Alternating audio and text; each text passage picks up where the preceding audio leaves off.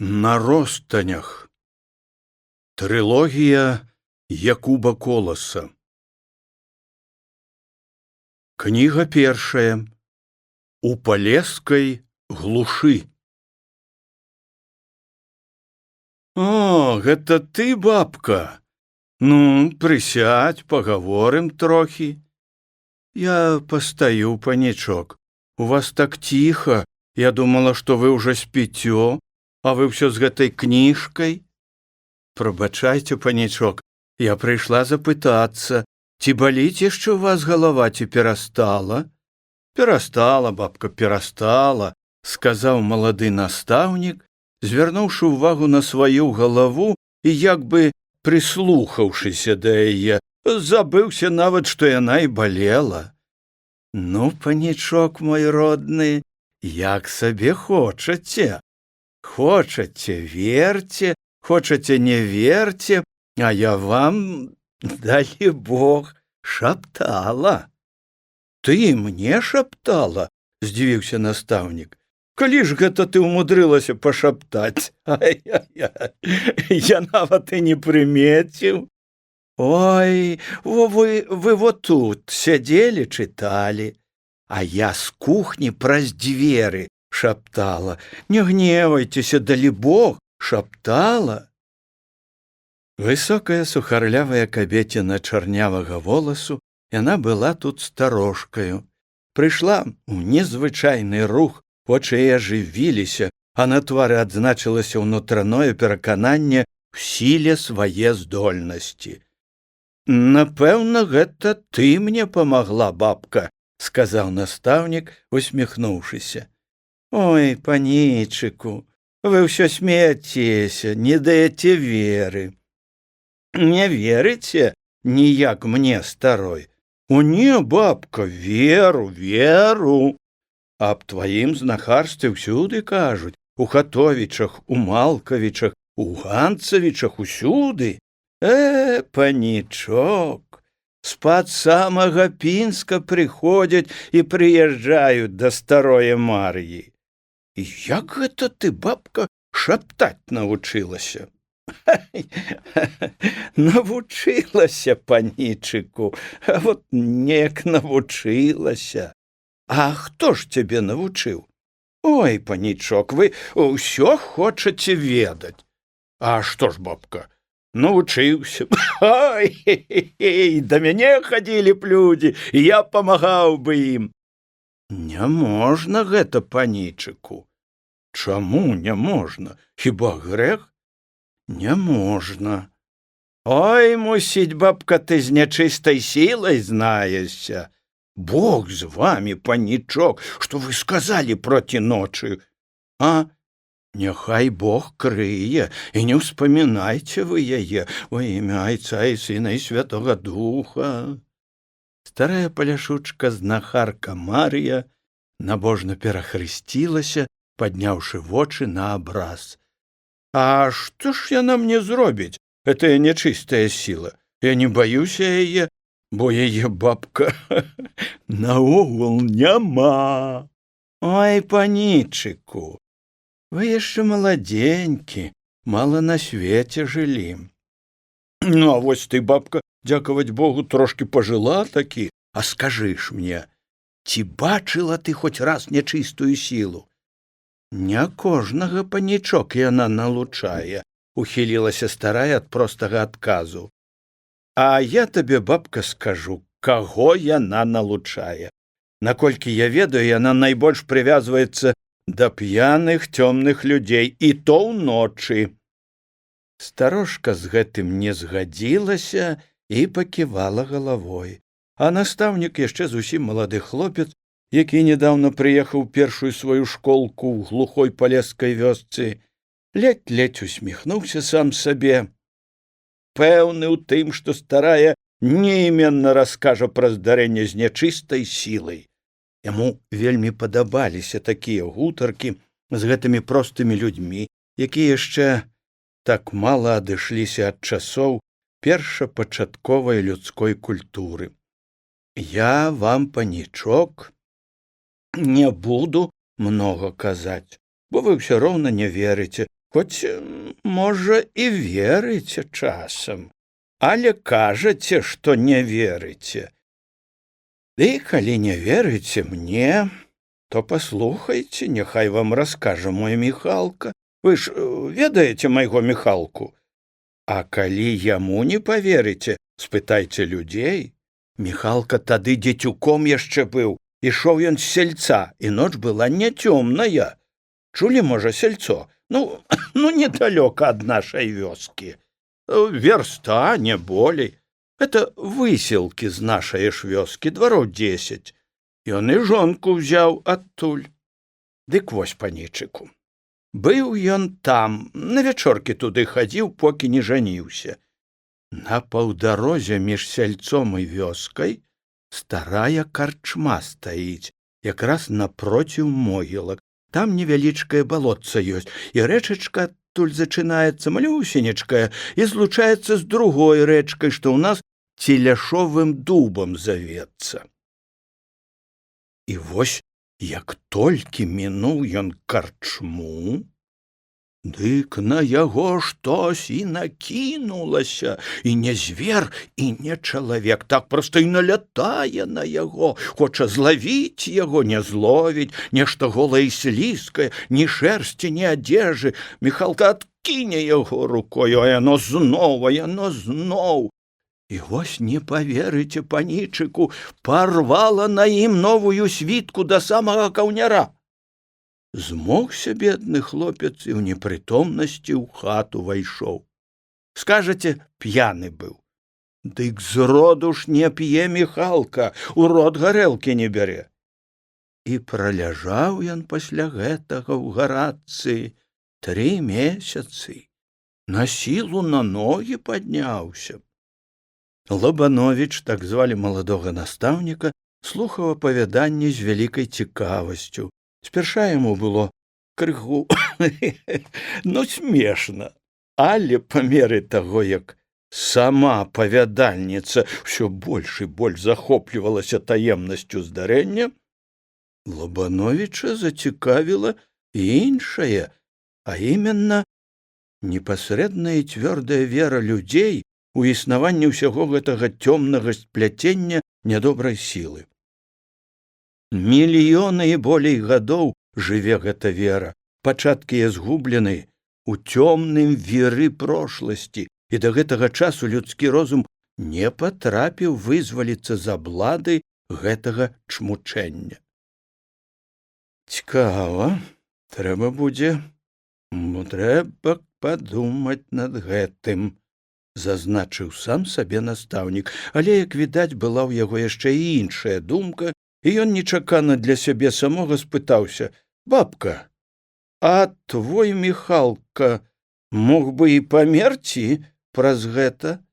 Панічыку мілы, чуть не памёр, на сілу адхаялі, і падумаць толькі, праз якое глупства можа памерці чалавек, а?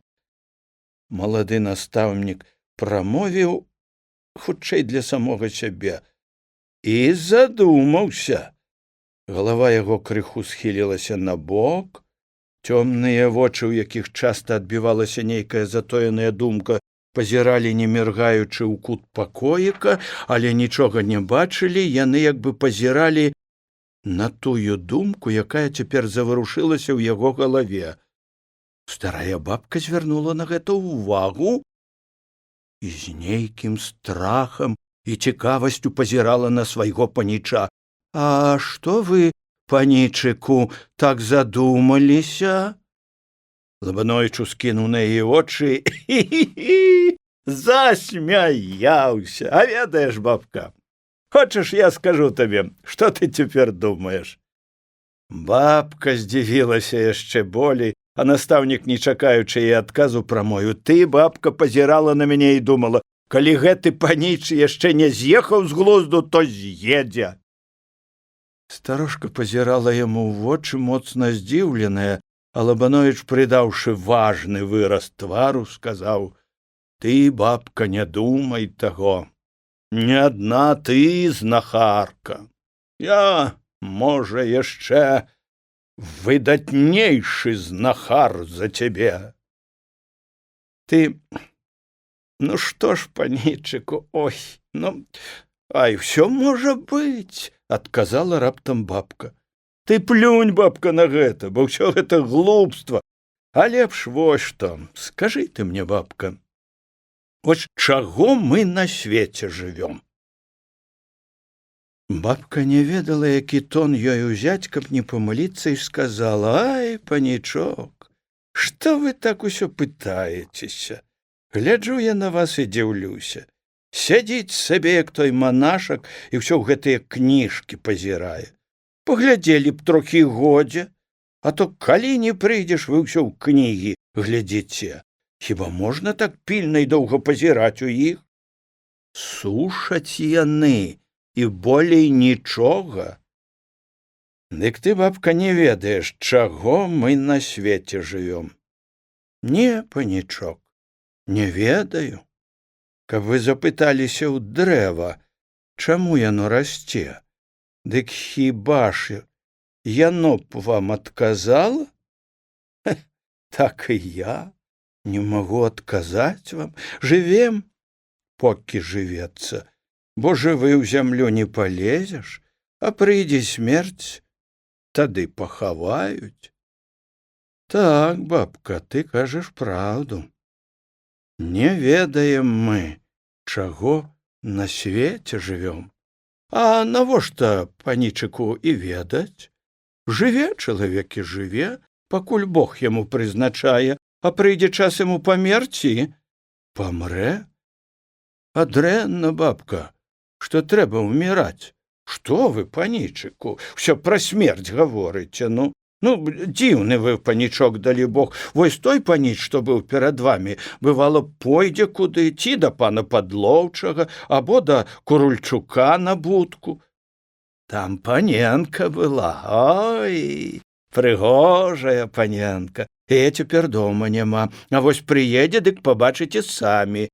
А хіба ж тут паненкі ёсць? Зацікавіўся Лабановіч. О, панічыку, ну чаму ж няма? Бабка пачала пералічаць і расхвальваць паненак, перш-наперш у валаснога пісара, іх цэлых 4. Праўда, воласць адгэтуль за 15 вёрст, але ёсць паненкі і бліжэй, за 7 вёрст дачка каморніка. Все панічы ў гэтай акрузе закаханыя ў яе. Ёсць яшчэ паненка на хутары за 3 вёрсты. Навошта вам лепей, панічок? У пана Падлоўчага дочкі ёсць. Адна яшчэ зусім маладзенькая, а другая старэйшая. Яна пыталася ўжо: ну, як твой, бабка, паніч? А ты што ёй сказала? Ой, кажу, паніч, хорошы паніч. А хіба ж я хорошы? А чаму ж не хорошы? Ну, а хто з паненак самая лепшая? Ай, все хорошыя, як для мяне, дык усе хорошыя. Ці не думаеш, бабка, ты жаніць мяне? Самі, панічок, жэніцеся. А да пана Падлоўчага вам трэба зайсці. Бывала, той паніч, як вечар, дык там, а вы ўсё сядзіце над гэтымі кнігамі, а яны сушаць чалавека. А ты, бабка, пашапчы, каб я ад іх адвярнуўся. Старая колькі хвілін пазірала на настаўніка, а потым засмяялася доўгім смехам. От паніч, от вы ўсё шуткуеце. Бабка ўстала, пазяхнула, зірнула в акно, а там ляжала цёмная лістападаўская ноч.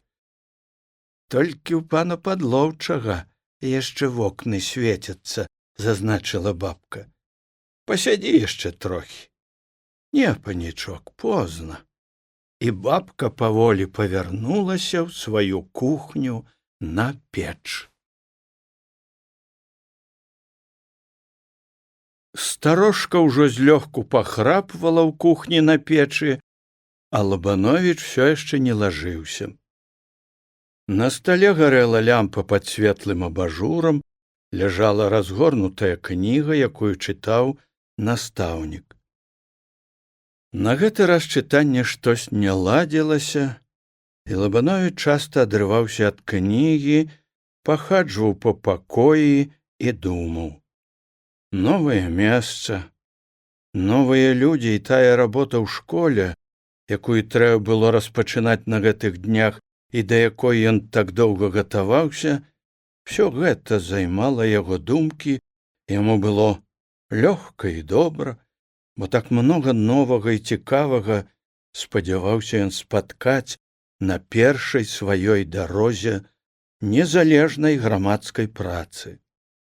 Яму па душы і гэты глухі куток палесся, аб якім яшчэ дома так многа цікавага наслухаўся ад аднаго старога аб'ездчыка.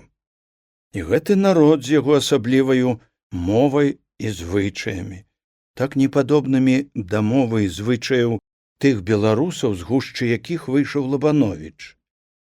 Гэта некрануты край старажытнасці, якая на кожным кроку кідалася яму ў вочы і затрымлівала на сабе ўвагу.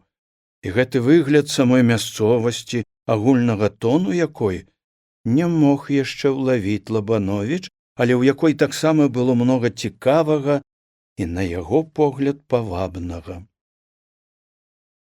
Што ні кажы, а жыццё ўжо само па сабе ёсць радасць, вялікае шчасце, бясцэнны дар, ёсць важныя дзве часціны, з якіх складаецца жыццё і яго глыбокі сэнс і хараство — чалавек і прырода. Бо ніколі не страціць для нас цікавасці чалавек, бо праяўленне яго розуму бязмежна, бо дарогі яго не вызначаны, бо форма яго жыцця і яго адносін да другіх людзей бясконца разнастайныя, канчаткова не выяўлены і ніколі не могуць стаць канчатковымі. А прырода? Колькі вялікага задавальнення дае нам яна, бо прырода — найцікавейшая кніга, якая разгорнута прад вачамі кожнага з нас. Чытаць гэту кнігу, умець адгадаць яе мнагалучныя напісы, хіба ж гэта не ёсць шчасце? Адно толькі шкада, што наша жыццё несузмерна малое для таго, каб начытацца гэтай кнігай. З такімі думкамі Лабановіч прыпыніўся каля акна. З двара пазірала цёмная, чорная ноч. Неба, абложанае нізкімі хмарамі, здавалася, ўсё цяжэй навісала над аголенай зямлёй, непраглядны змрок і сыры туман спляліся густа-густа, як бы глынулі этую закінутую між балоты лесу невялічкую вёску. Якая цемра! Жахнуўся малады настаўнік. Яму было прыемна пачуваць, што ён цяпер у гэтым цёплым і прытульным пакоіку, дзе прыветна і так мнагазначна гарыць лямпа пад белым абажурам, дзе ўсё так ціха і спакойна і нішто не перабівае думак. І тут жа паспагадаў ён і тым падарожным, якім так ці іначай прыходзіцца ехаць або ісці у гэты глухі час ночы па цёмных і гразкіх дарогах, праз брады і грэблі сярод лясоў і балот. Лабановіч зноў падышоў да стала і ўзяўся за кнігу, але думкі яго так разышліся, што ён мусіў загарнуць кнігу, ды зноў стаў хадзіць па пакоіку і думаць. Заўтра трэба будзе заказаць старасту фурманку і паехаць да воласці забраць школьныя прыналежнасці. Трэба пазнаёміцца там з настаўнікам і параіцца з ім наконт розных пытанняў, звязаных са школай. Трэба таксама зайсці і да бацюшкі і запрасіць яго прыехаць сюды, адслужыць малебен перад адчыненнем заняткаў у школцы. Так гэта трэба зрабіць, бо ўжо даўно час брацца за навучанне дзяцей. Праўда, яго назначылі сюды позна, але адкладаць няма сэнсу, бо не здолее выпаўніць праграму. Гадзіннік на сцяне рабіў сваю работу. Аднатонна і размерна гойдаўся маятнік у шкляной каморцы, як бы вельмі здаволены сваёй працай, што і пацвярджаў кароткім так, так, так, так. Перад тым, як адбіць гадзіны, гадзіннік колькі хвілін трашчаў, рыпеў, як калодзежны журавель на марозе, і пасля такой прадмовы званіў прыемным металічным звонам. А ўжо і позна, зазначыў сабе Лабановіч. Гадзіннік прабіў поўнач. Настаўнік перанёс лямпу ў другі, яшчэ меншы пакоік, дзе стаяў яго простенькі дзярвяны ложак, лёг у пасцелю і чытаў зорныя светы і іх насельнікі. Шырокі малюнак недасяжных светаў раскрываўся перад вачамі маладога настаўніка ва ўсёй сваёй таемнасці і бязмежнасці. І чым больш мысль захоплівалася гэтым чароўным малюнкам і гэтымі незлічонымі светамі, раскіданымі сярод бяздонных багнаў, такіх страшных, такіх павабных, зямля і чалавек, пагардлівы гаспадар яе, рабіліся ўсё меней і меней значнымі, нікчэмнымі. Эта бязмежнасць зацірала зямлю. Яна гублялася ў ёй, як малюсенечкая пылінка. А якім малазначным, непрыемным з'яўляўся чалавек, яго клопат, яго штодзённыя драбніцы жыцця. Новыя думкі і настроі ахінулі маладога настаўніка, але гэтыя думкі ў момант разляцеліся, як вераб'і, калі ў іх вясёлы гурток паляціць каменьчык, кінуты рукою якога-небудзь падшывальца жэўжыка. Страшны і непрыемны вобраз смерці бліснуў сярод гэтых думак маладога настаўніка і разагнаў іх. На адзін момант жыццё ў ім як бы спынілася. Па яго целе прабегла дрыготка, бо гэты вобраз смерці вынік зусім неспадзявана. Я памру, падумаў малады настаўнік. Будзе такі час, калі я стану нежывым, трупам. На кароткі міг ён як бы адлучыўся ад сябе самога і зірнуў на сябе збоку, як старонні другі чалавек, і жыва ўявіў сабе той момант, калі ён будзе нерухомым трупам. Фу, як гэта... Ой, як гэта прыкра і непрыемна, падумаў Лабановіч. А горай за ўсё гэта тое, што перад смерцю мы бездапаможныя і слабыя. І не маем спосабу адхіліць яе ад сябе, або хоць аддаліць час яе прыходу. Ад яе не адмолішся, ад яе не адкупішся нічым. Я памру. Маладым, пажылым ці старым, але факт той, што памру. Бо я, як і ўсё, што маю ў сабе пачаткі жыцця, падлягаю смерці, бо ўсё на свеце, толькі што зарадзіўшыся для жыцця, ўжо мае ў сабе адзнакі і пячаць смерці.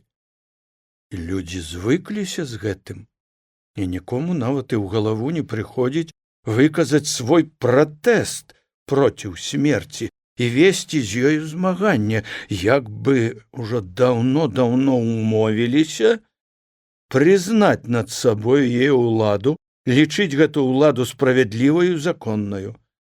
А яна, гэта смерць, кожны дзень ходзіць вакол, кожную хвіліну нішчыць і маладзенькія, і старыя формы жыцця. І мы не зварачаем на гэта ўвагі, і толькі тады яна робіць моцнае ўражанне, калі ўмірае хто блізкі, або калі наваліцца мор і людзі пачынаюць уміраць агулам. Тады чалавека ахоплівае жах, і ён губляе галаву. І вось што цікава, калі парушаюцца драбязговыя правы, то чалавек гатоў грызціся за гэта і кусацца зубамі. Там жа, дзе разбіваецца сама аснова, прынцып, ён пакорна згінае сваю галаву і моўчкі падстаўляе яе пад абух. Тьфу, якая гэта агіднасць, думаў далей малады настаўнік. Жывеш, складаеш планы, чагось шукаеш, чагось дабіваешся, спадзяешся, а прыйдзе час і ты будзеш труп, гніль, спажытак чарвей. Гэтыя думкі парушылі спакой Лабановіча і пакінулі пачуванне нейкага нездавалення і непрыемнасці. Ён звярцеў папяросу, стараючыся не думаць зусім аб смерці, закурыў, каб перабіць прыкрыя думкі. Гэта яму крыху і ўдалося, бо Лабановіч быў хлопец крэпкі, моцна зросся з зямлёю жыццём, любіў гэта жыццё, на парозе якога ён стаяў, і росквіт якога для яго толькі што зачынаўся. Чаму я пачаў думаць пра смерць? Скуль узялася гэта думка? Запытаў сябе Лабановіч і пачаў дашуквацца сувязі, якая павінна быць паміж думкаю аб смерці і тымі думкамі, што так ці іначай былі прычынаю яе ўзнікнення.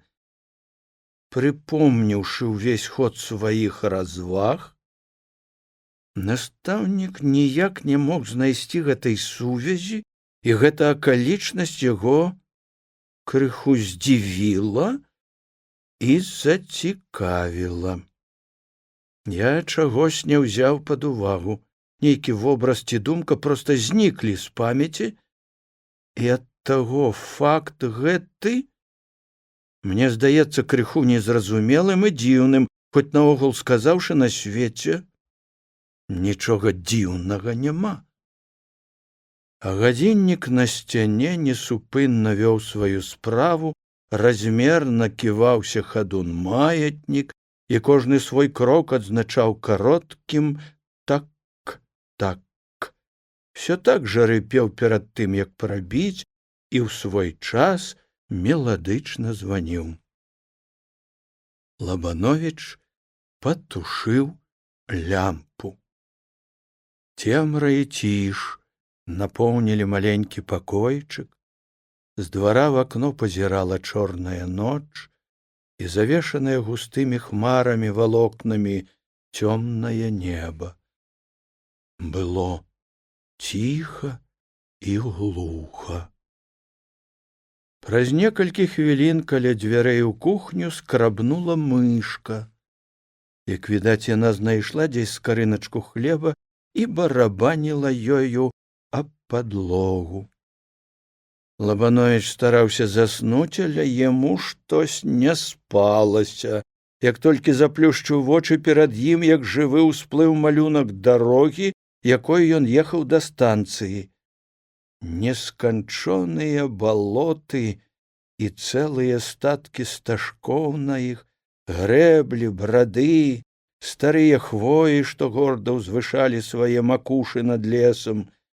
І наогул увесь гэты краявід поўны свайго асаблівага хараства і невыразнай цікавасці. Калі хворы чалавек пачынае думаць аб вялікай дарозе, это ёсць прымета таго, што гэты чалавек не ачуняе. Прыпомнілася невядома калі, дзе і кім выказаная думка. Всё это глупство, падумаў настаўнік і павярнуўся на другі бок. У нядзельку раненька, ледь толькі зайграла чырвань на ўсходзе, Лабановіч сядзеў ужо на сене ў драбінах і выязджаў з вёскі. Невялічкая вёска в адну вуліцу выглядала непрыкметна і непрытульна, на ўсім ляжала пячаць нядбаласці і нейкай недаробленасці, як бы тутэйшыя гаспадары будаваліся на скорую руку і ўсё рабілі да часу і яшчэ не ўправіліся даць той лад і парадак, якім наогул адзначаецца беларуская вёска. Вуліца была роўная і шырокая, амаль што не каля кожнай хаты ляжалі кучы бярвенняў і гнілі, але нікому не прыходзіла ў галаву палажыць кладачку, хоць супраць свае хаты, каб льга было прайсці праз балота, у якім тапілася эта вуліца. А гразь была густая, чорная, як дзёгаць, размешаная паляшуцкімі лапцямі, быдлячымі і конскімі нагамі. Але паляшукі звыкліся і зжыліся з гэтай граззю і не зварачалі на яе ўвагі. Хаты былі пераважна новыя, пабудаваныя з тоўстага і гладкага лесу. У размяшчэнні гаспадарскіх будынін на дварэ таксама не было пэўнага парадку і сістэмы, а ўсё было навалена як папала. Адным словам, жыхарства гэтай вёскі выяўляла сабою праўдзівых дзяцей лесу, якія як бы зусім яшчэ нядаўна асталяваліся тут і толькі што пераходзілі ад аднае формы жыцця да другой. Все яны былі заўзятыя паляўнічыя, захопліваліся адным толькі выглядам стрэльбы і былі выдатнымі стральцамі. Сяляны іншых вёсак, якія жылі больш пры палях, яны называлі палянамі, і гэтым самым як бы адрознівалі іх ад сябе, жыхароў лесу. А лесу і балот тут быў непачаты край. Сама вёска стаяла на невялічкай палянцы сярод лесу і хмызнякоў, і Лабановіч усе гэтыя дні чуў сябе як бы чымся звязаным. Як бы на ім была надзета цесная адзежына, бо густыя сцены пушчы адусюль націскалі на гэту вёску, насядалі з пагрозай, нібы яна намервалася на парушэнне яго законных правоў. Край палянкі прарэзаўся чыгункай. Дарога ішла каля самай вёскі, захопліваючы нават адзін канец вуліцы. Зараз жа за пераездам пачынаўся лес. Нізкае сонца ледзь прабілася скрозь макушы лесу, неба праяснялася, падыхаў усходні вецер, лёгкі марозік зацягнуў лужынкі тонкай пялёнкай лёду. Вісеўшы ўсе гэтыя дні туман развеяўся, усюды пасвятлела і павесялела. Нават гэты пануры лес крыху праясніўся і меў больш прыветны выгляд. О, падмарожваць пачало!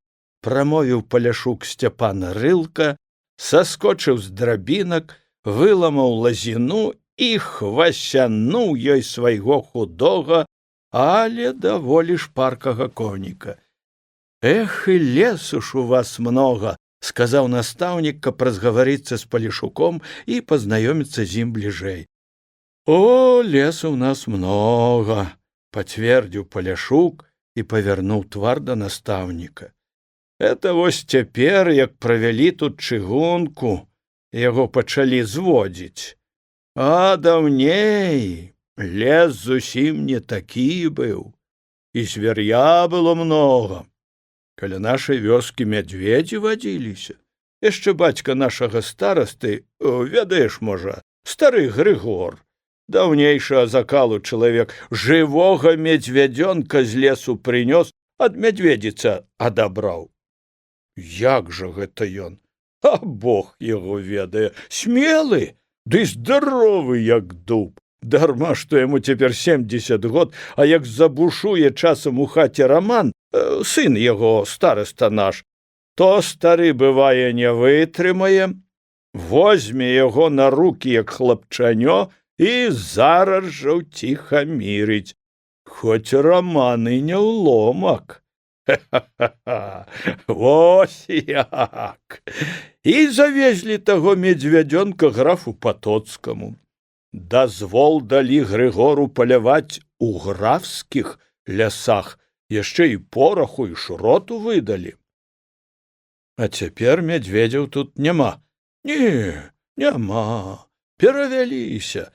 Туды далей пад татарку сышлі, дзе месца глушэй лесу болей, дзе меней заглядае вока людское. Забараняць пачалі па лесе са стрэльбаю хадзіць, леснікоў паставілі, законы строгія пайшлі. Але і лес нішчыцца, і звер зводзіцца. А я чуў, што тут яшчэ многа зверыны. Ёсць, праўда, але хіба столькі, як даўней. Ха-ха-ой, бабры тут калісь вадзіліся. Яшчэ і цяпер дзе-нідзе можна бачыць сляды іх будынян. На ўсё пайшоў звод, заключыў Паляшук і змоўк, аб чымсьці задумаўшыся. Так, дзядзька Сцяпан, жыццё не стаіць на месцы, і ўсё на свеце змяняецца. Вось у вас чыгунку правялі, заработку прыбавілася. Ха-ха, гандаль шпарчэй пайшоў, новыя людзі з'явіліся. Яшчэ 3 гады таму назад у вас і школкі не было. Цяпер пабудавалі школу, вашы дзеці вучыцца будуць, граматнымі стануць, будуць кнігі, часопісы чытаць, навучацца, як лепей каля зямлі хадзіць, каб карысці з яе болей было. Бо ўсё ж паляпшэнне ў жыцці ад навукі ідзе. Пэўна, і вы, дзядзька Сцяпан, маеце дзетак, якіх трэба школцы вучыць. Ёсць, Іван і Пятрук самыя шкаляры, уздыхнуў Паляшук. У яго адказе настаўнік пачуў нотку нездавальнення, што яго хлопцам прыходзіцца ў школу ісці. Настаўнік з цікавасцю назіраў за Паляшуком. Яму падабалася паляшуцкая вопратка дзядзькі. Чорная выцвіўшая суконная світка, пашытая да стану, шырокі ў чырвоныя палоскі даматканы пояс і шапка-кучомка свайго вырабу. Доўгія, як у папа, цёмна-русыя валасы, светла-шэрыя вочы, сярэдні рост, шырокія плечы, павольнасць руху і нейкая сур'ёзнасць выразу твару, як не трэба лепей стасаваліся з агульным малюнкам палескай прыроды. Дарога ўвесь час ішла лесам. Лес зрэдку разрываўся невялічкімі палянкамі, на некаторых рунела жыта, а па краях там-сям пападаліся старадрэвяны хвоі, што пышна разрасліся на прасторы, або развіслыя, таўшчэразныя дубы, як заможныя старасвецкія гаспадары. На гэтых дубах палешукі-бортнікі рабілі цэлыя пчольнікі, зацягваючы туды на па 10 вуллёў.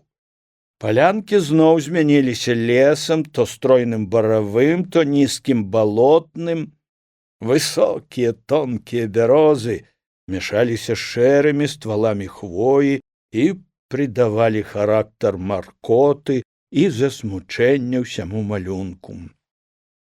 Лес зноў расступаўся, даючы месца бясконца вялікім балотам.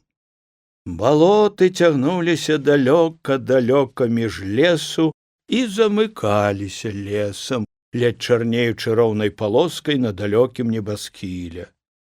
Цэлае мора высокай парыжэлай травы засталося зімаваць тут, бо сюды не зойдзе ні гавяда, ні чалавек з касой. Незлічоныя купіны, нізкарослыя хвойкі на іх, пачарнелыя карчагі даўно адмершых дзеравяк раслі і гнілі тут спрадвеку. Сярод гэтых купін бліскучымі стужкамі павіваліся часамі палоскі вады, чыстыя, гладкія, як шліфаванае шкло.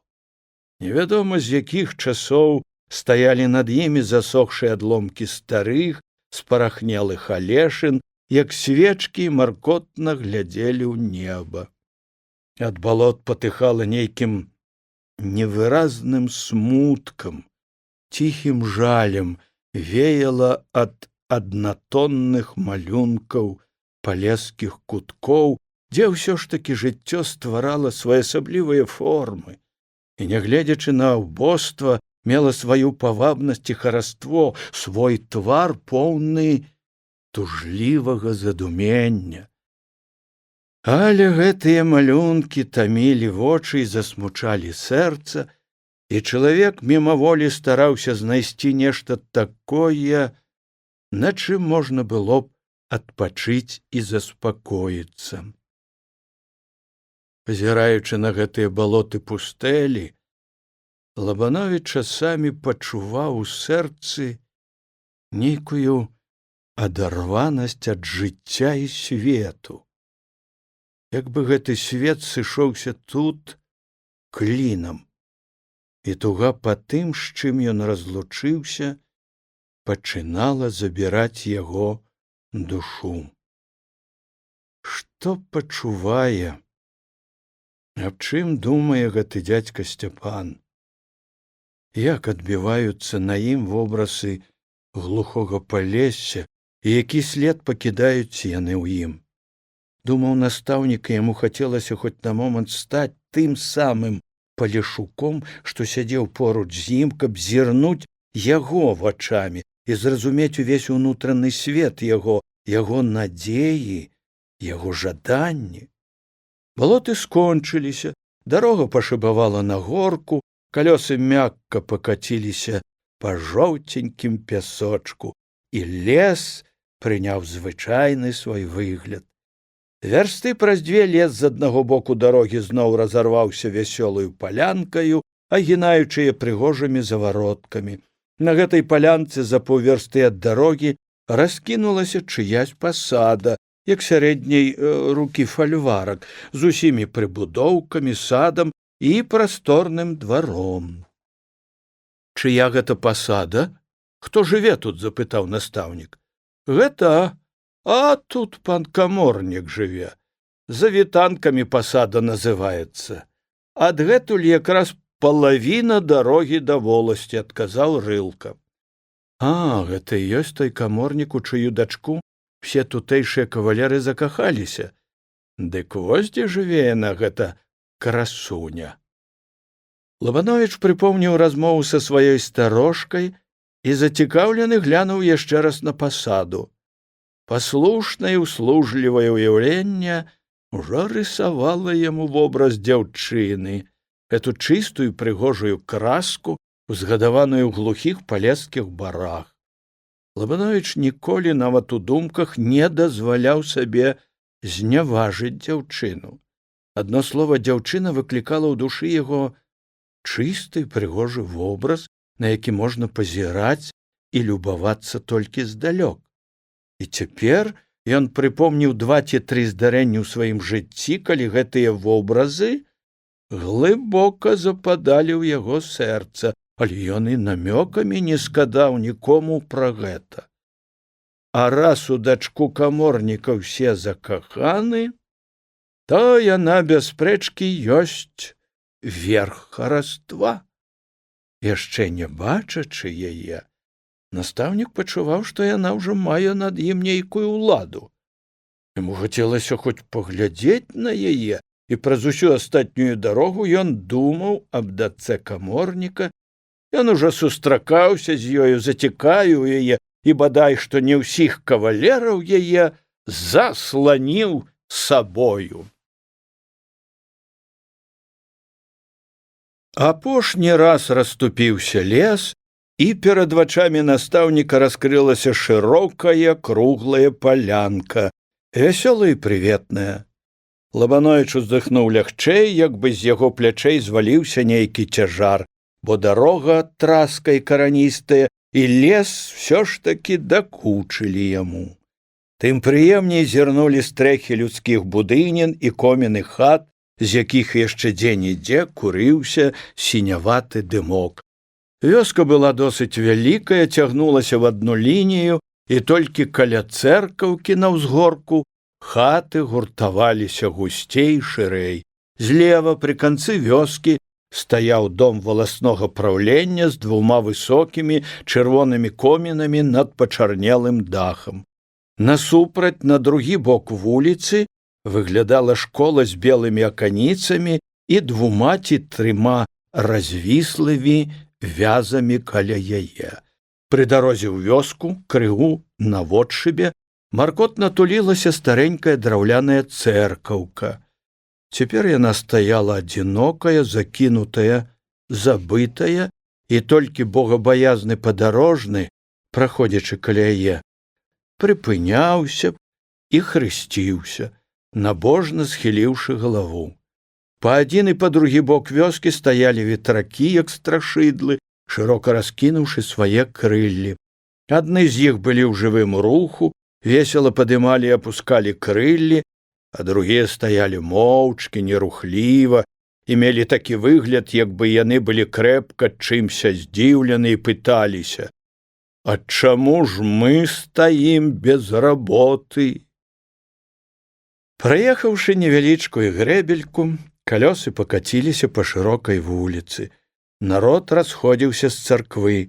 Старыя палешукі, сустракаючыся, пачціва кланяліся, а чародкі маладых дзяўчат-паляшучак і праворных маладзіц, убраных як макавыя кветкі ў агародзе, падштурхвалі адна другую, пераміргваліся і кідалі смяшлівыя погляды у бок маладога настаўніка, які першы раз з'явіўся тут.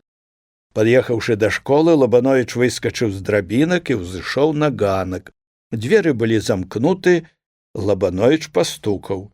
У глыбі кватэры зараз жа грукнула крэсла і пачуліся крокі. Дзверы адчыніліся. «Выбачайце, дома настаўнік?» «Вот я. Заходзьце, калі ласка». Лабановіч пайшоў за гаспадаром, нязграбна ступаючы занемеўшымі нагамі. «Дазвольце пазнаёміцца. Ваш калега і сусед Лабановіч», назваў сябе госць. «Саханюк, тутэйшы педагог. Будьце ласкавы, знімайце паліто, сядайце». Госць і гаспадар селі каля стала. «Вы новы і ў нашых краях першы раз. Новаспечаны і ў вашых трушчобах маю гонар быць першы раз», сказаў Лабановіч. «Ну, як? Падабаецца вам ваша месца?»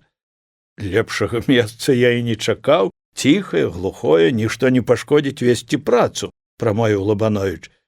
Саханюк звонка засмяяўся. «Ах, вы ідэалісты, ідэалісты! Ці надоўга хопіць вам гэтага ідэалізму? І тым не меней, першы раз бачу чалавека, што так высока ставіць глуш, ды яшчэ такую, як ваша. У вас тут, выбачайце, большая глуш». «Як так?» – здзівіўся Саханюк. «У нас воласць, грамада, батюшка, пісаў, фельчар, ураднік, псаломшчык, і так збоку людзі часцей даведваюцца. І, пэўне, з-за вітанак сюды хтось завітвае», жартліва ў тон гаспадару прамовіў Лабановіч і кіўнуў на яго бачлівы погляд. Гаспадар крыху замяшаўся, бо ён таксама меў ласае вока на дачку пана каморніка, адразу сцяміўшы, куды цаляе яго сусед. «А вы хіба былі ў завітанках?» – спытаў Саханюк. «О не», – прамовіў Лабановіч, – «я лічу, што ў завітанскай чараўніцы і так вялікі штат кавалераў, і моя там прысутнасць ніколечкі не павялічыць яе вагі». «Калі ў вас, калега, такі погляд на рэчы, — сказаў павесялеўшы Саханюк, — скажу вам, не будете і вы мець вагі ў тутэйшых паненак. А мне ўсё роўна. Урэшце ж, ці не памыляецеся вы тут, калега? Але гэта між іншым. Я хацеў бы прасіць вас, калега, пазнаёміць мяне з вашай грамадою, бо трэба ж, як кажуць, аддаць кесарава кесараві.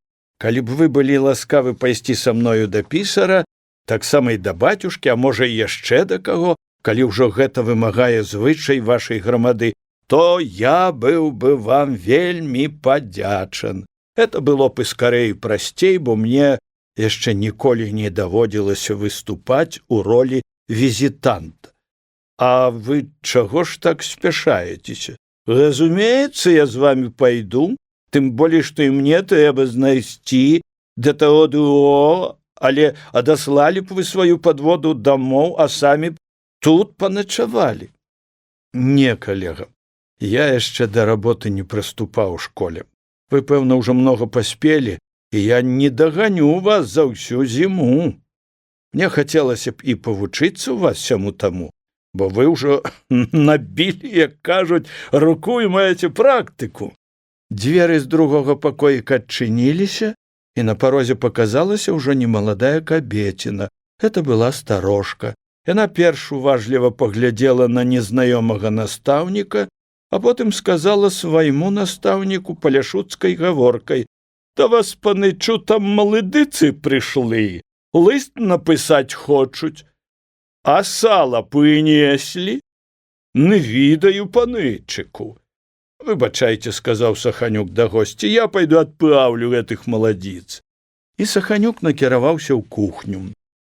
Старожка Матрона, яшчэ раз агледзеўшы госця, таксама пайшла туды. Ясна, хтось даў ёй наказ як можна лепей разглядзець Лабановіча, каб навесці аб ім сталыя даведкі. І, як відаць, наказ гэты быў дадзены не так здалёку, бо, шчакаўшы хвіліны дзве, Матрона матнулася праз вуліцу, маючы кірунак да кватэры пісара. Застаўшыся адзін, Лабановіч акінуў вокам пакоік свайго калегі. Кватэра гэта была многа лепшая ад яго кватэры. Было відаць, што Саханюк жыў някепска, праседзеўшы ў гэтай школе гадоў 5. І наогул Саханюк быў чалавек практычнага складу. Нейкім чынам умудрыўся ён за гэтыя 5 год, атрымліваючы 20 рублёў пенсіі на месяц, сабраць капітал у 5-6 сотень і меў сваю гаспадарку. «Жылаваты чалавек ты, браце», — падумаў Лабановіч, «нават за напісанне ліста не саромеюся браць сала». На століку ляжалі школьныя журналы. Разгледзеўшы іх, Лабановіч прыйшоў да заключэння, што яго калега не так далёка адышоўся з вучнямі і пераканаўся, што в асобе Саханюка ён не будзе мець для сябе настаўніка. І тут жа зазначыў, што супольнага між імі вельмі мала і што блізкімі сябрамі яны ніколі не будуць. «Ну, я цяпер вольным, можам ісці», — сказаў, увайшоўшы Саханюк, і падышоў да люстэрка, паглядзеўся, падправіў рыжаватыя вусы, правёў рукой па шчоках, ці добра пабрыты, і прычапіў больш франтаваты гальштук. Саханюк быў хлопец сухарлявы, досыць высокага росту, меў даволі прыгожы твар, але малавыразныя жаўтавата-карыя вочы яго крыху псавалі. Таксама была ў яго яшчэ адна загана вымаўлення. Ён не мог сказаць чыста «р», а нейк скрадваў яго і казаў ці то «й» не складаў. «Ты, Матёна, калі я не п'еду, а стаў абед на вячэю». Настаўнікі выйшлі. «Куды ж наперад пойдзем? А давайте пачнём по парадку, каб нікому не было крыўдна», — адказаў Лабановіч. Зрабіўшы колькі крокаў, Лабановіч і Саханюк зышлі на ганак валаснога праўлення. «Зойдзем да канцылярыі», — сказаў Лабановіч. «Заадно трэба ўзяць паперы і ўсе вучэбныя прылады». Настаўнікі пераступілі парог і апынуліся на зборнай. Зборная была прасторная, як абора. На процілеглым яе канцы, на ўзвышшы, адгароджаным балясамі, стаяў вялізны стол, абіты зялёным сукном, а за сталом на шырокім крэсле засядаў сам пісар. Гэта быў ужо стары чалавек, шырокай барадой напалавіну сівою. Міна яго была, незвычайна важная. Пазіраў ён крыху прыжмурыўшыся, як бы ён толькі што занюхаў табакі і збіраўся чхнуць. Нягледзячы на тое, што ў канцылярыі было цёпла, пісар сядзеў у валёнках, бо меў у нагах раматус, а на твары яго адбіваліся адзнакі хваравітасці і сляды калісь вясёлага жыцця і п'янства, у якім пісар не меў сабе роўных у воласці. З гарэлкай ён ніколі не разлучаўся. У канцылярыі ў шафе сярод гражданскіх і уголовных дел стаяла бутэлька з царскімі слязьмі, як называлі тады гарэлку, да якой часта прыкладаўся Пятро Восіпавіч і ў часы сваіх заняткаў у воласці. Праўда, такіх часоў у яго было не так-то многа, і ён прыходзіў сюды ў выпадках рэдкіх і важных. Усю ж работу па воласці вёў яго памочнік Дубейка, які ўжо лічыўся кандыдатам на пісарскую пасаду. З гэтай прычыны Дубейка нёс сябе высока, насіў манішку і манкеты і лічыў сябе найпершым кавалерам. Старанна прычасаныя валасы і частае зазіранне ў люстэрка сведчылі аб тым, што і ў яго сэрцы засела завітанская паненка. «Дазвольце пазнаёміць», — сказаў Саханюк, падводзячы калегу да пісара, — «цельшынскі настаўнік». «А?» — прамовіў пісар, акінуўшы Лабановіча прыжмуранымі вачамі і падаў яму руку. «Прасвяшчаць, значыць, прыехалі?» — спытаў пісар, каб хоць што-небудзь сказаць, і яшчэ раз азірнуў Лабановіча. «Ну, справа патрэбная», — заўважыў ён, пасля чаго перастаў цікавіцца Лабановічам, як чалавек практычны, які з першага погляду адгадаў, што для пісарскага дому карысць ад новага настаўніка невялікая.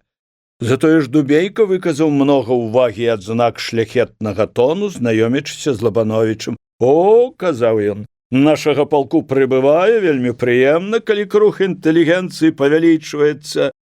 Але разам з гэтым Дубейка запытаўся: «А гэта ўжываеце?» Адначасна з запытаннем ён ускінуў галавой і пстрыкнуў пальцам па сківіцы. Лабановіч здзіўлена глянуў на Дубейку. Гэта запытанне для яго было зусім нечаканае, і ён не ведаў, што адказаць. «Ну, разумеецца, не так, чтоб з ног скідацца», — паправіўся памочнік, «а ў кампаніі, пасля таго, як пулечку згуляеш або стукалку, прапусціць чарачку другую, а гуляеце ў карцішкі?» «Не, не гуляю». Дубейка ў сваю чаргу здзівіўся, і ўвесь выраз яго твару як бы казаў: «Які ж ты пасля гэтага інтэлігент?» «Ну, нічога, — заспакоіў Дубейка, — пажывяце, навучыцеся. Толькі часцей да нас даведвайцеся, бо ў вас там глуш чалавека не ўбачыш, і апрача падлоўчага, ой, і зайсці там няма да каго». «Гэта не бяда, — адказаў Лабановіч, — людзі ўсюды ёсць. Чым не людзі, тыя ж самыя палешукі. Хіба да іх нельга зайсці?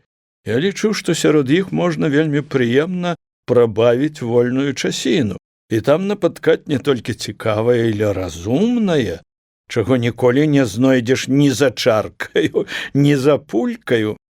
«Не разумею вас, — адказаў Дубейка, — што цікавае можна знайсці сярод палешукоў? Калі можна там напаткаць што-небудзь цікавае, дык хіба толькі маладзіцу-салдатку». Пры гэтым Дубейка выразна зіркнуў на Саханюка і засмяяўся. «Калега-манах, ён любіць глуш і адзіноцтва і хоча жыць пустэльнікам». «Ведаем мы гэтых пустэльнікаў, — зноў падміргнуў Дубейка, — у ціхай вадзе чэрці водзяцца». Першыя ўражанні знаёмства не спадабаліся маладому настаўніку, і ён, папрасіўшы выдаць пасылкі з кнігамі і сшыткамі для яго школы, развітаўся з новымі знаёмымі. Выйшаўшы са зборнай, Лабановіч накіраваўся да дзвярэй, каб падацца на вуліцу, але Саханюк затрымаў яго. «Не, калега, трэба пазнаёміцца з пісанкамі, бо калі не зойдзеце да іх, то это будзе такая крыўда, якая вам ніколі не даруецца ні ў гэтым жыцці, ні на тым свеце». Саханюк узяў пад руку Лабановіча і павёў яго ў кватэру пісара. Прасторная і светлая зала была ўбрана чыстенька і акуратна на мяшчанскі лад. Сталы і столікі былі засланы чыстымі настольнікамі і настольнічкамі, крэслы стаялі ў парадку, на сценах віселі розныя малюнкі ў прыгожых асадках, па кутках залы стаялі круглыя столікі пад белым кружавам, на століках ляжалі альбомы для фатаграфій, на вокнах вазоны розных гатункаў, адным словам, на ўсім быў відзен адбітак дзявочага прызору і акуратнасці. Маня, старэйшая дачка пісара, ужо немаладая дзяўчына, гадоў за 25, па ўсім, відаць было, падгатавалася спаткаць настаўнікаў. Яна надала свайму твару тую міну, той выраз, якія люстэрка падказала ёй як самыя лепшыя, што найбольш ішлі да яе. Нявінна сядзела за сталом, нібы нічога не ведаючы, і разглядала ніву. Яна была чорная, як цыганка, даволі прыгожая з твару, але разам з гэтым было на ім і нешта такое, што рабіла яго сярдзітым, злым. Напэўна, доўгае чаканне свайго суджанага, якога дзесь затрымалі чэрці, мела свой уплыў. Саханюк галантна падвёў свайго калегу да пісаранкі. Лабановіч тельшчынскі педагог. Вельмі прыемна, сказала Марія Петровна. Сядайце, калі ласка. Лабановічу здалося, што яна чымся ўгневана. Ці не Саханюком, які шукае свайго шчасця не тут блізка, а дзесь за 7 вёрст, што яна з ім крыху неласкавая, падумаў Лабановіч. Ну, як вам падабаецца наша месца? Спытала пісаранка. А нічога, месца вельмі добрае, і мне наогул падабаецца Палессе. А вось вашаму калегу яно падабаецца мала. Не скажэце, адказаў Саханюк. Каб гэта была праўда, то 5 год я не высядзеў бы тут. Калісь падабалася, сказала Маня, і ледзь уздыхнула. Вайшла сярэдняя дачка Саша, зусім не падобная да сястры. Яна была шчаслівейшая ад яе, бо мела жаніха у асобе тутэйшага ўрадніка. Зараз жа за ёю увайшла і трэцяя сястра, Ніна, самая малодшая, Вольга, вучылася ў горадзе, і яе цяпер не было дома. Лавановіч чуўся не па сабе ў кампаніі дзяўчат і не трапляў падтрымаць з імі гутаркі. Ён толькі адказваў на іх пытанні, адказваў сур'ёзна, што не падабаецца паненкам такога стану, якія звыклі, каб іх забаўлялі, жартавалі з імі і малолі гарох і кашу, абы было смешна. А вы спяваеце? Спытала яго Саша. Не, спяваю, неважна, адказаў Лавановіч, і ў вачах яго бліснуў ледь прыметны смех. За практычную лекцыю па спевах у семінарыі наш Костка ледь 3 з мінусам паставіў. Якая Костка? Здзівілася старшая пісаранка. Выбачайце, не якая Костка, а які? Костка, паправіў яе Лабановіч. Это ў нас быў такі настаўнік у семінарыі, які выкладаў спевы і меў прозвішча Костка. Не, адказала Саша, я не пра такія спевы пытаюся. Вы маглі даць неўдалую лекцыю, але гэта не можа пашкодзіць вам самім праспяваць, напрыклад, романс. Крый мяне, Божа, засмяяўся Лабановіч, каб я яшчэ романсы спяваў. І сам не спяваю, і не люблю, калі хто іх спявае. Іншая справа паслухаць добры хор. Такім адказам Лабановіч прыпыніў усякія запытанні ў гэтым кірунку, змоўклі паненкі, маўчаў і ён. Размова павялася між паненкамі і Саханюком аб справах другога зместу, аб іх знаёмых, адным словам, пачалося пераліванне з пустога ў парожняе. Некаторы час Лабановіч слухаў, а потым падняўся, папрасіў прабачэння і стаў развітвацца. Яго не затрымлівалі, хоць з далікатнасцю папрасілі заходзіць. Дудкі, казаў сам сабе Лабановіч, выходзячы ад паненак, не скора я тут буду. Разам з ім выйшаў Саханюк. Ну, як вам, калега, спадабаліся паненкі? Што ж, дзяўчаты як дзяўчаты. А вось што я не спадабаўся ім, дык гэта ясна. Чаму вы так думаеце? Тут і думаць няма чаго, перш-наперш не сказаў кампліментаў і не ўмею казаць іх. Можа б і прыдумаў, але не асмельваюся вымавіць далей, не пахваліў нічога з іх работы, не заспяваў раманса і наогул нічога не патрапіў сказаць у тон. І ён не памыляўся. Як толькі настаўнікі сышлі з ганка, першая Саша сказала: ну і мяшок. Як для цельшына, дык лепшага і не падбярэш. Зусім не ачэсаны. Такі, відаць, семінарыст, гатовы кашлянуць і зацягнуць. Благослові душа моя Господа, аклікнулася Маня. Настаўнікі тым часам ішлі да бацюшкі. Дарогаю Саханюк паказваў, дзе хто жыве і чым хто выдацен. Ось у гэтым дворыку жыве фельдшер Гаошка, удавец сышоўся з адною паляшучкаю, сам апаляшучыўся. Сын яго Максім вучыўся ва ўсіх школах Пінска, але ні аднае не скончыў, а з апошняе з духоўнага вучылішча проста ўцёк. Цяпер ён сядзіць на бацькавай шыі. Уцёк жа ён з той прычыны, што ў гэтых школах не вучаць нічому такому, што адпавядала б яго шырокай натуры, якая знайшла здавальненне ў гаэлцы, картах і іншых забаўках вясковага лабатраса. Цяпер ён бярэ курс на дзяка або на памочніка валаснога піса, але пакуль што гэта толькі добрыя намеры. Бацюшка яшчэ малады, крыху хваравіты.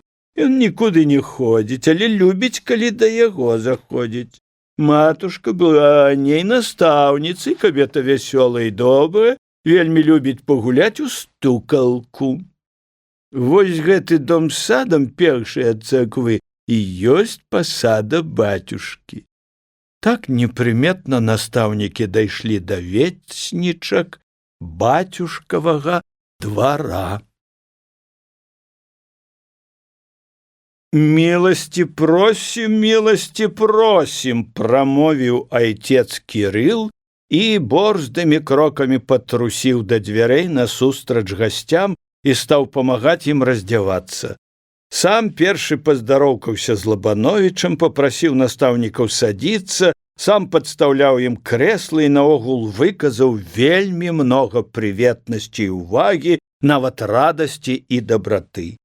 Айцец Кірыл быў чалавек яшчэ малады, нізенькі, шчупленькі, худзенькі, з рэдзенькаю цёмнаю бародкаю, жывымі, крыху неспакойнымі, цёмна-шэрымі вачамі. Адбітак нейкай мукі адзначаўся на яго худым твары, гаварыў айцец Кірыл громка і борзда, часта смяяўся ад душы, але радасці, гэтай галоўнай уласцівасці здаровага смеху, не чулася. І варта было хоць на хвіліну яму сціхнуць, каб зараз жа цень смутку лёг на яго твар. «Даўно ж вы прыехалі ў Цельшына?» – запытаў Лабановіч айцец Кірыл. «А ўжо скора тыдзень будзе, айцец Кірыл. Што, не думалі, пэўна, папасці ў такую глуш?» – зноў запытаў айцец Кірыл і громка засмяяўся. «А вы ведаеце, айцец Кірыл, – сказаў Саханюк, – калега знаходзіць, што ў нас тут большая глуш, чым Цельшына.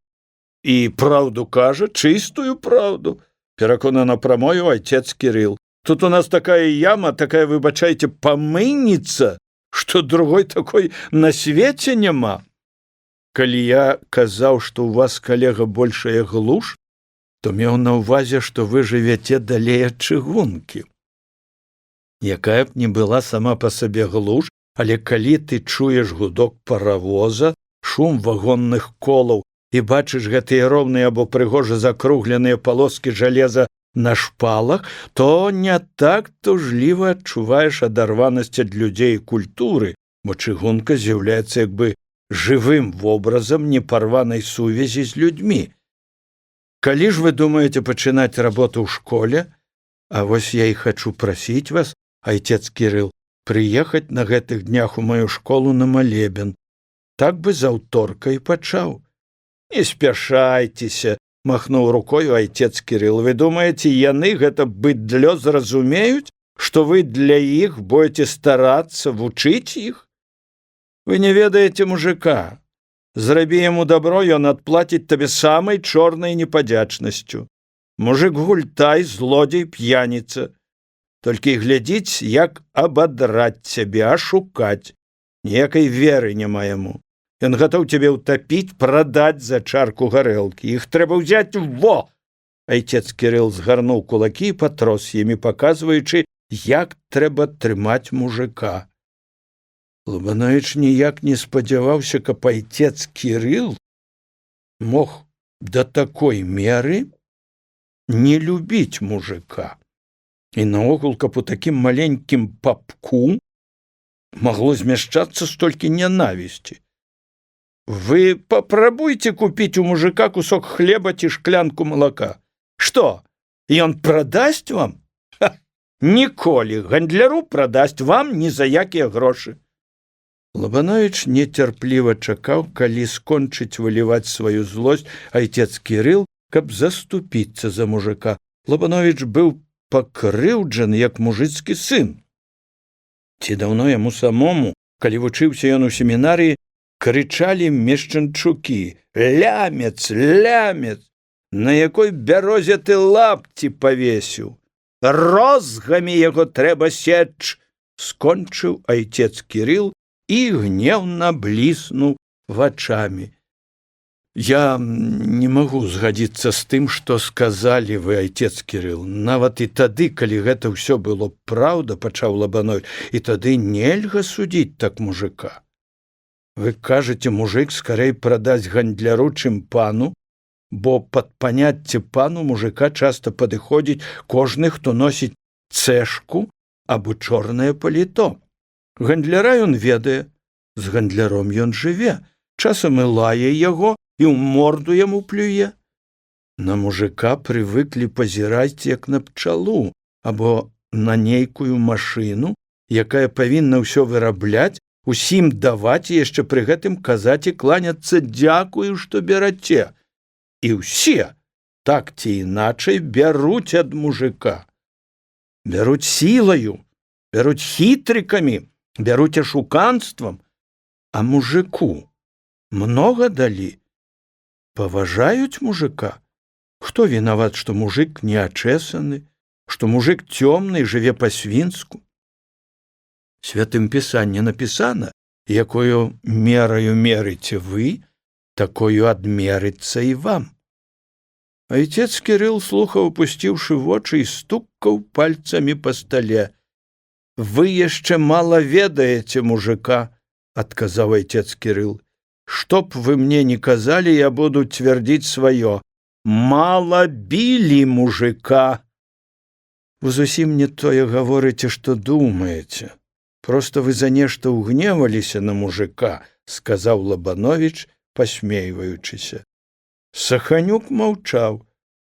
А вы ведаеце, прамовіў урэшце ён, нашых тутэйшых сялян ніхто нідзе начаваць не пускае. Хто не пускае? Другія мужики. Ды што ж? Не спрачаюся. Вашы мужики могуць быць і дрэннымі, але з гэтага не следуе, што і ўсе мужики нікуды не годныя. Тая ж самая паншчына, аб якой шкадуе айцец Кірыл, псавала іх, бо, як пацвярджаюць факты, былі такія паны, што гналі сваіх мужикоў і падбівалі іх на кражу сваіх суседзяў паноў. На гэтым месцы гутаркі ўвайшла матушка, на яе твары была прыветная усмешка, паздароўкалася, села і, звярнуўшыся да Лабановіча, запытала: былі ў пісара? Ну, як вы знаходзіце пісаранак?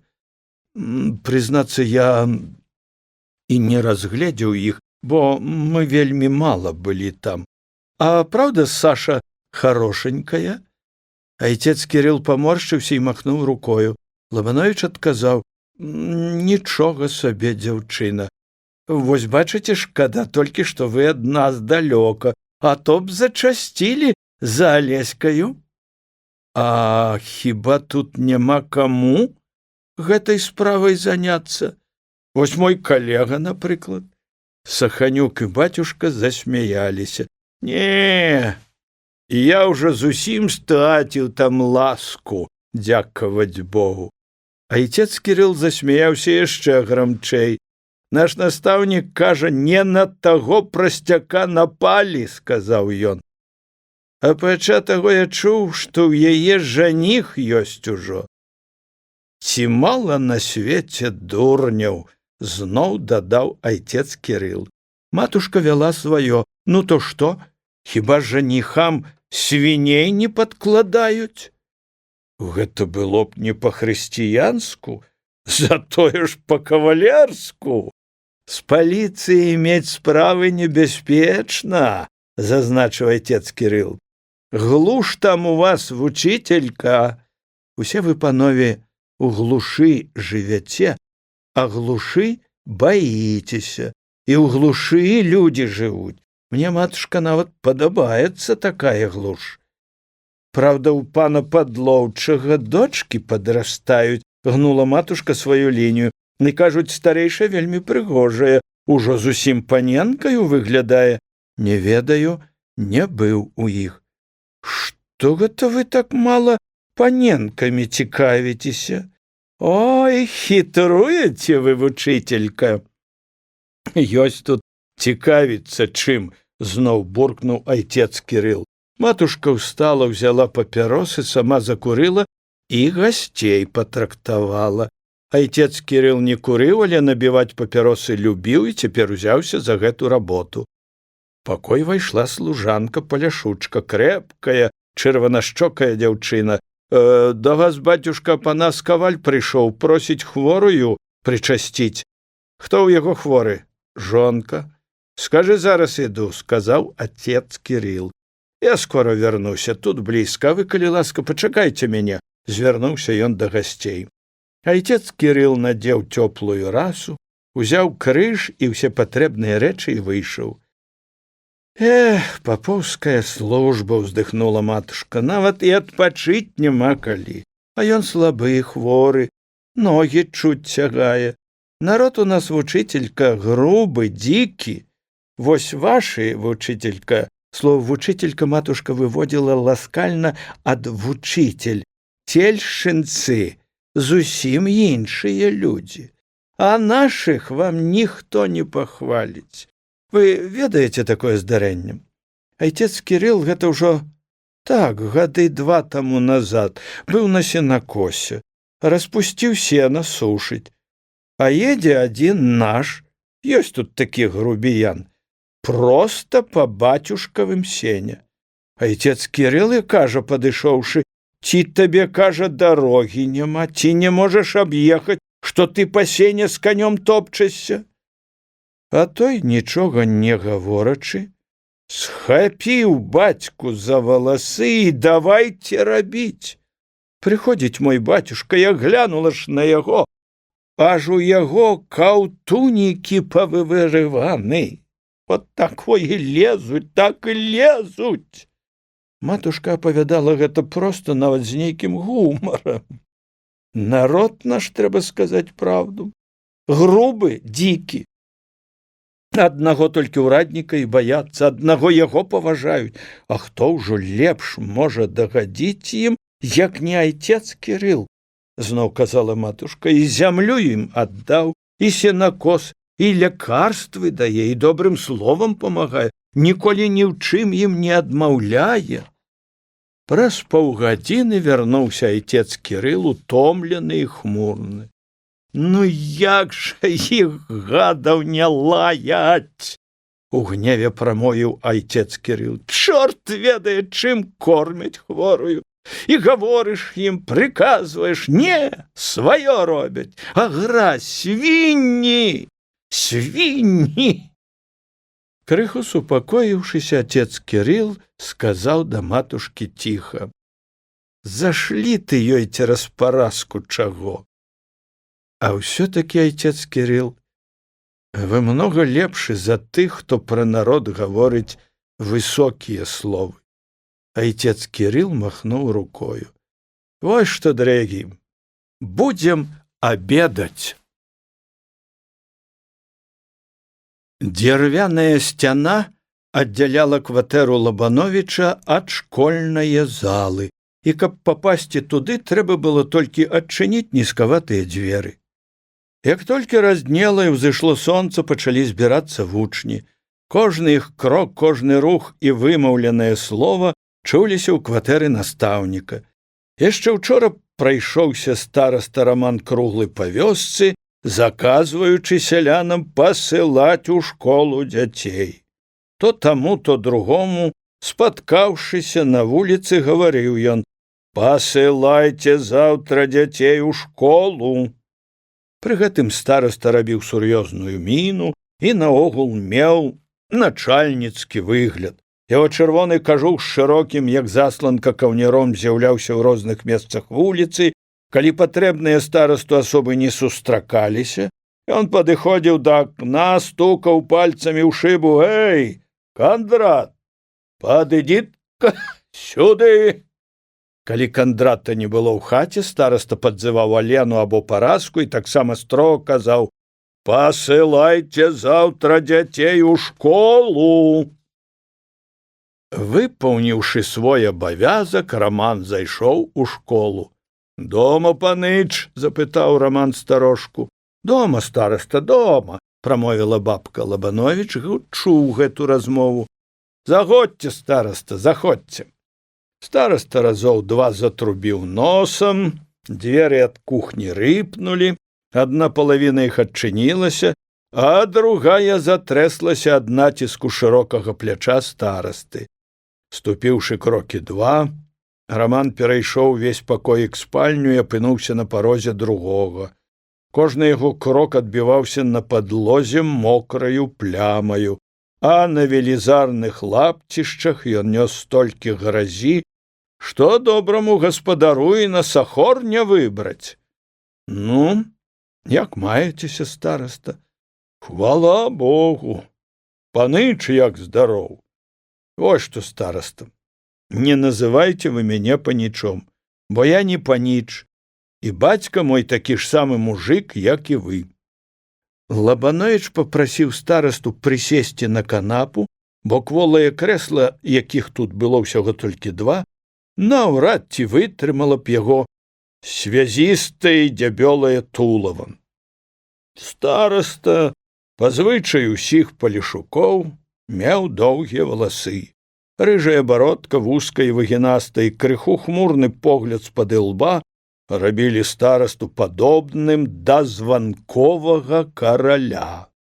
Звярнуўшы ўвагу на яго здаравецкі склад, на шырокую расхлістаную грудзіну, на якой яшчэ значыліся сляды летняга загару і адбіткі вятроў, Лабановіч мімаволі ўспомніў яго бацьку Рыгора, які, як зазначыў Сцяпан Рылка, браў старасту на рукі, як лапчанё.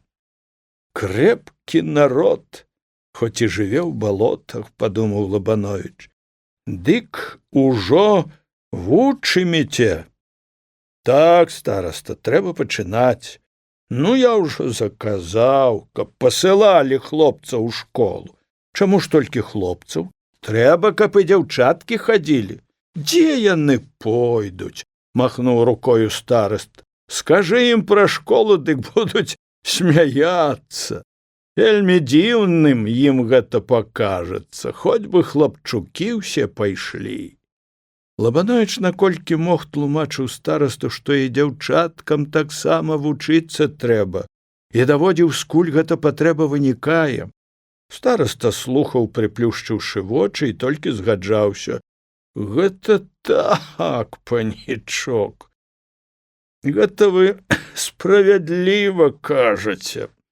А вядома, так. Ды не, ну што праўда, то праўда». Але настаўнік бачыў па твары старасты, што ўсе аргументы зусім не пераконвалі яго ў тым, што дзяўчатам трэба навука. Што навука трэба мужчынам, а навуку стараста разумеў як уменне чытаць, пісанне ж, ліха яго бяру, без яго можна абысціся лягчэй, стараста не спрачаўся.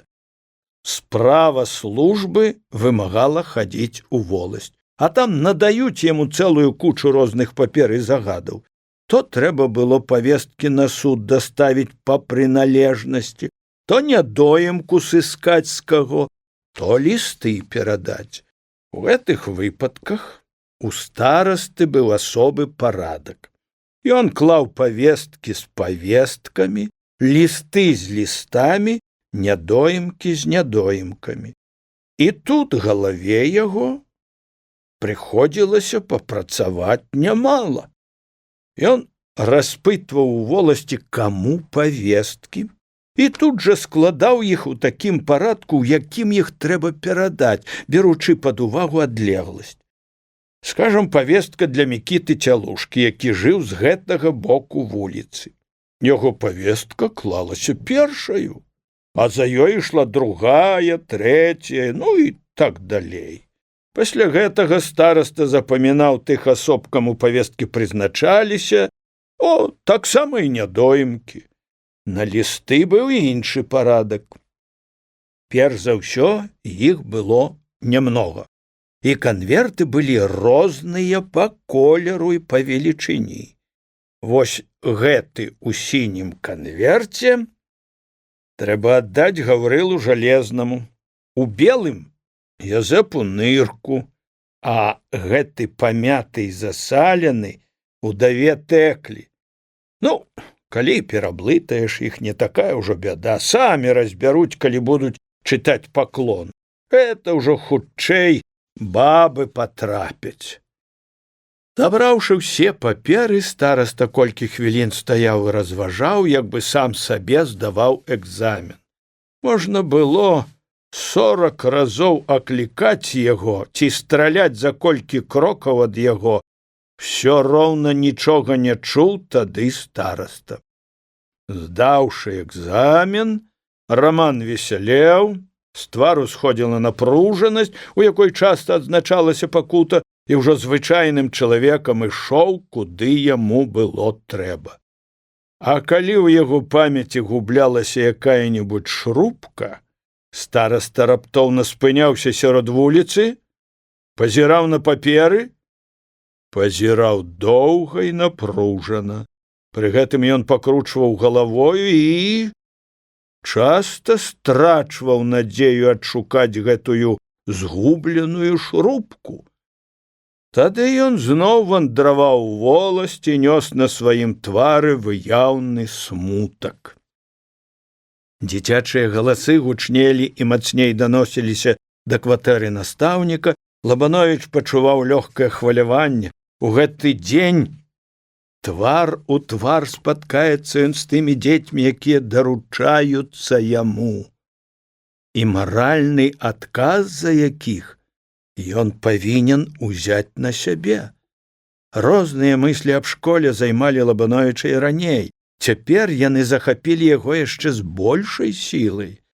Выпаўненне аднае школьнай праграмы яго не здавальняла, і сваё галоўнае назначэнне як настаўніка Лабановіч вызначаў так: абудзіць у вучнях і выклікаць да дзеяння крытычны розум, каб да кожнай з'явы і факта яны падыходзілі з пытаннямі, як выніклі, у чым іх прычыны, і наогул, каб да ўсяго падыходзілі свядома. У гэтым абуджэнні крытычныя думкі Лабановіч бачыў пачаткі таго вялікага сацыяльнага зруху, які павінен пралажыць прасторную дарогу да новых форм жыцця. Бо калі чалавек пачне разважаць, дашуквацца прычын таго стану, у якім ён знаходзіцца, ён, напэўна, не пагодзіцца са сваёю доляй і будзе старацца адваяваць сабе лепшае месца на свеце. І калі ў чалавека раскрыюцца вочы, ён сам сабе выберэ дарогу і сам за сябе будзе несці адказ. Навязваць жа людзям сваю волю, вымагаць ад іх, каб яны рабілі іменно так, а не іначай, мы не маем права, бо хто можа паручыцца за тое, што мы не памыляемся? Гэтым і тлумачыцца той факт, што розныя правадыры, якія захоплівалі жарам свайго пераканання людскі натоўп і вялі яго за сабою, вялі толькі да тае граніцы, ад якой пачыналіся перашкоды. Натоўп не разумеў гэтых перашкод, адольваць іх у яго не было ахвоты. На гэтым пункце вынікалі непаразуменні. Правадыр з гарчэчай у сэрцы казаў: «Ось шляпы, нікчэмны натоўп, статак жывёлін!» А натоўп крычаў: «Ты, ашуканец, пабіць цябе каменнямі!» Ужо колькі разоў паглядаў настаўнік на гадзіннік, думаючы, ці не пара яму ў школку. Праўда, сёння толькі пачатак, толькі збор дзятвы. Ён пакуль што азнаёміцца і зробіць запіс у журнал. Всё ж такі на сэрцы будзе спакайней. Будуць зроблены хоць сталыя крокі да работы. А дзеці, крыху асвойтаўчыся, пачыналі гусцей, смялей, весялей. Часамі чулася іх беганка па лаўках, смех, крыкі. Некаторыя ціхенечка падыходзілі да дзвярэй кватэры настаўніка і з найвялікшаю цікавасцю заглядалі ў шчылінкі. Таксама забягалі яны ў кухню, нібыта напіцца вады. Яны баязліва тапталіся, азіраліся, а некаторыя паціху пыталі ў бабка: «А што, бабка, ён сярдзіты?» І калі Лабановіч паказаўся ў кухні, яны, як мышы, загледзеўшы ката, кінуліся наўцёкі. Старожка залівалася вясёлым доўгім смехам. Яе вельмі насмяшылі дзеці і іх страх перад настаўнікам. Яна пераказала Лабановічу, як распытвалі пра яго вучні, паціраючы свае вушы, як бы раней пагадзіўшыся з тым, што іх будуць круціць. У школьнай зале вучняў было 2. Як толькі з'явіўся там Лабановіч, яны завілі з усіх канцоў школы і цясней збіліся ў гурт, як спалоханыя авечкі, ўжо адтуль пазіралі на свайго настаўніка, як на якое дзіва. Значна большая частка іх былі новыя. Все вучні былі абуты ў лапці, насілі, як і старыя палішукі, суконныя світкі, чорныя або светлыя, грудзіны, як і ў бацькоў, былі расхлістаны. Настаўнік павітаўся. Адказ на прывітанне далі колькі хлопчыкаў, якія ўжо вучыліся ў школцы. «Што ж вас так мала?» – спытаў іх Лабановіч. «Яшчэ прыйдуць», – адказаў адзін са старэйшых. «Заўтра будзе болей», – дадаў другі. «А вы, дзеткі, яшчэ першы раз прыйшлі да школкі?» – прамовіў настаўнік да малых. Тыя спусцілі вочы, і толькі адзін, самы храбры, прамовіў кароткае: «Але!» Пагаварыўшы з вучнямі і крыху разагнаўшы іх страх, Лабановіч прынёс журнал і пачаў рабіць запіс. Дзеці смялей падыходзілі да свайго настаўніка, давалі адказы на яго пытанні, пры гэтым часта выяўлялася прастэча і непасрэднасць дзіцячай істоты, якая вельмі развясельвала настаўніка і ўсю школу, выклікаючы цэлыя выбухі смеху. «Скажы ж ты, галубок», – звярнуўся Лабановіч да аднаго хлопчыка, які падышоў запісвацца, «як ты завесся?» Хлопчык маўчаў і пазіраў на настаўніка сваімі яснымі вочкамі. Відавочна, ў гэтым запытанні яму пачулася штось падазронае. Ці няма тут якое хітрасці, каб не падашукацца часамі? Запытанне з яго погляду было зусім нецікавае і непатрэбнае. Хто ж не ведае, як ён завецца? Але настаўнік не адступаўся і зноў запытаў, як яго зваць. «Бо ты не ведаеш», – у сваю чаргу спытаў хлопчык. «Не, не ведаю.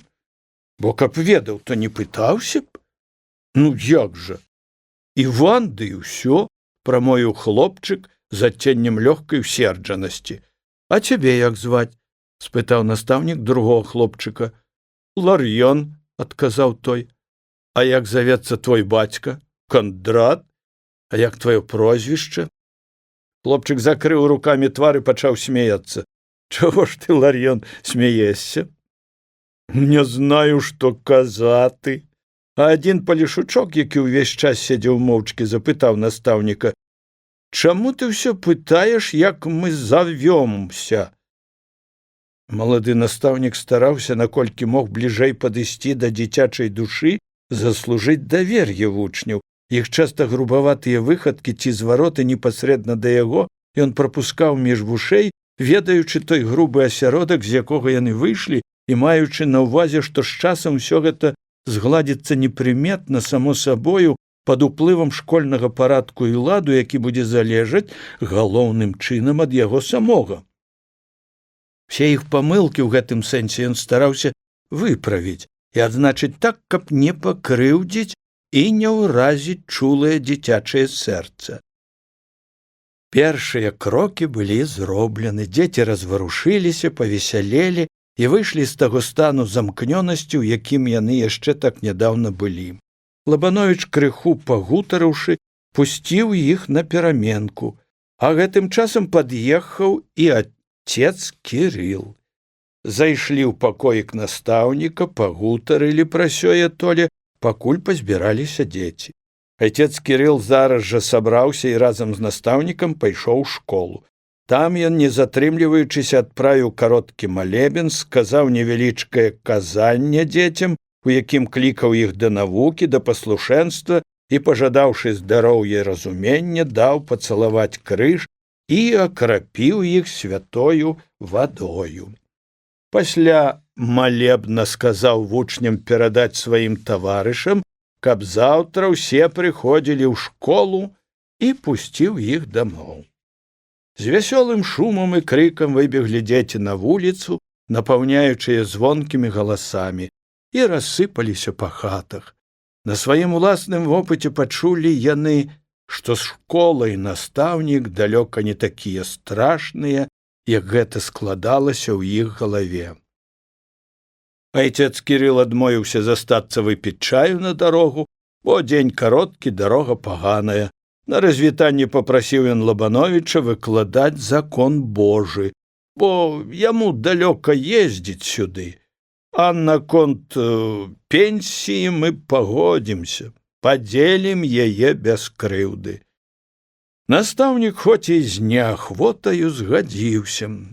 «Прыязджайце да нас, будзем вельмі рады», – сказаў айцец Кірыл, ужо седзячы на каламажцы. Лабановіч застаўся адзін. У пакоіку стала так ціха, што ён мімаволі звярнуў на гэта ўвагу. І была ў гэтай цішы маркота, якую пачуў ён тут першы раз. Яго пацягнула на свежае паветра, на волю. Тут ён прыпомніў, што сын самага блізкага суседа яго, пана Падлоўчага, хоць і мае хадзіць вучыцца, не прыйшоў.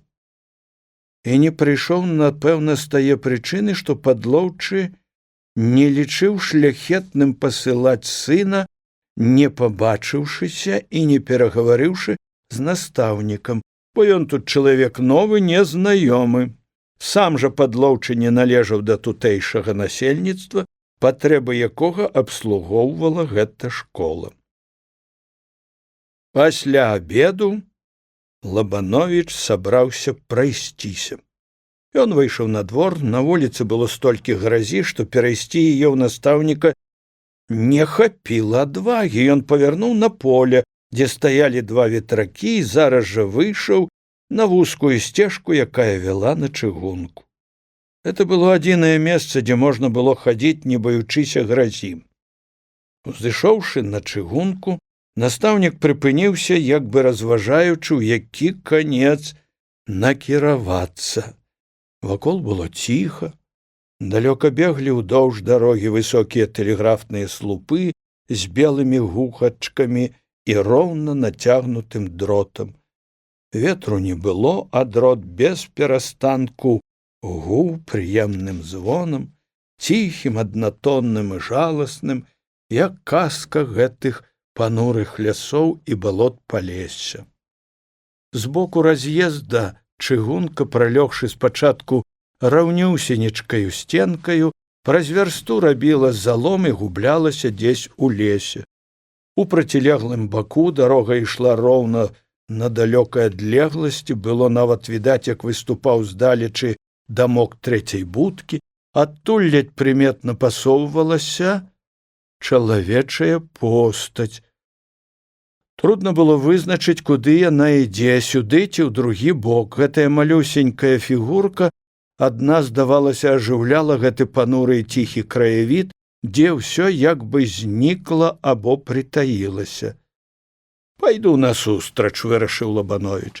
Фігурка была так далёка, што мела выгляд тоненькага маленькага калочка. Яна ішла сюды, але трудно было адгадаць, хто гэта быў, мужчына ці кабета. Надлегласць між Лабановічам і фігуркаю змяншалася. Мінуўшы яшчэ некалькі слупоў, настаўнік мог пазнаць, што гэта была кабета, і ён перастаў ёю цікавіцца, а пачаў разглядаць лес і балоты побач дарогі, мосцікі, рачулкі і ўсё, што больш-менш кідалася ў вочы. Настаўнік зусім забыўся аб тым, што яго перш так зацікавіла. Звярнуў на гэту ўвагу толькі тады, калі між ім і тым, хто ішоў яму на спатканне, была адлегласць толькі ў 2 слупы. Цяпер ён заўважыў, што гэта была высокая стройная дзяўчына, вельмі добра, нават з густам адзетая. Дзяўчына здалёк колькі разоў бачліва акідвала поглядам незнаёмага маладога хлопца, а падышоўшы бліжэй, апусціла вочы. Лабановіч таксама не лічыў далікатным разглядаць яе, але як толькі яны параўняліся, дык зірнулі адно на аднаго, і погляды іх спаткаліся. Незнаёмая дзяўчына, як бы спалохаўшыся, зноў борздзенька апусціла свае чорныя, як смоль, вочы. Лабановіч, зблізку убачыўшы яе твар з бліскучымі прадаўгаватымі вачамі, злёгку здрыгануўся. Дзяўчына была незвычайна прыгожая. Прайшоўшы крокі 3-4, Лабановіч азірнуўся, каб яшчэ раз глянуць на яе. Тое самае зрабіла і зацікавіўшая яго дзяўчына. Яна, мусіць, не спадзявалася выдаць сябе такім чынам, і з губ яе сама сабою збегла прыемная і павабная усмешка, пасля чаго дзяўчына пайшла шпарчэй і ўжо не аглядалася. Лабановіч, як прычараваны, стаяў колькі хвілін і ўсё пазіраў на яе. Яму было прыемна. Нейкая радасць разлівалася ў крыві. Ён пайшоў далей, думаючы аб гэтай незнаёмай дзяўчыне. Яе чорныя вочы, белы твар і гэта чароўная ўсмешка так і стаялі перад ім, як намаляваныя. Хто ж гэта была такая? Пытаў ён сябе. Это, напэўна, з будкі тая дзяўчына, аб якой казала яму бабка. Відаць, яна ішла ў вёску да крамніка, каб купіць чаго. Трэба было, думаў ён, пазнаёміцца і правесці яе да вёскі. Ён пачынаў наракаць на сябе за сваю нясмеласць, іншы на яго месцы знайшоў бы 20 зачэпак, каб звярнуцца да яе далікатна і проста і такім чынам пазнаёміцца, супраць чаго яна, напэўна, нічога не мела б. Узважыўшы ўсе за і супраць, Лабановіч прыйшоў да пераканання, што ён зрабіў добра, не зачапіўшы дзяўчыны. А вось калі зноў спаткае яе, як сёння, 1 на 1, тады неіменна павітаецца, бо яны ўжо як бы крыху знаёмыя. Дайшоўшы да 3-й будкі, Лабановіч вярнуўся назад у надзеі, што ён зноў сустрэне дзяўчыну на дарозе. Ён прайшоў адну будку, другую, мінуў ужо і пераезд каля свайго сяла, але дзяўчыны нідзе не спаткаў. Ці не пайшла яна на раз'езд, сабраўшыся куды-небудзь паехаць? А можа, яна зусім не тутэйшая і больш ніколі не з'явіцца тут? Але ў яго душы надоўга застанецца гэты прыгожы вобраз дзявочае красы. Лабановічу стала чаго шкада. як бы ад яго нешта адарвалася і знікла. У лесе і ў палях пачынала цямнець, шэры асенні вечар борзда апускаўся на зямлю, а разам з ім і нейкі смутак лажыўся на гэтыя пацямнелыя далі. Вся мясцовасць змяніла выгляд, як бы замкнулася ў сабе самой, аддаўшыся выключна сваім думкам і свайму настрою, а ўсё іншае для яе стала чужым і нецікавым. Лабановіч дайшоў да сцежачкі каля ветракоў і накіраваўся ў школу. Пан Падлоўчы быў родам дзесь з Гарадзеншчыны і паходзіў, як ён казаў сам, са старога дваранскага роду. Тутэйшае жыхарства лічыла яго палякам. Сам жа пан Падлоўчы з гэтым не згаджаўся. «Я ліцвін!» з нейкаю гордасцю зазначаў пан Падлоўчы і сваю належнасць да ліцвіноў даводзіў паміж іншым і тым, што яго прозвішча Баранкевіч мела канчатак «іч», тады як чыста польскія прозвішчы канчаюцца на «скі» – Жулаўскі, Дамбровскі, Галонскі. Даведаўшыся, што прозвішча новага настаўніка Лабановіч, Падлоўчы пры спатканні з ім прыметна выказаў адзнакі здавальнення, як гэта бывае тады, калі нам на чужыне прыходзіцца спаткацца з земляком. «Той пан Ліцвін», – весела сказаў ён маладому настаўніку і пастукаў яго па плячы. Сваё ліцвінства ён падкрэсліваў пры кожным зручным выпадку, кажучы: «Мы, ліцвіны, любім піць гладка». Лабановічу, калі ў яго чарцы заставалася недапітая гарэлка, ён таксама казаў: «А яшчэ ліцвін! Ну які ж ты пасля гэтага ліцвін?» Пан Падлоўчы з дакорам пазіраў вочы настаўніку: «Не псуй ты мне, братка, кампаніі».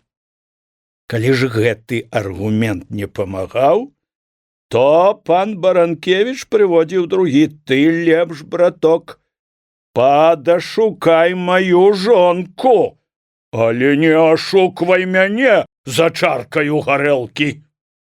Трэці аргумент, самы моцны, ўжо самы апошні, быў такі: «Пі, кажу, бо далі Бог, вылью за каўнер».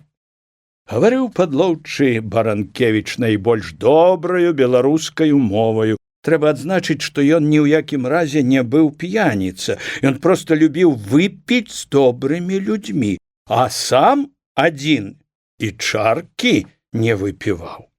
Але і ў кампаніі добрых людзей ніколі не перабіраў меры. У яго была пэўная граніца, якой ён ніколі не пераступаў і за якую яго нельга было вывесці ніякімі сіламі. Што ж тычыцца яго ліцвіналюбства, дык яно яшчэ выяўлялася і ў тым, што ён вельмі любіў літоўскія калдуны. І гэтых калдуноў, як запэўняў пан Падлоўчы, ён з'еў аднойчы 140 штук. «Разумеецца, пры гарэлцы», – дадаваў пры гэтым Баранкевіч. Першы раз Лабановіч зайшоў да Падлоўчага вечарам таго ж самага дня, калі хадзіў гуляць на чыгунку. Баранкевіч спаткаў суседа настаўніка прыветна і павёў яго ў чыстую палавіну дома, дзе ён звычайна прымаў гасцей. Пакой быў прасторны, чысты, акуратна выбелены. Каля аднае сцяны стаяла канапа і вялікі просты стол каля яе, засланы белым настольнікам. На невялічкім століку недалёка ад канапы стаяла скрыначка, музычны інструмент, якую Падлоўчы пускаў у работу, каб забавіць гасцей. Апроч яшчэ аднае канапкі каля другой сцяны і некалькі простых крэслаў, у пакоі гэтым больш не было нічога. І ён выглядаў пуставатым. «Сядайце, паночку», – папрасіў Баранкевіч госця, і патрактаваў яго моцнаю папяросаю. Гаспадар і госць разгаварыліся, прычым пан Падлоўчы быў першы чалавек тут, ад якога Лабановіч пачуў добрае слова наконт гэтага месца, якое мела той вялікі козыр, што ляжала каля чыгункі. Прайшоўшыся колькі разоў па пакоі, пан Падлоўчы гукнуў, павярнуўшыся да другой палавіны дома: «Габрынька!» «Зараз, татка!» — адгукнуўся ў глыбі дома звонкі дзявочы голас. Следам за гэтым пачуліся лёгкія і частыя крокі, і ў пакой увайшла малодшая дачка пана Падлоўчага. Такімі ж борздымі крокамі падышла яна і да госця, працягнула яму сваю яшчэ дзіцячую руку, зрабіўшы прысяданне, якое Лабановіч бачыў першы раз. Ён нават спалохаўся. Яму здавалася, што гэта маленькая паненачка прысела ад таго, што ён наўмысля наступіў ёй на нагу. «Чэсю!» — зноў гукнуў Падлоўчы. Крыху шчакаўшы, скробаючы ботамі, у пакой увайшоў меншы сын Баранкевіча, хлопчык гадоў 9, даволі панурага выгляду, з вялікаю кучараваю галавою, прыгожым тварам. Паздароўкаўшыся з настаўнікам, чэсць моўчкі сеў каля кахляныя печы і адтуль, як ваўчок, прыглядаўся да настаўніка. Попрасіўшы прабачэння, Падлоўчы адлучыўся, пакінуўшы Лабановіча з дачкой і сынам. Панна Габрыня, смуглая, строгая і сур'ёзная дзяўчынка-падлетак, звярнулася да Лабановіча з прыветнай усмешкаю. «Пан любіць музыку?» «Вельмі люблю», — прамовіў Лабановіч. Габрыня падышла да музычнай скрыначкі, выбрала металічны кружок, прыладзіла яго да скрыначкі, завяла яе і пусціла. Мяккія ласкавыя гукі стройным сугалоссем паліліся па пакоі, напаўняючы яго прыемным звонам і навяваючы якія добрыя ціхія чары.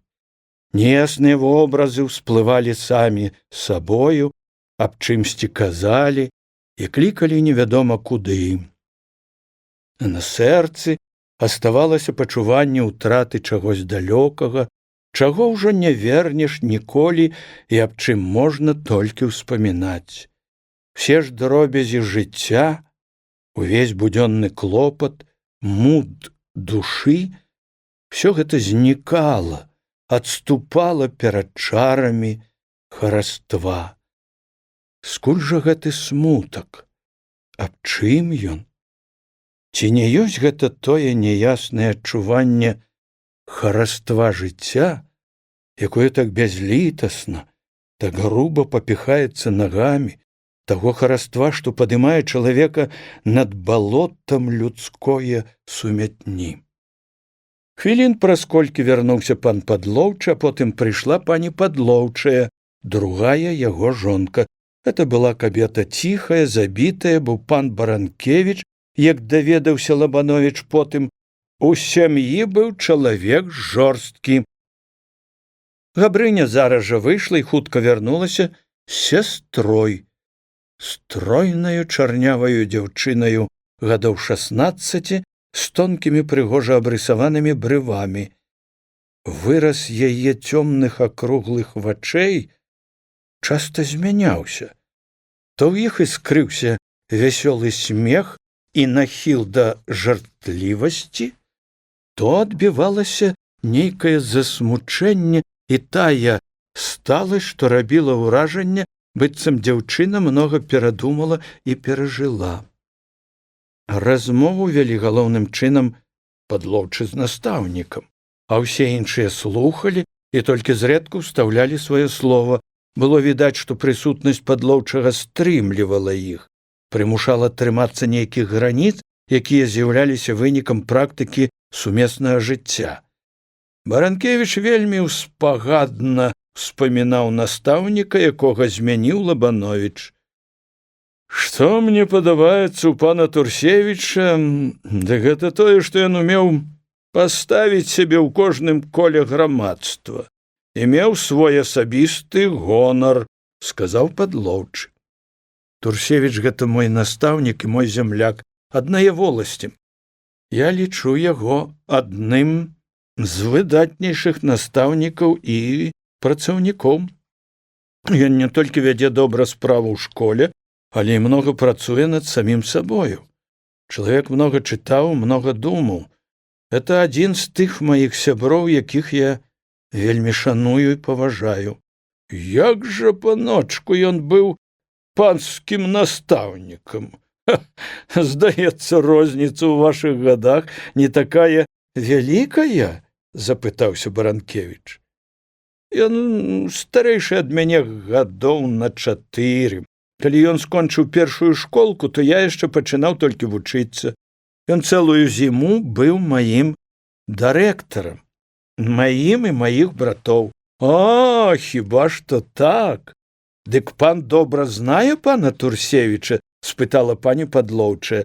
Ах, які гэта быў рэдкі чалавек, дадала яна і зірнула на мужа, як бы хочучы прачытаць на яго твары, ці добра яна сказала.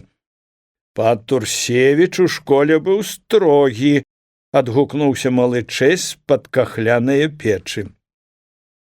Баранкевіч павярнуў галаву ў бок сына і, смеючыся, прамовіў. А што ж з вамі іначай зробіш? Дай вам волю? Дык вы і школу павернеце, і толку з вас ніякага не будзе. Паненкі засмяяліся. Я вось буду прасіць пана настаўніка, каб цябе часцей на калені ставіць, ды яшчэ грэчкі падсыпаць. У пана настаўніка і грэчкі няма, сказала Ядвіся і ўскінула на настаўніка свае вясёлыя смяшлівыя вочы. Лабановіч зірнуў на яе. Слаўная дзяўчынка, падумаў ён. Ну, то я прышлю, цэлую асьміну прышлю, сказаў Падлоўч. Чэсь будзе такі добры ў мяне вучань, што да грэчкі ў нас не дойдзе. Праўда, Чэсю? Сёстры зноў засмяяліся. Чэсі яны зналі лепей, як відаць, схіляліся да погляду таткі наконт грэчкі. Чэсь жа ўгнуў галаву, не зусім пэўны ў тым, што для яго справа можа абысціся без грэчкі. Ну, як там гарбата? Спытаў Баранкевіч жонку. Пані Падлоўчая зараз жа ўстала, кіўнула Габрыне і выйшла разам з ёю. Стол заслалі, прынеслі талеркі з вяндлінаю, якую так добра ўмеюць прыгатаўляць у Беларусі, і селі піць чай. Лабановіч пачуваўся добра і вольна, і ўвесь час вёў размову то з гаспадарамі, то з паненкамі. Пан Падлоўчы, выпіўшы шклянку, устаў, папрасіў прабачэння, што не можа больш заставацца, што ён мусіць ехаць па службе, і выйшаў.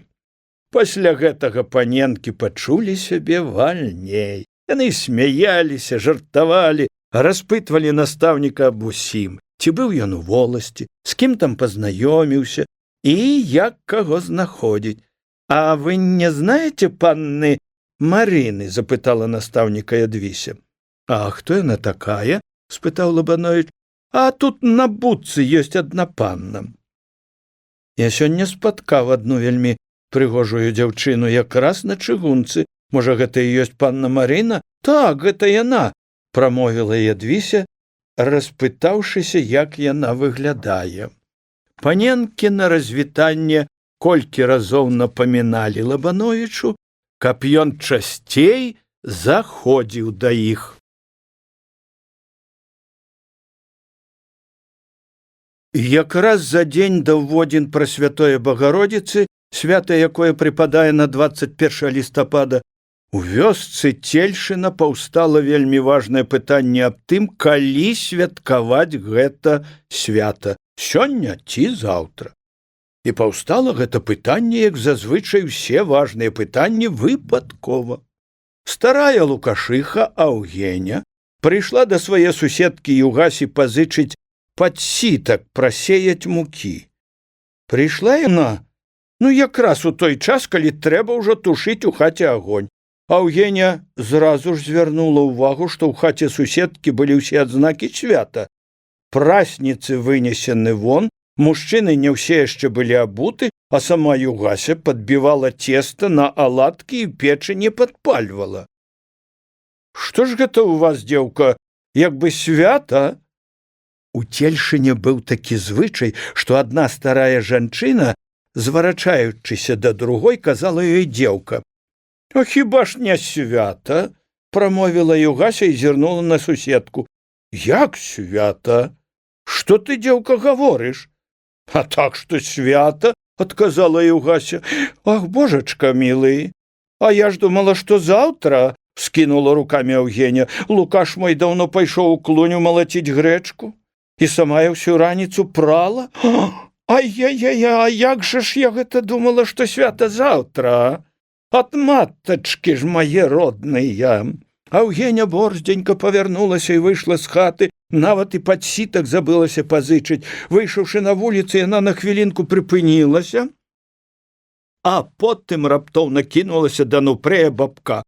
Што я прыйшла ў вас пытаць? Сёння свята ці заўтра? Запыталася Аўгеня і акінула вачамі хаты. Нупрэй зусім яшчэ не падымаўся.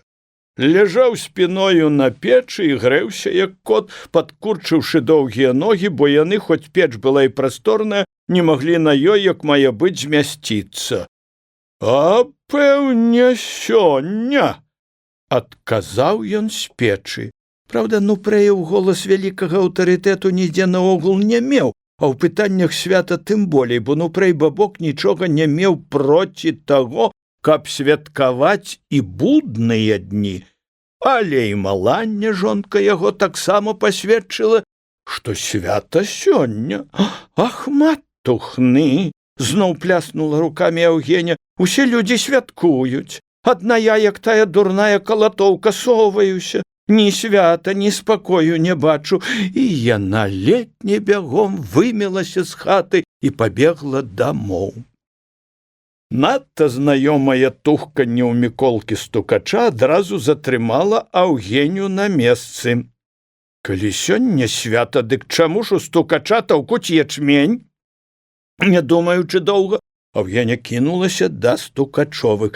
Першае, што ўбачыла яна там, была ступа і дзве маладзіцы, нявесткі дзеда стукача. Маладзіцы стаялі адна насупраць другой з таўкачамі і заложна таўклі куццю.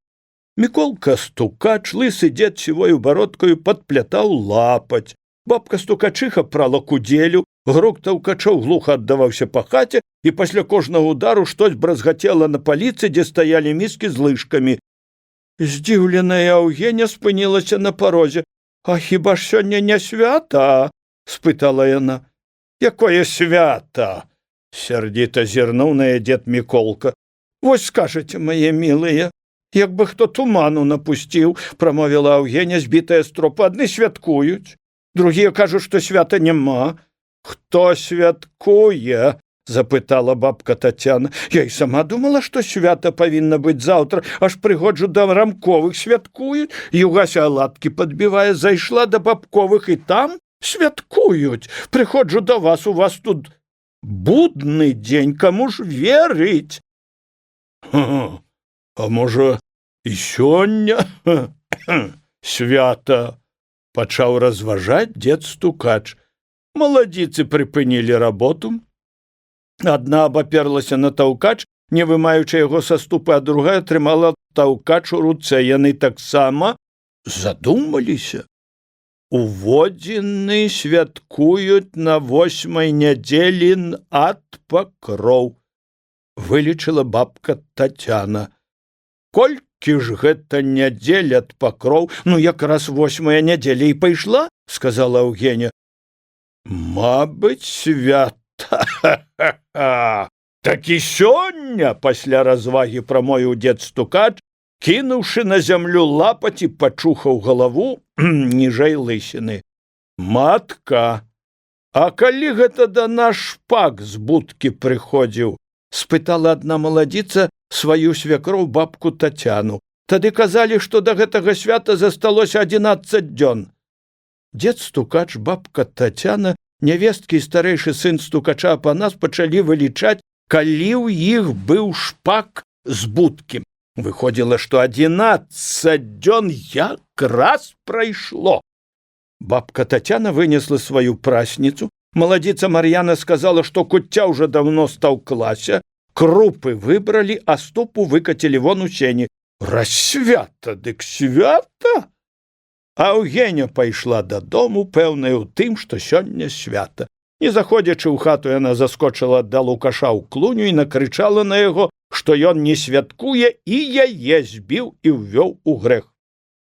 «Й ж паслухай, стары пень, ці малоціць хто!» Югасю, у сваю чаргу, занепакоіла старая Лукашыха. А можа і праўда, што заўтра свята? Накінуўшы кажух, яна пайшла да свае кумы Насты. Наста цвёрда вяла падлік святам і строга сачыла за квадрамі месяца. Я ўжо чула, што некаторыя збіраюцца святкаваць сёння. Але свята я, напэўна, ведаю заўтра.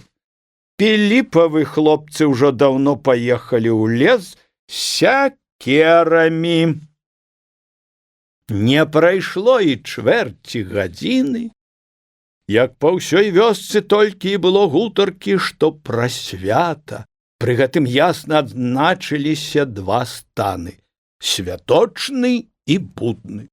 Кожны стан меў вельмі паважных прадстаўнікоў свайго кірунку, што ніякім чынам не маглі дайсці да згоды, бо кожная рука мела вельмі моцныя доказы, на якіх засноўваліся іх пазіцыі наконт свята. Самы рух пачаўся тады, як пачынала ўжо ўсходзіць сонца. На працягу ўсяе вуліцы то там, то сям стаялі кучкі палешукоў і паляшучак, дзе меншыя, дзе большая, у кожнай кутцы ішла спрэчка аб свяце. Все цельшынскія законнікі і законніцы сышліся тут і горача судзілі погляды супраціўнага стану. Мікіта Тарпак, вылажыўшы ўсе доказы за заўтрашні дзень і ніколечкі не зрушыўшы станоўкасці поглядаў сваіх супярэчнікаў, плюнуў, сярдзіта павярнуўся і пайшоў да свайго двара. Яго рашучая хада і выраз твару ясна казалі, што ён надумаўся зрабіць нешта такое, што павінна стварыць моцнае ўражанне і прынізіць тых, хто быў не згоден з ім. Ён выцягнуў панарады, палажыў на іх дошкі і стаў навальваць гной, хоць вывозіць яго цяпер ніколі не меў на ўвазе. Наклаўшы воз гною, ён запрог каня і важна паехаў уздоўж вуліцы, высока паставіўшы сахор. Пад'ехаўшы да тае кучкі народу, дзе ён нядаўна вёў дарэмную спрэчку, Мікіта прыпыніўся, стаў папраўляць хамут, не зварачаючы ні на кога ўвагі, ўсё роўна як бы гэта была яго звычайная работа. Як толькі Мікіта павярнуў з вуліцы ў поле, зараз жа з таго боку, адкуль ён выехаў каля студні, пачуліся два жаночыя крыклівыя галасы. Галасы ўсё мацнелі і набіралі болей злосці. Гэта лаялася Аўдоля Латачыха з жонкаю Мікіты Акуляю. Яны даўно ўжо былі не ў ладах, цяпер жа гэта свята сталася зачэпкаю для таго, каб даць волю языкам. Латачыха сыпала словы як гарох. Мусіць, не раз практыкавалася яна ў сваіх мыслях у гэтай лаянцы. Здавалася, яна толькі адчыніла рот, а словы самі, як з мяшка, сыпаліся. А Куля не паддавалася. Жанкі крычалі то па чарзе, то адначасна. Палаяўшыся з паўгадзіны каля студні, яны разышліся. Адна пайшла ў адзін канец вуліцы, другая ў другі, бо ім збрыдла лаяцца, і гэта не давала жаданых вынікаў. І каб дапячы адна другой, яны пайшлі па вёсцы выстаўляць адна другую перад людзьмі. Тут мелася на ўвазе галоўным чынам вастрэй падцяць свайго ворага. Ах ты, чортава шлюндра! Пайшла па вуліцы з зубамі званіць, языком мянціць, каб ён табе высах ды выпетраў, крычала Акуля. Ідзі, так вось і павераць табе, брахуся. Думаеш, не ведаюць людзі, як ты да Міхалкі ў клуню бегала, а? Ведаюць людзі, за што цябе крупеніш з раз'езда гарэлкаю частуе, каб цябе лейцамі частавалі. Ведаюць, не думай таго. Ты думаеш, не ведаюць, як ты з дарожным майстрам ночы гуляеш, як ты ў яго 10 рублёў падчапіла. І капач ты з-пад цёмнае хмары, хлеба замясіць не ўмееш, хаты ніколі, як людзі, не падмяцеш, каб табе вочы замяло. Аўдоля, ў сваю чаргу, ідучы ў другі канец вуліцы, вяла сваё казанне. Жанчыны зрэдку прыслухоўваліся адна да другой і такім чынам скарыстоўвалі словы адна другой для далейшай лаянкі. На мяне людзі глядяць, бо я харошая, а на цябе і сабакі пазіраць не хочуць. Ха! Зайздросна табе. А ты забылася, як цябе бабка Тацяна на сваім дварэ злавіла? А? Ну, чаго ж ты хадзіла туды? Чужых курэй сачыць. А гарбузы з гародаў рамковых хто цягаў, каб з цябе кішкі павыцягалі? А хто, калі не твой Мікіта ў дзеда Андрэя, баранінку краў? Гэта, можа, не ведаюць людзі? Дык няхай жа ведаюць! Палешукі стаялі, як строгія і справядлівыя суддзі, але сур'ёзныя твары іх часта рабіліся вясёлымі, і дружныя покаты смеху напаўнялі вуліцу. Пры гэтым палешукі, як па камандзе, адкідалі назад галовы і выпучвалі жываты. Але гэта было толькі ў тых выпадках, калі якая-небудзь з кабет, пераступіўшы ўсякія граніцы жаночага ўшанавання, адпускала штосьці вельмі жыццёвае і сакавітае. І ўсё ж такі вёска не прыйшла да згоды. Адны святкавалі сёння, другія заўтра, а некаторыя, каб не ашукацца, святкавалі 2 дні. Гэта няяснае пытанне аб свяце адбілася і на школе.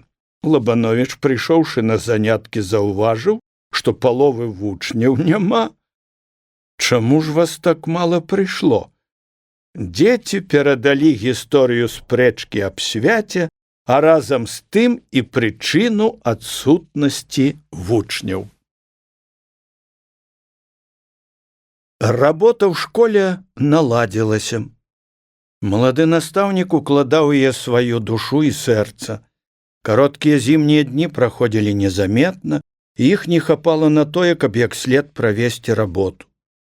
Як толькі добра развіднялася і была магчымасць весці лекцыі, Лабановіч ішоў у школу, размеркаваўшы сваю работу між 4 груп. Многа патрабавалася ўмення на тое, каб кожная група была занята і не сядзела без работы. Многа трэба было энергіі і старання, каб кожная група была зацікаўлена ў сваёй рабоце, каб увесь час трымаць школу на вышыні таго ці іншага настрою. Удзень вучні распускаліся на 1,5 гадзіны для абеду. Пасля лекцыі зноў ішлі да самага вечара, пакуль не цямнела. Часта са старэйшымі вучнямі лекцыі вяліся вечарамі пры лямпе. Потым настаўнік яшчэ доўга сядзеў над сшыткамі, папраўляў іх.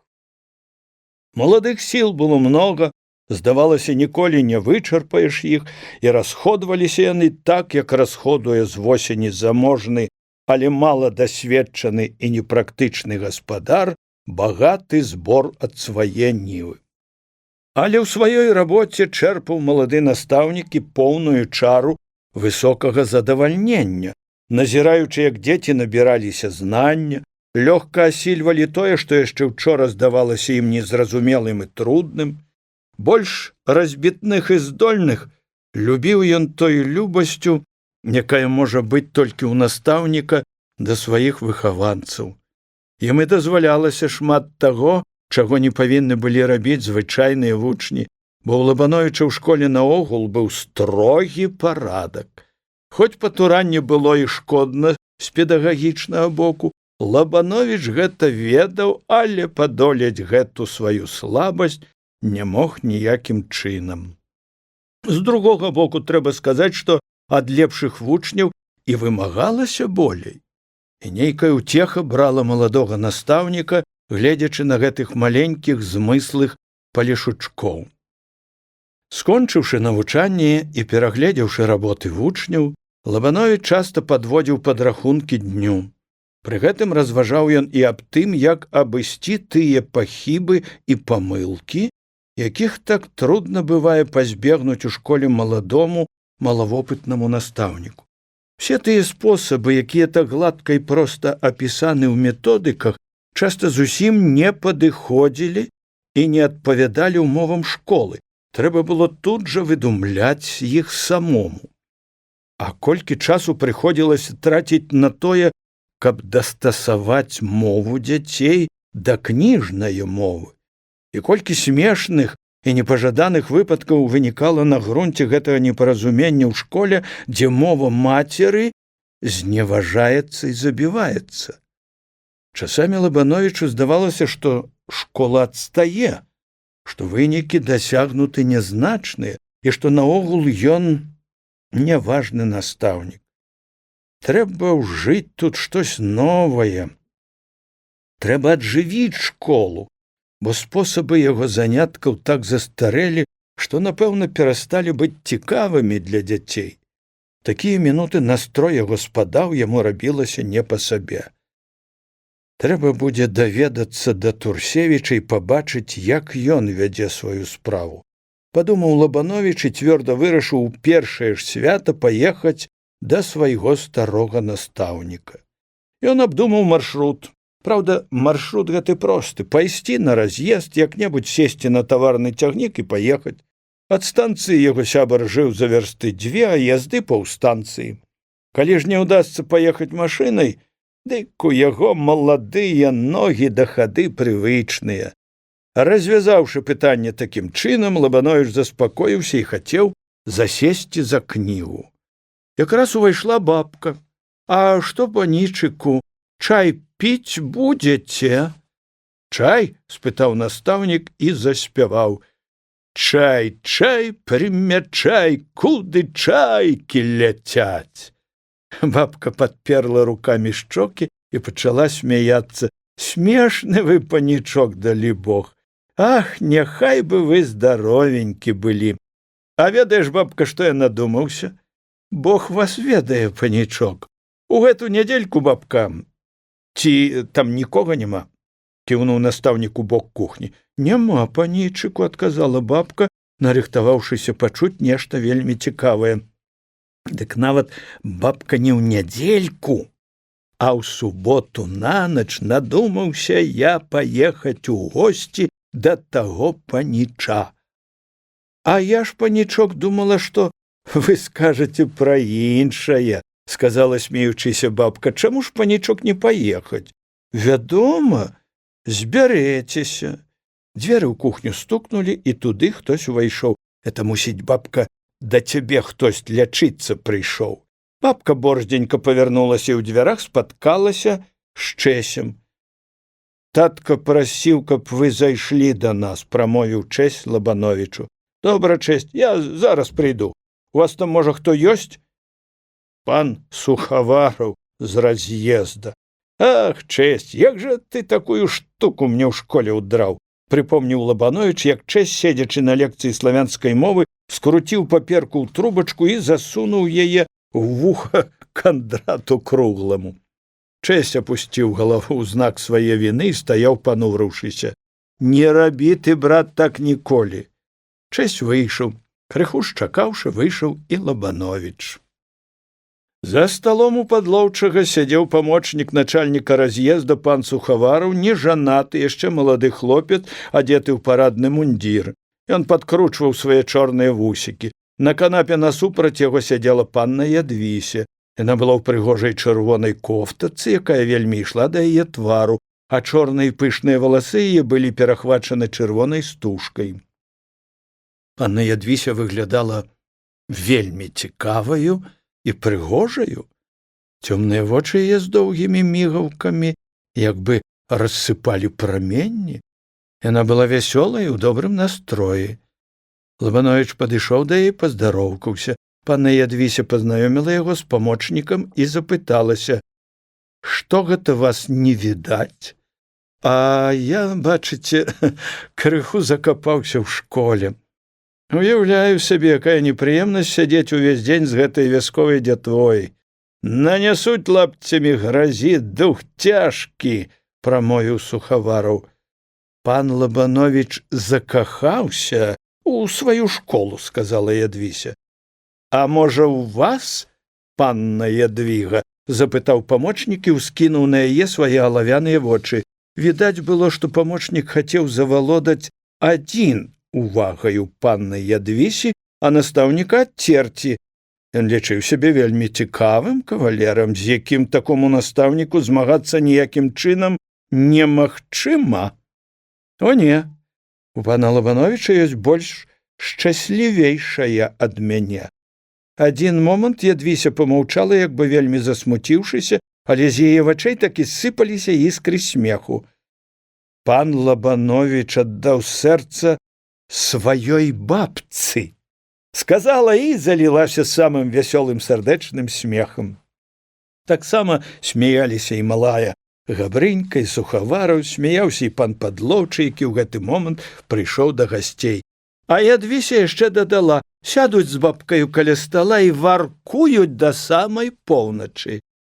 Аднак жа ты ахвотніцы смяяцца, падумаў настаўнік і таксама адказаў жартліва: ну што ж, полюбіць маладую прыгожую кожны патрапіць, а вось закахацца ў старую — гэта ўжо рэч іншая. Так, сказаў Сухавараў, на гэта трэба мець асаблівы талент.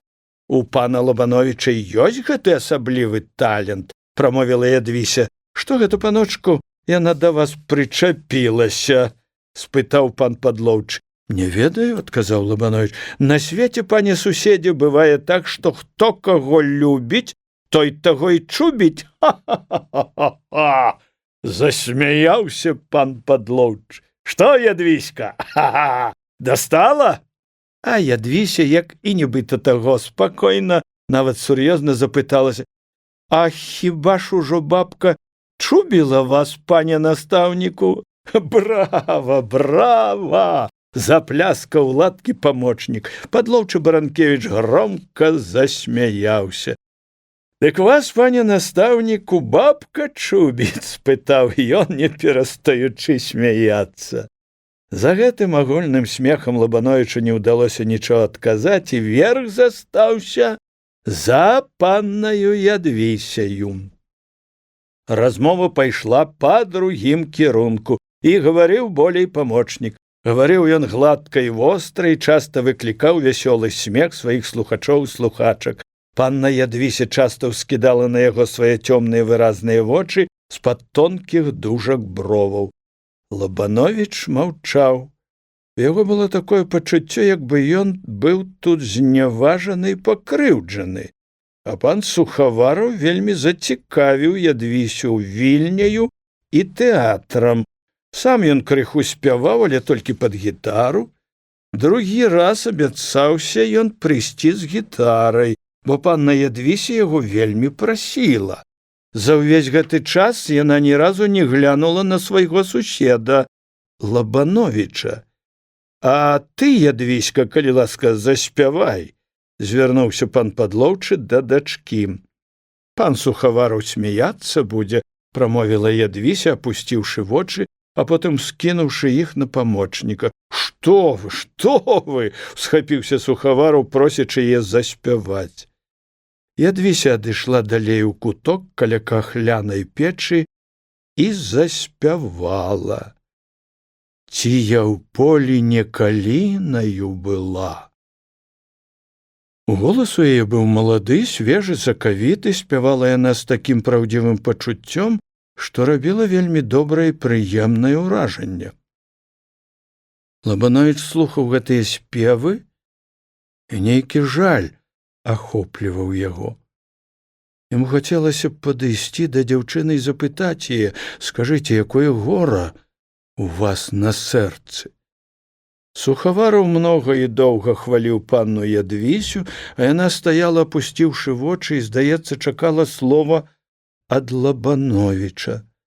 Настаўнік сумыслу не сказаў нічога. Развітваючыся пасля вячэры, Панна Ядвіся была сур'ёзная і не прасіла суседа заходзіць да іх вечарамі. Лабановіч пачуў, што на душы ў яго неспакойна. У чым выяўляўся гэты неспакой, ён і сам не мог вызначыць. Не было цяпер і той цэласці і яснасці, з якой жыў ён тут у першыя дні свайго прыезду.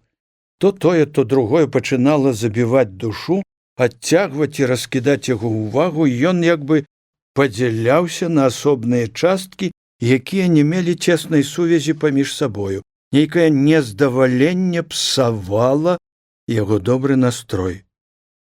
Лабановіч доўга хадзіў па пакоіку, намячаючы больш-менш сталы і пэўны лад свайго жыцця.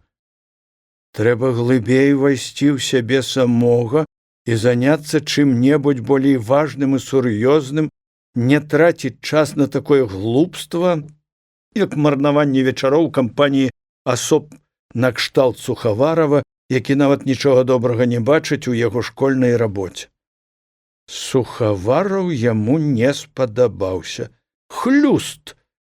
назваў яго ў думках настаўнік, уявіўшы сабе яго воблік, яго ласыя вочы, якімі ён аглядаў панну Ядвісю, яго крыху звіслую губу.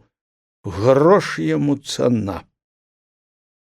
Настаўнік доўга хадзіў па пакоіку. Калі набліжаўся ён да лямпы або абыходзіў ад яе, цень яго то падаўжаўся, то карацеў, а ў стыках сцяны і столі борздзенька пераломваўся і забягаў на столь.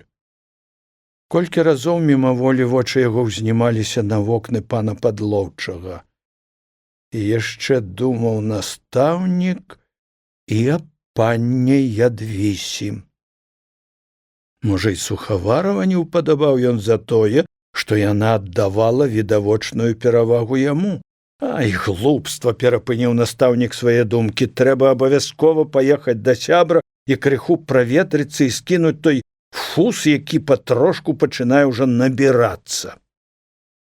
Але задуманую паездку прыйшлося адлажыць. На другі ж дзень зайшоў артельны стараста Бабініч, пазнаёміўся з імі, вельмі прасіў да сябе ў госці на 4-ю будку.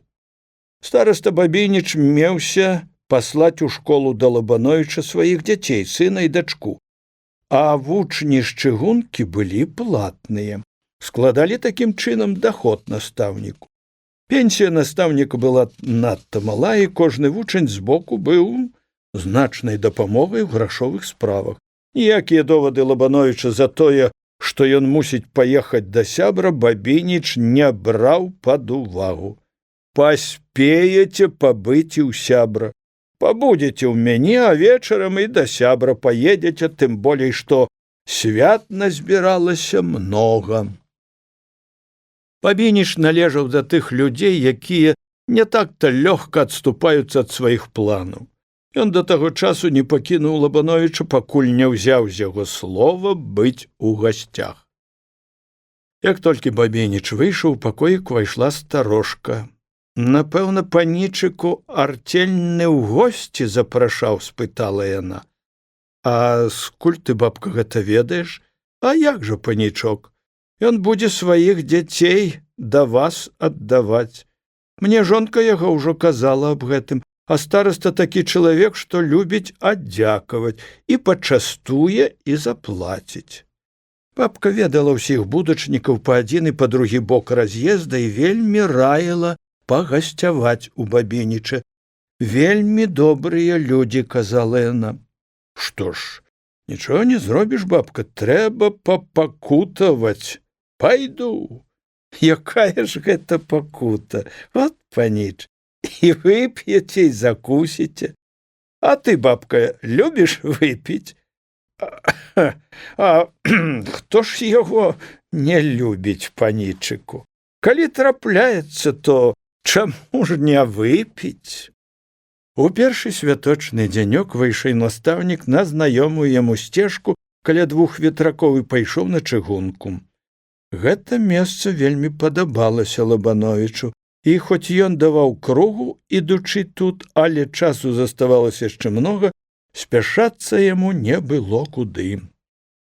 На чыгунцы ён затрымаўся, хацелася пайсці ў бок раз'езда, ісці доўга-доўга па гэтых шпалах між развіслых шырокіх лазовых кустоў, хмызняку і лесу. Было зусім ціха, распагодзілася, нізка стаяла асенняе сонца, і нейкаю маркотаю патыхала ад усяго гэтага цеснага краявіду і ад гэтае вёсачкі, закінутай між балот і лясоў. Каротка і адрывіста раўнуў паравоз на раз'ездзе, ціхенька здрыгануліся рэйкі, і нейкі лёгкі, ледзь чутны шолах прабег па іх, як бы яны аб чымсьці прамаўляліся між сабою. І зараз жа на заломе выбухнуў велізарны клуб белаватага дыму. За ім выкідаліся другія клубкі, следам за гэтым паказаўся паравоз кур'ерскага поезда. Клубчасты кучаравы хвост дыму ўсё падаўжаўся, шырыўся і, здавалася, нерухома застыў у марозным паветры, тады як галава яго ўсё выцягалася як бы са свайго ўласнага цела. Было штось велічнае, магутнае і захопліваючае ў гэтай імклівасці поезда. Мімаволі хацелася схіліць галаву прад геніем чалавечага розуму, атрымаўшага верх над бясконцымі адлегласцямі. Поезд прамчаўся, як змей, абдаўшы віхрам пылу і дыму настаўніка, адсякаючы за кожную хвіліну цэлую вярсту. Лабановіч зрушыў з месца, пайшоў у той бок, куды паляцеў, і зараз жа знік магутны поезд. Настаўнік ішоў на 4-ю будку да Бабініча. За другою будкаю пачынаўся высокі бор, і месца было больш сухое і вясёлае. Настаўнік падышоў да таго месца, дзе спаткаўся з незнаёмаю дзяўчынаю.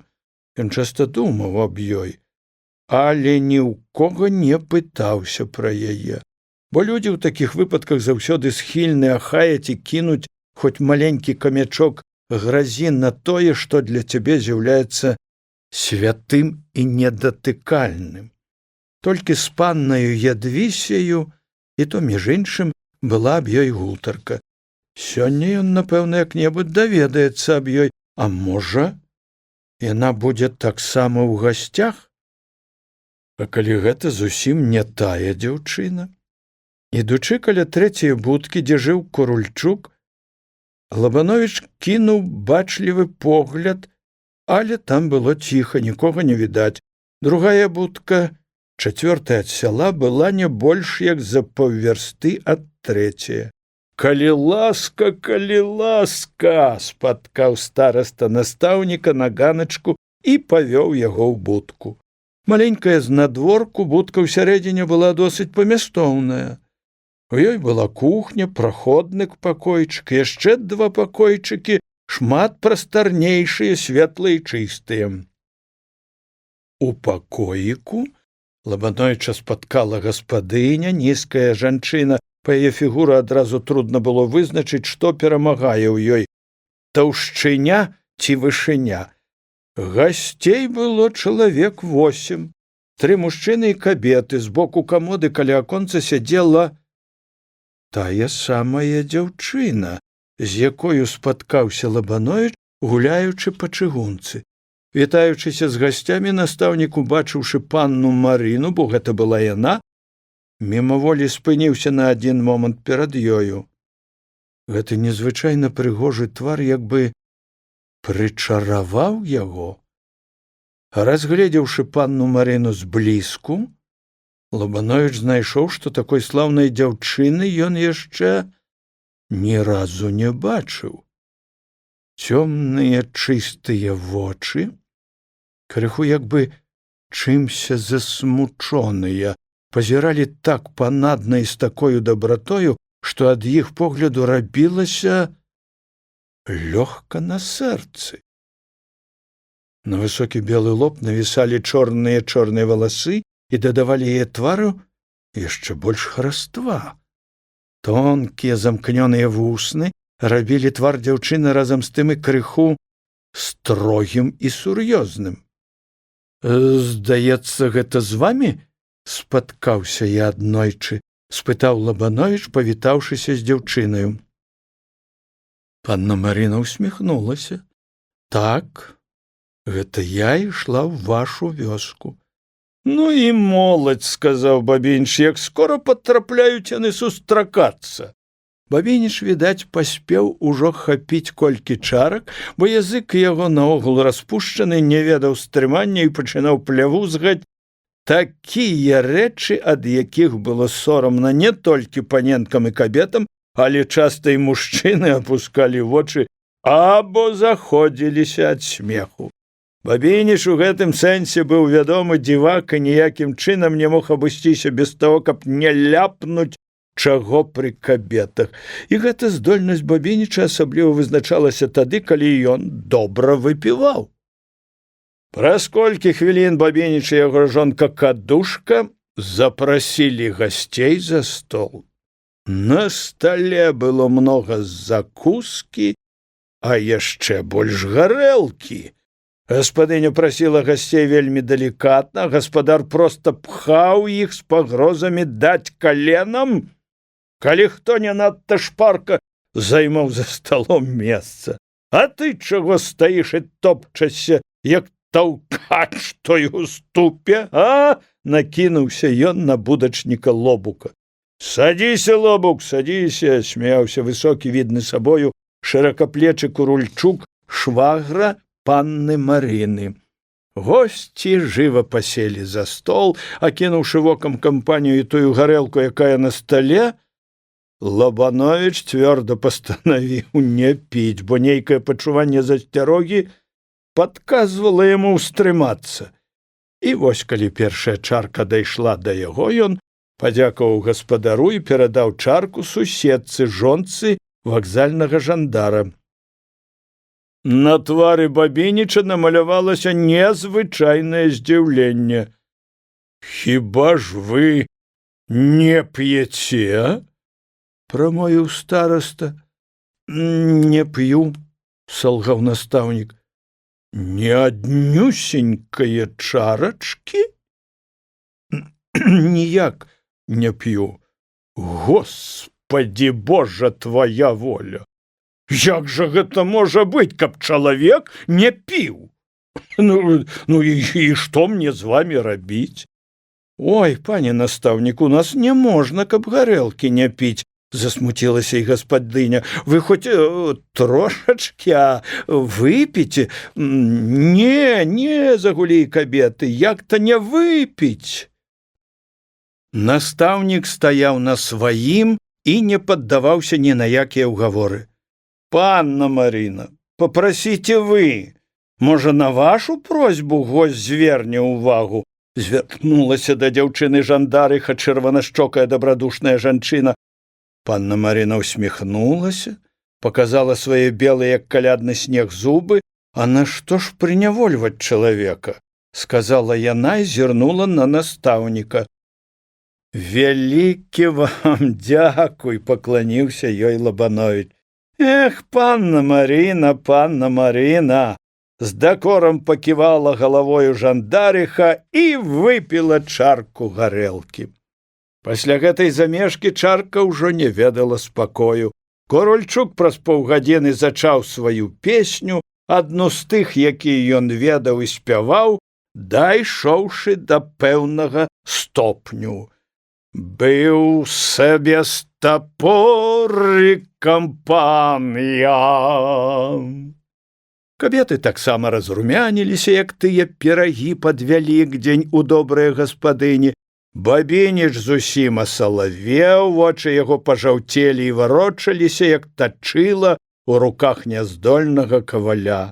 Яго плявузгота ўжо не рабіла вялікага ўражання, да яе прыслухаліся, прыцярпеліся, і яна як бы атрымала тут правы грамадзянскія. На гэта, відаць, звярнуў увагу і сам Бабініч, бо яго плявузгоце пачаўся пералом. З кожным разам забіраўся ён усё далей і далей, ужо колькі разоў закрывала яму рот жонка і сама рагатала. Падгуляўшыя кабеты заспявалі якуюсь песню. А Бабініч закрычаў на ўвесь пакоік, вымагаючы ўвагі. Кабеты змоўклі, слухаючы, што скажа ён. Бабініч адпусціў такія словы аб іх спяванні, што і прывычныя жанкі паўскакалі з месца. Панна Марына кудысь схавалася, а сястра яе, жонка Курульчука, угневалася і сказала: «Не, кумок, не пайду я больш да вас. Ну, ой-ой-ой, ну не буду, ну не буду!» Давячыся дымам махоркі, смехам і кашлем прамовіў Бабініч: «Не буду! Няхай вас халера падушыць!» Лабановічу ўрэшце абрыдла гэта п'яная гульня і гэта гразь распушчанага языка. Яго толькі вельмі дзівіла, як магла быць у такой кампаніі панна Марына. Яму было брыдка і за сябе, і за яе. Устаць і пайсці, што ён ужо колькі разоў памыкаўся зрабіць, Лабановіч не рашыўся, не хочучы пакрыўдзіць гаспадара і гасцей. Ён мусіў дасядзець да вечара, пакуль Бабініч не ўстаў, хістаючыся, і не знік за дзвярамі надоўга. Разам з Курульчукамі і паннай Марынай выйшаў настаўнік ад Бабініча. Курульчукі і панна Марына прасілі яго быць з імі знаёмымі і заходзіць да іх. «А вас, панічыку, пыталася паненка», – далажыла бабка настаўніку, як толькі ён вярнуўся з гасцей. «Дзе ж, кажа бабка, твой паніч?» «Пайшоў, кажу, паненачка, кудысь на чыгунку. А я, кажа, хацела папрасіць кніг у паніча». «Добра, бабка, кніг я выберу». Лабановіч пакапаўся ў сваіх кнігах і адабраў дзве: томік дробных апавяданняў Караленкі і невялічкае апавяданне Сельмі Лагерлёв «Легенда аднаго дома». Лабановічу хацелася перадаць кнігі самому, і панна Ядвіся, як дагадваўся настаўнік, напэўна, хацела, каб ён сам прынёс іх. Кнігі тут былі толькі як зачэпка. Лабановіч крыху зафанабэрыўся. «Не, не пайду», – сказаў ён сам сабе. «Вось, бабка, кнігі, занясі іх, калі ласка, паненцы». «Добра, панічок». Бабка крыху пастаяла, як бы разважаючы, але нічога не сказала і выйшла. Лабановіч, сказаць праўду, гневаўся на пану Ядвісю пасля таго вечара, калі быў у пана Падлоўчага сухавараў, і рашыў не паказвацца там. Апрача таго, вобраз другой дзяўчыны яго моцна зацікавіў і таксама крыху засланяў сабою Ядвісю.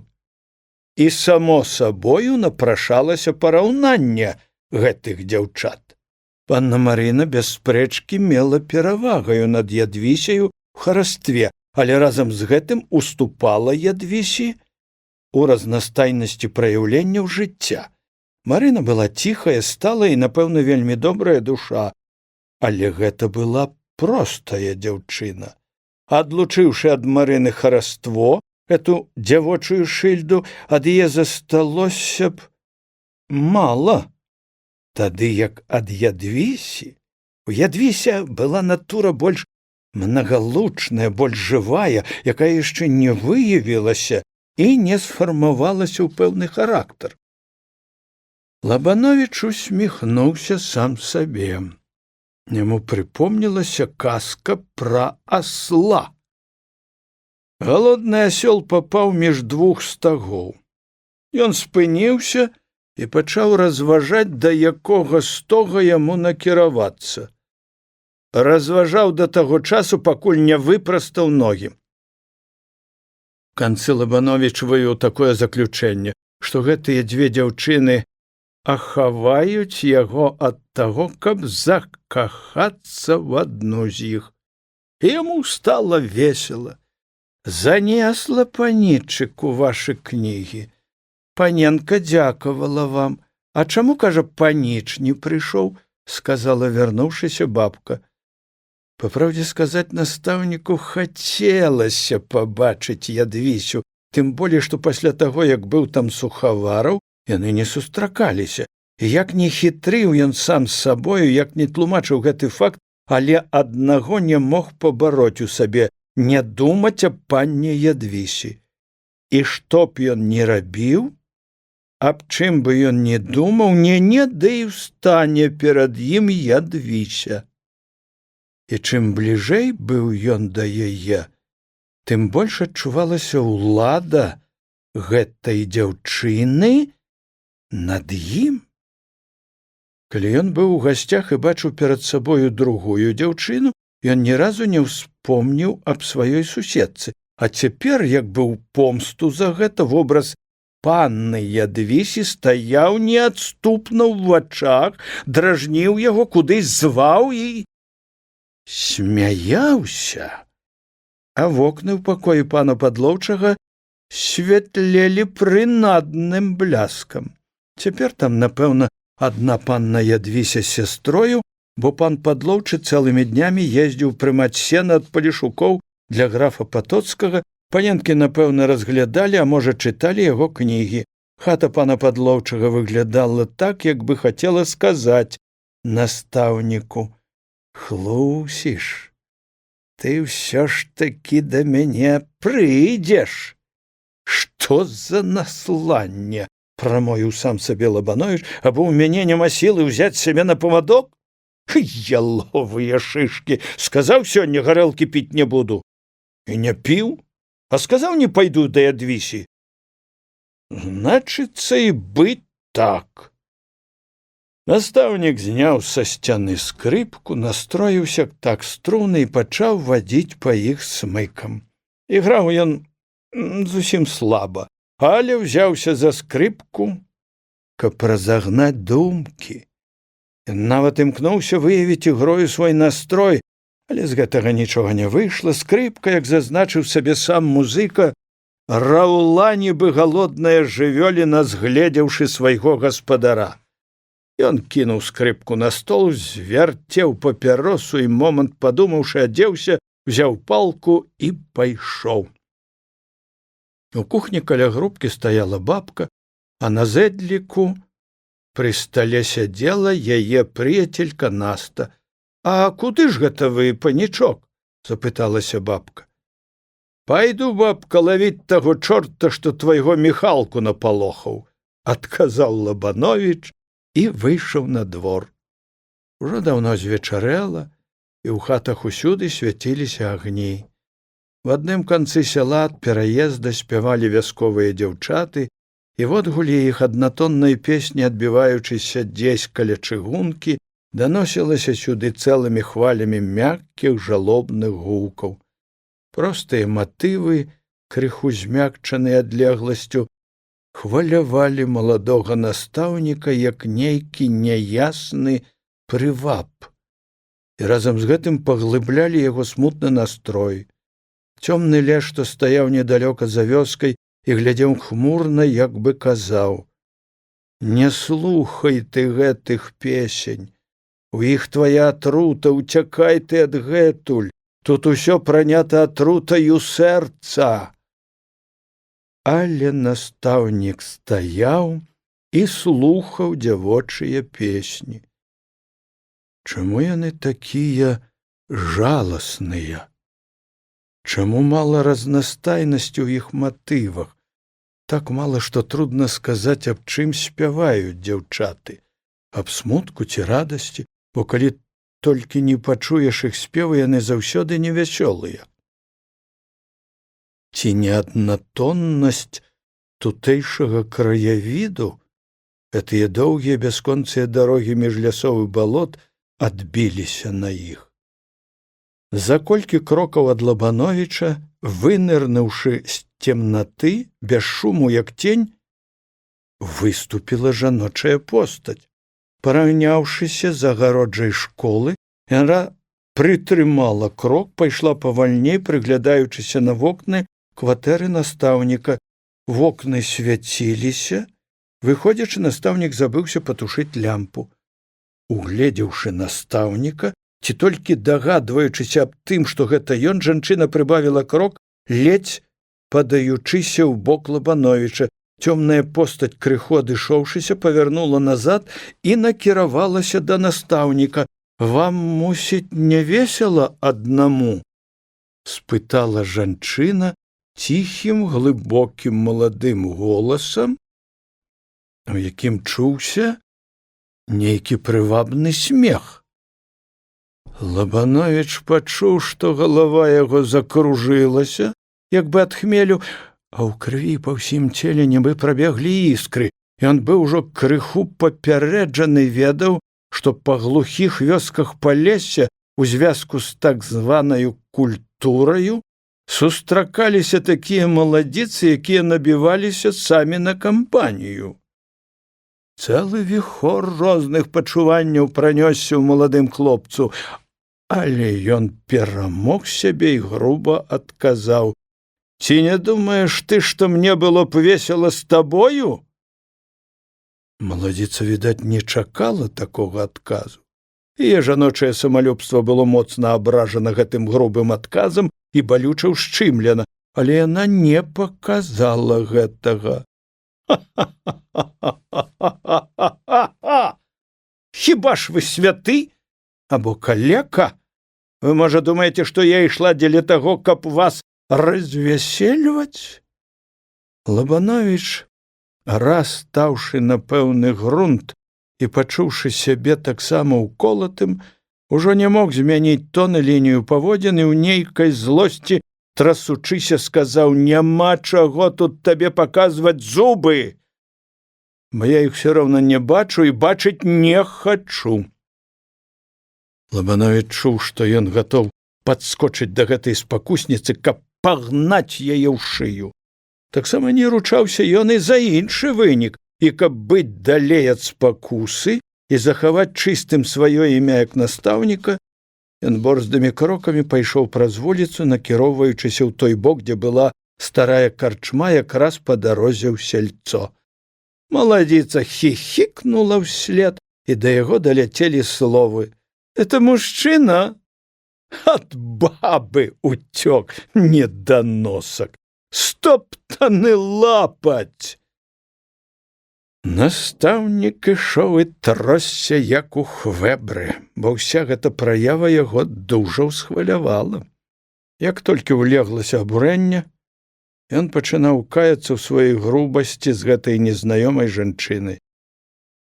Хіба яна вінавата, што яе зрабілі такою, розныя прахвосты, пацяробкі культуры? Хіба нельга было б ухіліцца ад яе больш далікатным спосабам, растлумачыўшы ёй усю гразь, увесь бруд гэтага лёгкага заработку? Цяпер яна смяецца і не сціскаецца ў розных мянушках па яго адрасу. І мае права, бо гэта права дала яго грубасць. Ну што ж, на другі раз трэба быць больш уважлівым да чалавека, хто б ён ні быў.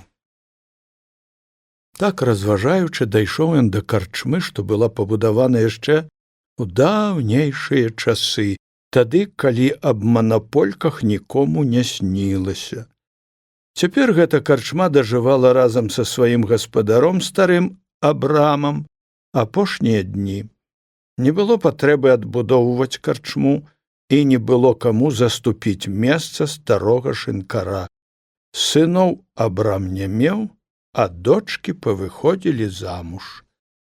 Лабановіч кожны раз, праходзячы тут, мімаволі зварачаў увагу на гэта месца і на гэту заняпалую карчму з пакрыўленымі сценамі і пагнутым дахам. І тое і другое, як нельга лепей, стасавалася адно з другім. Месца было глухое і пустое, і кожны раз выклікала ў настаўніка адно і тое пачуванне. І пакідала адно і тое ўражанне. З чаго яно складалася, якая была яго сутнасць, выявіць і вызначыць было вельмі трудна, але вынікала гэтае ўражанне, відаць, таму, што ў самой мясціне было нешта варожае, непрыветнае і смутнае па сваім характары. Цікава і тое, што ніхто з сялян не будаваўся тут, нягледзячы на ўсе выгады гэтага месца. Старая карчма і яе гаспадар як бы адной нагой ступалі ўжо на край магілы, а гэта разам усё ўзятае хіліла думку настаўніка да заключэння, што на свеце ёсць нейкія розныя пачаткі жыцця. Адны з гэтых пачаткаў вызначаюцца ў бясконцых формах жывых арганізмаў, а другія адбіліся ў так званай нежывой прыродзе.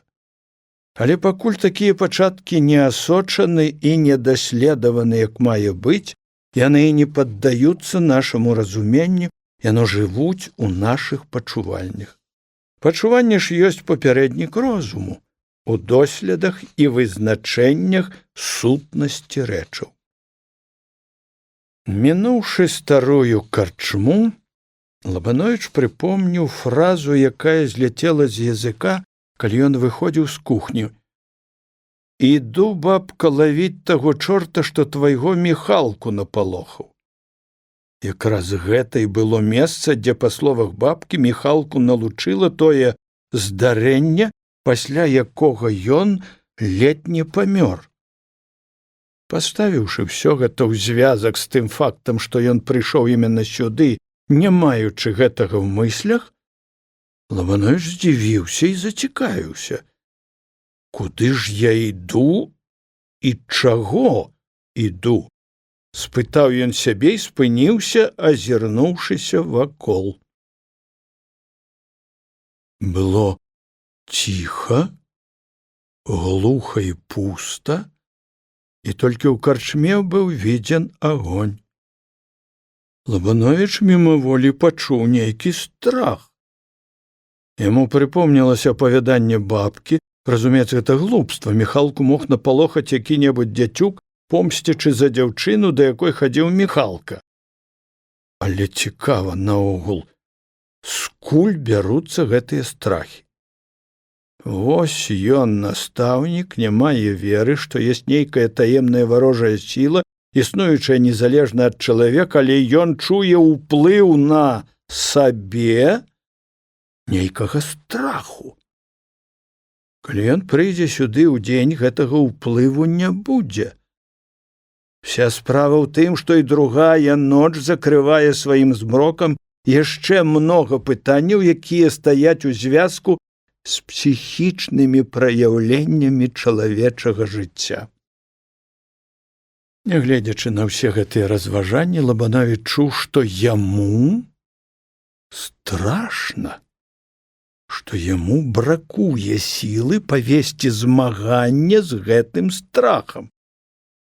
«Пакліч да сябе нячыстую сілу», — казала яму нейкая думка, але настаўнік прыкінуўся, што не чуе голасу гэтай думкі і разам з гэтым пачуваў яшчэ большую жудасць. «Калі ў цябе не хапае на гэта смеласці, прыслухайся, ты штось пачуеш». Прывязалася да яго гэта думка.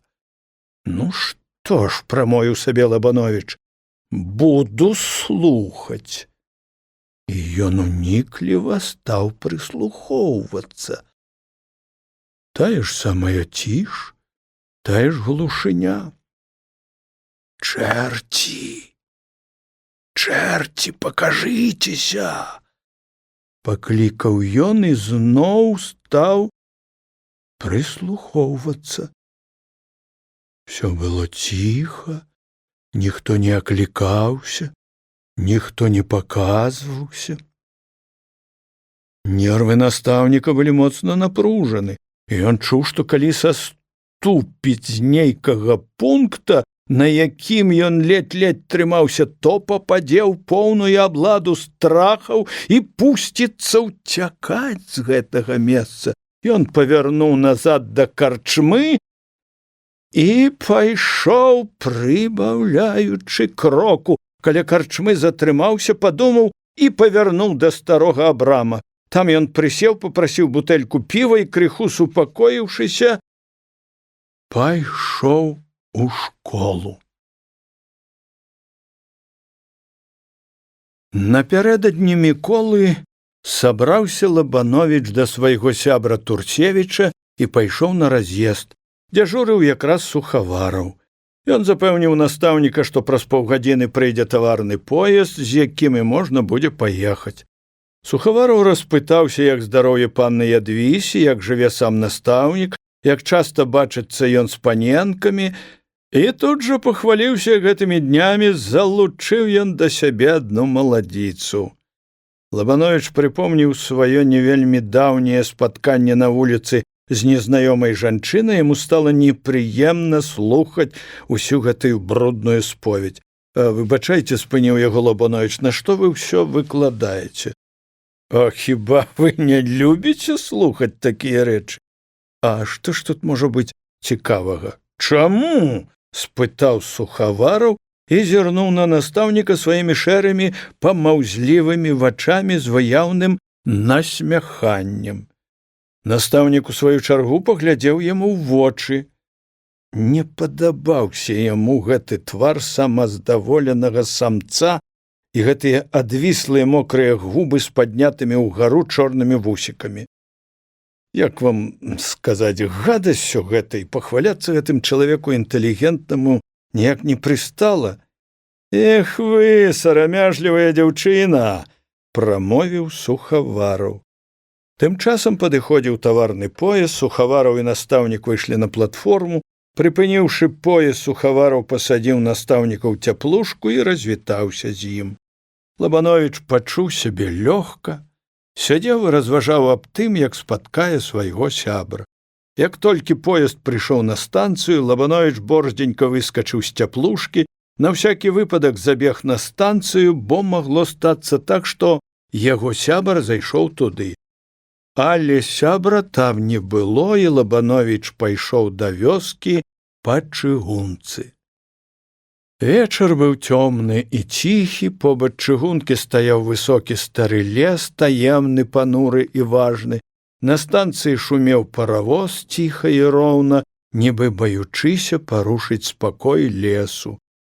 Абложанае бялявымі хмарамі неба, здавалася, ніжэй навісла над зямлёй, і пухаўныя сняжынкі спакойна падалі на гэты высокі лес і дарогу. Было штось незвычайна прыемнае у руху белых і чысцюткіх пушынак, і так далікатна лажыліся яны на зямлю, на шапку настаўніка. Чулае вуха, здавалася, само прыслухоўвалася да іх ціхусенечкага шолаху, як бы хацела ўцяміць мілую гутарку.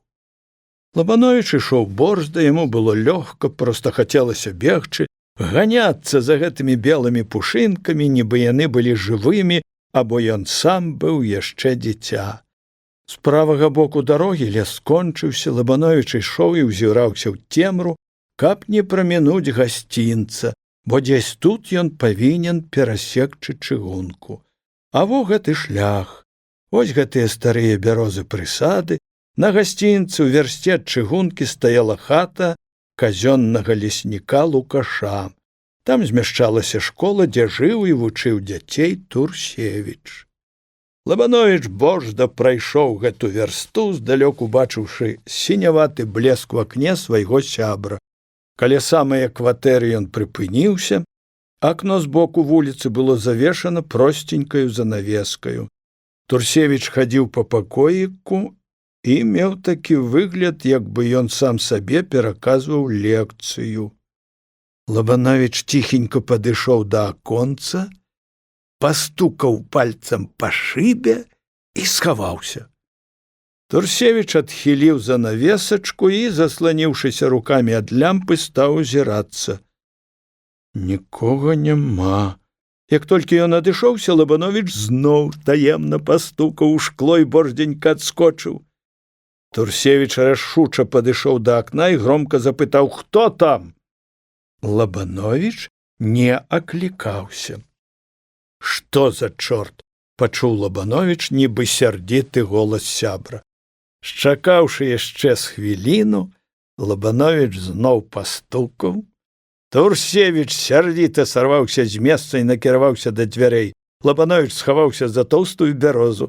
Турсевіч прыадчыніў дзверы, ледзь прасунуў галаву і стаў пазіраць. Нідзе нікога няма. Як толькі ён зачыніў дзверы і замкнуў іх на засаўку, Лабановіч скок на ганак. «Хто?» – запытаў Турсевіч, не адчыняючы дзвярэй.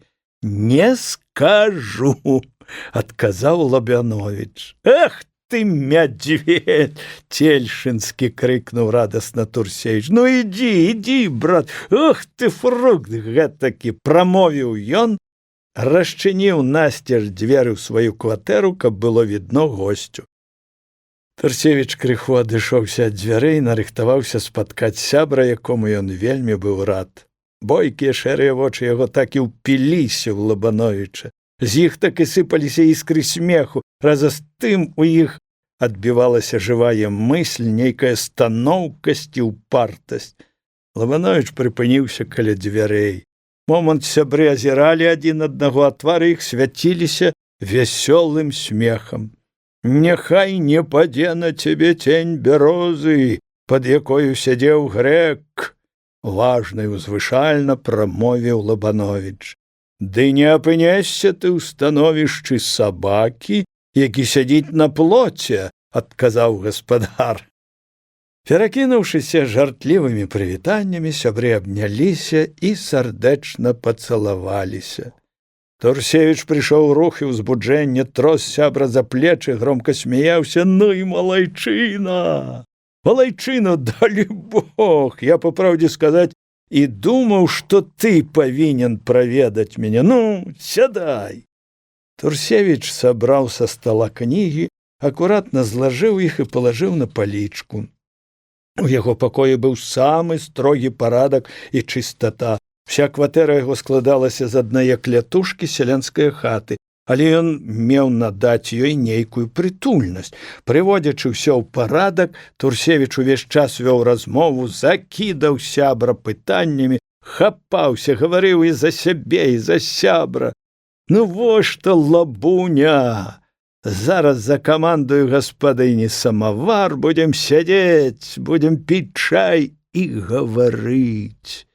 Люблю я, ведаеш, гэтак з прыяцелем за чаем пасядзець. Эх, што ж я, стой, брат!» – спыніў Турсевіч самога сябе. «Мы наўперад закусім. У мяне, брат, вельмі слаўнае сала ёсць. Ну, ведаеш, чула душа, што ты прыедзеш. Быў на станцыі, сала купіў. Чакай жа, брат. У нас ёсць зусім іншая музыка. Ха-ха-ха! Такія разумныя рэчы не кожнае вуха пачуе», – адказаў Лабановіч. «Адным словам, галава твая міністэрская. І дазволь мне, вялікі пустэльнічай мой настаўніча, сказаць колькі слоў на гэты выпадак. Валяй!» Лабановіч падняўся са строю важную міну і пачаў. «Люблю я слухаць шум ад таркі, дзяруць картофлю на бліны, у печы піск люблю ад скваркі, прынадна пахнуць мне яны. Няхай злуе айцец духоўны, няхай суліць мне пекла ён, люблю я больш, як звон царкоўны, скаварады, а прыпек звон». «Ха-ха-ха-ха-ха-ха!» – зарагатаў Турсевіч. «Ах ты, багахульнік! Толькі ў Цельшыне можна дадумацца да гэтага. Люблю я больш, як звон царкоўны, скаварады, а прыпек звон. Слухай, лоўка, далі Бог лоўка. Ну, я зараз». Турсевіч выбег у сенцы, а адтуль да гаспадыні з загадам прыгатаваць вячэру і зараз жа вярнуўся. «А ведаеш, Лабанок», – прамовіў Турсевіч, паніждзіўшы голас, «можа б ты выпіў чарку? Мілы ты мой друг, мала таго, што галава твая міністэрская, дык ты яшчэ і чараўнік. Адным словам, кудеснік», – прамовіў Лабановіч. «Чаму ж я не выпіў бы, як кажа моя бабка. Ды кажаш, добра было б выпіць? Спытаў Турсевіч. А які ж дурань асмеліцца сказаць, што нядобра? Дык няма ж, братка. Твар Лабановіча крыху выцягнуўся. Ха-ха-ха-ха! Аж прысеў Турсевіч ад смеху, потым усхапіўся, не перастаючы смяяцца і паказваючы на сябра пальцам. Абязвечыў ты мяне гэтым, прамовіў Лабановіч, спаўшы з настрою. Ха, ну тое ж я кудеснік, не пераставаў смяяцца Турсевіч. Ён падышоў да шафіка, пакапаўся ў ім і важна выцягнуў адтуль паўбутэльку. Не журыся, брат, сказаў ён і патрос паўбутэлькай. Пакуль смажыліся скваркі, Турсевіч падгатаваў стол да вячэры. Што, можа, твая бабка патрапіць так зрабіць? Спытаў Турсевіч сябра, як толькі Лукашыха прынесла вячэру. Затое ж моя бабка шаптаць умее. Шаптаць-то яна ўмее, але капусты зварыць не патрапіць. Ведаю твою бабку. Сябры селі за стол, выпілі па чарцы. Ну, закусвай, брат. Увесь час ішла самая вясёлая, самая жывая беседа. Гаварыў галоўным чынам Турсевіч. У яго была тонкая назіральнасць, і ніводная рыска, тыповая драбніца не хавалася ад яго вока. Апрача гэтага ён меў здольнасць намаляваць і жыва паказаць той ці іншы персанаж. Турсевіча вельмі насмяшыла адно здарэнне на чыгунцы, і аб гэтым апавядаў ён цяпер Лабановічу. Справа датыкалася аднаго кантроля, вельмі адданага служакі, захацелася яму злавіць аднаго старасту на чыгунцы. А стараста, трэба сказаць, быў жулік. Прыпісваў лішніх рабочых, каб іх плату палажыць сабе ў кішэню. Налятае гэты кантроль. Старасты пры рабочых не было, дзесь у будцы сядзеў. Пералічыў кантроль рабочых і хацеў з нячэўку на старасту наляцець, каб праверыць яго кніжку, але выпадкова была тут дачка старасты. Дзяўчына пусцілася ў будку бацьку папярэдзіць, а каб кантроль не здагадаўся, яна бокам дарогі пабегла. Кантролю тут і цюкнула. Ён за дзяўчынаю. Бяжыць уперадзе дзяўчына, узняўшы падола за ёю, як ганчак за зайцам, кантроль чэша. І дабеглі яны да будкі праве адначасна. «Паказвай запісную кніжку!» загрымеў кантроль да старасты і ніяк духу перавесці не можа. «Я аддам цябе пад суд! Я на вас падам у суд!» спакойна адказаў стараста. «Бо вы ганяліся за маёю дачкою, хацелі яе згвалціць!» Кантроль вырачыў вочы, як бы яго даўбешкаю агрэлі. І пабачым, каму ад гэтага будзе болей нясмачна, казаў усё так жа спакойна стараста. Я 10 сведак пастаўлю, і кожны пацвердзіць, чаго вы за дзяўчынаю ганяліся. Сябры скарысталі вясёлы свой настрой для розных смешных успамінаў і далі волю нястрыманаму смеху.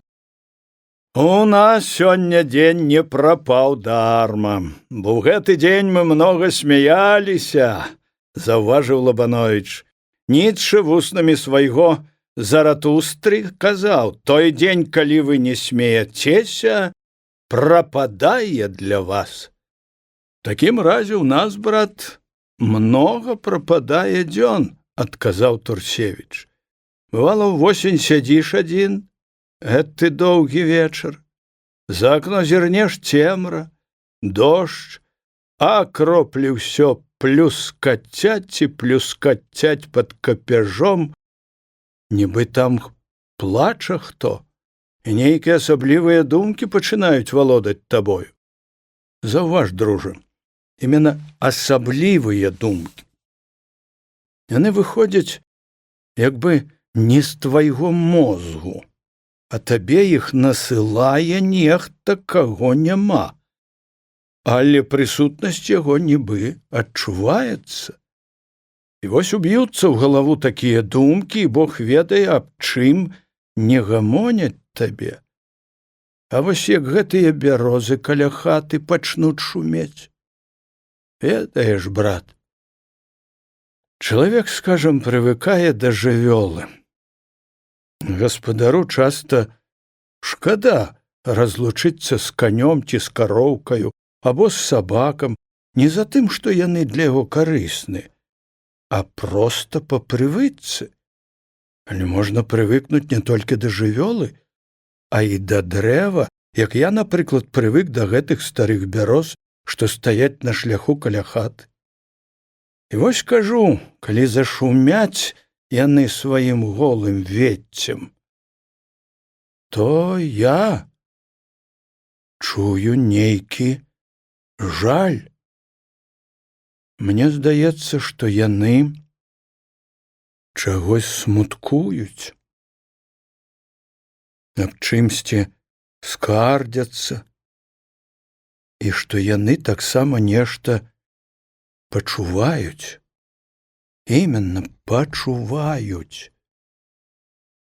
І ў такія вечары ужо не засмяешся. І многа ў нас такіх вечароў. Лабановіч уважліва слухаў сябра і зацікавіўся ім. З гэтага боку, з боку такой тонкай чуласці і лёгкага містыцызму, ён бачыў яго першы раз. Дасюль лічачы яго чалавекам пераважна рэалістычнага складу. Твою думку аб бярозах я хацеў бы пашырыць і паглыбіць. Я хачу запытаць у цябе. Ці думаў ты калі-небудзь над тым, або проста, ці кідаўся табе ў вочы той факт, што прырода вакол нас? Я не ведаю, як выказаць маю думку, но што ў яе ёсць нейкае сваё, свядомае жыццё. Якое яно? Я не ведаю. Можа, гэта як у мяне, напрыклад, ёсць перажытак дзяцінства. Але і цяпер я ніяк не магу вызваліцца ад гэтага пачуцця, што прырода мае нейкае сваё свядомае жыццё. Ёсць такія мясціны, іх я знаходжу ўсюды, дзе не бываю, да якіх мяне не горне. Я не магу з імі жыцца, прывыкнуць да іх. Я зварачаў увагу на тое, што ёсць такія мясціны, дзе птушкі не хочуць гняздзіцца, спяваць не хочуць, а стараюцца абмінаць іх.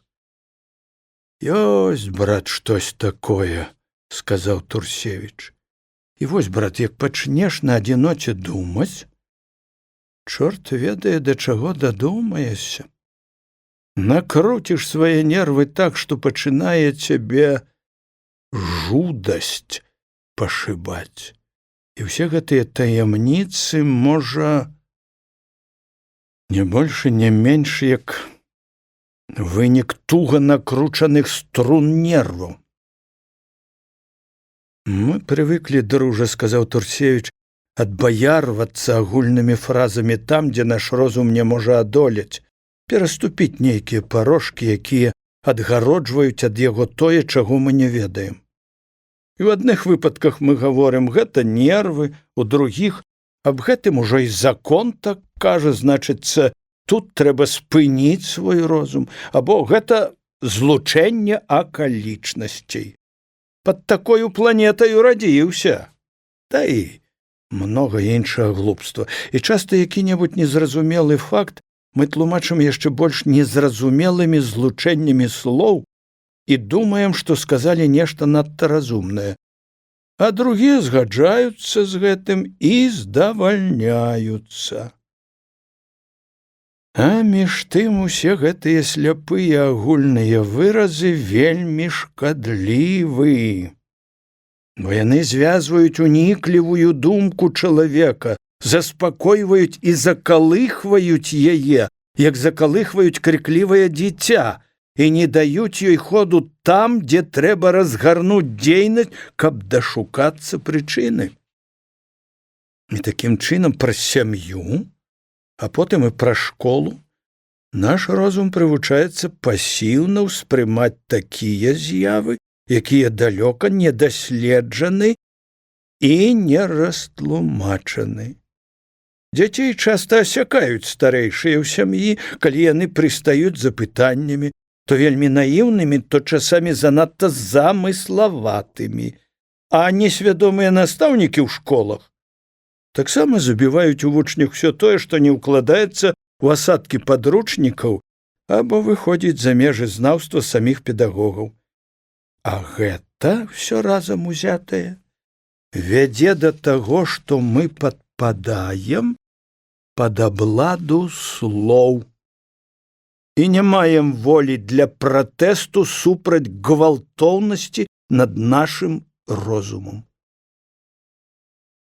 Лабановіч слухаў сябра, згаджаўся з ім, як бы Турсевіч выказваў яго ўласныя думкі.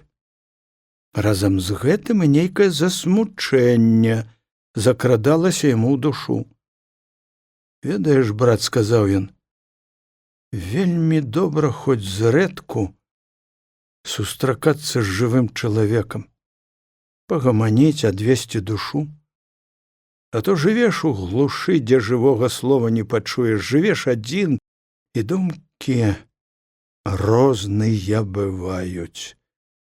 Мігатнуцца ў тваёй галаве, як цень на зямле ад лёгкай хмаркі, і забудуцца, як бы асуджаныя на зніштажэнне. А гэты дробны клопат штодзённага жыцця, нецікавага, часта пустога і нікчэмнага, прыніжае цябе, выціскае з цябе ўсё больш вартоўнае. І вось цяпер, калі я крыху адышоўся ад свайго Цельшына і зірнуў на яго збоку, то гэта глуш, што цікавіла мяне спярша, пачынае здавацца варожаю і наводзіць на мяне нейкае засмучэнне, як бы я ў ёй або яна ва мне чуем непрыяцеля. Чым болей я жыву там, тым больш пачуваю, што затрымацца там на доўгі час у мяне не хопіць сіл». Лабановіч замоўк і задумаўся. Вочы яго сталі нерухлівымі і пазіралі ў адзін пункт. Перад ім устаў вобраз панны Ядвісі. «Не, брат, не ведаеш ты, чым мне мілая гэтая глуш. Да я табе пра гэта не скажу», — думаў Лабановіч. Турсевіч, залажыўшы за спіну рукі, хадзіў ад сцяны да сцяны і таксама аб чымсьці думаў. «Так, брат, там цяжка, па сабе ведаю, якая там глуш», — прамовіў Турсевіч. «Вось ты вазьмі. Якія-небудзь 20 вёрст раздзяляе наша месца, якая розніца? Тут зусім іншае, не той выгляд прыроды. Мы заўтра пройдземся, паглядзім. Ніяк, брат, не можна раўняць Слуцчыны з Піншчынаю. І дзеці ў школе не тыя. У іх больш сардэчнасці, больш ведаеш гэтай чалавечнасці, а твае палешукі проста звяркі». Далёка за поўнач сядзелі сябры, многа ўсякіх пытанняў было паднята і абмяркована імі. Всё, што думалася на адзіноце, што так ці іначай займала і цікавіла іх, всё гэта выявілася цяпер і давала многа матэрыялу для гаворкі. Але не хапіла і гэтай доўгай ночы, каб пагаварыць пра ўсё.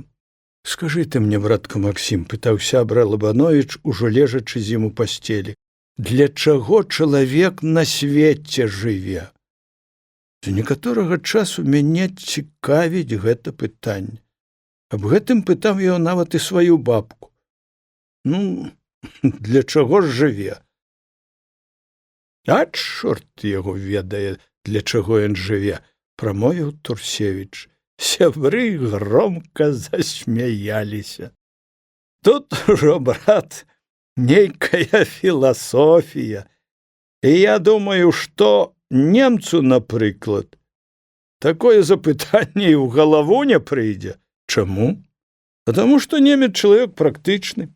Вырашэнне ж гэтага пытання не дае ніякага практычнага результату. Значыцца, немец не ведае, чаго ён на свеце жыве, запытаў Лабановіч. Ну, каб такі кілбаснік ды не ведаў. Сябры зноў засмяяліся. Чалавек жыве дзеля добра. Для служэння праўдзе, каб ствараць нейкія вартасці жыцця і каб быць карысным для іншых, сказаў Турсевіч. Гэта, брат, ён так павінен жыць. Але мы бачым, што жывуць людзі зусім не па гэтаму правілу. І пляваць яны хочуць на добро або на нейкую там карыснасць. А справа тут стаіць зусім проста. І ў гэтым сэнсе ёсць толькі адна мерка, якая падыдзе да кожнага. Жыве чалавек для таго, каб у жыцці як можна болей вывудзіць карыснага і прыемнага для сябе. Пастой, брат, ты, здаецца, нясеш нейкую ерась. Што ж, па-твойму? Ну што, па-твойму, вывуджвае які-небудзь праўдзівы хрысціянін, што адрокся ад зямлі з усімі яе дарамі і дабротамі і ідзе ад людзей, каб заставацца на адзіноце з Богом. Як прыложыш ты да яго сваю мерку? О, хрысціяне народ вельмі змыслы, і да іх яшчэ дакладней прыстае гэта мерка. Яны, бачыш, маюць вельмі шпаркі разгон і шырока расчыненую губу. Іх не задавальняе зямля. І наогул гэты свет, хоць і зямлёй яны таксама не грэбуюць. Ім давай рай, вечнае збавенне, бясконцую радасць і дабрабыт. А на сваё жыццё на зямлі яны пазіраюць як на спосаб латвей дастасавацца да банкету на тым свеце. Ай, ты занадта агаліў сэнс жыцця, сказаў Турсевіч, і тым самым зневажаеш чалавека. Ёсць людзі, што жывуць ідэямі агульнага добра. За свае ідэі яны ідуць у астрогі, на высылкі. За гэтыя ідэі іх крыжавалі, давалі атруту, палілі на кастрах. Не, тут ёсць нешта большае, чым асабістая выгада і вывуджванне карысці для сябе. І не можна выводзіць з аднаго прынцыпу дзейнасць якога-небудзь жуліка і дзейнасць чалавека, што працуе ўсё жыццё для іншых. Гэта толькі здаецца так на першы погляд, стаяў на сваім Лабановіч, а прынцып адзін для ўсіх. Справа толькі ў тым, якія ўжываць спосабы, якімі дарогамі ісці і як разумець гэты прынцып. Але каго ты не возьмеш? Ці то будзе вучоны, які вышуквае новыя законы жыцця і пракладае новыя дарогі, ці які-небудзь выдумшчык Эдысон, ці паэт, ці мастак, ці прапаведнік новага вучэння, ці самаахвярны дзеяч, вечны служка, выключна для другіх. Все яны выходзяць з таго ж самага прынцыпу. Не трэба толькі змешваць мэту з тымі дарогамі, якімі гэтая мэта дасягаецца. А ўсё ж такі я з табою... Не згаджаюся, адказаў Турсевіч. А калі ж у спрэчках згаджаюцца? Згодзішся, як аб гэтым добра падумаеш. А цяпер... давай хіба спаць, бо, здаецца, пачало ўжо развідняцца.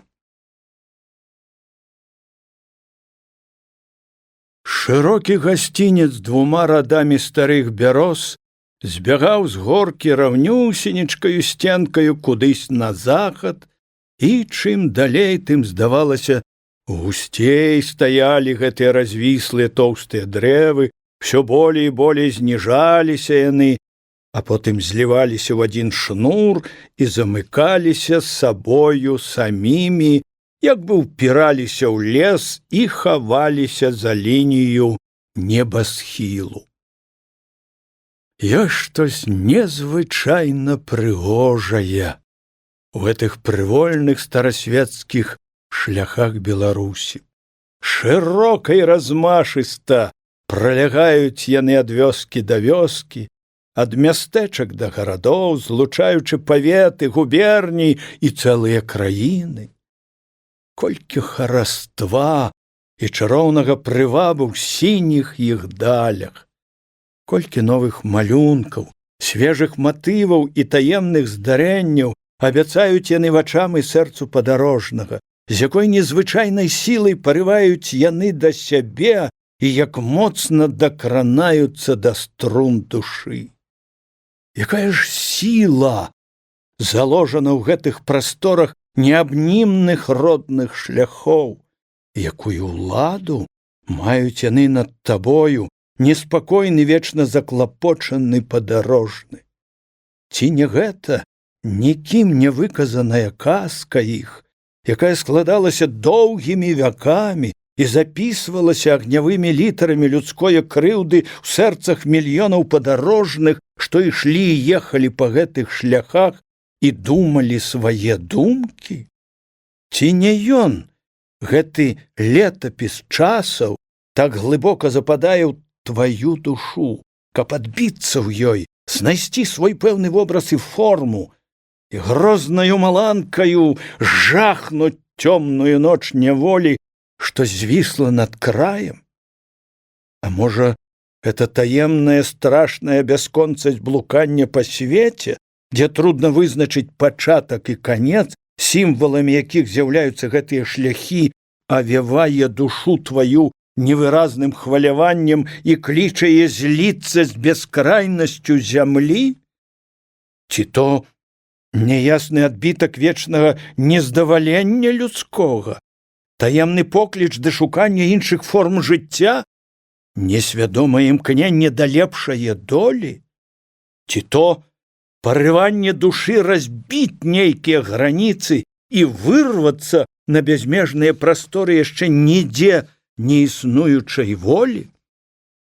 Эх, шляхі, родныя шляхі, хто перакажа нам вашы казкі, разгадае думкі, назбіраныя і напісаныя часамі на камлях вашых прысад?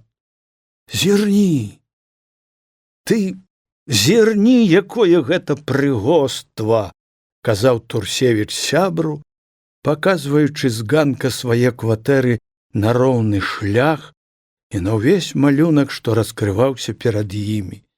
Які разгон, які прастор, які вясёлы тон малюнка, і колькі ў ім разнастайнасці. А вось гэтыя бярозы каля мае хаты, паглядзі, якія яны слаўныя. Я аднаго не разумею, сказаў Лабановіч, любоўна агледзеўшы краявід. У нас столькі прыгоства, столькі багацця форм і фарбаў, і край наш вялікі і разнастайны, а мы не бачым, не хочам гэтага бачыць. Аб нашым краі злажыўся погляд, як аб краі бедным, заняпалым. І нідзе ты ў падручніках геаграфіі не знойдзеш больш-менш сталага апісання Беларусі. Што такое наша Беларусь? А гэта, бачыш, заходняя акраіна Расіі. Чым яна слаўная? Нічым. Вось балоты ёсць, ды яшчэ на ўвесь свет вядомая хвароба каўтун. І мы з гэтым легкадумна згаджаемся. Мы ўсё гэта прымаем на веру, бо, як ты сказаў праўду, над намі пануе шаблон. Шаблон пустых слоў, пустыя фразы, чужыя формы думак і чужы змест іх. Выходзячы з гэтага, мы адварочваемся ад свайго роднага, не шануем яго, мы стыдаемся яго. Слова «стыдаемся» Лабановіч прамовіў з націскам, пры гэтым выраз яго твару змяніўся, а ў вачах загарэўся агеньчык нейкай злосці. У ім абудзіўся цяпер, хутчэй інстынктыўна, чым свядома, пратэст супраць зневажання і прыгнечання правоў народа. І ён, як сын гэтага народа, з якім чуў цесную сувязь, стаў на абарону яго правоў. Кожны народ мае свой гонар. Англічанін перад усім светам горда вызначае: «Я англічанін». Тое самае скажа француз, немец, аўстрыец, расеец і іншыя прадстаўнікі другіх нацый.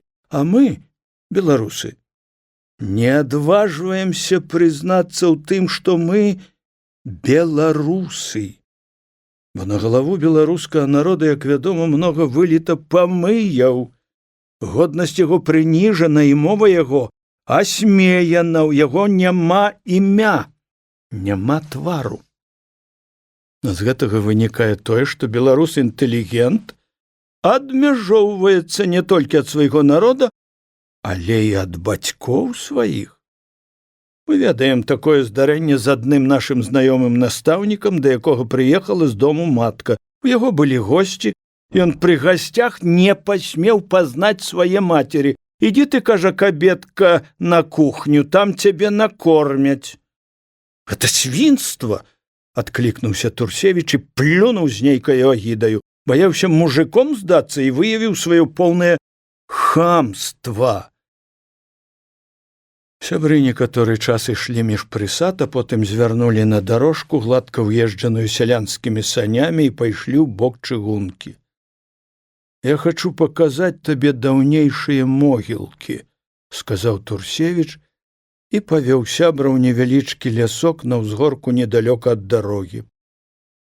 Дзе-нідзе на гэтых могілках тырчалі рэшткі крыжоў, панура нахіленых над зямлёю, і невялічкія гарбкі, закрытыя снегам.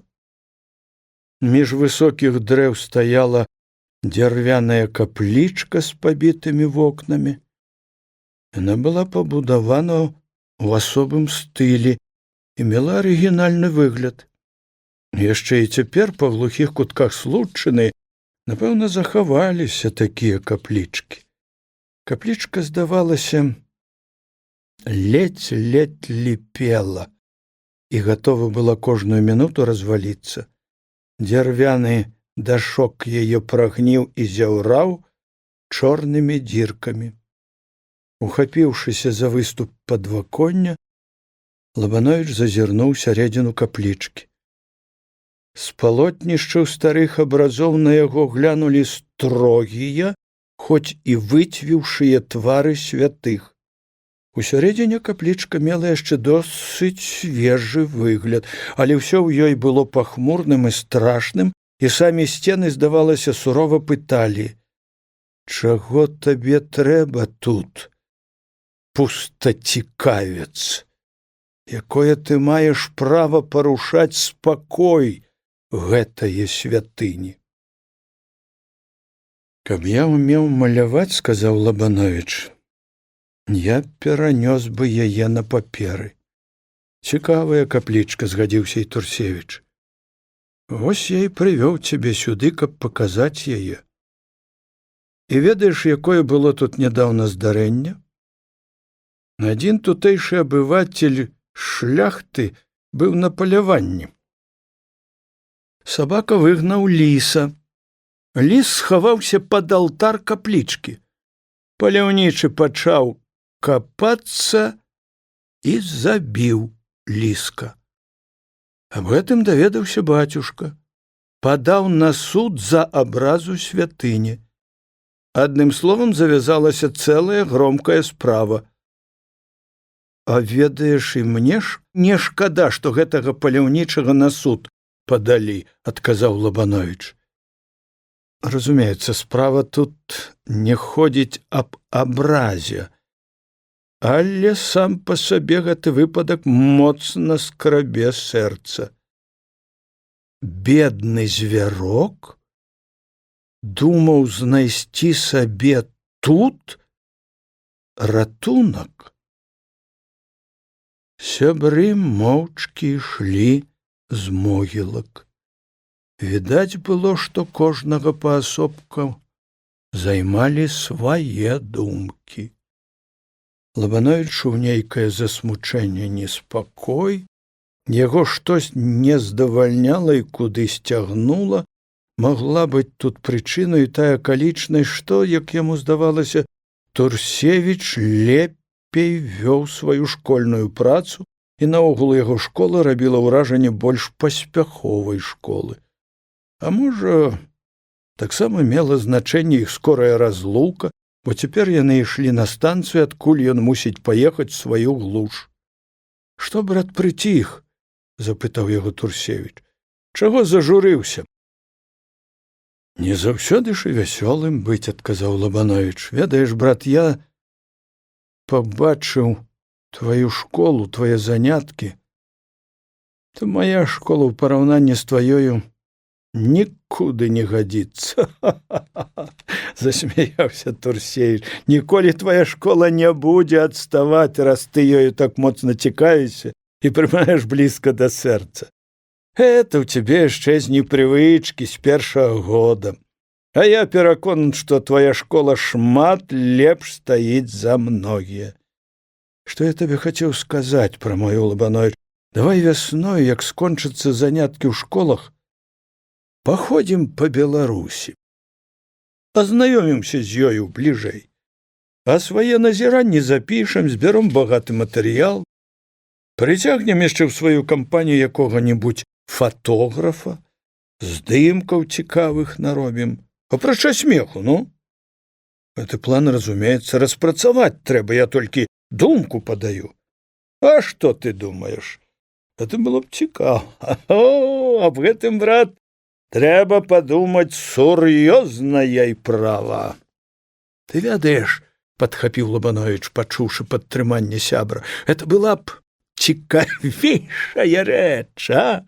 Мы пабышлі шмат школ, бліжэй пазнаёміліся б з настаўніцтвам, абудзілі б цікавасць да свайго краю.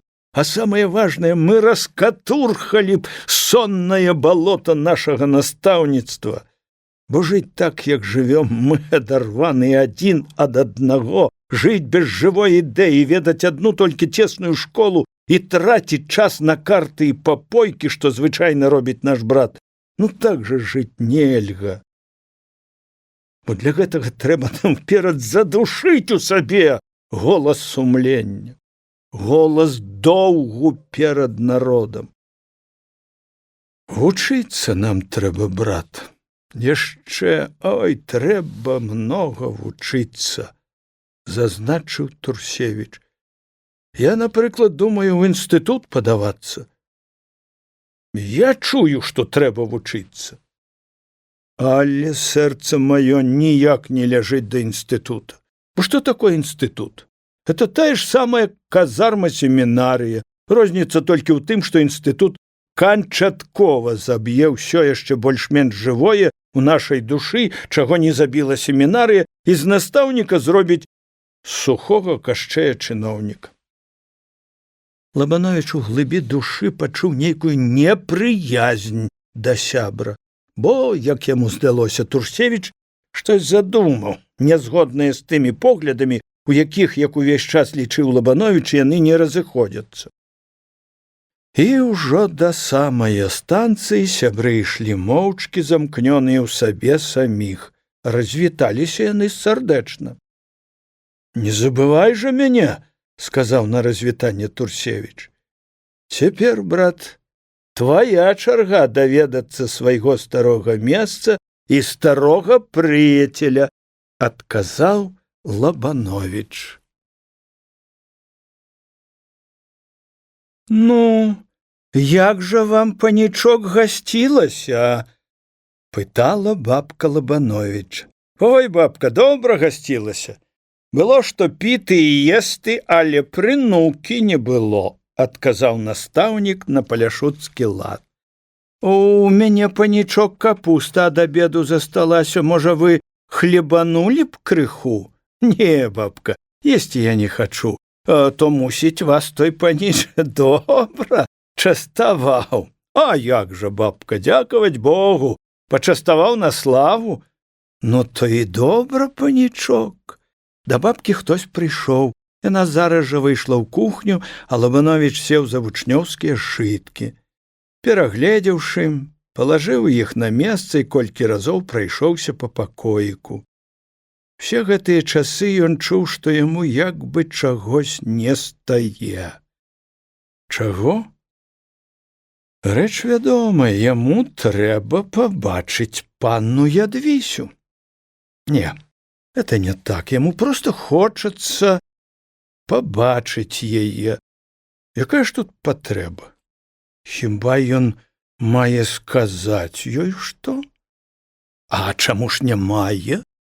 Ці ж гэта не была праўда, каб ён прыйшоў і сказаў да яе: «Я прыйшоў да цябе, бо хачу бачыць цябе, хачу чуць твой голас, ён гучыць для мяне як вясна, хачу пачуць твой смех, бо ён як промень сонца асвятляе мне душу, я прыйшоў да цябе, бо прывяло мяне сэрца».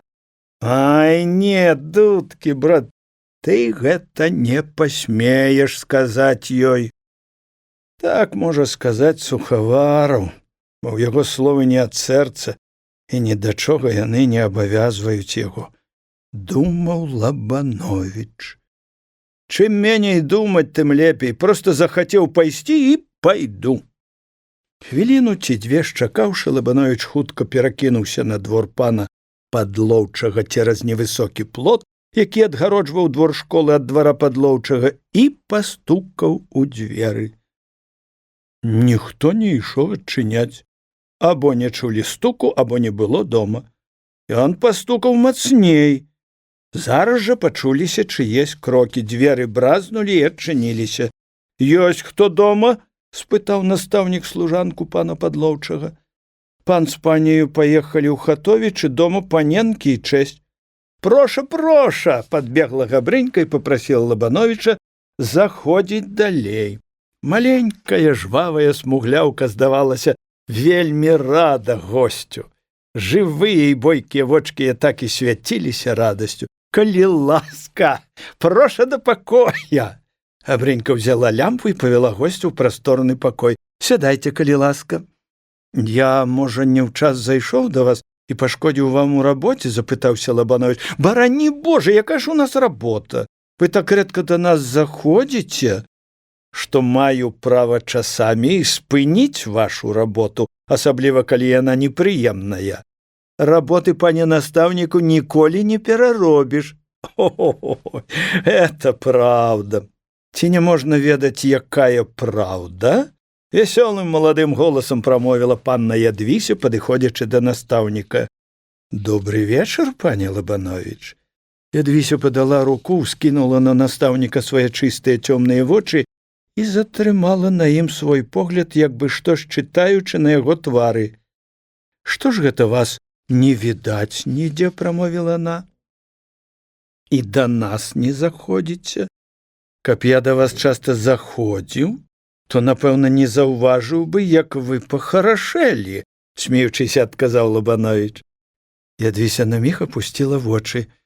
«Цяпер я вас разумею», – сказала яна. «Вы чакалі, покі я не пахарашэю, бо такою, якою вы сустрэлі мяне першыя разы, вам непрыемна было бачыць, правда?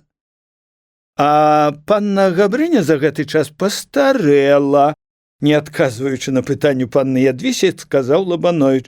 «Ну што гэта вы? Як бы раней намовіліся», – запратэставала маленькая Габрынька. «І татка называе мяне старенькую, і вы тое самае кажаце». «А вы мне не адказалі?» – стаяла на сваім Ядвіся. «Я ад вас не адступлюся, покі не адкажаце». «Ну, то ў такім разе я ніколі не адкажу вам. Бо мне вельмі будзе цяжка, калі вы адступіцеся ад мяне». Ядвіся прыкінулася ўсерджана і нецярпліва тупнула. «З вамі ніяк нельга да праўды дайсці. А вы же я адступлюся, хачу паглядзець, як вам будзе цяжка». Панна Ядвіся адышлася і села на канапку. Лабановіч перайшоў цёмны куток пакоя. «Куды ж вы схаваліся?» – спыталася Габрынька.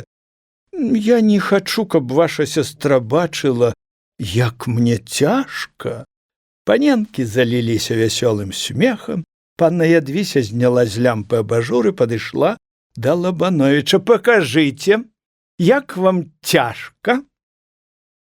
«А цяпер мне зусім лёгка», — смяяўся Лабановіч. «У вас 7 пятніц на тыдні», — сказала Ядвіся і попрасіла яго бліжэй да лямпы. Настаўнікі паненкі селі каля стала. «Дзе ж вы былі, каго вы бачылі за гэты час, покі мы тут старэлі і харашэлі?» — не вытрымала панна Ядвіся, каб не засмяяцца. Лабановіч пазіраў на яе вясёлы і дапраўды пахарашэўшы твар, на гэтыя тонкія прыгожа скругленыя бровы.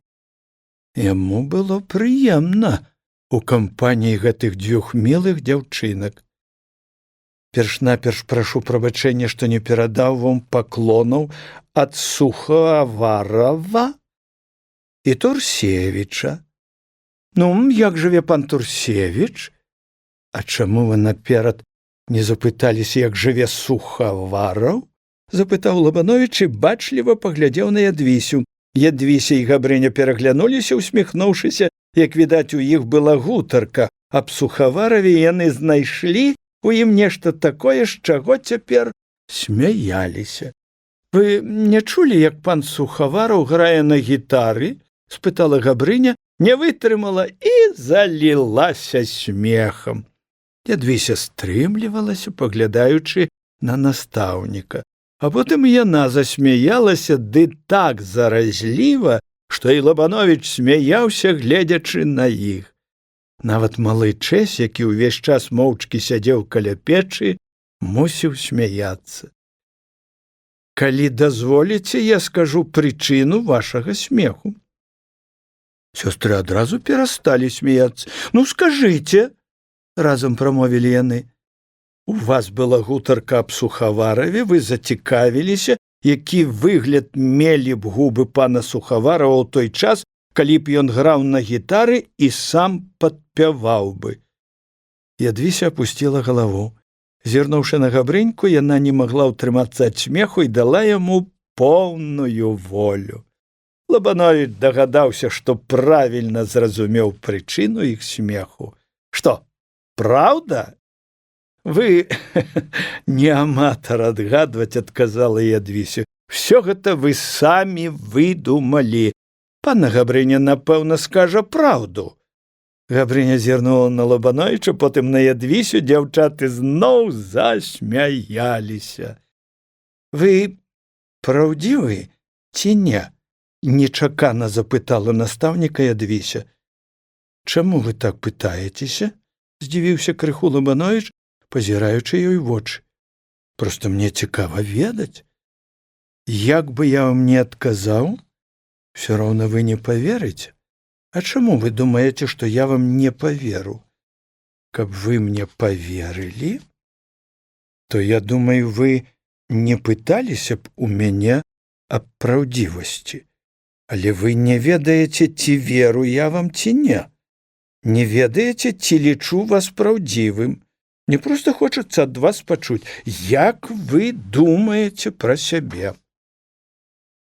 «Значыць, вы самі пра мяне ўжо думалі?» — усміхнуўшыся, запытаў настаўнік.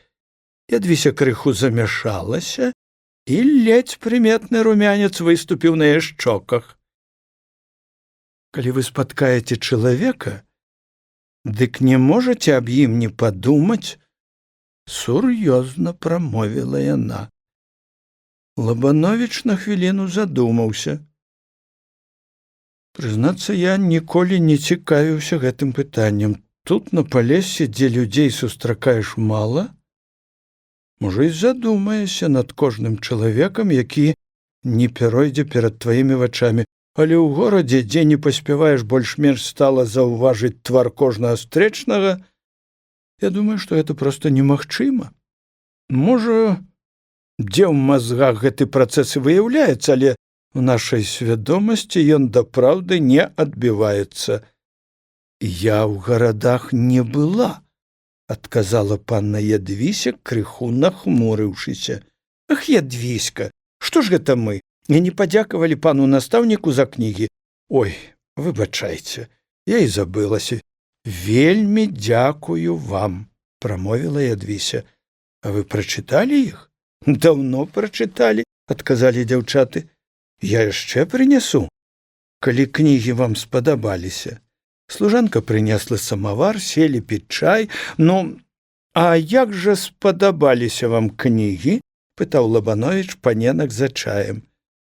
Вельмі цікавыя кнігі, сказала Габрынька. Мы іх чыталі цэлымі вечарамі. Ці гэта ўсё была праўда, што там напісана? Спытала Ядвіся. Кожнае самае праўдзівае апавяданне, разумеецца, не ёсць фатаграфія, але ў яго аснове ляжыць праўда.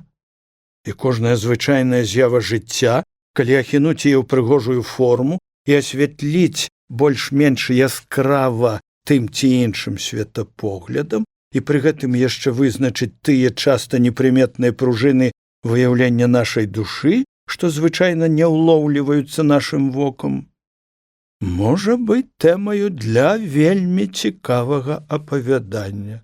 Хоць бы ўзяць для прыкладу вас. Можна было, каб знайшоўся такі, разумеецца, мастак, цікава напісаць, як у глухім палесі гадаваліся і раслі дзве красуні-сястры. Гэтыя дзяўчаткі хочуць вырвацца на шырокі прастор жыцця, бо іх забівае і губіць гнілое паветра палескіх балот і гразь розных падонкаў культуры. Вось вам аснова апавядання, драмы і чаго хочаце. А ўжо справа самога пісьменніка дадаць тыя ці іншыя завязкі, узяць той ці другі тон, гледзячы па яго здольнасці. Для яго тут расчыняюцца шырокія магчымасці. Хоць бы вы ўжо не смяяліся з нас, пані Лабановіч, адказала панна Ядвіся.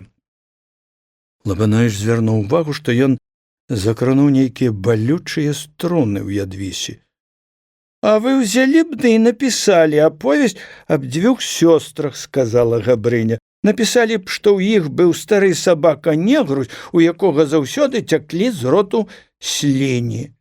Габрыня не магла гаварыць далей за смеху. Гэты смех перайшоў на Ядвісю і Лабановіча, бо негрусь лічыў сваёй патрэбай заўсёды пабрахаць на яго і наогул быў смешнаю псінаю.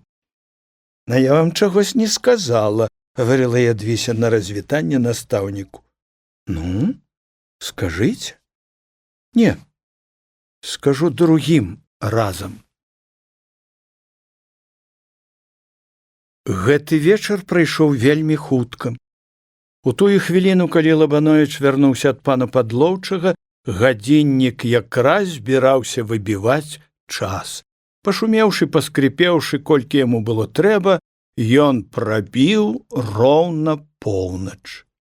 Настаўнік запаліў лямпу, узяў кнігу, ён меў звычай чытаць перад тым, як заснуць. Але з кожнага радка на яго пазірала панна Ядвіся. І чытаў ён зусім механічна, нічога не разумеючы з таго, што чытае, ён проста пераводзіў вочы з радка на радок, ад слова на слова, а думаў пра Ядвісю. Не, з гэтага чытання нічога не выходзіць. Схамянуўшыся, падумаў Лабановіч. Ён закрыў кнігу і колькі хвілін ляжаў нерухліва. Спярша ён чуў, як нейкае задаваленне прыемна запаўняе яго ўсяго. У гэты вечар прымеціў, што панна Ядвіся ім вельмі цікавіцца.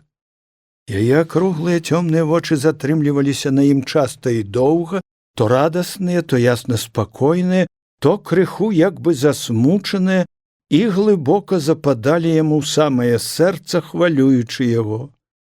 Все словы яе, сказаныя ў гэты вечар, цяпер прымалі асаблівае значэнне, надаваліся мнагазначнымі, яшчэ яскравей выяўлялі вобраз гэтае дзяўчыны і яшчэ з большаю сілай захаплялі маладога настаўніка.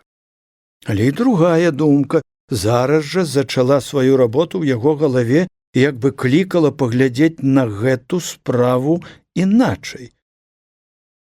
Калі гэта яшчэ не зусім расцвіўшая краска палюбіць яго з усёю сілай першага кахання і даверыць яму сваё сэрца і маладосць і ўсё сваё жыццё, тады што?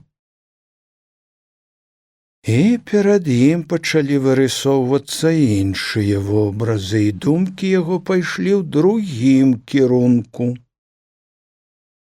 Няўжо ж у яго хопіць адвагі звязаць яе долю з доляю малапрыметнага настаўніка ў гэтай глушы і тым самым адсеч сабе дарогі да далейшага дасягнення тых мэт, якія меў ён на ўвазе.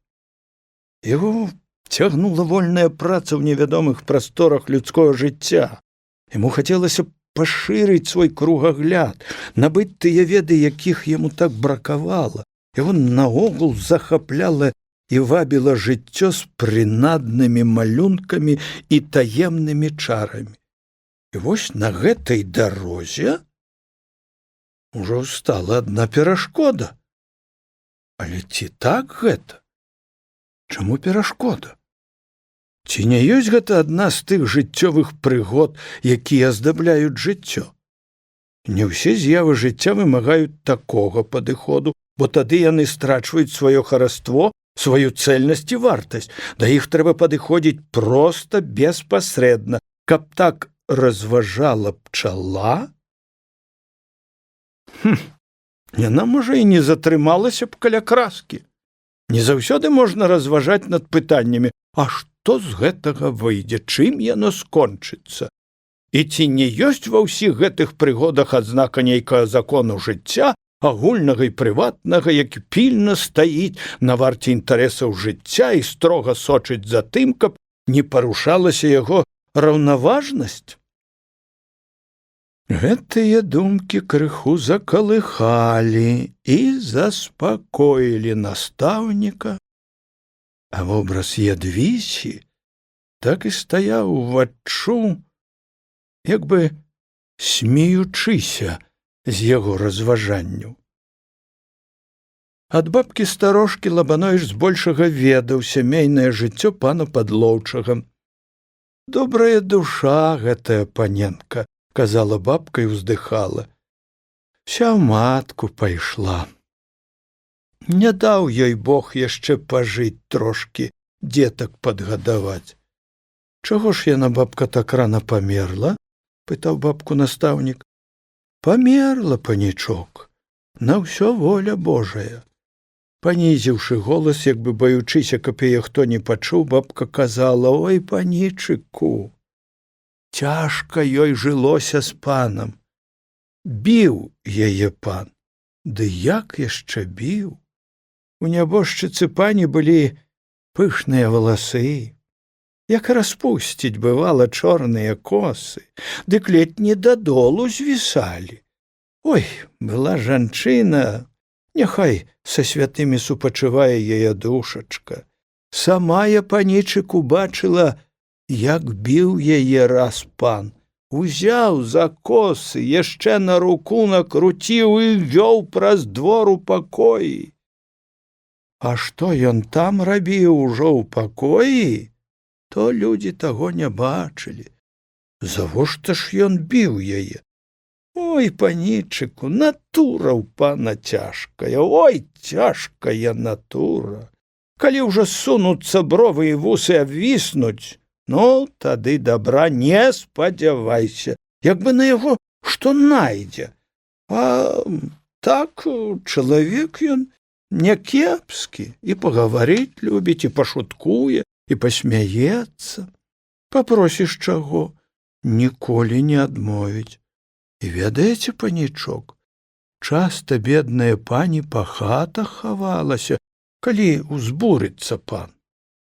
А дзеці прыціхнуць, бы тыя птушкі ў гняздзе, калі над імі каршун пралятае. Не даў Бог долі беднай пані.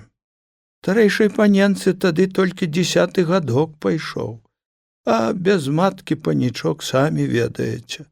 цяжка жыць. Праз год ажаніўся пан другі раз. Добрая пані, што казаць, панічок, але для дзяцей няродная матка. Такія ўмовы сямейнага жыцця балюча адклікаліся на дзецях, асабліва на мяккай натуры панны Ядвісі. Але яна была дзяўчына сукрытая, мела характар замкнёны і не жалілася на сваю долю. Ды і каму тут было жаліцца? Смутак дзяцінства яна глыбока затаіла ў сэрцы, каб аб ім нават не дагадваліся людзі, бо пры ўсёй мяккасці свае натуры панна Ядвіся была гордая дзяўчына. І толькі на адзіноце з сабою давала яна волю сваім невясёлым думкам. Ой, аб чым тады думала яна? А пэўна, былі ў яе тыя ж думкі, што бываюць і ў нявольніка за мураванымі сценамі, якому так прынадна усміхаецца воля. Розніца толькі ў тым, што гэта воля добра вядома яму, тады як жыццё за межамі гэтых панурых лясоў і зацятых у сваёй маўклівасці балот палесся было для Ядвісі яшчэ не зусім ясным і, стала быць, яшчэ больш павабным і прыгожым. Але як бы там ні было, панна Ядвіся часамі бегала на колькі хвілін да старой Мар'і не за тым, каб паскардзіцца на свой смутак, а проста пагутарыць з ёю. Забягала яна ў тыя часы, калі Лабановіч быў на лекцыях, і то ўкрадкам, з усімі перасцярогамі, каб не спаткацца з настаўнікам. Бабка была кабеціна добрая, чулая на чужое гора і ўмела знайсці тыя простыя жывыя словы, што ішлі да душы, гаілі і заспакойвалі яе. Гэтыя пабачэнні доўгі час адбываліся цішком ад настаўніка, і бабка, якая не была яна гаваркая, ніколі не казала аб іх панічу, хоць таксама была моцна аддана яму. Што ж цягнула панну Ядвісю да гэтае простыя кабеціны? Трэба сказаць, што старая паляшучка была бабка добрая, спагадная і сваім простым сэрцам разумела, чаго бракавала маладой дзяўчыне, так рана страціўшай родную матку. Водгук на чужое гора жыў у яе сэрцы, бо і сама яна многа зазнала гэтага гора на сваім вяку, рана застаўшыся ўдавою з малымі дзецьмі. І трэба наогул зазначыць, што ніхто, як простая сялянская душа, не патрапіць так знайсці тыя добрыя словы і выразы, што гаюча ідуць да другой душы, каб уцішыць і заспакоіць яе раны. Скуль жа бяруцца гэтыя сілы, гэтыя уласцівасці душы? Напэўна, з крыніц свайго гора і цяжкага змагання з жыццём за людскія правы, з гэтай цэльнасці наіўнай веры ў справядлівасць расплаты на тым свеце за ўсе пакуты на зямлі. З другога боку, Ядвісе было цікава паслухаць, як вёў сваю работу ў школе настаўнік, як ён часамі пакрыкваў на вучняў, сярдуючы на іх някемлівасць, або праз меру падняты шум, каб потым задзівіць яго пераказамі таго, што рабіў ён у школе і як трымаўся з дзецьмі. А тонкая сцяна між кухняю і школаю дазваляла чуць усё, што рабілася ў школе. Ядвіся часта прыпыняла гутарку са старожкаю і прыслухоўвалася. Як толькі канчалася лекцыя, школа адразу ўздыхала вальней сваім шумам, Ядвіся, даўшы бабцы знак маўчаць, як спуджаная дзікая птушка кідалася ў дзверы і знікала між будынін свайго двара, адкуль часта чуўся яе малады сакавіты голас і звонкая песня. А бабка, гледзячы ёй услед, сама сабе ківала галавою і смяялася доўгім ціхім смехам. Смешная, вясёлая паненка, зазначала бабка. Апавяданне бабкі аб доме пана Падлоўчага зрабіла моцнае ўражанне на маладога настаўніка. Вобраз пані з чорнымі пышнымі валасамі жыва рысаваўся ў яго ўяўленні, а дапытлівая думка імкнулася ўнікнуць ва ўсе схованыя пружыны гэтае драмы чалавечае душы. І гэта трагедыя людскога жыцця авявала і вобраз пані Ядвісі, атуляла яго нейкай няяснай заслонаю тайнасці цёмнай палескай глушы. Сама гэта глуш усё выяўней прымала своеасаблівы воблік, як нешта само сябе здавальняючае і існуючае сваім уласным жыццём, таемна пераплятаючыся і лучачыся з людскім лёсам. Застаючыся на адзіноце з самім сабою, Лабановіч часта думаў аб Ядвісе. Ён нават размаўляў з ёю у думках. І гэта размова была такая простая, шчырая, мо ішла ад сэрца. Ядвіся так міла і крыху хітравата пазірала на яго і смяялася. Яму самому рабілася так добра і ціха на душы ад гэтай размовы. Ён чуў, што нешта прыемнае уліваецца ў душу і грэе яго сэрца. Але пры спатканні з Ядвісею ён ніколі не выказваў таго, што гаварыў ёй без яе.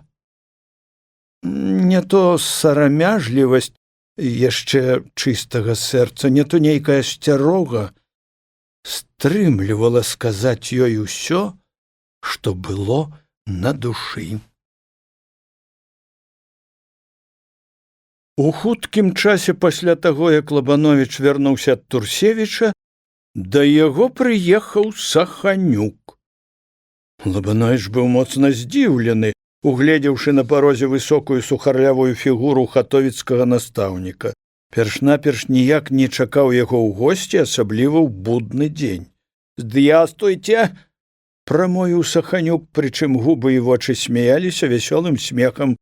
«Што, не чакалі мяне?» – спытаў ён, павітаўшыся з калегам.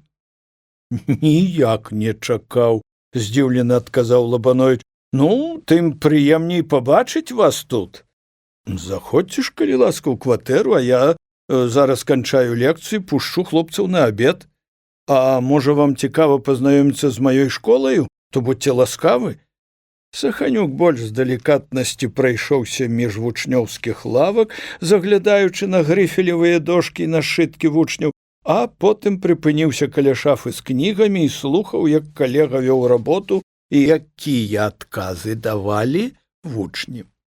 Лабановіч стараўся не скасавацца перад Саханюком і паказаць сваю школу з найлепшага боку. Запытанні так і сыпаліся адно за другім, а следам за пытаннямі выклікаліся вучні. Яны давалі досыць добрыя адказы. «Можа, паэкзаменуеце маіх вучняў?» – спытаў Лабановіч Саханюка. Саханюк махнуў рукою, даючы гэтым знаць, што ён не мае ніякіх запытанняў. «Схавайце кнігі», – звярнуўся Лабановіч да вучняў. Дзеці борзда пахавалі кнігі і дошкі. «Малітву!» Школа хорам праспявала малітву прад абедам. Шумам рынуліся дзеці на вуліцу і запоўнілі яе сваімі звонкімі галасамі. «Ну, як вам падабаецца мая школа?» «А нічога, добра, добра, вы, відаць, многа працуеце». «Працаваць-то прыходзіцца, толькі мне ўсё здаецца, што ў маёй працы чагось не стае і што я раблю не так, як трэба. Настаўнікі ўвайшлі ў пакойчык. Плюньце вы на гэта, прамовіў Саханюк. Навучылі чытаць, пісаць і задачы развязваць і шабаш. Вы думаеце, медалёў заслужыце? Або свет гэтым павернеце? Інспектор знойдзе, да чаго прычапіцца. Ну, самым лепшым выпадку падзяку напіша, а дырэкцыя вам 10 рублёў вышле. Але сваё здароўе дажэй. А як вы сваю школу пакінулі? А дзе яна дзенецца, у лес не пабяжыць? Адказаў, смеючыся, Саханюк. Відаць, брат, ты не так сюды прыехаў, падумаў Лабановіч. Мусіць, у вас нейкая важная справа, калі так. Можа, часамі сваты прыехалі да каго? Мяняючы тон размоў, жартліва запытаў яго Лабановіч. А што ж, сватайце, гуляць будзем. Дык бачыце, я кепскі сват, каб часамі з-за дзяўчыны не пасварыліся. Каб з-за дзяўчыны ды яшчэ сварыцца? Ага, ці мала гэтага дабра на свеце, хопіць на наш век. Паміж іншым, вамі цікавіцца адна паненка. Паненка якая? Такая, што ўсё аддай мала? Ну, хто ж такая? Кажа, хацела пазнаёміцца з цельшынскім настаўнікам. Можа, завітанская чараўніца? Яна, калега, яна! Як гэта вы адгадалі? А ў мяне бабка знахарка, я ў яе лекцыі па знахарству бяру. Ай, а ўсё ж такі цікава, чаму вы дагадаліся, што гэта яна? А вельмі проста. Все кавалеры, 7 пар вінных і 7 пар нявінных, і вы ў тым ліку закахаліся ў панну Людмілу. У яе ж галава закружылася ад радасці і дух заняўся. Але яе засмучае адно. Чаму не ўсе кавалеры нясуць падатак яе хараству? Я, калі хочаце, той гарбач у казцы «Царэўна чырвоная краска», які не пакланіўся царэўне. І не буду ёй кланяцца. О, вось вы які, сказаў Саханюк і засмяяўся. А што ж вы думалі? І не пазнаёміцеся з ёю? Ва ўсякім разе сам да яе не пайду. Чаму? Проста не пайду і ўсё. Саханюк гаварыў, часамі смяяўся, але Лабановічу здавалася, што чагось самага галоўнага, якога калега не кажа, бо не можа быць, каб ён прыехаў сюды толькі дзеля таго, каб паведаміць, што дачка каморніка хоча пазнаёміцца з цельшынскім настаўнікам. Выбачайце, я зараз вярнуся. Лабановіч выбег у кухню. На табе, бабка, 50-ку, прынясі гарэлкі. Вы яго, панічок, частавацімеце? Шэптам спыталася бабка. А што? Не варта, панічыку. Это ж ён, панічок, прыехаў гарцы збіраць. Якія гарцы? Сыпку з нашага вопчаства на школу. Каму сыпку? Сабе, панічыку. Бабка, гаворачы гэта, аж сіпала ад абурэння. Лабановіч пазіраў на яе і дзівіўся. Вся гэта справа для яго была незразумелаю, хоць у значнай меры пралівала святло на прыезд Саханюка. Ну, бабка, прынясі гарэлкі, вып'ем, тады, можа, да сэнсу прыйдзем. Бабка сярдзіта накінула на сябе світку, моцна стукнула дзвярамі і накіравалася да Лявона Секача. Лабановіч вярнуўся да госця. Яшчэ нічога не разумеючы, ён зірнуў на Саханюка. Ведаеце, што кажа моя бабка? Быццам вы прыехалі збіраць нейкую сыпку. А? Ну, то што вы на гэта скажаце? Саханюк апусціў вочы, як бы пачуўшы нейкую нялоўкасць, а потым ускінуў іх на калегу. Так. Мне належыць сыпка ад вашага сяла, прамовіў ён. Вы не жартуеце? Здзівіўся Лабановіч. Не, кажу зусім сур'ёзна.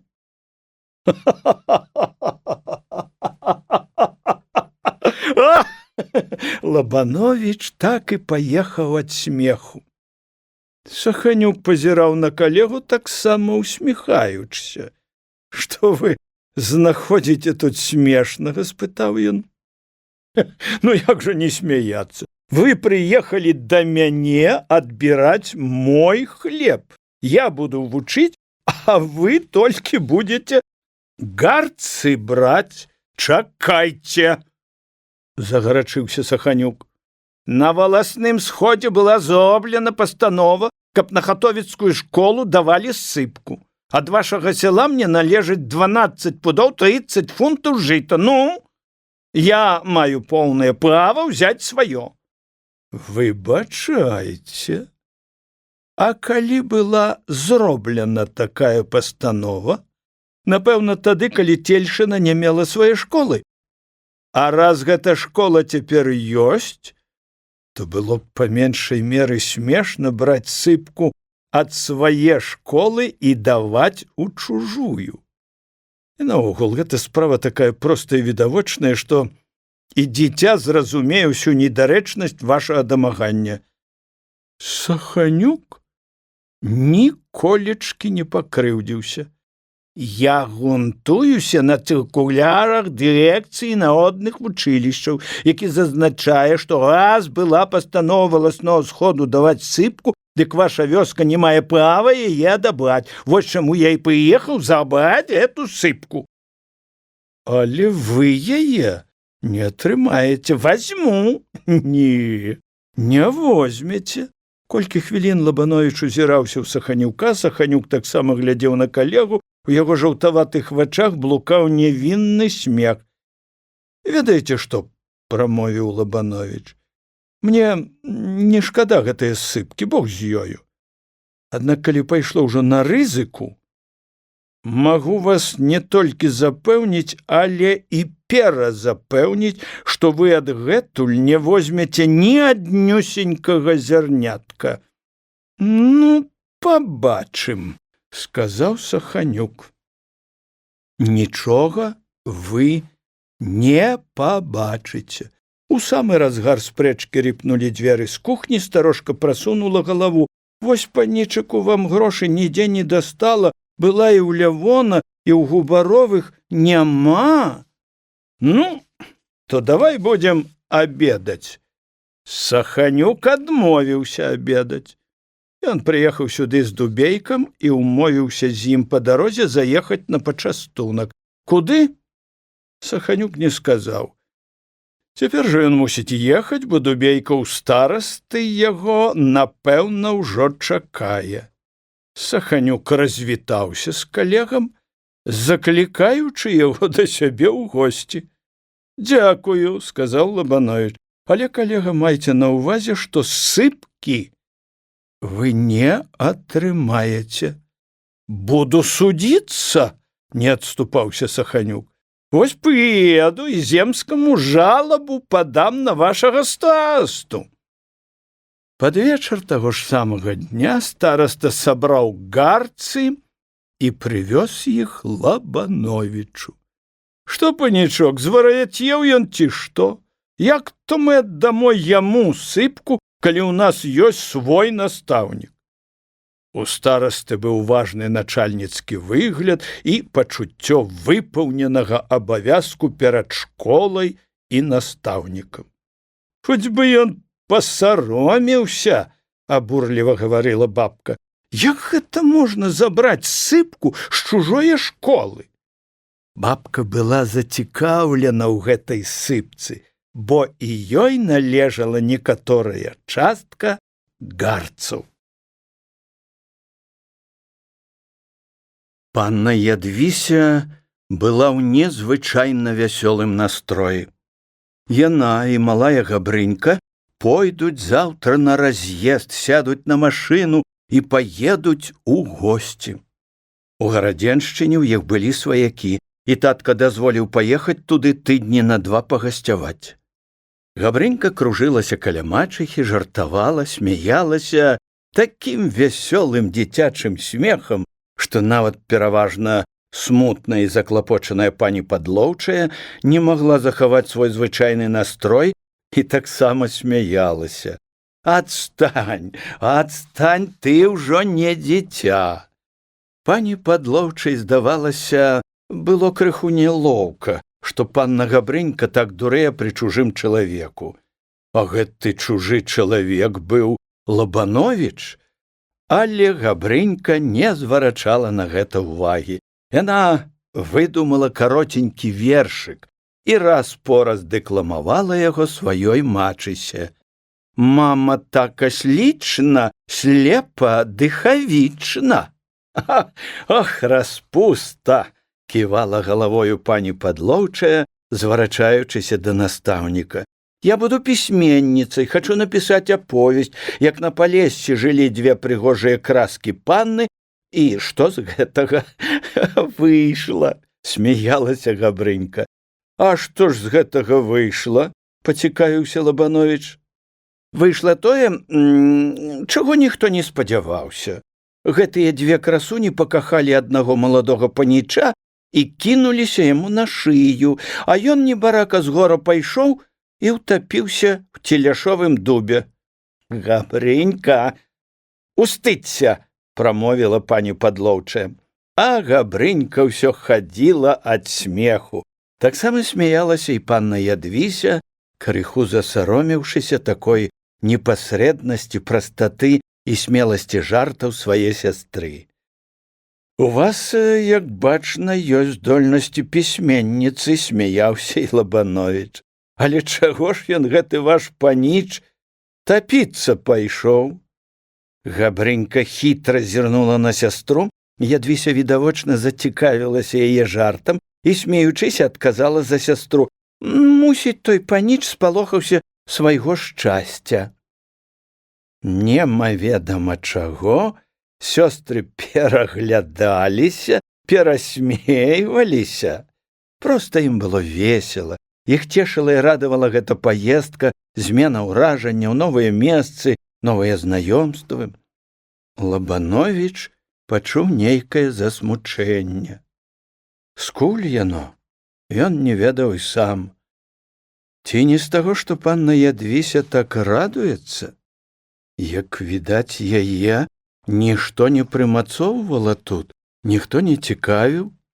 Яна з лёгкім сэрцам гатова была змяняць гэту глуш Палесся на кожнае новае месца, бо сэрца яе было вольнае, а можа, шукала другога сэрца, каб забіцца яму ў адзін тон, а можа, гэта сэрца было ўжо там? І пачуванне адзіноты закралася ў душу настаўніка. Ён тут чужы і лішні, і смешнымі цяпер здаліся тыя думкі, якія яшчэ так нядаўна цешылі яго маладое сэрца. Пані Падлоўчая выйшла. У пакоі засталіся адны дзяўчаты. Каля печы пад канапаю ляжаў стары негрусь і зрэдку павільваў хвастом, калі міма яго праходзіла панна Ядвіся. «Я ні разу не бачыў вас у такім добрым гуморы», — сказаў да яе Лабановіч. «Вы сёння такая вясёлая, як ніколі. А вы хацелі, каб я плакала?» — спытала яна. «Не, я гэтага зусім не хацеў бы. Але, як я заўважаю, у вас тут няма нічога такога, аб чым вы маглі б пашкадаваць? І калі б вам напаткалася такое здарэнне, што вы маглі б ніколі сюды не варочацца, вы і ніколечкі аб гэтым не пашкадавалі б?» «О, не», — прамовіла панна Ядвіся. На хвілінку яна як бы аб чымсьці задумалася. Твар яе стаў сур'ёзны, але ў момант вока выраз яе перамяніўся, уваччу забліскалі іскаркі смяшлівасці і хітрасці. «О, не, вы памыляецеся», — сказала яна. «У мяне тут ёсць нехта такі, каго мне вельмі цяжка пакінуць, і аб кім вельмі непакоіцца маё сэрца». Лабановіч замёр у салодкім разам трывожным чаканні. Панна Ядвіся акінула яго бачлівым поглядам. Яна раптоўна ўсхапілася і накіравалася да Негруся. «Негрусь, милый мой Негрусь», — сказала яна і лашчыла сабаку, притуліўшы да яго сваю шчаку. «Мы разлучымся з табой на цэлыя 2 тыдні». «Тым прыемней будзе часіна спаткання пасля разлукі», — сказаў Лабановіч і ўстаў. «Ну, зычу вам сяго найлепшага, шчасліва заехаць, весела гуляць і лёгка перанесці разлуку з тым, аб кім так непакоіцца ваша сэрца». Гаворачы гэта, Лабановіч чуў нейкую крыўду, і як не сіліўся захаваць яе, эта крыўда вызначалася на яго твары. «Куды ж вы?» – спытала Ядвіся. «У мяне, бачыце, ёсць адна работа. Вам жа трэба збірацца ў дарогу, не буду вам замінаць, бывайце здаровы». Ядвіся нічога не сказала. Яна толькі вінавата і як бы пужліва заглядала яму ў вочы. Можа, яна каялася ў сваім апошнім, праўда, грубаватым жарце, але прызнацца ў гэтым чамусьці не хацела. «А можа, вы заўтра пройдзецеся з намі на раз'езд?» – спытала Лабановіча Габрынька. «Нашто турбаваць пана настаўніка?» – прамовіла Ядвіся. «Татка заўсёды пасылае з намі лесніка Грыгора». «Што гэта? Новая абраза? Ці панна Ядвіся проста не хоча яго кампаніі? А можа, яна не хоча мець сведку свайго спаткання з Сухаваравым?» Вясёлы настрой пакінуў Ядвісю, і яна засталася маўкліваю, замкнёнаю. «Зразумела», – сказаў Лабановіч. «Панне Ядвісе будзе шмат прыемней пайсці ў кампаніі Грыгора і Негруся, які, напэўна, сам назавецца ў праважатыя». Пачуўшы сваё імя Негрусь, у здавальненні колькі разоў вільнуў хвастом.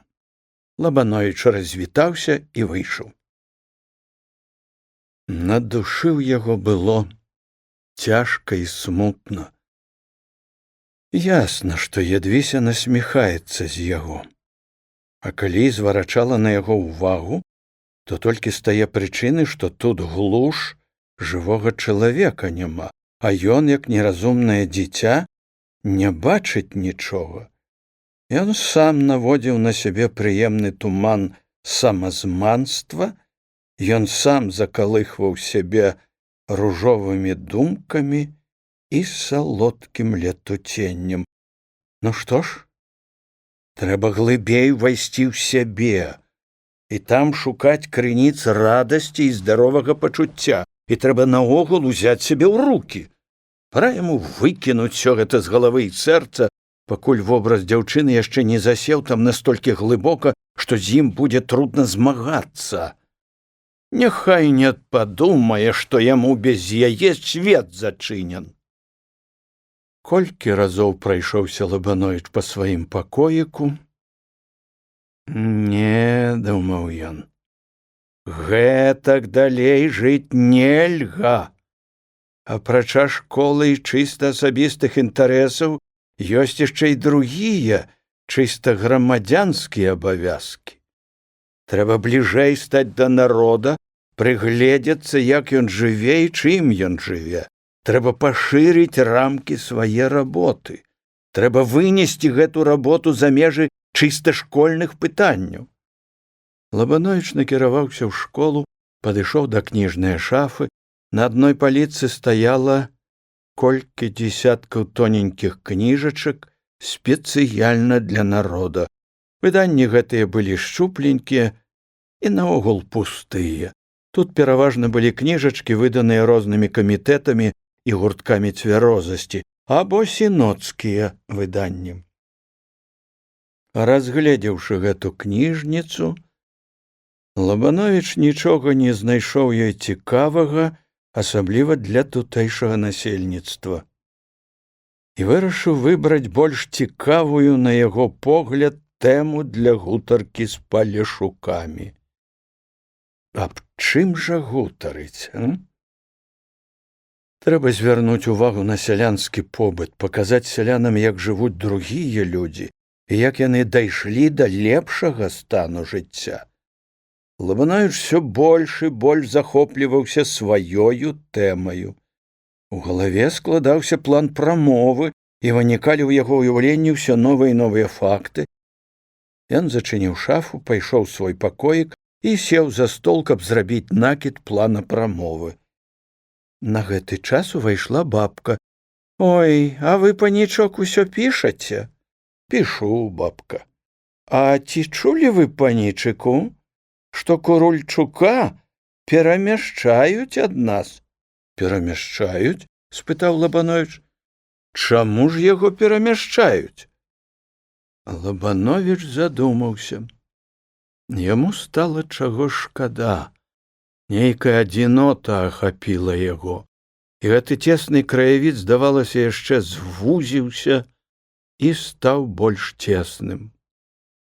«Не лады ў іх з дарожным майстрам», – растлумачыла старожка прычыну выезду Курульчука.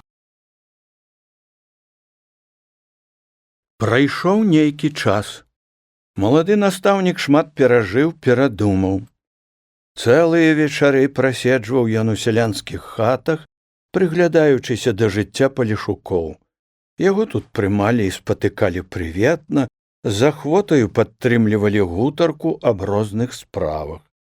Але гэтыя гутаркі не выходзілі за межы тых пытанняў, якія закранаў сам настаўнік, бо палешукі людзі паважныя, сталыя, асцярожныя, не адразу і не кожнаму расчыняюць сваю душу, бо ўжо, мусіць, сама прырода палесся палажыла на іх сваю адзнаку.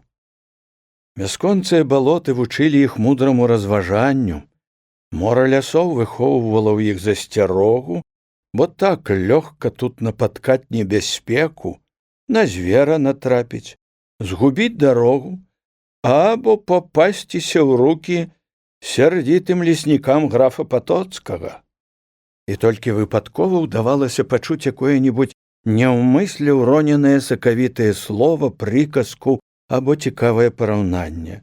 Старыя, аздобленыя сівізною, маршчынамі і пачэснымі лысінамі дзяды, жывыя летапісы цельшынскай гісторыі на працягу многіх дзесяткаў гадоў да душы падабаліся Лабановічу.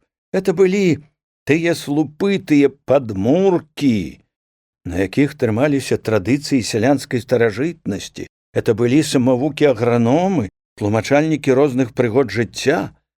Яны ведалі, у які дзень, у якую нават часіну трэба выязджаць з сахою на поле, пры якіх умовах трэба сеяць тую ці іншую збажыну. Ім досыць пабачыць першы вырай журавоў, каб сказаць, які будзе авёс. У залежнасці ад вышыні лёту знаходзіўся і рост аўса. Высока ляціць вырай, высокі вырасце і авёс. Кожны такі дзед меў свой асаблівы выразны твар. Ось хоць бы гэты дзед Мікіта, сівы як голуб, остры погляд, калючыя вочы, гатовыя пранізаць. Старасць прыгнула яго крэпкі стан і кінула на твары на высокі лоб цэлую сетку маршчын. Але што за дока быў дзед Мікіта ў маладыя гады. І не было ў сяле роўнага яму. Такія штукі выкідваў дзед Мікіта, якіх цяпер ніхто не патрапіць, бо хіба цяпер такі народ? Ды што маладыя гады, хай! Нават і зараз, нягледзячы на свае 80 год, дзед Мікіта за пояс маладога заткне. Ось толькі няхай падгуляе, няхай ачнецца ў ім яго маладая бунтоўная кроў, не выцерпіць, прасуне рукі ў камяні жарнавікі і пойдзе з гэтымі камянямі, як з лёгкімі кацёлкамі, у прысядкі па хаце.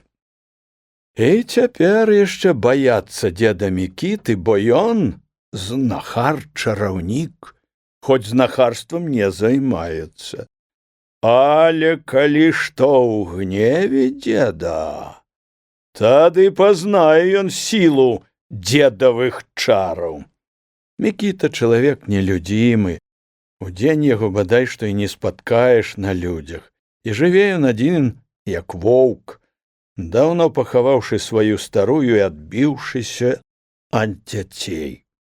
Дзед Мікіта і іншыя роданачальнікі Цельшына добрахоць уступілі свае правы больш маладым і здаровым, самі ж ужо стаялі збоку ад грамадскіх спраў.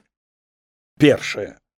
Яны ўжо ўнеслі свае падаткі грамадскаму будаўніцтву. Другое, як не ціха, як не маларухома было вясковае жыццё, але старыя прадстаўнікі яго, дзяды-палешукі, знаходзілі ў ім цяпер многа чаго такога, што не адпавядала іх поглядам. І толькі ўжо ў незвычайна важных выпадках прымалі і яны ўдзел.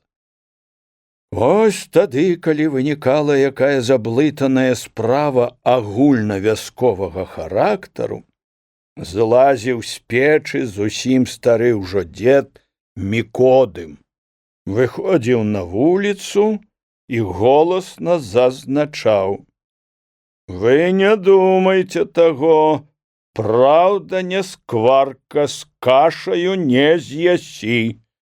Выйдзе наверх яна родная, бо ўжо сама зямля прысягала небу не пускаць дагэтуль цёмнай, заблытанай праявы».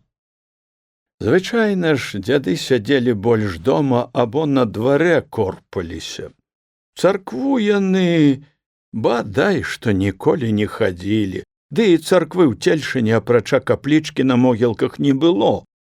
А дома маліцца Богу не выпадала, больш награшыш, чым намолішся. Апрача таго, маліцца іх не вучылі, і наогул ніхто ў Цельшыне не ўмеў маліцца як трэба. Кожны маліўся так, як зносіў яго розум. Адзін раз у год на Благавешчанне прыязджаў сюды бацюшка Змалевіч, тады ўжо ўсе цельшынцы і неслі свае грахі яшчэ больш грэшнаму айцу Мадэсту, які быў вельмі заўзяты п'яніца і лаяльнік. Напэўна, за гэта і пакараў святы Ілья Малевіцкую царкву, пабіўшы перуном яе вежу. А можа, і другі грэх айца Мадэста мог пацягнуць за сабою такую кару, бо ён сушыў жыта за царскімі дзвярамі, а ў святую нядзельку перад набажэнствам зазвычай хадзіў на балота трасці бучы з рыбаю сваіх парафіян. Раз, ходзячы па балоце, уваліўся ён дзесьць у апарыну па самы пояс. Царкоўны стараста, які таксама хадзіў разам з бацькам на раздабыткі, стаяў і спакойна пазіраў, як айцец Мадэст церабіўся ў гразі і не мог вывалачы з балота ног. «Чаго пасіраеш, падла пранцаватая? Цягні мяне!» Тады толькі паварушыўся стараста і вызваліў з балота айца Мадэста. У гэту нядзельку Мадэст, отец Мадэст, зрабіў забастоўку і не пайшоў служыць абедню. «Што, бацюшка, можа, час званіць на абедню?» – спытаў яго дома стараста. «Ані дзленк!» – крыкнуў айцец Мадэст. «Як Бог да мяне, так і я да Бога!» І ўсё ж такі, нягледзячы на ўсё гэта, цельшынцы адчувалі нейкую патрэбу так ці іначай мець сувязь з небам і царкоўнасцю. Хоць гэта сувязь была больш фармальная і павярхоўная. Лабановіч доўга не мог забыць аднаго здарэння, калі рэлігійныя патрэбы вызначыліся асабліва самабытна. Настаўнік яшчэ спаў салодкім сном. Была раніца, толькі што разднела, у кухні Поруч з пакоікам настаўніка, дзе ён спаў, стаяў глухі шум ад галасоў цельшынскага жыхарства. Гэты шум часамі гусцеў, павялічваўся, але голас бабкі спыняў яго, бо бабка не хацела трывожыць паніча. Лабановіч прачнуўся, стаў прыслухоўвацца, дзверы з двара то адчыняліся, то зачыняліся, у кухні тупалі, штоўхаліся, грукалі збаны, глякі, бутэлькі, а ўвесь гэты шум пакрываўся і заглушаўся шумам вады. Вада лілася з вёдзер у цэбар. Настаўнік адзеўся. Адчыніўшы дзверы, ён убачыў поўную кухню палешукоў і паляшучак, дзяўчат, маладых і старых кабет, все яны праціскаліся да цэбра і бралі адтуль ваду. Старожка кіравала ўсёю гэтаю справаю і падлівала ў цэбар ваду. Убачыўшы настаўніка, усё гэтае зборышча спаткала яго вельмі прыветнымі усмешкамі. Што гэта, бабка, тут робіш? Ваду, панічок, свянцоную даю. Ох, праўда, прамовіў настаўнік, сёння ж вадохрышчы. Хіба бацюшка свянціў? Не, панічыку. А памятаеце, прыязджаў бацюшка Хатовіцкі служыць малебен у школе. Вось засталася ад малебна вада. Я пераліла яе ў бутэлечку, а цяпер, бачце, мы разбавілі яе, і людзі бяруць свянцоную ваду. Ой, дык гэта ж трэба да царквы паехаць, ды на Іардань пайсці і адтуль вады набраць. Ой, далёка, панічыку, ездзіць, прамовіў стараста. Всё роўна, махнуў рукою Сцяпан Рылка, той самы, што калісь вазіў настаўніка да воласці. На працягу гадзіны часу всё сяло набрала сабе свянцонай вады. Бабка ў гэты дзень адчувала сябе найважнейшаю асобаю в сяле. Колькі разоў заклікаў Лабановіч цельшынцаў да школы. Ва ўсе хаты разносілі вучні весткі аб тым, што вось у такі вечар настаўнік запрашае жыхароў у школу, дзе ён будзе гаварыць і чытаць. На першы вечар народу наваліла, ой, поўная школа, нават месцаў не хапала. Як-ніяк гэта ўсё ж такі было цікава для палешукоў. Палешукі галоўным чынам сталыя людзі, важна селі на лаўках, а дзяўчаты і маладыя хлопцы збіліся каля дзвярэй, пашчыпваючы адны другіх і перасмейваючыся. Калі ўсе сабраліся і пазаймалі месцы, прыйшоў настаўнік. У кароткіх словах ён выясніў слухачам, дзеля якой мэты сабраў іх сюды, і в аснову свае прамовы палажыў тую думку, што чалавек павінен імкнуцца, каб жыццё было добрае і карыснае, якім чынам можа паляпшацца яно, як трэба ісці чалавеку, каб гэта паляпшэнне было сапраўдным і значным. Ён стараўся зацікавіць слухачоў, прыводзіў жывыя прыклады з іх жыцця, праўдзівыя, простыя, зразумелыя. Ён добра падгатаваўся да прамовы, гаварыў гладка, часамі з натхненнем, але яго вельмі здзівіла, што дзяўчаты зусім не слухалі і больш цікавіліся сваімі кавалерамі, чым яго прамоваю. Старыя палешукі хоць і слухалі, але то той, то другі, шырока расчынялі сківіцы і пазяхалі. А ў канцы прамовы Максім Цялушка зазначыў: «Всё гэта праўда, панічок, але куды ўжо нам вучыцца? Ай, няхай хіба яны вучыцца, а мы ўжо так дажывём». Пры слове «яны» Максім паказаў рукою на вучняў. Зрабіўшы яшчэ адну ці дзве такія спробы і заўважыўшы, што з кожным разам лік слухачоў памяншаецца, Лабановіч махнуў рукою. Але што было рабіць і чым яму заняцца? У будныя дні зранку да вечара ён быў у школе, але прыходзілі доўгія зімнія вечары, куды было падзець гэты вольны час. Ён садзіўся за чытанне, зубрыў на ўсякі выпадак розныя падручнікі, пісаў лісты да сяброў, таксама закінутых у глухія куткі Беларусі, нават паспрабаваў весці дзённік, куды запісваў свае думкі, настроі і перажыванні. Спярша гэты дзённік яго моцна захапіў, і Лабановіч сядзеў над ім цэлымі гадзінамі. Разумеецца, у дзённіку самае важнае месца адводзілася адной дзяўчыне. Боясь, каб дзённік не папаў каму-небудзь у рукі і не расчыніў таямніцы яго душы, прымушала шукаць адмысловыя спосабы і формы запісаў, ужываць розныя алегорыі. Але праз тыдзень пісанне было закінута, бо самому аўтару яно здалося вельмі наіўным і смешным.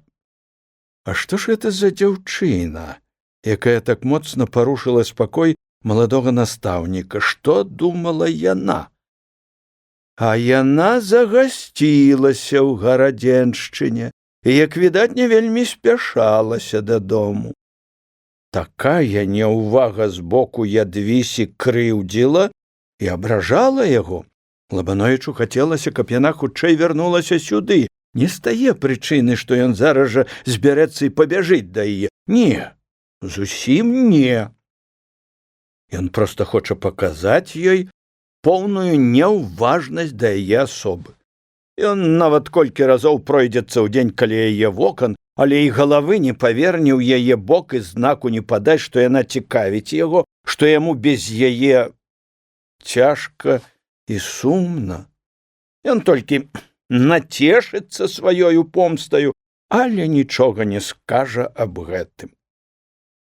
У святочныя дні было яшчэ горай, бо яшчэ больш было вольнага часу. Лабановіча цягнула ў людзі, але ён цвёрда пастанавіў нікуды не хадзіць. Ды куды, сказаўшы праўду, пойдзеш? Курульчука няма, на Прыпяць перабраўся. Лабановічу вельмі шкада было Курульчукоў. Аб Марыне асталіся адны толькі чыстыя і прыемныя ўспаміны. Часамі малады настаўнік наракаў сам на сябе, чаму бліжэй не пазнаёміўся з ёю. Такая была мілая і слаўная дзяўчына, і, напэўна, было ў яе найлепшае сэрца. Што ж замінала яму бліжэй стаць да Марыны? Эх, сказаў ён сам сабе, так лепей. Да пана Падлоўчага, ай, халера, таксама не хацелася цяпер заходзіць, но хоць і ён, праўда, заклікае. І Лабановіч раней ні разу не адмовіўся сесці з ім за стол, каб добра выпіць і закусіць знамянітымі літоўскімі калдунамі. Падвыпіўшы, Падлоўчы быў у гуморы. Ён успамінаў тады свае маладыя кавалерскія гады, свой жывы гарачы нораў, свой спрыт да паненак. Я не ведаю, што цяпер за кавалеры, казаў зневажальна пан Баранкевіч. Ні рыба, ні мяса. Я, бывала, на галаве хадзіў. Прыйдзеш, ну, падыдзеш да паненкі. І так, і гэтак. Бывала, морду табе дасць. Ну і нічога. Хіба гэта абраза для кавалера, калі часамі заробіш ад паненкі па мордзе? Не, трэба табе, паню прафесару, з паннаю Людмілаю пазнаёміцца, а то сядзіш ты тут, як пень на дарозе. Калі-небудзь мы паедзем з панам да Завітанак. Трэба ж крыху разварушыцца ды павучыцца, як каля паненак хадзіць. Куды ж ужо мне патыкацца да завітанскай красуні, сказаў Лабановіч, калі яе ўжо вельмі завозна. То што? Ой, бывало, толькі і сунешся туды, дзе кавалеры кішаць. Вось тут-то і ўся цікавасць, каб іх паціскаць, насы ім усім нацягнуць і да сябе паненку прывабіць. Падлоўчы не прамінуў здарэння навесці апавяданне на гэтакую тэму, дзе яму самому прыходзілася выступаць у якасці шчаслівага кавалера, які браў верх над усімі іншымі. Пані Падлоўчая, давольная і шчаслівая, слухала гэтыя выдатнасці свайго грознага мужа і, нібыта не верачы, казала: «Ну, ты ўжо скажаш». «А мне што?» – зазначаў Баранкевіч. Ён быў глыбока пераконаны ў праўдзе ўсяго расказанага і ў правільнасці свайго кірунку ў гэтых справах. «Я не любіў каля паненак кісялём сядзець». Потым Падлоўчы падыходзіў да музычнае скрыначкі, заводзіў тыя кружкі, якія яму асабліва падабаліся, і падпяваў басам у такт мелодыі, памахваючы рукою. Другія кружкі заводзіліся спецыяльна для таго, каб аддацца смутным успамінам далёкага мінулага. Пан Падлоўчы тады сядзеў нахмураны, цяжка соп носам і думаў. Пасядзеўшы крыху такім чынам, ён падымаўся з месца і ішоў у свой пакой на супачынак. Лабановіч звычайна сядзеў яшчэ колькі хвілін і слухаў паню Падлоўчую. Яна парывалася сказаць вельмі многа, яна хацела расчыніць сваю душу, выліць з яе ўсю тугу, увесь смутак свой, але словы ўпыняліся, не адпавядалі думкам, што імкнуліся знайсці найболей дакладную форму і не знаходзілі. Колькі разоў падкрэслівала пані Падлоўчая, што яна вельмі паважае пана Лабановіча і лічыць яго як бы за роднага. Няскладна і перарывіста зазначала яна непаслушэнства і свавольства Чэся, зварачаючы ўвагу на тое, што ёй, як мачыся, вельмі трудна з ім справіцца, але яна цярпліва нясе свой крыж і незаслужана церпіць за хлопца. Гаварыла пані Падлоўчая ціха, задыхаючыся і кідаючы баязлівыя погляды ў той бок, куды пайшоў Баранкевіч. У няскладных, балючых і палахлівых словах было многа недаказу. У іх чуўся страх і сорам гэтага спавядання перад чужым чалавекам. Адчувалася мітусенне яе душы, неадпаведнасць таго становішча, якое яна займае в сям'і пана Падлоўчага з тым, на якое давала ёй права паходжання і выхавання. Лабановічу прыкра было слухаць такія скаргі, бо яны як бы ставілі яго ў ролю суддзі і прымушалі так ці іначай умяшацца ў чужое жыццё, а гэтага яму не хацелася. З другога боку, таксама і шкада было паню Падлоўчую. Відочна, ёй было тут цяжка, але разам з гэтым і нейкае варожае пачуццё супраць пані Падлоўчай падымалася ў Лабановіча. Для яго было незразумела, як яна так пакорна, без усякага змагання пагадзілася са сваёю доляю і не мае сілы скінуць сябе гэты крыж жыцця. А скажыце, калі ласка, не ўтрымаўся раз Лабановіч, што звязвае вас з сям'ёю пана Падлоўчага? Вы тут чалавек вольны. Цяжка вам? Вы чуеце несправядлівасць? Што ж вас можа ўтрымаць ад таго, каб кінуць гэта жыццё і стаць вольным чалавекам? На твары пані Падлоўчай адбіўся жах. Эта думка, відаць, не раз, ды ні разу, можа, і не прыходзіла ў яе галаву. Нерухома і маўклівая сядзела яна за сталом сціснуўшы рукамі галаву. Потым пані усміхалася нейкаю кіслаю усмешкаю. Ну, як бы хочучы сказаць, што ўсё гэта глупства і што аб гэтым не варта было і гаворку пачынаць. А жыць на свеце наогул цяжка, і наогул трэба пагадзіцца са сваёю доляй. Лабановіч сказаў тады нешта такое, што так ці іначай магло палепшыць настрой, развітаўся і пайшоў з дому Баранкевіча. Яшчэ адно здарэнне прыпомнілася цяпер настаўніку. Неяк на гэтых днях па часе размовы з паняй Падлоўчай зайшла яна вечарам да яго. Пані была моцна ўсхваляваная і заплаканая. «Выбачайце, калі ласка, што я зайшла да вас», — прамовіла яна, «але я вас вельмі паважаю і лічу вас за роднага. Божа мой, што мне рабіць? Што рабіць мне? Няма сілы больш цярпець». Лабановіч дагадаўся, што Падлоўчы Баранкевіч падняў у доме буру, але не распытваўся аб гэтым, і сама пані Падлоўчая чамусь не гаварыла, не вінаваціла свайго мужа, а толькі казала, што ёй цяжка наогул. «Што ж можна вам параіць?» — запытаў Лабановіч. «Калі маеце куды паехаць, то што ж? Паедзьце. Я б на вашым месцы не пагадзіўся б з такім жыццём. Якое ж гэта жыццё? Вы ведаеце натуру пану Падлоўчага? Я чуў. Ну што ж паробіш, калі ў чалавека такая натура? Ох, мой паночку, як трудна яму наравіць. Ну, няхай я нягодная, але ж ён і першую жонку ў магілу вагнаў. І мяне угоніць». Пані Падлоўчая плакала. «І ўсё я вінавата. Чэсь кепска трымае сябе, я ў адказе. То робіш не так, то ходзіш не гэтак. Што б не выйшла, ўсё я вінавата».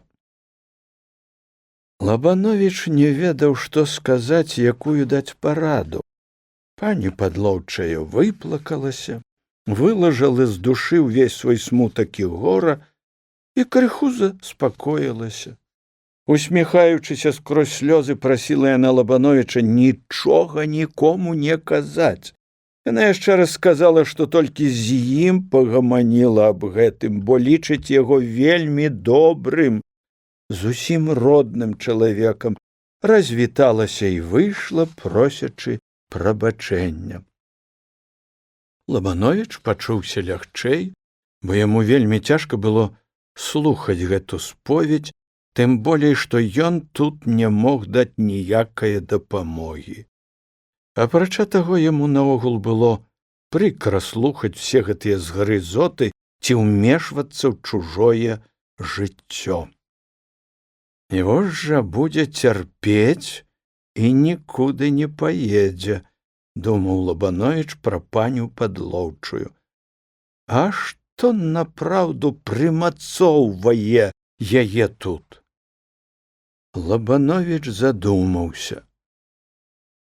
І была ж у людзей маладосць, былі ў іх светлыя надзеі на жыццё. Па сваім гусце будавалі яны шчасце, перажывалі пачатак нейкай прыгожай казкі. І чым скончылася гэта казка?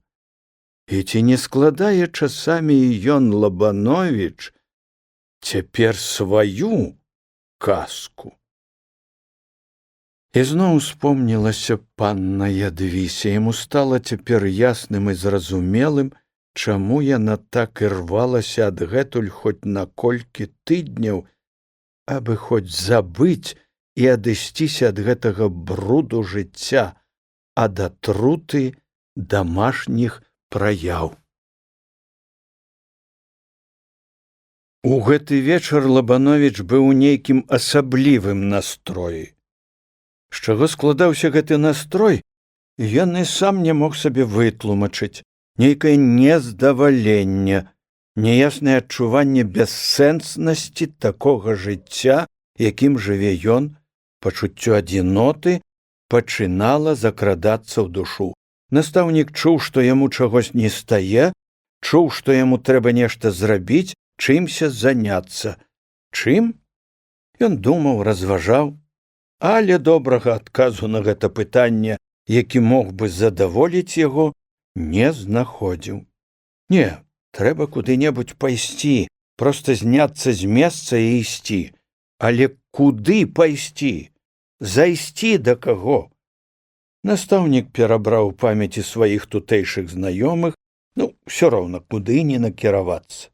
Ён узяў табачніцу, падлажыў тытуну, каб закурыць у часе вандравання, і стаў збірацца, не ведаючы, куды пойдзе. Добра было б даведацца, да якой бліжшай школы, але бліжэй як за 15 вёрст нідзе не было тут школы. Ён ужо адзеўся і сабраўся, як мае быць. «Вам ліст, панічок, прынеслі ад старасты», – прамовіла бабка, вайшоўшы ў пакойчык. Зірнуўшы на канверт, на добра знаёмы характар рукі свайго блізкага сябра, Лабановіч распрануўся і пачаў чытаць. Бабка стаяла, падпёршы рукою шчаку, і назірала за выразам твару настаўніка. Паміж іншым, сябар пісаў, як яго падпаілі і хацелі ажаніць з адною дзяўчынаю, сваячкаю нейкага дыякана, і як яму прыходзілася выратоўваць незалежнасць свае асобы, для чаго ён збег самым нечаканым чынам і ў самую рашучую хвіліну. Вясёлая усмешка асвятляла твар Лабановіча, гледзячы на яго, смяялася і бабка. «Ад каго ж, панічыку, такі ліст?» – запытала цікавая бабка. «А, гэта бабка піша адна паненка. Піша, што калі прыеду да яе ў сваты, то пойдзе за мяне адразу», – адказаў ён. «А што ж, панічыку, думаць? Абы дзяўчына была добрая», – крыху пакрыўдзішыся, заўважыла бабка. Канцы ліста сябар зрабіў прыпіску.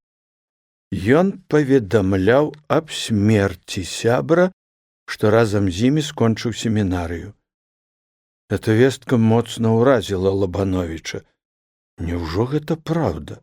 Андрэй Лабуська, той самы Лабуська, чыё прозвішча так блізка стаяла да яго прозвішча ў спісе, няўжо ён памёр? Ці можа гэта быць? І вобраз маладога хлопца, сакаўнога, поўнага жыцця, сілы ўстаў, як жывы перад Лабановічам. Успомніўся яму цяпер адзін пусты нязначны выпадак, калі ён жартліва, праракаючы лёс сваіх сяброў, сказаў вясною мінулага года: «Ты, Лабуська, нядоўга пажывеш на свеце». Гэта гаварылася дзеля смеху, бо вельмі трудна вязалася думка аб смерці Лабуські з самім Лабуськам, так многа было ў ім здароўя і жыцця. Лабановіч апусціў галаву і сядзеў нерухліва. Нядаўні смутна няясны настрой цяпер забыўся. Зусім іншыя думкі выклікала ў ім гэта вестка аб смерці Андрэя. Няпэўнасць і нязначнасць людскога лёсу, і гэта смерць всё магутная і неадхільная, як злая здань, пачынала трывожыць яго і зноў ахапіла ўсю істоту. Лабановіч уставіўся в адзін пункт і колькі хвілін пазіраў, не міргаючы вачамі. Патрывожанае ўяўленне вельмі жыва намалявала яму вобраз мёртвага Андрэя.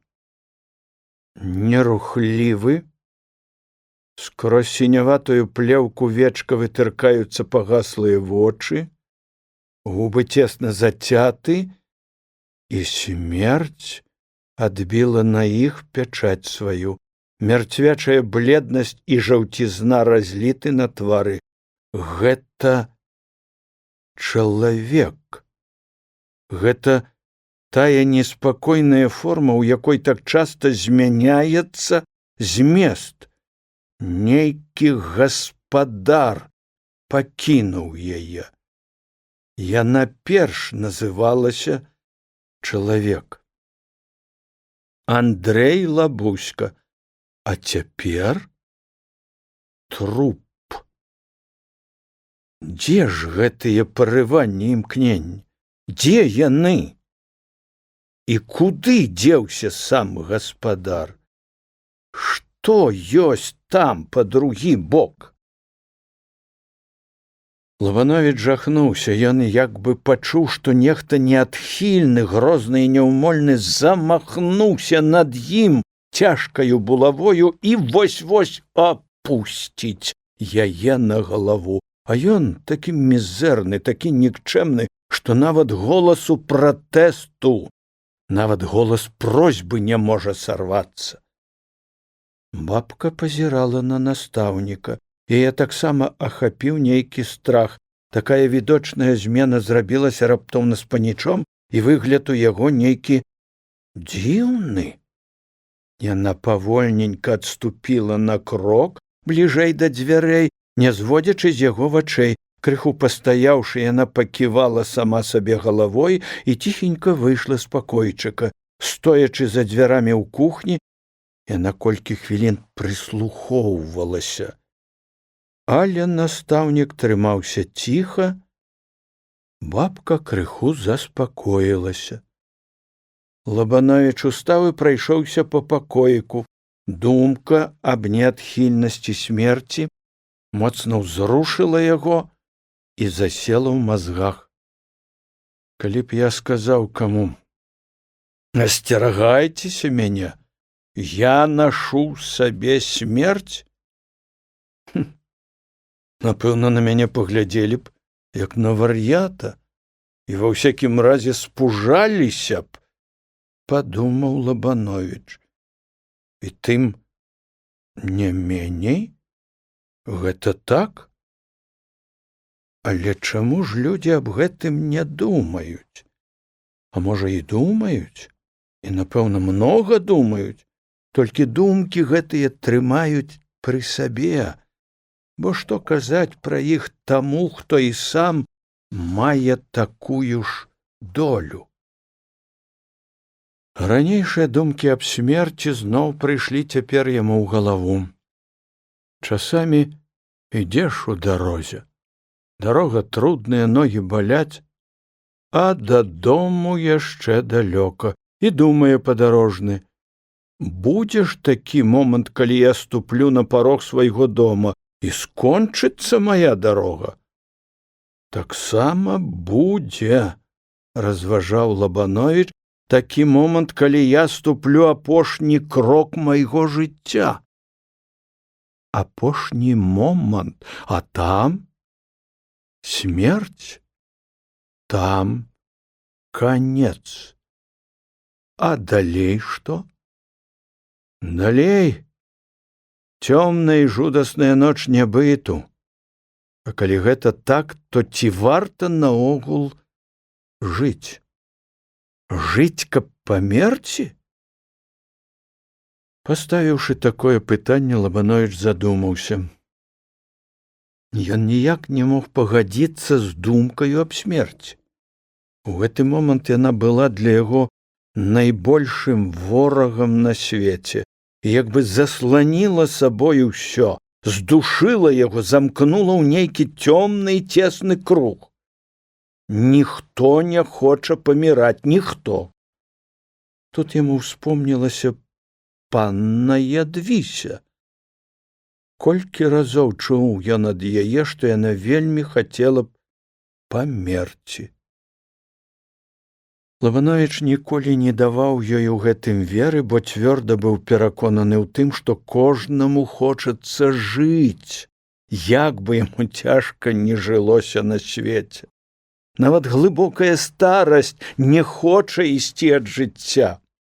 І сказанні народа пацвярджаюць гэта. Як вядома са святога пісання, Матусал жыў больш за ўсіх на свеце. У часе сканання з'явіўся яму Бог і спытаў: «Вось ты меў доўгі век. Скажы ж мне, як здоўжылася табе жыццё?» Мне здаецца, што я ўвайшоў у дзверы аднаго дома, прайшоў праз яго і выйшаў другія. Так уяўляецца даўжыня майго жыцця. Ну, а ці хацеў бы ты яшчэ жыць? Хацеў бы, божачка? Падумаўшы, Матусал запытаў: Божа, а ці трэба ўміраць другі раз?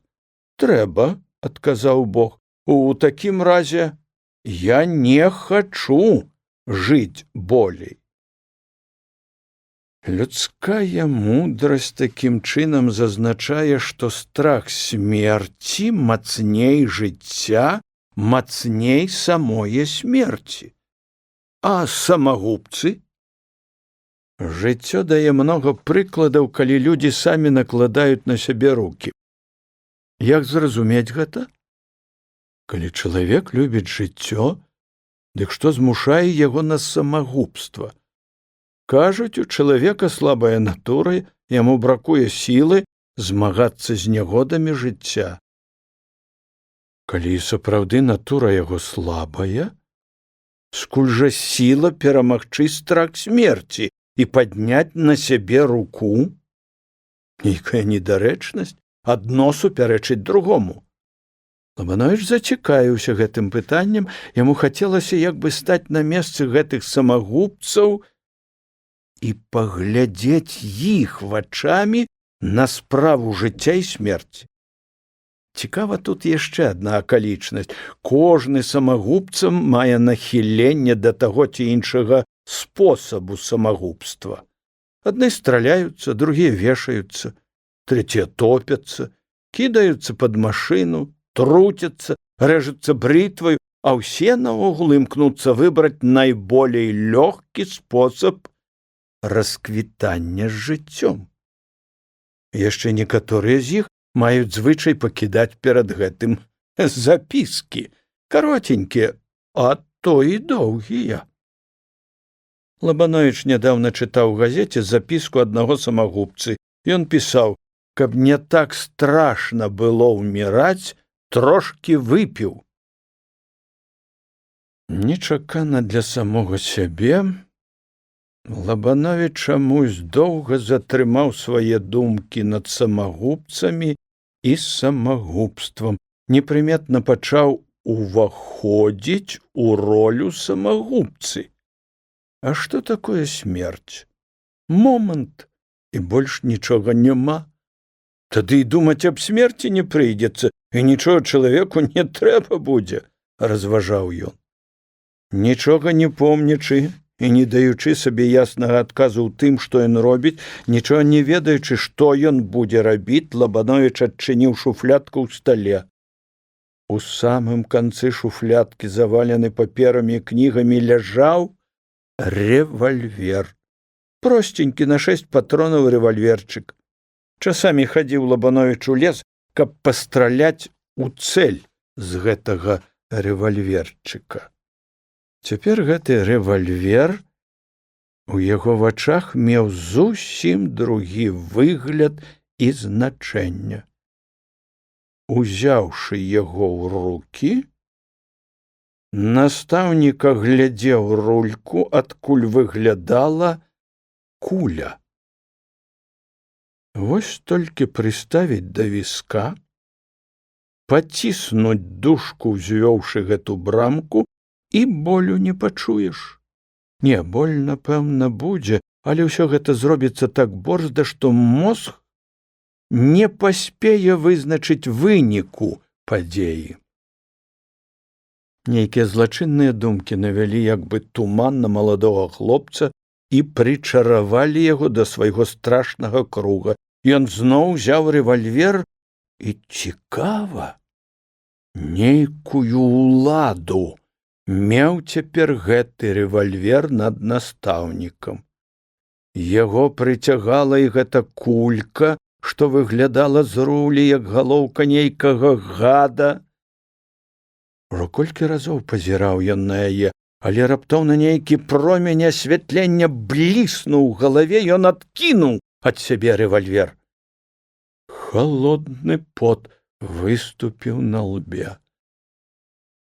Цяпер толькі заўважыў Лабановіч, што рукі яго трэсліся, як бы па яго душы прабег нейкі віхор, усё засцілалася нейкім туманам. Ой, ён пачуў вялікую палёгку, нібы пасля цяжкай хваробы ўсё тое, што пранеслася так нядаўна перад ім, здавалася нейкім сном. «Панічыку!» пазвала бабка, толькі што вайшоўшы на парог пакойчыка. «Мусіць, вы, панічок, нядобрае пісьмо атрымалі?» Настаўнік моцна здзівіўся. «Чаму ты, бабка, так пытаеш?» «Відаць было, панічыку, па вас», прамовіла яна, кінуўшы яго бачлівым поглядам. «І ведаеце, панічыку», таемна прамовіла бабка, «я ізноў вам шаптала, далібог шаптала. Вы любіце шуткаваць з мяне і з маіх шэптаў, а я ўсё ж шаптала вам, бо мне стала вас шкада». «А проці чаго ты мне шаптала?» запытаў зацікаўлены настаўнік. Бабка глядзела на яго колькі хвілін. «Каб адхіліліся ад вас нядобрыя мыслі», прамовіла бабка, гледзячы настаўніку ў вочы. Яна як бы хацела штось адгадаць у іх. Лабановіч пачуўся так, як бы яго злавілі ў чымсьці непрыемным. Непрыемна было і тое, што бабка ў гэты момант мела над ім перавагу. «Цікава», падумаў настаўнік. Цяпер нябожчык Андрэй як бы адышоўся ад яго, а разам з ім адышліся і думкі аб смерці. На свеце, мусіць быць, усё робіцца шмат прасцей, як гэта нам здаецца. Заключыў ён свае думкі аб смерці. Златаіскрыя вобразы, як усмех вясны, момантамі ўставалі ў памяці Лабановіча, хвалявалі яго, асыпалі праменнямі радасці і разгортвалі прад ім малюнкі не так даўно мінулага дзяцінства. Яны прыходзілі самі, аб чымсьці гаманілі і кудысь клікалі, пакідалі ў душы лёгкі след засмучэння. Аб чым? Аб нейкай страце, аб тым, што не вернеш, і што складае скарб, дарагі скарб памяці. Ён бачыў дубы на беразе Нёмана, крэпкія, пышныя дубы з развіслымі вярхамі. На журалістых камлях гэтых дубоў адбіла свае пячаці несупынная плынь часоў. Яму усміхалася светла-сіняе неба, і яркім блісканнем асвятляла далёкія прыгожыя вобразы, пахучы луг, роўныя пакаты ўзгоркаў мутна-сіняй далі, старую хвою з буславым гняздом. Бліскучы дзень, таемнае грукатанне надземных абшараў, гоман воклік грозна павабных хмар, што шырокаю сцяною засланялі неба і выбухвалі купчастымі клубкамі бела-ружовых воблакаў. Не, іх не зловіш, не замацуеш словамі, але імі жыве, гарыць душа. Лабановіч адчуваў нейкую радасць. Яму было лёгка і прыемна, ён чуў, як моцна звязаны ён з жыццём, яму па душы было гэта адзіноцтва, гэты лес і дарога, па якой ён цяпер ішоў. Куды ён ішоў? А нікуды. Яму проста люба было пабыць у лесе, паглядзець на слаўныя адзінокія хвоі, на старасвецкія дубы па краях палянкі. Ён многа разоў хадзіў тут. І цяпер дзівіўся сам сабе, як гэта не зварачаў ён раней увагі на тыя малюнкі, якія бачыў прад сабою цяпер. Вакол было ціха і глуха. Усюды ляжаў снег, але ў паветры патыхала чымся новым, і чулася скорая вясна. Лабановіч сеў на роўна спілаваны пень, сядзеў і штось думаў. Але хіба гэта былі думкі? Не, перад ім праходзілі вобразы за вобразамі, цэлы іх шнур плыў і плыў яго ўяўленні.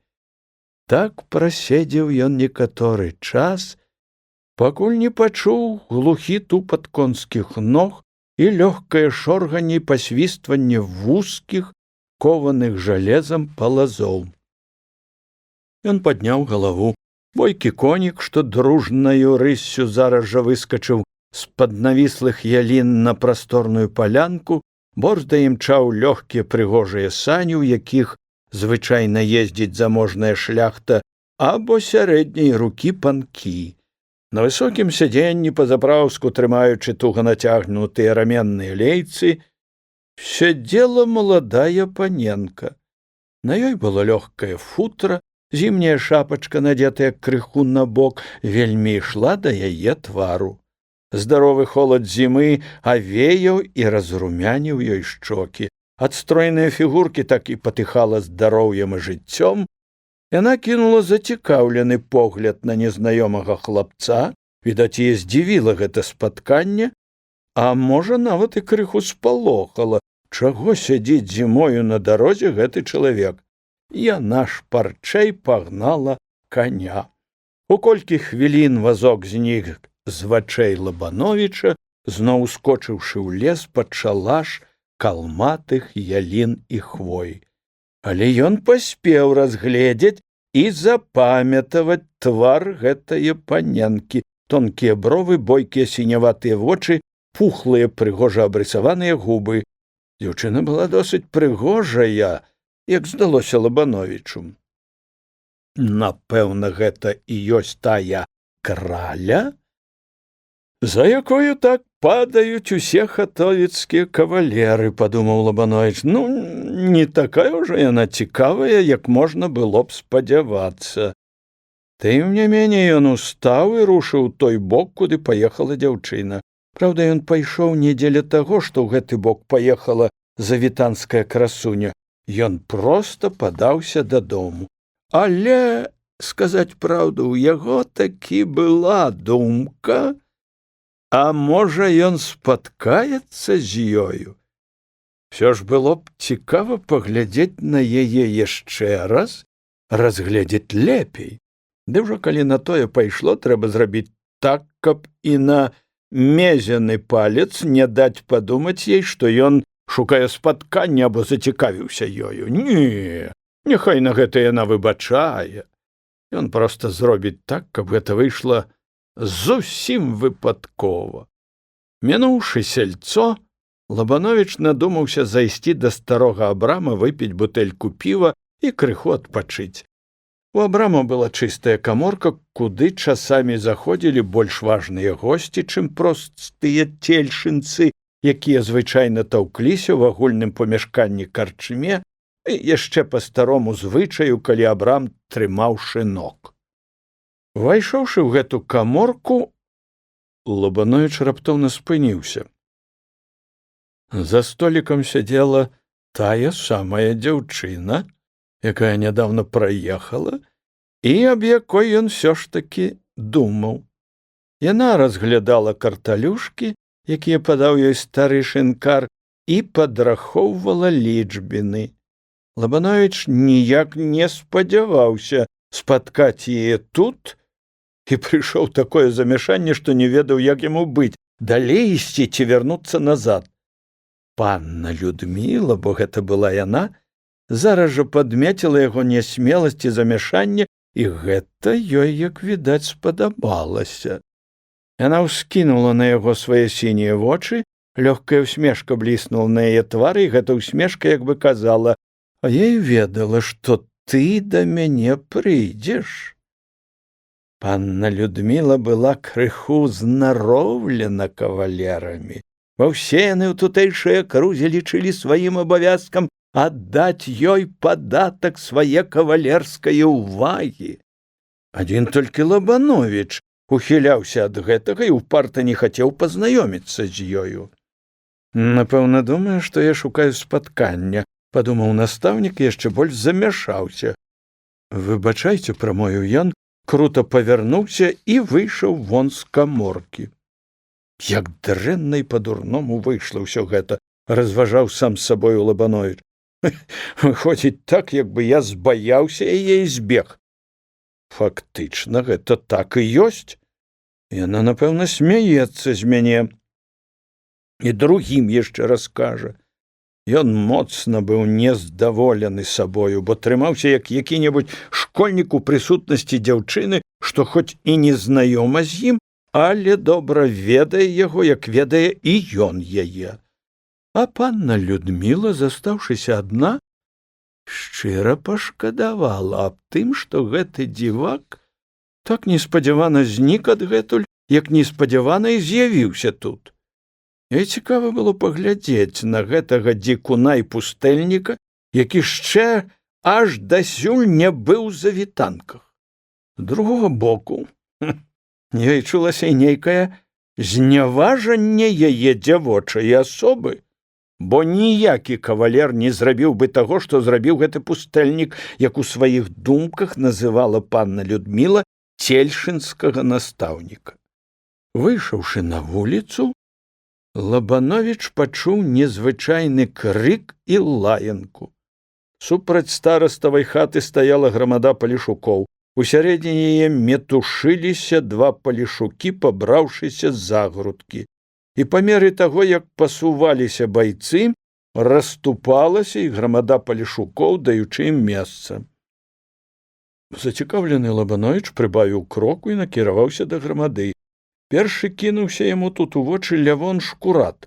Ён быў бледны, без шапкі, адна шчака яго была акрываўлена, але ён моцна трымаў свайго праціўніка, Кандрата Куксу, стрыечнага брата старасты. Тут жа, у якасці наглядальніка, стаяў і сам стараста. «Як вам не брыдка, мужчыны!» — звярнуўся Лабановіч да грамады. «Дапусціць, каб людзі крывавілі адзін другога, разніміце іх!» Некаторыя з палешукоў, якія стаялі бліжэй, прыветна усміхнуліся настаўніку, некаторыя падалі яму руку, другія былі захоплены бойкаю і не звярнулі на настаўніка ніякай увагі, а Шкурат і Кукса куксілі адзін аднаго і не знайся. Стараста, як і ўсе іншыя, таксама трымаў строгі нейтралітэт. «Стараста! Ну, які ж вы начальнік!» — напаў Лабановіч на Рамана. «Як жа вы дапушчаеце, каб людзі на вашых вачах калечылі адзін другога?» Стараста правёў рукавом па носе, састроіў сваю звычайную кіслую міну і важна прамовіў: «Не трэба, панічок, мяшацца. Няхай сабе яны патузаюцца, самі разыдуцца. Умяшайся, горш будзе. Господі, ну што вы за людзі такія?» Лабановіч, праціснуўшыся скрозь грамаду, апынуўся побач з байцамі. «Што вы робіце, дурні?» — крыкнуў ён раз'яраным байцам і стаў паміж імі. «Ён маю юшку украў, чорт каравы, ды яшчэ біцца са мною будзе!» — крычаў Лявон Шкурат. «Ты мяне злодзеем называеш, дзяркач ты смярдзючы!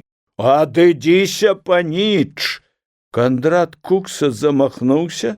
Лабановіч сам пачуў нейкую злосць і таўхануў яго ў грамаду, а сам схапіў Лявона і борздзенька адвёў яго ў другі бок. Палешукі ўзварухнуліся, прытрымалі Кандрата. «Завошта вы біліся, Лявон?» — спытаў настаўнік. «Юшку маю забраў». «Якая гэта твая юшка? Калі хочаш ведаць, дык гэта казённая юшка. Ты яе са школы ўзяў. Як школа будавалася», — казаў усё яшчэ сярдзіты Кукса. «А каб яна ж згарэла была гэтая праклятая юшка!» — сказаў Лабановіч. «Ну, падумайце, паварушыце мазгамі. Ці варта гэта юшка, каб за яе так калаціцца? Ну, колькі яна каштуе? Рубель я заплаціў за яе, адказаў Лявон. Украў ты яе, а не рубель заплаціў. Ну, на табе рубель, супакойся, ідзі дадому. Ляж на печы, ляжы, покі не астыне твая кроў. Настаўнік дастаў кашалёк, выняў срэбраны рубель і аддаў яго Лявону. Лявон узяў рубель і пашыбаваў сваю хату. Бярэ рубель! З зайздрасцю прамовіў Кукса. А каб цябе, гад, за жывот узяло! Лабановіч таксама пайшоў да сябе ў школу, думаючы, што ён зрабіў вельмі добра і нават ганарыўся сваім учынкам. Вечарам таго ж самага дня, калі ўжо было цёмна, з вуліцы зноў пачуўся крык і лямант, бабы плакалі і галасілі, як па нябожчыку. Лявона забілі, панічыку, сказала бабка, ускочыўшы ў пакой. Хто забіў? Кукса! Взяў аскабалак і каравуліў Лявона. Як толькі той паказаўся, цопнуў па галаве, нават не пікнуў. Лабановіч выскачыў на вуліцу. Там былі людзі, сярод вуліцы на брудным снезе ляжаў нерухомы Лявон. Над ім галасілі бабы. Не трэба было панічыку мяшацца, аўтарытэтна зазначыў стараста. У нас гэта не першыня. Паб'юцца і разыдуцца. Набярэцца паганая кроў. Трэба ж яе выпусціць, і тады ўсё ціха і лагодна. Лявон, праўда, быў толькі аглушан. Паляшуцкі чэрап быў яшчэ досыць крэпкі, каб Лявон не мог ачухацца і падняцца на ногі. Выходзіла так, што стараста казаў праўду. Гэтага здання, напэўна, трымалася і ўсё цельшынскае насельніцтва. І які чорт падбіў яго прыткнуць і свае 3 грошы. Каб не гэты паганы рубель, нічога такога і не выйшла б. Добра яшчэ, што ўсё гэта так скончылася, а мог Лявон і не падняцца. І так яго на руках у хату занеслі. Лабановіч хадзіў па пакоіку і разважаў над гэтым здарэннем. Яму было крыўдна тое, што сам ён мужык, а не ведаў мужыцкіх звычаяў і зрабіў па прыказцы. Уткні мяне, Божа, куды мяне не трэба. І наогул трэба зазначыць, што ён не ўмее трымаць сябе з людзьмі. Узяць хоць бы яго сустрэчу з паннай Людмілай. Яму сорамна стала перад самім сабою. Ён нават пачаў сам сябе лаяць, кпіць і насміхацца з сябе. Дурань ты, брат, дрэнь, думаеш, што ты разумны, а ўся цана табе шчарбаты грош, кавалер. Фу! З гэтымі думкамі ён прыпыніўся каля люстэрачка. На яго пазіраў другі Лабановіч, надзьмуты і зняважаны. Ух, рыла, прамовіў Лабановіч свайму адбітку і адышоўся. Прыпыніўшыся другі раз каля люстэрка, ён ужо глянуў крыху ласкавей на сябе і спагадна прамовіў: «Нічога, брат, не наракай на мяне, як-небудзь будзем жыць на свеце». Яму тут прыпомніўся адзін чалавек, якога ён ведаў, калі быў яшчэ малы. Гэты чалавек меў звычай размаўляць з самім сабою. Ён гаварыў: «Эх, Паўлючок, кінь ты ўжо гэтыя згрызоты, ці ты адзін такі на свеце?» Думкі яго пайшлі ў другім кірунку, і непрыметна настаўнік зноў пагадзіўся сам з сабою. Да яго зноў вярнуўся добры настрой, і, стоячы каля люстэрачка, ён сам сабе строіў міны, сам сабе падсмейваўся. Каб хто пабачыў збоку, то, напэўна, падумаў бы, што настаўнік крануўся з розуму. У гэты момант дзверы з кухні адчыніліся, і ў пакой вайшла бабка. Што, бабка, добрага скажаш? А нічога, панічыку. А жыў Лявон. Ну, дзякаваць Богу, а то ён мяне вельмі напалохаў, думаў, што не ўстане. Панічыку, ці так яшчэ біліся? Бывала, даўней, як завядзецца бойка, всё сяло калоціцца, пабяруць калы і пачнуць матлашыць адзін аднаго. Проста страхоцце. А гэта, панічыку, глупства. З чаго ж гэта бойка паўставала? Панапіваюцца, панічыку, і б'юцца. Ну, вядома, мужыкі, зімою работы мала, а брыдне так сядзець, і пачнуць біцца. Проста калы аб галовы ламаліся. Бабка змоўкла і другім голасам сказала: «Прыехалі нашы паненкі, толькі што з раз'езда прыйшлі». Відаць было, што дзеля гэтай навіны бабка і прыйшла сюды. А я заўтра, бабка, раненька ў воласць пайду. А можа б вам стараста падводу даў? Не, бабка, пайду памалу, цяпер масленіца, часу ёсць, можа, і падначую там.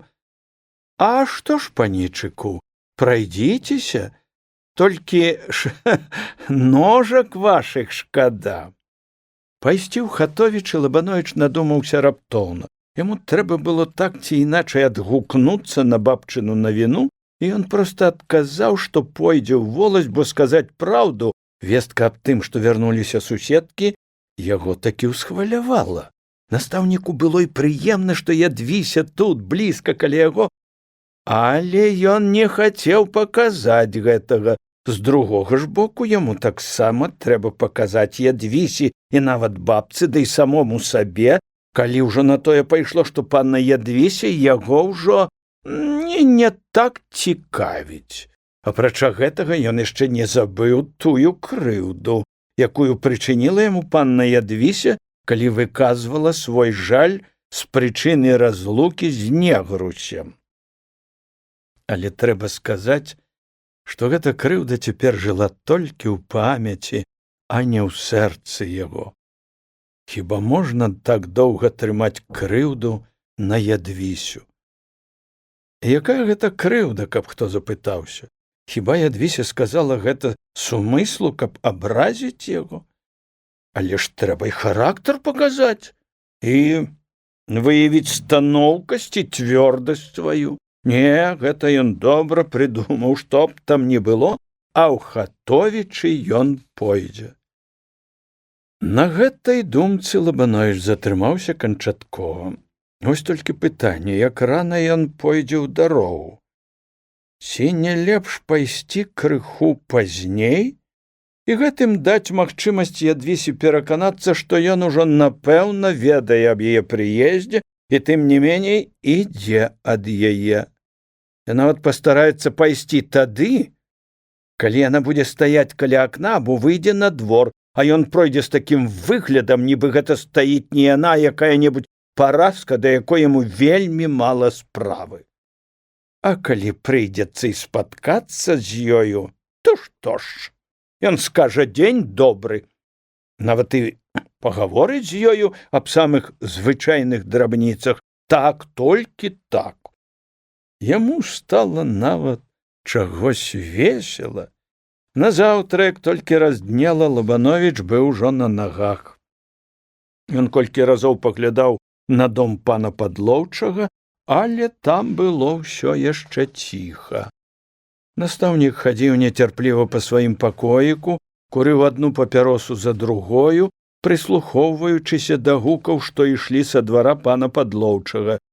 Ён ужо, як мае быць, нарыхтаваўся ў дарогу, сабраў курэцкія прылады, паставіў куток свой кій і, выбраўшы зручны момант, выйшаў з дому. Цельшынская школа стаяла на рагу дзвюх вуліц. Адна вуліца, прасторная, роўная, шырокая, ішла на чыгунку, другая, невялічкая, бегла ў поле і зараз жа канчалася, перайшоўшы ў дарогу. На перасеку гэтых вуліц каля саменькай школы стаяў высачэзны крыж. Ён заўсёды прыцягаў да сябе ўвагу настаўніка і рабіў на яго моцнае ўражанне. Гэты высокі пануры крыж і гэта закінутая сярод палескіх трушчобін школа стаялі як сіроты і, здавалася, цесна туліліся адно да другога, як бы ў іх была адна доля. Лабановіч выйшаў на прасторную вуліцу. Па правую руку да вуліцы падыходзіў частакол двара пана Падлоўчага. Куточку дворыка каля самай вуліцы стаяла студня. Ступіўшы колькі крокаў па вуліцы, Лабановіч згледзеў так добра знаёмую постаць Ядвісі. З вядзерцам у руцэ яна скоранька ішла да студні. Нейкая дрыготка прабегла па яго жылах, а сэрца ў грудзях застукала мацней. Як пахарашэла яна за гэтыя 3 тыдні. Ён чуў, што яго моцна цягнула да яе. Але ён стараўся быць спакойным і не выказваць ёй таго, што адчуваў у гэту хвіліну. Радасць, праўдзівая радасць адбівалася на твары Ядвісі. Эта радасць свяцілася, у яе цёмных вачах яна снавалася на яе губках, такіх мілых, такіх прыветных. Чорт бы вас пабраў, дзяўчаты, баламуціце вы нашага брата і годзе. Але Лабановіч узяў сябе ў рукі. Нават і ценю радасці не паказаў ён, што ўбачыў дзяўчыну. Параўняўшыся з ёю, а Ядвіся стаяла і чакала яго, ён досыць прыветна сказаў: «Дзень добры». Панна Ядвіся адказала яшчэ прыветней на яго прывітанне. «Ну, як жа вам гасцілася?» – запытаў Лабановіч, але запытаў так, як пытаюць тады, калі трэба сказаць што-небудзь, без усякага пачуцця і цікавасці да таго, аб чым пытаўся. «О, як было весела!» – адказала Ядвіся. Яна хацела яшчэ штось сказаць, але ўтрымалась. «А як вы тут жылі?»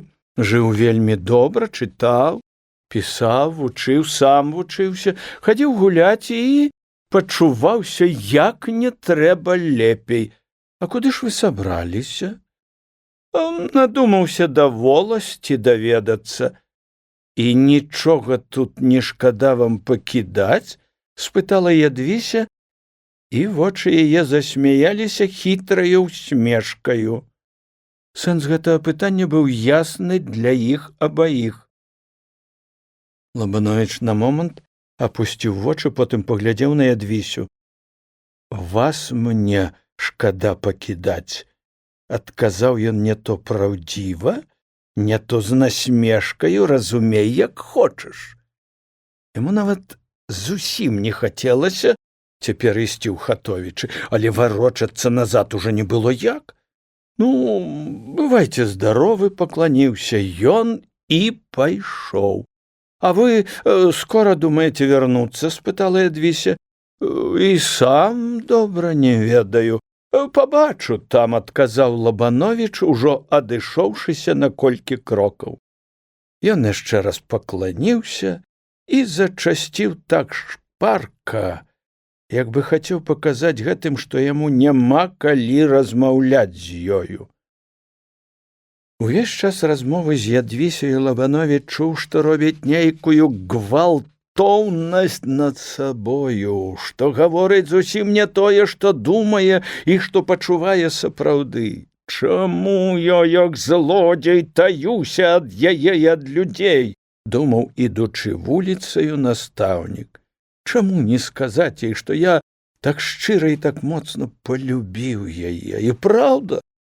Чаго я так віляю?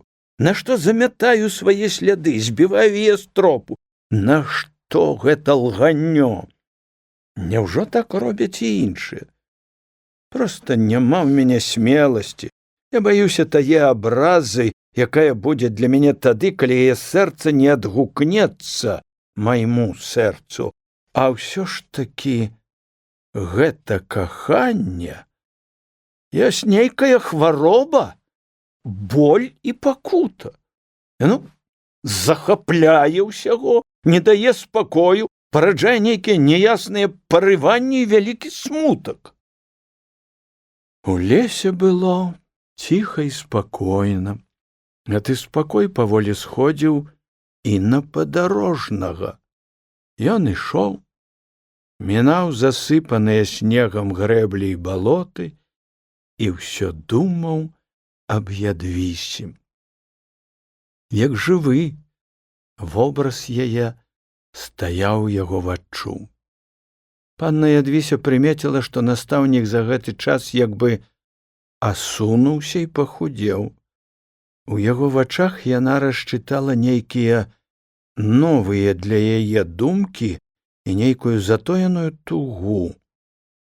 І сама яна задумалася, і цень засмучэння пралёг на яе маладым і свежым твары. Аб Андрэю так многа думала яна ўсе гэтыя дні, да яго так моцна рвалася яе думка. Вось і вы, міласці просім, спаткаў айцец Кірыл Лабановіча. Айцец Кірыл, як заўважыў настаўнік, неяк асунуўся. Толькі вочы яго былі яшчэ больш жывыя, больш неспакойныя. Што ж гэта вы, вучыцелька, так закапаліся ў вашай глушы? Пытала яго вясёлая румяная матушка. Ну, як жа вам жывецца? Дякую, матушка, жыву помаленьку ды паціхеньку. Ну, кажыце, у каго вы там закахаліся? Чаму вы думаеце, што закахаўся? Ну, як жа гэта можа быць, каб малады хлопец быў не закаханы? Ой, вы ўсё хітруеце, пастрашыла матушка пальцам. Там, дзесь у цельшыне, знайшлі вы сабе мілую. Не гаварыце мне, па вачах бачу. Правда, матушка, вы не памыліліся. А што, падхапіла матушка?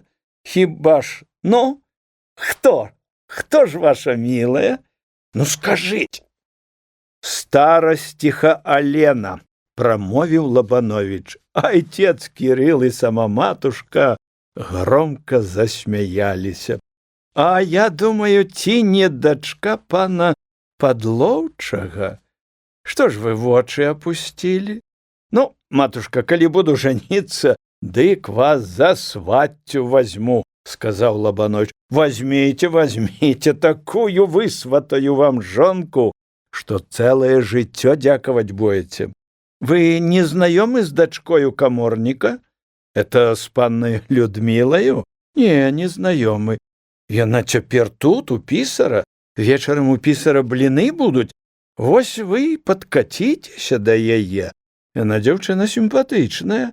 Хоць нашаму настаўніку сэрца пераешце. Матушка, панна Людміла мае столькі кавалераў, што ў мяне і адвагі няма рабіць да яе залёты. Ах, вучыцелька, нічога вы не разумееце. Яна так зацікаўлена вамі, што будзе вельмі рада, калі звернеце на яе ўвагу. Што ж, дай Божа нашаму гароху у гаршчок панскі папасці, усміхнуўся Лабанович. Вас сяляне хваляць, сказаў айцец Кірыл. Вы патрапілі заняць належнае становішча. А за што ім хваліць мяне або ганіць? Спытаў Лабанович. У іх свая справа, у мяне свая. Нашы інтарэсы не стыкаюцца, і нам няма за што пасварыцца нават. Вы скромны чалавек, і гэта робіць вам чэсць, адказаў айцец Кірыл. Не, трэба сказаць праўду. Цельшыну шанцуе на добрых настаўнікаў. Толькі што глуш там, як і наогул гэта палессе. Жаніцца трэба, сказала матушка. Тады і глуш не такая страшная будзе. Ну, што жаніцца, махнуў рукой айцец Кірыл. Жаніцца кожны патрапіць. Але што з гэтае жаніцьбы? Тым часам маладая служанка айца Кірыла, чырванашчокая паляшучка, прынесла самавар, селі піць чай. Матушка ўвесь час гаварыла, перадавала вясковыя навіны, розныя плёткі, да якіх яна мела вялікую ахвоту. Паміж іншым распачала апавяданне аб змаганні за панну Людмілу паміж Саханюком і Дубейкам. Але апавяданне не было даведзена да канца, бо якраз на гэты момант прыйшоў і сам Саханюк. На гэты раз Саханюк быў выфранчаны незвычайна.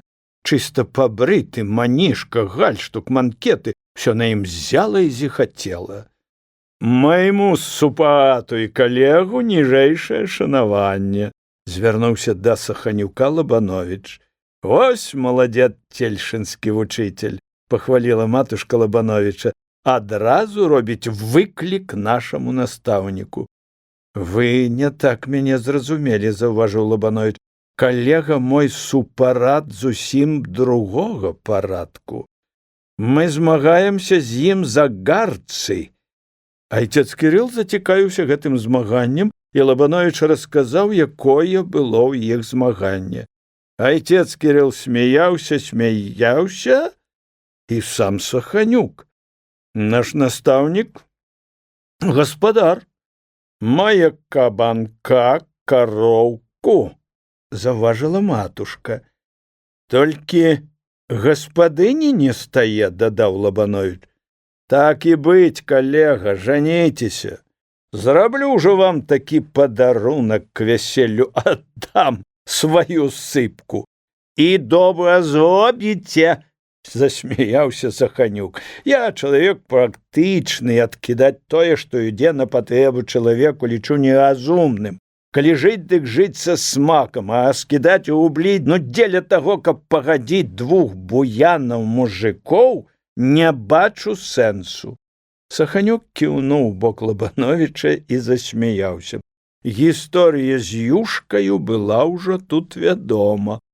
Лабановіч не знайшоўся, што сказаць, ён крыху засаромеўся. «Так», пацвердзіў айцец Кірыл, «наш настаўнік умее жыць, але спогад і спачуванне яго былі на баку цельшынскага настаўніка». «Вось што, калега», звярнуўся Саханюк да Лабановіча, «вас прасілі на вечар да пісара. Мне выпаў такі гонар паведаміць вам аб тым. Нават і запіску вам перадалі». «Хто ж гэта звярнуў на мяне такую ўвагу?» пытаў Лабановіч, беручы запіску. «А каморнічанка там будзе?» запыталася матушка. «Не ведаю», не зразу адказаў Саханюк. «Ідзіце, вучителька», падганяла матушка, «там паненкі будуць і, напэўна, панна Людміла». «Не хочацца мне туды ісці», прамовіў Лабановіч. «Не люблю вялікай кампаніі быць». «Больш любіце быць у кампаніі аднае?» пажартавала матушка. Пісарава гасціная ярка асвятлялася дзвюма лямпамі. Пераступіўшы парог і акінуўшы поглядам гасцей, Лабановіч прыпыніўся ў нейкім замяшанні.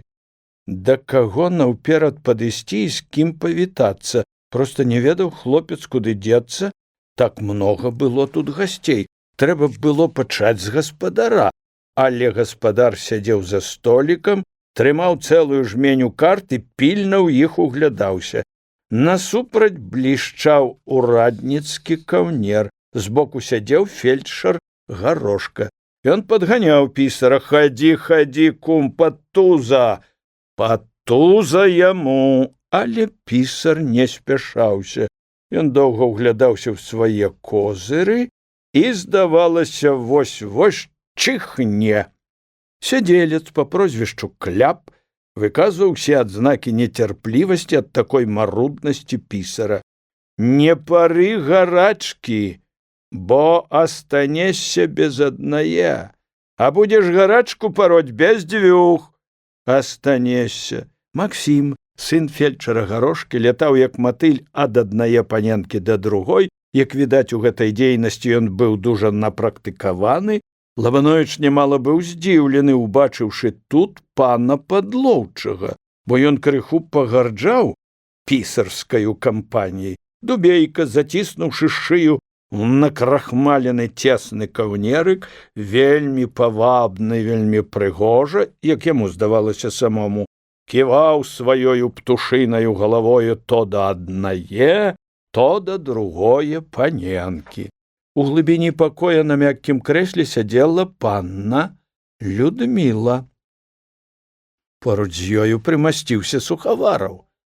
Цяпер Лабановіч дагадаўся, што пан Падлоўчы мусіў уступіць Сухавараву і паехаць з ім, каб пазнаёміць яго з паннаю Людмілаю, якою таксама зацікавіўся і Сухавараў.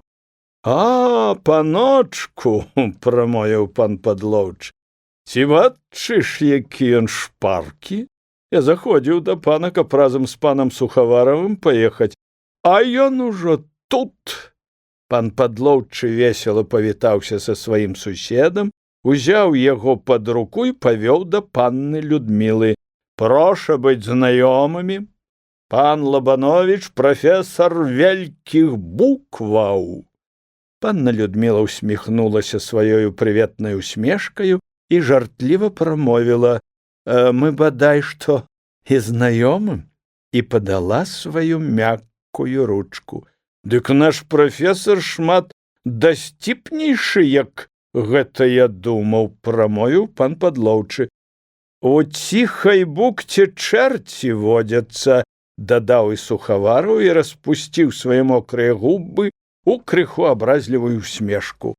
Сухавараў быў адзеты ў парадны мундзір з бліскучымі гузікамі і звысоку пазіраў на ўсіх тутэйшых кавалераў. Павітаўшыся з усімі, Лабановіч сеў адзін у больш спакойным месцы і стаў прыглядацца да гасцей. Старэйшая пісаранка, як гаспадыня, часта адлучалася. Кавалеры з далікатнасці ўдзялялі ёй шмат увагі, што прыдавала ёй гонару і здавальнення. «Ну, як жывяце, а?» – спытаў Лабановіча Дубейка. «У нас, бачыце, не тое, што ў вас, публікі многа, паненкі. Як вам падабаецца наша Людміла? А чаму яна ваша, а не наша?» – спытаў Лабановіч. «Ну што ж, дзяўчына як дзяўчына. Вы паглядзіце, як каля яе гэты жалязняк увіваецца. Вам зайздросна? Чаму ж вы не увіваецеся?» «Маё ад мяне не ўцячэ», – горда зазначыў Дубейка. Яму нядаўна абяцаў земскі начальнік пісарскую пасаду. Падышоў Максім Гарошка. «Што вы так рэдка ў нас бываеце?» – спытаў і ён Лабановіча. Максім быў вяртлявы, нізкага росту дзяцюк з тонкімі чорнымі дугамі брывамі і жывымі вачамі. Ён быў досыць прыгожы хлопец і сярод паненак лічыўся цікавым кавалерам, хоць і невыгадным жаніхом. Максім любіў весці размовы на грамадскія тэмы. Ён не меў службы. Чаму? А проста таму, што ніякая пасада яго не здавальняла, і ніякая прафесія не адпавядала яго поглядам на жыццё. Ён проста быў трохі шалапай і распуснік. У яго быў востры язык і нахіленне да высмейвання людзей. То той, то другі з гасцей падыходзіў да цельшынскага настаўніка і што-небудзь казаў яму. Саханюк сыпаў жарты паненкам, да панны Людмілы ён не падыходзіў, хоць спотайку сачыў за ёю вельмі уважна. Панна Людміла ўжо колькі разоў памыкалася падысці да Лабановіча, бо страціла надзею на тое, што ён калі-небудзь падыдзе да яе сам. Ёй проста было цікава пабачыць, што ён за чалавек. Ну і бервяно нейкае, сама сабе зазначыла панна Людміла. Тым не меней яна папрасіла прабачэння ў свайго кавалера і з мілай усмешкаю падскочыла да Лабановіча. «Можна каля вас прысесці?» — спытала яна. «Проша, проша», — прамовіў Лабановіч, падставіў ёй крэсла. «Вы як бы за штось гневаецеся на мяне, праўда?» «О не, барані Божа», — прамовіў шчаслівы настаўнік, «хіба на вас можна гневацца? Дый за што? Ну, скажыце мне праўду. Чаму вы ніколі да нас не зайшлі? Я жыву ўсё ж далёка ад вас. З вамі да сённяшняга дня быў незнаёмы, і так не было здарэння. А яшчэ якія былі прычыны?» — дапытвалася панна Людміла. «Другіх прычын я вам не скажу, а яны былі, і пра гэта прамаўчу. Ну, скажыце, ох, які вы нядобры!» «Што зрабіць? І нядобрыя людзі жывуць на свеце. Не, вы добры. Я чула, што вы добры. Мала што хто гаворыць, ды яшчэ ці гаворыць, дык вы мне не верыце. Я і сам сабе не веру». «Вось гэта міла. Як жа гэта вы сабе не верыце?» — пытала панна Людміла. «А вось бывае так, што думаеш адно, робіш другое, хочаш жыць так, а жывеш іначай. А чаму гэта так выходзіць? А таму і выходзіць, што чалавек па сутнасці сваёй часта змяняецца. На яго мае ўплыў надвор'е, людзі, асабліва ваш брат. А які ўплыў мае на вас наш брат?» Лабановіч падумаў і адказаў: «І добры, і кепскі». «Ха-ха-ха-ха-ха!» — засмяялася панна Людміла. «Няўжо на вас мае ўплыў, як вы кажаце, наш брат? Не верыцца нешта. Вы выбачайце, дапраўды нейкім святы?» «Я ведаю», — з ноткай лёгкага засмучэння сказаў Лабановіч, «што паненкам святыя не падабаюцца. Хоць, праўда, святым я з'яўляюся з вашага пункту погляду. Не, вы не крыўдзіцеся, прашу вас. Я толькі хацела сказаць, што вы, зусім не такі, як іншыя, не такі ў лепшым сэнсе». «Вельмі вам дзякую, але, зняўшы галаву, па валасах не плачуць. І крыўды ніякай тут няма. Людзі часта ўсё жыццё б'юцца і думаюць аб тым, каб святым стаць. А мне гэта лёгка далося. О, маладзец, прафесар вялікіх букваў», — жартаваў пан Падлоўчы, падышоўшы да іх. «Адзін завалодаў паннаю Людмілаю. Гэта я завалодала прафесарам, проста гвалтам узяла яго, не пытаючыся, ці рад ён гэтаму, ці не рад», — адказала панна Людміла. «Выбачайце», — усміхнуўся Лабановіч і глянуў ёй у вочы так, нібы ён ведае шмат болей таго, як думае панна Людміла. «А ці так гэта?» Дзяўчына на момант замяшалася, потым ускінула на яго свае бойкія вочы і сказала: «Ой, хітры ж вы, хітры! А як вы думаеце, святасць і хітрасць не шкодзяць адно другому?» «О, не, вам яны не шкодзяць. Это іншае пытанне, але ці можна быць святым, астаючыся і хітрым?» «У пытаннях святасці я нічога не разумею», — адказала панна Людміла, «але пакінем аб гэтым. Скажыце, чаму вы тады так борздзенька ўцяклі? Памятаеце, у Абрама?» «Я ніяк не думаў спаткаць вас там, і мне стала нелоўка. Скажу вам праўду. Я не хацеў, каб вы падумалі, што я зайшоў туды дзеля таго, каб пабачыць вас.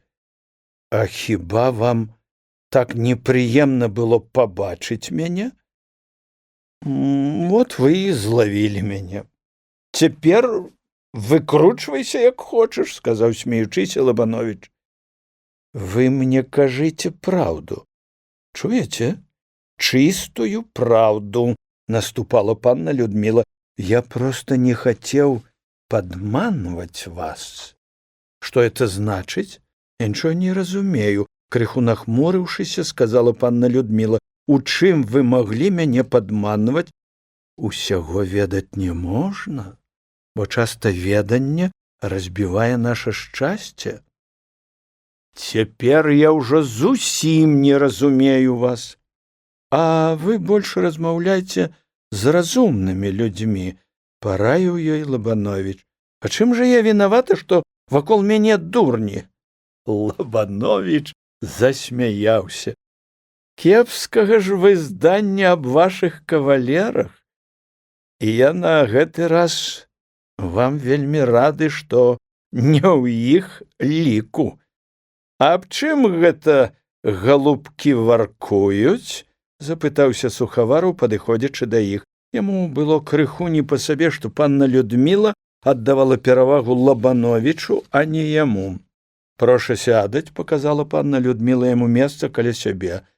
Сухавараў сеў, залажыў нагу на нагу, пакруціў свой чорны вусік. Але пагаварыць яму так і не ўдалося. Гаспадыня запрашала гасцей за стол. Госці ўздыхнулі лягчэй, неспрытна топчушыся і аказваючы знакі ўвагі адзін другому, рушылі ў другі пакой. Праз увесь доўгі стол цягнуўся цэлы рад бутэлек гарэлкі. Лабановіч сядзеў побач з Максімам Гарошкам і Дубейкам. Яго суседзі былі добрыя выпівакі і кампанейцы па частцы закусвання. Кожная новая чарка дадавала больш руху, ажыўлення, развязнасці. Шум, смех, жарты поўнілі пакой. Пілі за здароўе Пісарава, Пісаравых дачок. Сухавараў падняў чарку за каханне, Дубейка за панну Людмілу. Госці ўставалі, стукаліся чаркамі, разлівалі гарэлку. Ураднік запрапанаваў заспяваць «Божа, царя храні». Госці мусілі падняцца. Рад быў хто ці не рад гэтаму. Максім Гарошка незвычайна ўпадабаў свайго суседа Лабановіча і, развязаўшы язык, плявузгаў рознае бруднае глупства. Да кожнае бабы падкаціцца можна, гаварыў Максім Лабановічу. Я іх натуру ўжо добра ведаю. З выгляду, здаецца, ані ўвесь брыкаецца, абражаецца, а скончыць тым, што прыгорнецца да цябе. Ну, ведаеце, па некалькіх патаскухах нельга судзіць аб усіх, сказаў Лабановіч. Нашто браць патаскух? Максім зірнуў на суседа. Няхай гэта будзе між намі. Мне матушка наша жалілася на свайго бацьку Кірылу. Такі ён, кажа, хваравіты, слабенькі, нічога не можа, проста шкада яго. Ну, я пашкадаваў нашага бацьку, прамовіў Максім і захіхікаў. Няўжо гэта праўда? Спытаў Лабановіч і паглядзеў на Максіма. Вы думалі, я юзах прыгожы? Вы, прафесарка, як бачу, яшчэ не адукованы у гэтым сэнсе чалавек, сказаў Максім і засмяяўся. А хіба для гэтага трэба спецыяльныя курсы скончыць? Спытаў Лабановіч. Не. Для гэтага трэба мужчынам быць, адказаў Максім, а не проста разбэсціцца. Прычым тут разбэшчванне? Прырода, брат, вымагае гэтага. Калі за прыродаю пайсці, то можна апраўдаць розныя глупства, асабліва калі пры гэтым пачнеш яшчэ патураць сабе. Вось вы нідзе не служыце, бацька ваш ужо стары, яму трэба ўтрымліваць вас, а вы скажаце, і прырода вымагае таго, каб ён клапаціўся пра мяне. Разумеецца, хіба я прасіў яго, каб ён пусціў мяне на свет? А пусціў? Няхай корміць, няхай патурбуецца. Слухай, прафесор, давай вып'ем на ты. Максім наліў чаркі, выпілі. Ведаеш, брат, што, пачаў Максім, я табе такую маладзіцу расстараюся, што з ёю пазнаеш ты радасці раю. Лабановіч быў ужо досыць п'яны. Яму было лёгка і весела, перад вачамі снаваўся нейкі прыемны туман і ўсё афарбоўваў ружовы колер. І гэты самы Максім, і Дубейка, Сухавараў, і наогул усе, праўду кажучы, добрыя людзі. Максім яшчэ зусім малады, ён хлапчук, а што ён за бабамі ганяецца? Ды хто ж гэтага не робіць? Ды Максім і іншыя маюць смеласць адкрыта сказаць аб гэтым.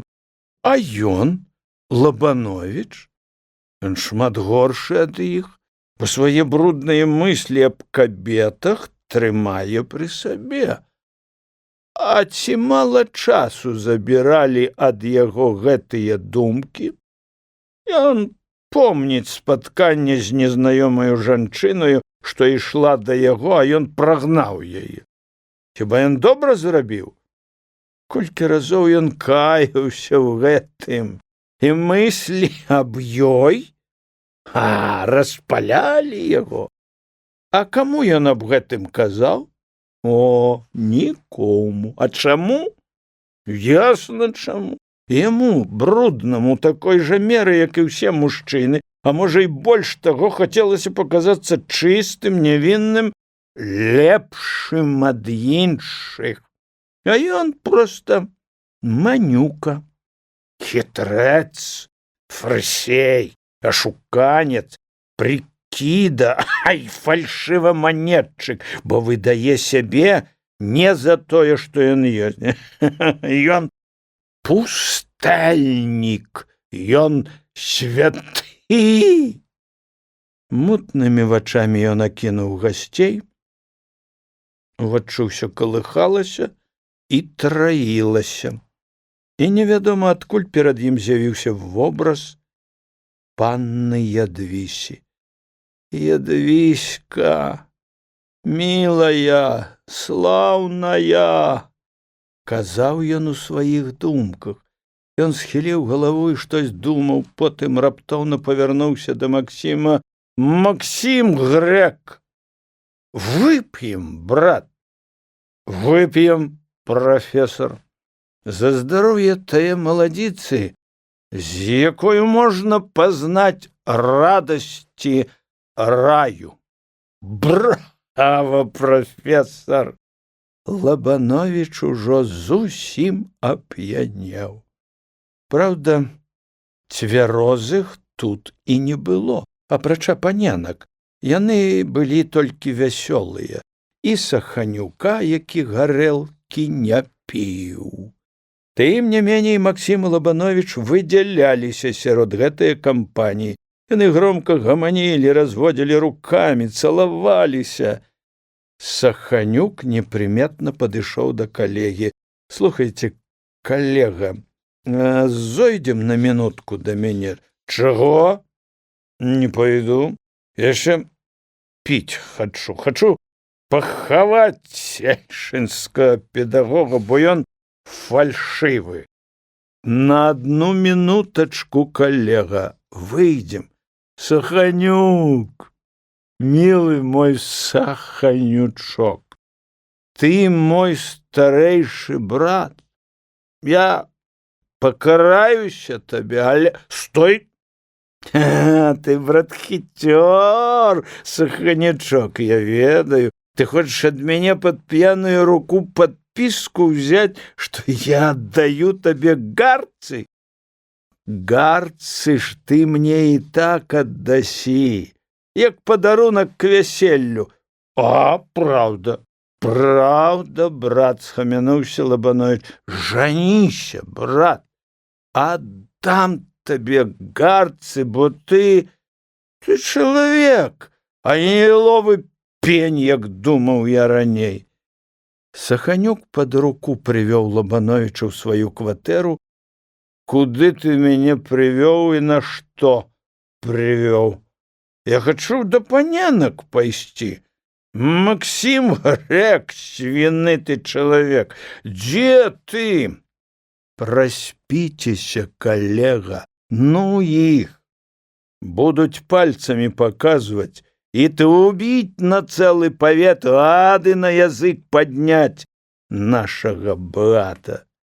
Эх, Саханюк, Саханюк, ты гарцы мае бярэш, ты і чэсць нашу настаўніцкую бароніш?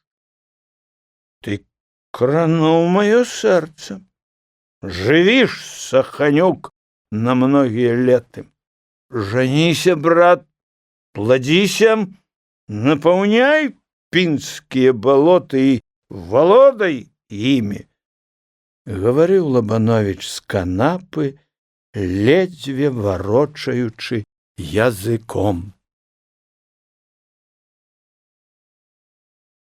Першую палескую вясну сустракаў тут Лабановіч. Здавалася, што засмучэнне тая паласа тугі, што ўсю зіму не сходзілі з твару гэтага глухога кутка палесся, цяпер прайшлі, бо штось новае і радаснае пачынала вызначацца і ў агульным выглядзе пустэляў балот, і гэтага панурага лесу, і асобных хвой і дубоў, што высока падымалі ўгару свае кучаравыя галовы або адзінока стаялі па краях лесу. Вясна была ранняя, як і звычайна на палессі. У лясах на ўгрэвах снег злазіў борзда, і вызваленая з-пад снегу зямля радасна выглядала на свет жаўтавата-шэрымі плямкамі, ужо выбіваўся і леташні бруснічнік, свежы і сакавіты, сухія галінкі верасу, а вось і ягадніку. Побач чыгункі, дзе так прыемна купаліся залатыя косы сонейка, у зацішку зялёных хвой чырванаватага маладога бярэзніку ужо цягнулася доўгая жоўтая паласа адтаўшай зямлі. Яна шырэла з кожным днём, з кожнай гадзінай. А каля масткоў на чыгунцы стаяў вясёлы гоман звонкіх кропель, сцякаючых у ажыўшыя рачулкі ручайкі. Засыпаныя снегам шпалы, старыя трухлявыя пні даўно загубленых дрэў, гнілыя галіны, всё выглядала з-пад снегу, і ўсё, здавалася, радавалася, што не апошні раз бачыла сонца. А лес, асветлены, абагрэты сонцам, пазіраў зусім такі весела, і было штось незвычайна прыемнае у гэтых першых светла-бліскучых іскрынках абуджэння жыцця, у гэтым зямлістым паху прэлых леташніх лісцяў, дзе-нідзе шарэўшых на зямлі. І зусім іншыя струны душы закраналіся гэтым кволым патыханнем вясны. І іншыя парыванні разам з абуджэннем прыроды калыхалі душу ціхаю, няяснаю песняю, ці даўно чутаю казкаю, поўнаю хараства і чараў, і куды сцягнулі і клікалі. Куды? Можа, да таго невядомага, заўсёды павабнага, нерасчытанага і неадгаданага, закрытага заслонаю ружовых хмараў, што ніколі не зліваецца з тваімі жаданнямі? А можа, гэты смутак аб чымсьці такім, міма чаго прайшоў ты няўважна і страціў навекі? Ці гэта адбітак вечнага нездавалення чалавека, якое выдзяляе яго з круга жывёлін і вядзе па дарозе шукання і ўтварэння лепшых стасункаў жыцця і яго хараства? Ці гэта імкненне рассунуць граніцы свайго кругагляду, каб пазнаць непазнанае, уведаць нязведанае? Але вечныя загадкі жыцця і вечныя нашы імкненні іх адгадаць, бо формы жыцця абмежаваны, само ж жыццё не мае граніц. Пасля пісарскага балу Лабановіч некаторы час адчуваў сябе дрэнна. Яму было прыкра, што ён там напіўся, гаварыў розныя глупствы і нават піў за здароўе нейкай маладзіцы. Назаўтра раненька ён вырваўся з хатовіч і бадай што ўцёк дадому. І вось цяпер на другі дзень пасля п'янства ён хадзіў па чыгунцы крыху заспакоены і ацэньваў свае паводзіны як чалавека і як настаўніка. Яму ўспаміналіся першыя дні прыезду сюды, яго намеры і планы.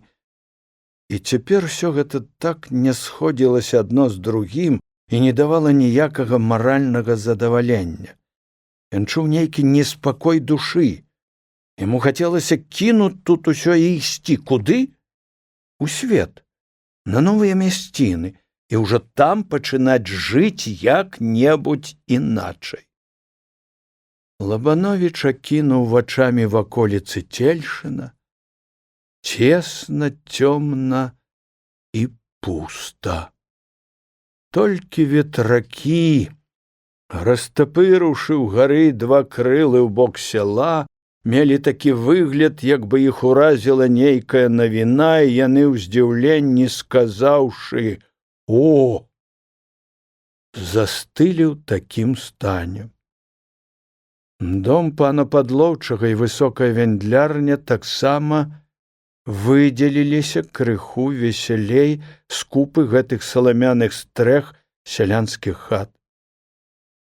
Няўжо ж яму прыйдзецца жыць тут яшчэ другую зіму? Бо на лета, калі скончацца заняткі ў школе, настаўнік думаў куды-небудзь паехаць. Дом пана Падлоўчага глянуў на Лабановіча яшчэ раз і яшчэ, скараючыся нейкаму пачуццю і голасу.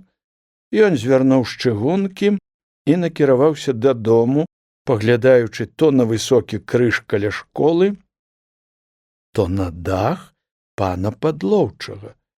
Падыходзячы бліжэй да іх, настаўнік пайшоў павольней, як злодзей, кідаючы позірк на вокны. Ступіўшы яшчэ колькі крокаў, ён спыніўся.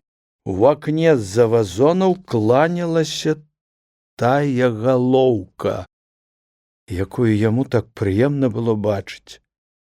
Настаўнік прасвятлеўся і рашуча адкінуў клямку на дзверцах веснічак свае суседкі. З таго часу, як вы закахаліся ў панну Людмілу, ужо не хочаце да нас зайсці, сказала панна Ядвіся, не то шуткуючы, не то сур'ёзна. Лабановіч глянуў ёй у вочы. У гэтыя круглыя, цёмныя і такія слаўныя выразныя вочы, на яе чорныя тонкія бровы, якіх ён не бачыў ні ў аднае дзяўчыны, ні ў кога на свеце. Здаецца, ніколі не адводзіў бы ад яе сваіх вачэй. Ён падумаў: ніхто цябе не бачыць, ніхто не ведае, якая ты слаўная і мілая, і дадаў: дурні мы. «А?» – сказаў Лабановіч у парыванні нейкай радасці, а ўнутрах яго ўсё дрыжала.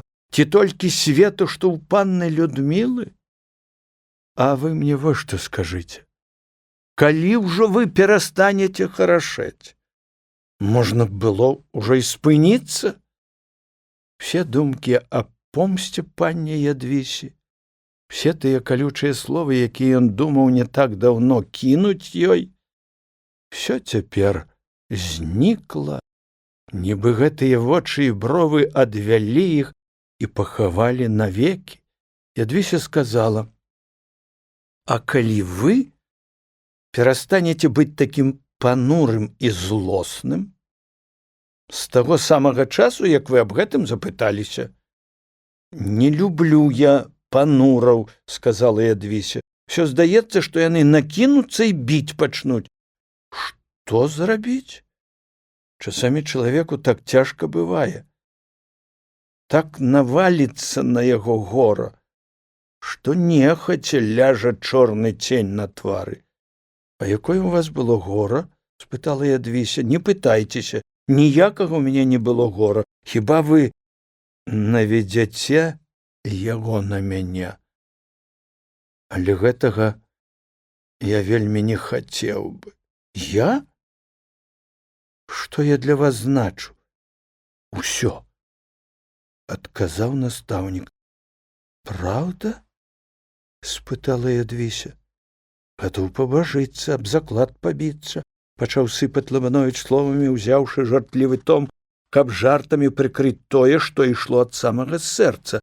Панна Ядвіся як сарна скоклала да печкі, дзе стаяў пусты кошык.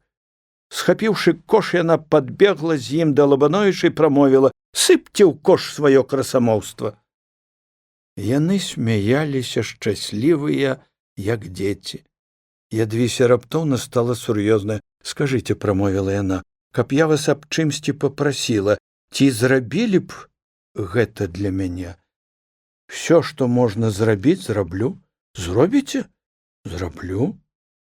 Панна Ядвіся апусціла вочы, потым паволі ўзняла іх на настаўніка.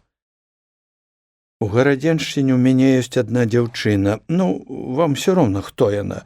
Ёй трэба выйсці замуж, разумееце? Ёй проста трэба павянчацца, каб у дакументах мець іншае прозвішча. На што? Это таксама вам не цікава, дык ці не згадзіліся б вы павянчацца з ёю?» Ядвіся гаварыла самым сур'ёзным чынам. Лабановіч і верыў, і не верыў. Калі гэта ўсё праўда, то значыць для Ядвісі ён зусім непатрэбны чалавек. Яму стала так горка і непрыемна. Ён апусціў вочы, памаўчаўшы, прамовіў з прыметнаю ноткаю нездавалення: «Аб жаніцьбе, якая б яна ні была, я думаю столькі, колькі думаеце і вы аб леташнім снезе». У гэты час у пакой вайшла Габрынька, і размова наконт жаніцьбы на тым і скончылася. «Ну, кажыце, як вам гасцілася?» — звярнуўся да яе настаўнік. Габрынька з жартам і ажыўлена апавядала, як ім было там добра, і як не хацелася ехаць сюды. Ядвіся маўчала. Лабановіч слухаў Габрыньку і стараўся не пазіраць на Ядвісю, а яна ўвесь час не зводзіла з яго вачэй, а потым ціхенька выйшла, нічога не сказаўшы. Яна доўга не прыходзіла і вярнулася тады, калі Лабановіч ужо выйшаў і накіраваўся да сябе на кватэру. Настрой у яго быў самы паганы, ён проста не мог знайсці сабе прыпынку, не ведаў, за што ўзяцца. Прайшоўшыся колькі разоў па пакоіку, ён узяў паперу і перо і сеў пісаць ліст свайму семінарскаму сябру Янку Тукалу. «Мілы Янка, дзе ты, мілы белабрысы, дзе ты, адгукніся? Як без цябе тут гарую я? Ну, прыйдзі, падзівіся». З гэтай песні пачаў ён, змяняючы яе тэкст. «Абрыдла, брат, мне тут. Всё прыгледзелася і прыелася. Чынаецца вясна, разам з ёю ва мне абуджаецца нейкі дух бадзяння. От бы забраў пад паху свае манаткі, пайшоў бы, куды вочы глядзяць. Скончыцца работа ў школе, паеду дадому. На другі год думаю перабрацца куды-небудзь далей у глыб палесся. Я пачынаю аналізаваць самога сябе і вынікамі застаюся незадаволены. Тая звычайная работа, якую мы павінны весці ў школе, мне здаецца малавартоўнай. І калі толькі ёю абмежаваць сваю дзейнасць, то гэта значыць рабіць вельмі мала, бо будзеш заўсёды чуць нейкі недахват.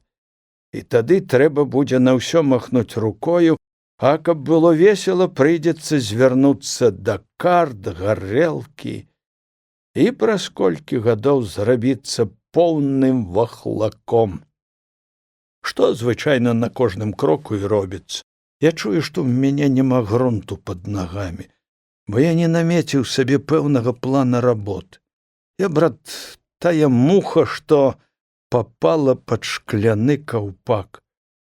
І свет вакол відаць, і месца ёсць выбіцца з гэтага каўпака, але няма здольнасці папасці ў выйсце.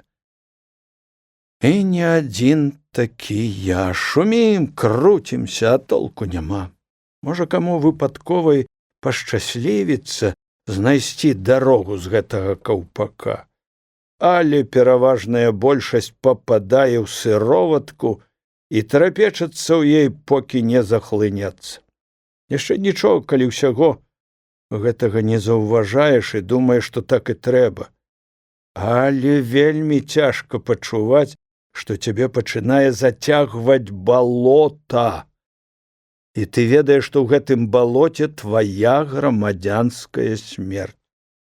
І калі б мяне спытаў, хто што мне найболей кінулася ў вочы і зрабіла мацнейшае ўражанне за першы год настаўніцтва, я вызначыў бы гэта так: павольнае ўміранне душы і зацягванне цябе балотам. Не, брат Янка, нельга доўга заставацца на адным месцы, бо яно цябе заесць і ашальмуе. Няхай жыве вандроўніцтва, як я табе і казаў. Во мне з незвычайнаю сілаю абудзіўся дух бадзяння. Я не знаходжу сабе спакойнага месца, мяне кудысь цягне і парывае. Часамі проста хочацца зашчаміць сабе галаву і плакаць. Маркотна жыць на гэтым свеце, панове. Цяпер толькі зразумеў я, якую праўду казаў Гоголь. Напісаўшы гэты ліст, Лабановіч прылёг на канапу і задумаўся. А ўсё гэта я лгу? Не тыя прычыны майго нездавалення і смутку. І перад ім ізноў усплыў вобраз Ядвісі, і зноў аб ёй. Толькі аб ёй пачаў думаць. «Бабка, дома паніч?» – пытала панна Ядвіся старую Мар'ю. «Не, паненачка, кудысь выйшаў нядаўна». Ядвіся падышла да дзвярэй, прыслухалася, як бы не верачы бабцы і баючыся быць злоўленай. Потым ціхенька адчыніла іх, ускочыла ў пакойчык, азіраючы яго цікавым поглядам. Яна падышла да пісьмовага стала і палажыла туды маленькі букетик першых вясенніх красак. Потым узяла асадку, адарвала вузенькую палоску паперы, крыху падумала. На яе губах заблукала ўсмешка, і яна напісала «Мілы», паставіла 3 кропкі і дадала другое слова «Турань». Паперачку з напісанымі словамі залажыла ў разгорнутую кнігу, яшчэ раз азірнулася і выскачыла ў кухню. «Глядзіш, бабка, не кажы панічыш, ну што я тут была? Барані Божа, бабка, не кажы!» сказала і бягом кінулася на двор. Скора дзесь з двара пачуўся яе голас. Яна спявала нейкую песню. Бабка ціха усміхнулася сама сабе і прамовіла ў голас: «Вясёлая, хорошая паненка». І аб чымсьці задумалася. Праз хвіліну бабка сама вайшла ў пакойчык, ёй хацелася дазнацца, якую штуку выкінула там паненка. Красачак прынесла. Ага, няхай падумае пра мяне. Бабка взяла в руки букетик, паглядзела на яго, паднесла да носа і палажыла зноў на стол. Яна чагось уздыхнула і выйшла. Гэта было на захадзе сонца. Калі ўжо добра сцямнела, прыйшоў Лабановіч. Ён запаліў лямпу, пры яе святле заўважыў кветачкі. Хто ж гэта палажыў іх сюды? Спытаў ён сябе самога і стаў разглядаць букетик. Вечар быў цёплы і ціхі. Лабановіч падышоў да акна, расчыніў фортку. Вокны пакояў пана Падлоўчага былі цёмныя. Там, значыць, нікога не было. Можа, яшчэ рана? З двара далятаў сюды шум сельскае вуліцы. Дзесь у канцы вуліцы пілікала скрыпка, там жа чуўся радасны смех дзяўчат, іх крык і піск. Відаць, за імі ганяліся хлопцы, лавілі і дурэлі з імі. Потым дзяўчаты хорам спявалі вяснянкі.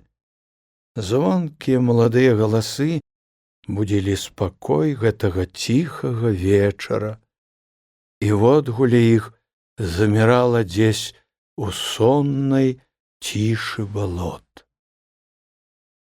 На ясным небе загараліся зоркі, дрыгацелі, свяціліся рознакаляровымі агеньчыкамі, пераліваліся, як бы там трапяталі крыльцамі нейкія дыяментныя матылі. І было штось незвычайна важнае і велічнае у гэтым далёкім харастве недасяжных зор і ў гэтай маўклівасці цёмнага бяздомнага неба і перад велізарнасцю і тайнасцю яго заціхаў дробны клопат зямлі. Колькім людскім пакаленнем свяцілі гэтыя зоркі, разважаў настаўнік. Людскія пакаленні даўно сышлі з твару зямлі, і вецер даўно параздзімаў іх магілы і разнёс па свеце прах касцей іх, а яны, спакойныя зорачкі, кожную ясную ночку будуць свяціць сваім немяцежным бляскам, неўспагадныя на ўсе метусенні і трывогі усхваляванай душы чалавека. А мы перабудзем свой век, колькі нам прызначана, гэты страшэнна кароткі міг малюпасенечкае звенца у бясконцым ланцугу жыцця, і ніякага следу не захаваюць па нас бязлітасныя часы. І ці варта так прырастаць да гэтага жыцця, да гэтага нязначнага моманту ў ходзе часу? Нейкая туга ахапіла настаўніка. Аб чым? Мабыць, аб тым, што такая мізэрная нязначная людская доля, людское жыццё. Ён апусціў галаву над сталом і сядзеў нерухліва. Лёгкі раптоўны шолах каля шыбы акна абудзіў яго. Ён узняў галаву, і ў гэты момант на стол упала некалькі такіх жа самых красачак, што былі ў букеце. Відаць, некаторыя з іх не папалі ў фортку, а толькі лёгенька крануліся шыбак і засталіся за акном. Разважанні аб нязначнасці людскога жыцця былі таксама раптоўна распуджаны чыёюсь рукою, што кінула гэтыя краскі. Лабановіч борздзенька кінуўся да форткі, але там было ўсё ціха.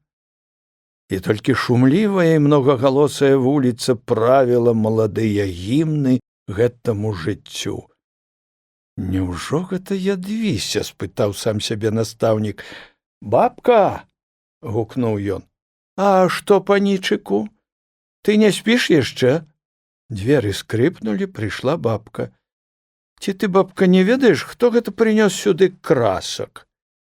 Бабка перш прыкінулася, што нічога не ведае, а каб пераканаць у гэтым настаўніка, взяла краскі і стала разглядаць іх. Але як не хітрыла бабка, настаўнік прачытаў на яе твары, што яна прыкідваецца. Ой, бабка, грэх табе старенькай хлусіць і падманваць. Не любіш ты мяне і не шкадуеш. Я ўжо па той прычыне не паверу табе, што ты знахарка. Ты павінна ведаць. Ой, панічыку, ну хто ж вам можа прынесці красачак, як не паненка?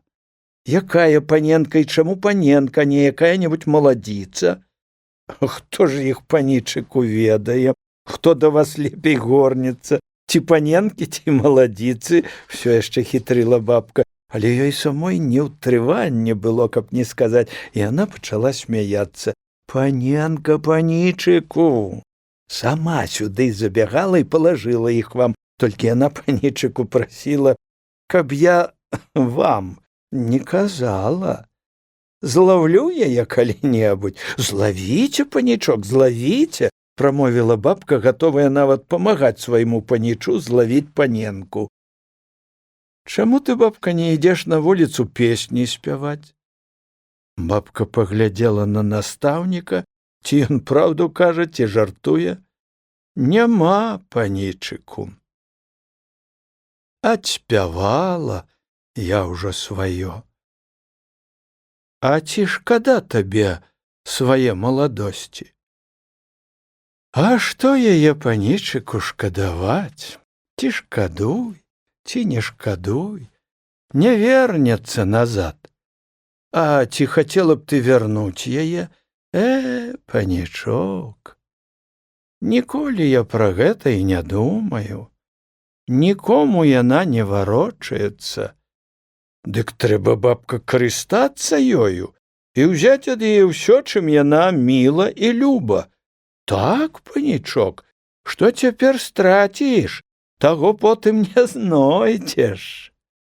Гэта размова зусім не цікавіла бабку. Яна колькі разоў пазяхнула, а ўрэшце сказала: ой, ужо ж, панічок, і позна, ай, заставайцеся здаровы.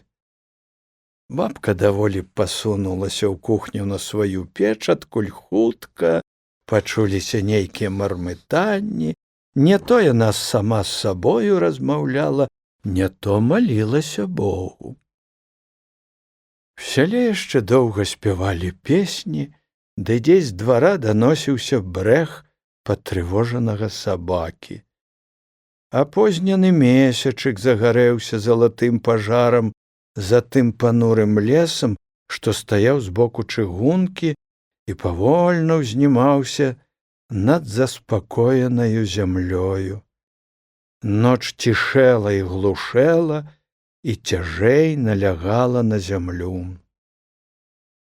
Настаўнік яшчэ доўга сядзеў каля акна, і розныя думкі падымаліся ў яго галаве.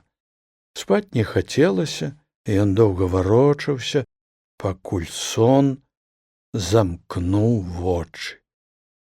На століку каля ложка ляжаў букецік завяўшых красак. Вясна ўступала ў сілу. Снегу ўжо зусім не было ў палях, а жылі балоты. Жаласна застагналі кнігаўкі, цяжка лятаючы над вадою. Высока ў небе звінелі жаваранкі. Абсохшая зямля пачынала іскрыцца зялёным аксамітам кволай пахучай траўкі. То той, то другі з вучняў пакідаў школу. Вось што, дзеці, сказаў раз вучням настаўнік. Сёння па абедзе прыходзьце з рыдлёўкамі. Будзем капаць ямкі, а заўтра ўсе пойдзем у лес, прынясём маладых дрэўцаў і абсадзім нашу школу. Дзеці адзін перад другім спяшаліся запэўніць настаўніка, што яны прынясуць рыдлёўкі, і з вясёлым дзіцячым гоманам, як пчолкі з вулля, высыпалі са школы на вуліцу, напаўняючыя звонкімі шчаслівымі галасамі.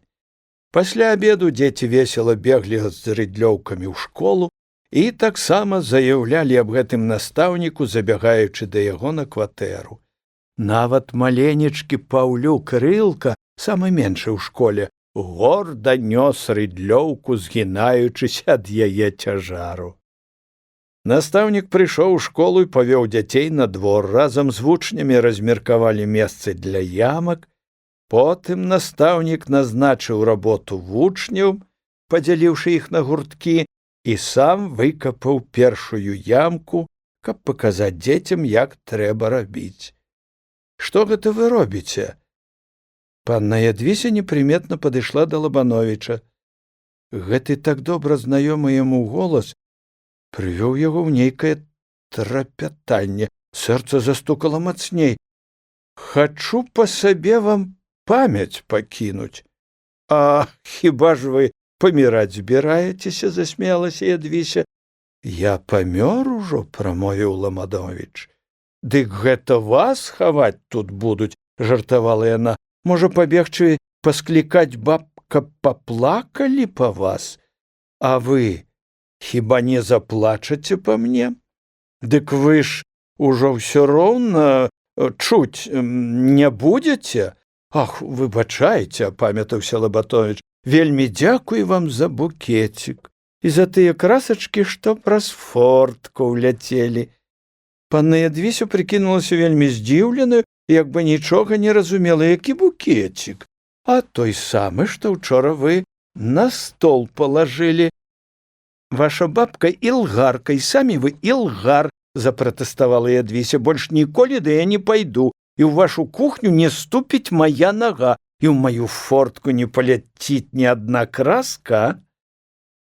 Панна Ядвіся павярнулася і кінулася бягом у свой двор, потым яна спынілася і пайшла зноў да Лабановіча. Слухайце, вы бралі кнігу, што ў вас на стале разгорнутая ляжала? Не, не браў. Вы не хлусіце?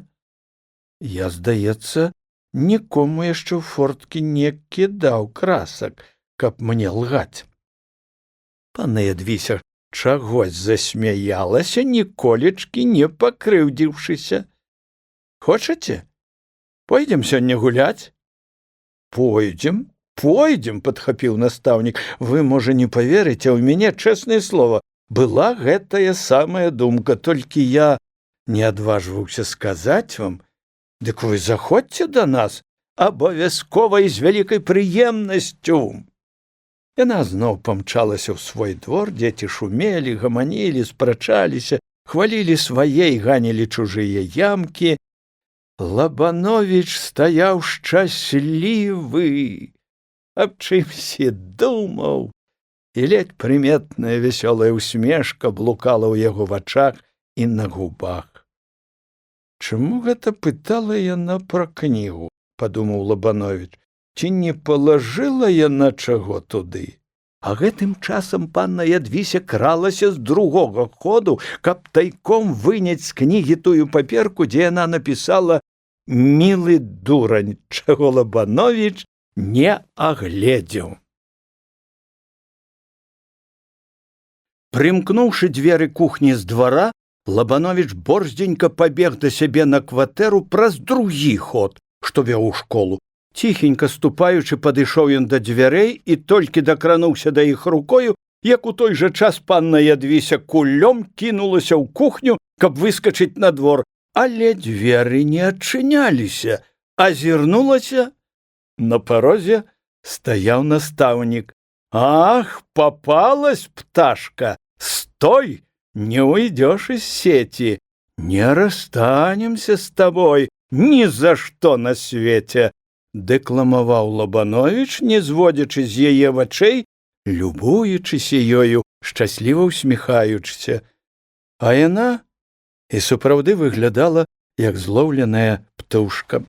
Неспадзеўкі, пужлівасць, нейкая вінаватая ўсмешка разам адбіваліся на яе твары. Акруглыя цёмныя вочы пазіралі то на дзверы, то на настаўніка. Адна рука яе была сашчэмлена, напэўна, там была тая паперачка з 2 словамі. «Нашто вы замкнулі тут дзверы?» – спытала яна. «А каб тыя самыя ножкі, што прыйшлі сюды праз школу, не выйшлі праз кухню». Лабановіч падышоў да яе зусім блізка. Яна неспакойна заварушылася. «Пусціце мяне! Вы моя госця і нявольніца!» Ніякаму на свеце паляўнічаму не здаралася злавіць такую слаўную сарначку, як мне сёння. Дайце ж хоць наглядзецца мне на яе. І ён стаў пазіраць на яе. «Ну, другі раз вы не зловіце мяне. А навошта мне лавіць, калі я вас ужо злавіў?» Яна раптам кінулася яму пад рукі, каб уцячы, але ён крэпка схапіў яе пад пахі і не пускаў. «Што вы робіце?» – прамовіла яна. «Не смейце дакранацца да мяне!» Вы ж самі кінуліся мне на рукі, сказаў настаўнік і пачуў, як забунтавалася ў ім кроў. Лабановіч выпусціў яе і толькі трымаў за руку. Яна зноў стала вырывацца, цёмна-русыя валасы раскінуліся па плячах пышнымі хвалямі. «Не, мілая палонніца, нічога не будзе, не пушчу!» З распушчанымі валасамі, з залітымі агнём шчочкамі яна была незвычайна прыгожая, і настаўнік не мог адвесці ад яе вачэй. «Не, слухайце!» — прамовіла яна. «Ніяк я не спадзявалася, што вы будзеце мяне мучыць». «А вы мяне не мучыце?» — спытаў ён і глянуў ёй у вочы. «Выкуп дайце. Тады я пушчу вас. Я не маю чым плаціць», — сказала яна, адной рукой старалася паправіць свае валасы. Настаўнік сумыслу раскідаў іх. «Ах, адстаньце вы!» Не адстану. Каб вы ведалі, якая вы прыгожая. З распушчанымі валасамі вы заўсёды і хадзілі б так. У маёй мамы таксама былі раскошныя валасы, але доля яе была нешчаслівая», — прамовіла яна. Лабановічу стала незвычайна шкада яе. Ён выпусціў яе руку, глянуў вочы. «Бедная вы, мілая, хорошая, слаўная Ядвісечка. Все вы такія гэрады, тыраны», — з нейкаю нянавісцю прамовіла яна. Лабановіч хацеў адказаць, што яна памыляецца, але не паспеў. Яна раптоўна абхапіла рукамі яго шчокі і ў момант, прыблізіўшы яго галаву, пацалавала, а потом з сілай адштурхнула яго і кінулася за дзверы, а ён, як бы апалены маланкаю, стаяў на месцы колькі моманту, потым, як дзікі звер, кінуўся даганяць. Ядвіся стаяла на парозе, трымаючыся за клямку. Яна была зусім спакойная. «Калі асмеліцеся пацалаваць мяне, то клянуся памяццю мацеры, я кінуся пад машыну». І цёмныя круглыя вочы яе бліснулі іскрамі гневу. «Мілая, родная Ядвісечка, не буду. А пагуляць мы пойдзем?» «Дурань!» — прамовіла яна. Потым ускінула на яго свае добрыя чыстыя вочы, усміхнулася і знікла за дзвярамі, трымаючы ў руцэ вузенькую паперачку. Лабановіч вярнуўся ў пакой. Яго рукі і ногі дрыжалі, ён прысеў каля стала на край канапы і сядзеў, не думаючы ні аб чым. Пасля устаў, хістаючыся, пайшоў у кухню, выпіў вады, унутры ўсё кіпела ад нейкага шчасця і радасці. Што за дзяўчына, што за натура! Колькі разоў паўтарыў малады шчаслівы настаўнік. Яна любіць мяне. Ці ж можна не любіць яе, гэтую лепшую, прыгажэйшую казку па лесе? Ядвісечка, мілая, любая. Два старэйшыя вучні, якія рыхтаваліся да экзамену, прыйшлі і сказалі настаўніку, што ўсе ямкі пакопаны. «Збярыцеся ў школу. Я вам скажу колькі слоў і пушчу дадому». Вясёлы дружны шум уварваўся ў школу, звонкія шчаслівыя дзяціныя галасы напоўнілі ўвесь дом. Настаўнік увайшоў, пахваліў дзяцей за работу і сказаў ім: «Заўтра ўжо кніг не прыносьце. Вазьміце колькі рыдлёвак», ён назначыў большых вучняў, «і збярыцеся тут. Пойдзем у лес, накапаем дрэўцаў і пасадзім іх у ямкі, што вы сёння прыгатавалі. А цяпер ідзіце дадому». Настаўнік не хадзіў нікуды ўвесь вечар. Гэта здарэнне, гэты агнявы пацалунак панны Ядвісі напоўніў яго шчасцем. Яму здавалася, што гэтага шчасця стане надоўга. Ён перажываў кожны момант свайго шчасця, над некаторымі затрымліваўся доўга Чаму яна сказала, што кінецца пад машыну, калі ён пасмее пацалаваць яе, і нават паклялася памяццю мацеры? Чаму яна яму кінула дурань, а потым як бы пакаялася ў гэтым і падарыла яму такую добрую усмешку, як бы ёю перапрашала за гэта зневажанне.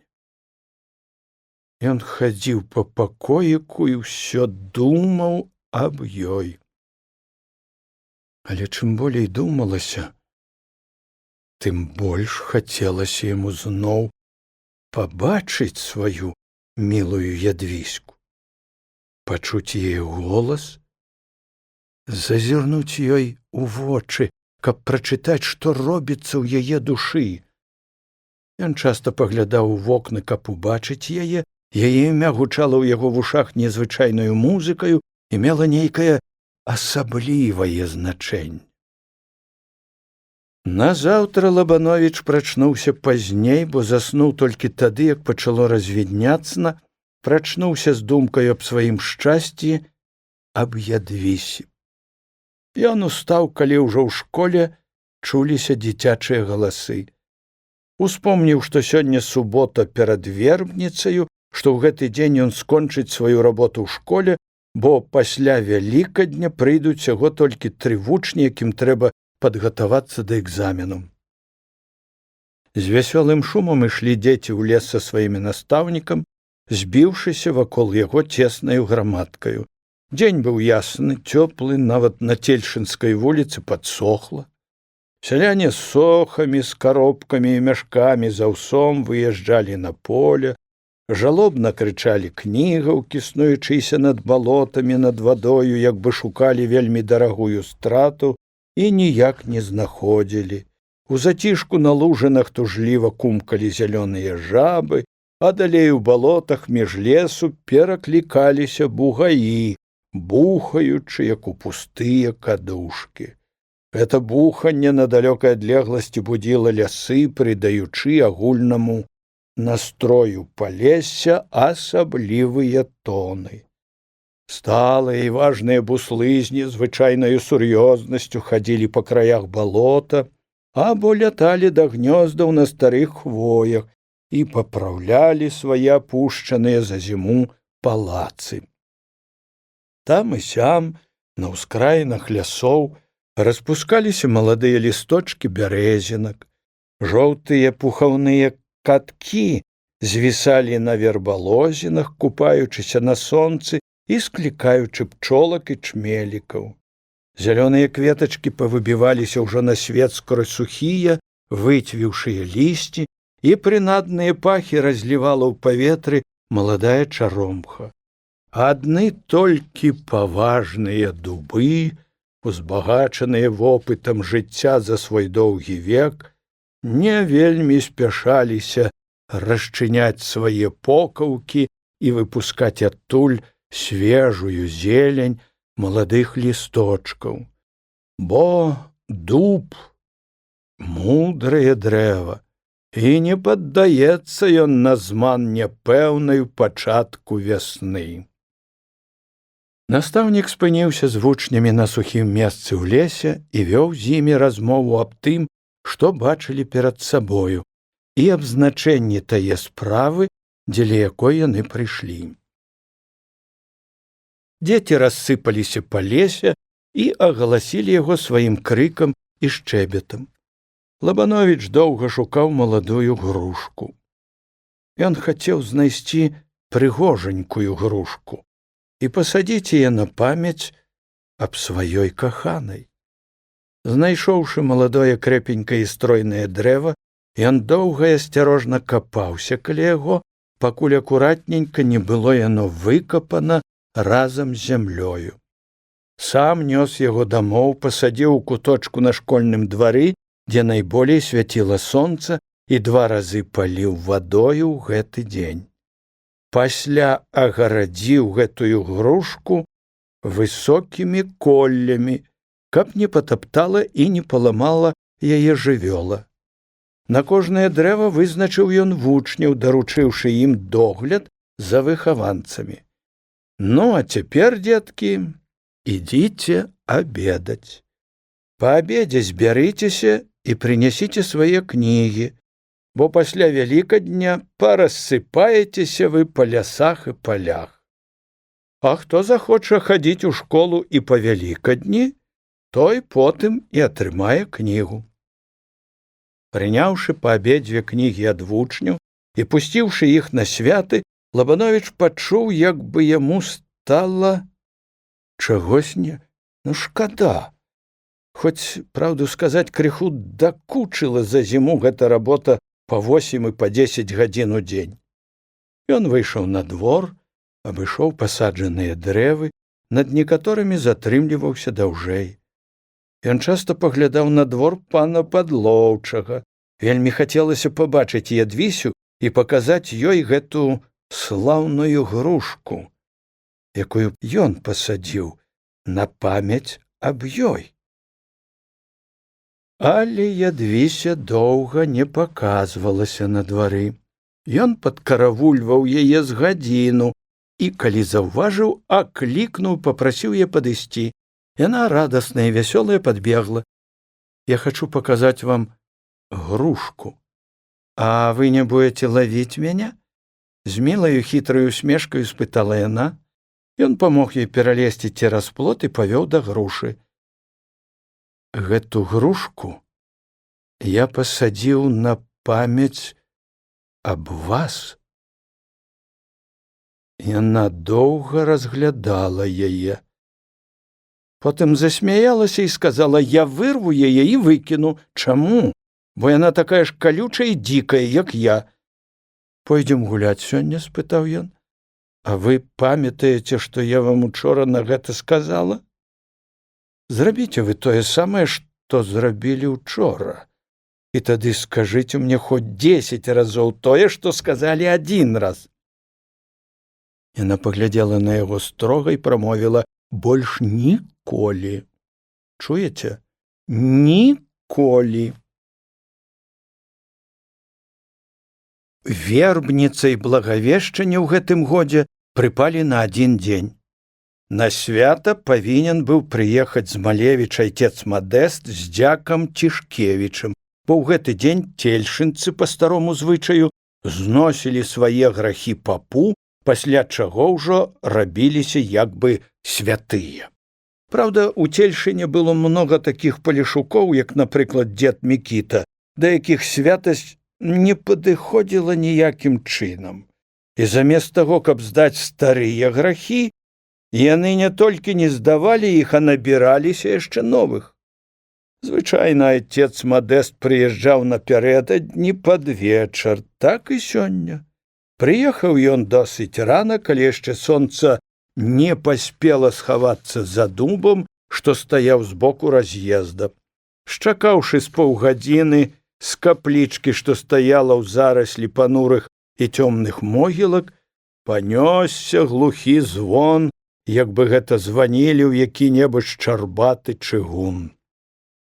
Тым не меней гэты звон, такі рэзкі, такі незвычайны для Цельшына, рабіў моцнае ўражанне, і кожны, хто чуў яго тут так ці іначай, аказваўся на гэты звон. А што гэта? Пытаўся хто-небудзь з цельшынцаў. Звоняць ці што? А, мабуть, звоняць.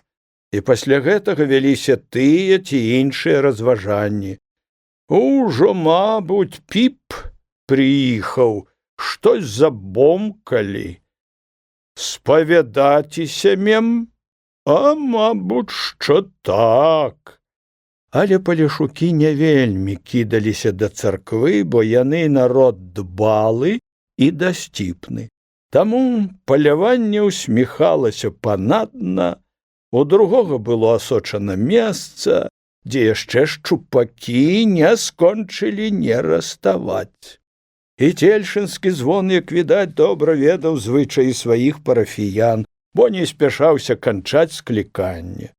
Толькі праз гадзіну, калі ўжо на цвінтарыку збіралася досыць многа палешукоў і паляшучак, а з дворыха Міхалкі Кругая паказваўся отец Мадэст, які ішоў роўна, і дзяк Цішкевічу, якім было ўсё-такі меней благадаці з прычыны, чаго ён крыху заграбаў нагамі.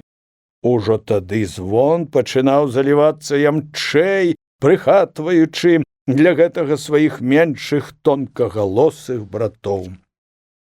Каплічка адмыкалася, каля дзвярэй звычайна стаяла колькі маладзіц з дзецьмі на руках. Яны не смелі самі ўвайсці ў капліцу, бо былі яшчэ нячыстыя. Маладзіцы мелі розныя тэрміны. Каму трэба было ўводзіцца каля сёмухі, каму каля Пятра, каму на каляды, а хто яшчэ і зусім не вытрымаў свой тэрмін. Але ў Цельшыне гэта не мела значэння. Айцец Мадэст стаўляў цэлы шэраг маладзіц у капліцы па абодва бакі дзвярэй, браў свой трэбнік і чытаў малітвы, а дзяк Цішкевіч спяваў крыху, пагойдваючыся на нагах. Але гэта не шкодзіла яму назіраць і за благочыніем у капліцы, бо маладзіцы былі здарэнні часамі і штурхаліся або выпіраліся наперад. «Еліцы во Хрысце!» — спяваў Цішкевіч, і тут ён заўважаў, што якая-небудзь маладзіца парушала парадак. Тады ён прыпыняў спяванне і навучальна казаў маладзіцы: «Не прыся ты, а стой спакойна», і спяваў далей: «Крэсціся я». А тут ізноў рабілася што-небудзь не так, як трэба ў царкве. «Ці чуеце вы, ці не, што я вам кажу?» — пытаў маладзец Цішкевіч і ссоўваў бровы. Направіўшы парадак, ён прадоўжваў спяваць: «Во Хрыста облекосцеся». Пабачыўшы новы непарадак, Цішкевіч рашуча спыняў спевы і ўжо сярдзіта казаў: «Тфу, ну што ж гэта за праціўная баба! Ці ты ёй кажы, ці не кажы, хоць кол на галаве чашы». І, не спускаючы з маладзіц свайго грознага погляду яшчэ колькі хвілін, Цішкевіч канчаў песню «Алілуя». Айцец Мадэст нічым тут не выказваў свайго «я» і даваў Цішкевічу поўную магчымасць навучаць паству, бо яны жылі вельмі згодна. І гэта была не навіна і не першыня, калі яны дома у Малевічах ішлі поруч, падтрымліваючы адзін другога, бо вельмі часта хварэлі на няўстойку ног. Ідучы дружнаю параю, часамі прыпыняліся на вуліцы і рабілі кароткую параду, куды зайсці. Яны падымалі галовы, пакладаючыся ўжо тут на свае вочы. І калі перад вачамі стаяла школа, яны і накіроўваліся туды. Узышоўшы на ганак школы, зноў прыпыняліся, і тут часамі бывала між імі невялікая спрэчка, бо, як праўдзівыя хрысціяне, яны ўступалі першае месца адзін другому. А з тае прычыны, што перад Богам усе роўныя, яны ўваходзілі разам адначасна. Айцец Мадэст садзіўся першы на крэсла і казаў Цішкевічу: «Садзіся, дзядча, школа царкоўная і крэслы царкоўныя». Тут ён вымаў з-за пазухі расы бутэльку, сам цягнуў і дзяку даваў пацягнуць. Настаўніца не ведала, як трымаць сябе з гасцямі, але госці былі непатрабоўныя, частаваліся сваёю гарэлкаю і закусвалі сваімі языкамі. Яны трохі спачывалі, спявалі «Хрыстос уваскрос» і спакойна выходзілі. Увёўшы маладзіцы, крыху панасіўшы іх дзяцей, айцец Мадэст прыступаў да споведзі. Палешукі, збыўшы гэты клопат, зараз жа выходзілі з капліцы і ішлі дамоў. Назаўтра зранку таксама ішла споведь, а потым ужо служылася абедніца, набажэнства, спецыяльна створаныя для палешукоў, бо звычайна іх доўга ў царкве не затрымлівалі. Невялічкая каплічка, якая магла ўмясціць якую-небудзь шостую частку цельшынцаў, была напалавіну пустая, і толькі тады, калі пачыналася прычашчэнне, у ёй рабілася цесна, бо кожнаму хацелася хутчэй узяць прычасце, і тут ужо без канфліктаў ніколі не абыходзілася. «Што ты мне на ногі ўзлез?» — злосна глядзеў Трахім Буч на Рыгора Качана. «Прэцца бы тая свіння!» — всё яшчэ ў злосці казаў Буч. Качан пазіраў на Буча, як бы разважаючы, што адказаць яму на гэта. Ён успамінаў, што яны ідуць да прычасця і што не павінны мець гневу ў сваім сэрцы, і з дакорам ківаючы галавою казаў, а ў голасе яго чулася скруха: «Саладушнік ты, щоб ты захлынуўся! Ідзеш да святога прычасця, лаешся, як сабака, як бы ты не ў царкве, а ў карчме ў Абрама». Напамін аб хрысціянскай пакорлівасці, зроблены Качаном, меў значэнне і сілу, бо Буч нічога не адказваў і глядзеў перад сабою, а там каля бацюшкі з чашкаю таксама мітусіўся народ. «Чо ты пхаешся?» — аглядаецца на суседа Паляшук. «А ты сам куды пражэсся?» — адказвае сусед па мянушцы Швайка. Не займае першае месца, а другі сусед злосны, становіцца за ім, бо сварыцца ўжо няма калі, і Швайка стаіць з разяўленым ротам. Айцец Мадэст лыжачкаю бярэ з чашы. «Прычашчаецца раб Божы, імя!» «Габрусь!» — адказвае Швайка. Гневаны ім сусед дадае: «Ды яшчэ Швайка!» Швайка зачыняе рот, адварочваецца да суседа: «Ды яшчэ чорт таўстаносы!» Потым ён зноў разяўляе рот, павярнуўшыся да чашы. Айцу Мадэсту таксама не церпіцца, хоць і ў справы сваіх парафіян ён не мяшаецца.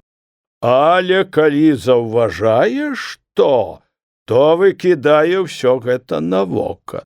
Дзед Мікіта толькі што вярнуўся з рыбы. Відаць, ён спяшаўся, каб не апазніцца на прычасце, бо моцна засопся яшчэ ў капліцы, зрабіў колькі шпаркіх крокаў, якімі ён ішоў з балота. Ён адапхнуў колькі кабет і стаў наперадзе. І вось калі дайшла да яго чарга, айцец Мадэст, зірнуўшы на ногі дзеда Мікіты, заўважыў, што яны па самы пояс былі мокрыя, а лапці плюхцелі. «Ты чаму ж гэта мокры прыйшоў сюды?» — спытаў яго айцец Мадэст. «Замачыўся, то і мокры», — адказаў дзед Мікіта, крыху адвярнуўшы ад бацюшкі лысую маршчыністую галаву. «Дзе ж гэта ты замачыўся?» «На балоце, дзе ж?» «А чаму ж ты на абедніцы не быў?» Дзед Мікіта маўчыць. «Я табе прычасця не дам», — накінуўся на яго бацюшка. «Не мог ты паўгадзіны ў царкве пабыць, памаліцца? Дык ты скарэй на балота да чарцей пабег, а цяпер аблюманы і абрынданы прычашчацца прыпёр? Не буду прычашчаць!» — прамовіў айцец Мадэст і павярнуўся з чашаю ў бок. «Ого!» — сказаў дзед Мікіта. «Не будзе прычашчаць, то і не трэба. Настрашыш ты мяне!» Дзед Мікіта, ні на кого не пазіраючы, ідзе вон з капліцы. Айцец Мадэст колькі хвілін стаіць з чашаю, глядзіць услед дзеду. Ён яшчэ думае, што дзед вернецца і папросіцца ў яго. Але дзед Мікіта, той самы дзед, што з жарнавікамі танцаваў, падыходзіць ужо да дзвярэй. «Эй! Як тебе там, верніся, чуеш?» — гукае айцец Мадэст. Дзед спыняецца, паварочвае галаву да бацюшкі і кажа: «Не хачу». «Верніся ты!» — крычыць айцец Мадэст. «Табе ўжо і слова нельга сказаць». Мікіта адпускаецца і, хлюпаючы лапцямі, зноў ідзе да амбона. Айцец Мадэст прычашчае яго. Дзед бярэ кусочак прасфары, кладзе ў рот і хоча ісці. «Ці злавіў жа хоць рыбы?» – пытае айцец Мадэст.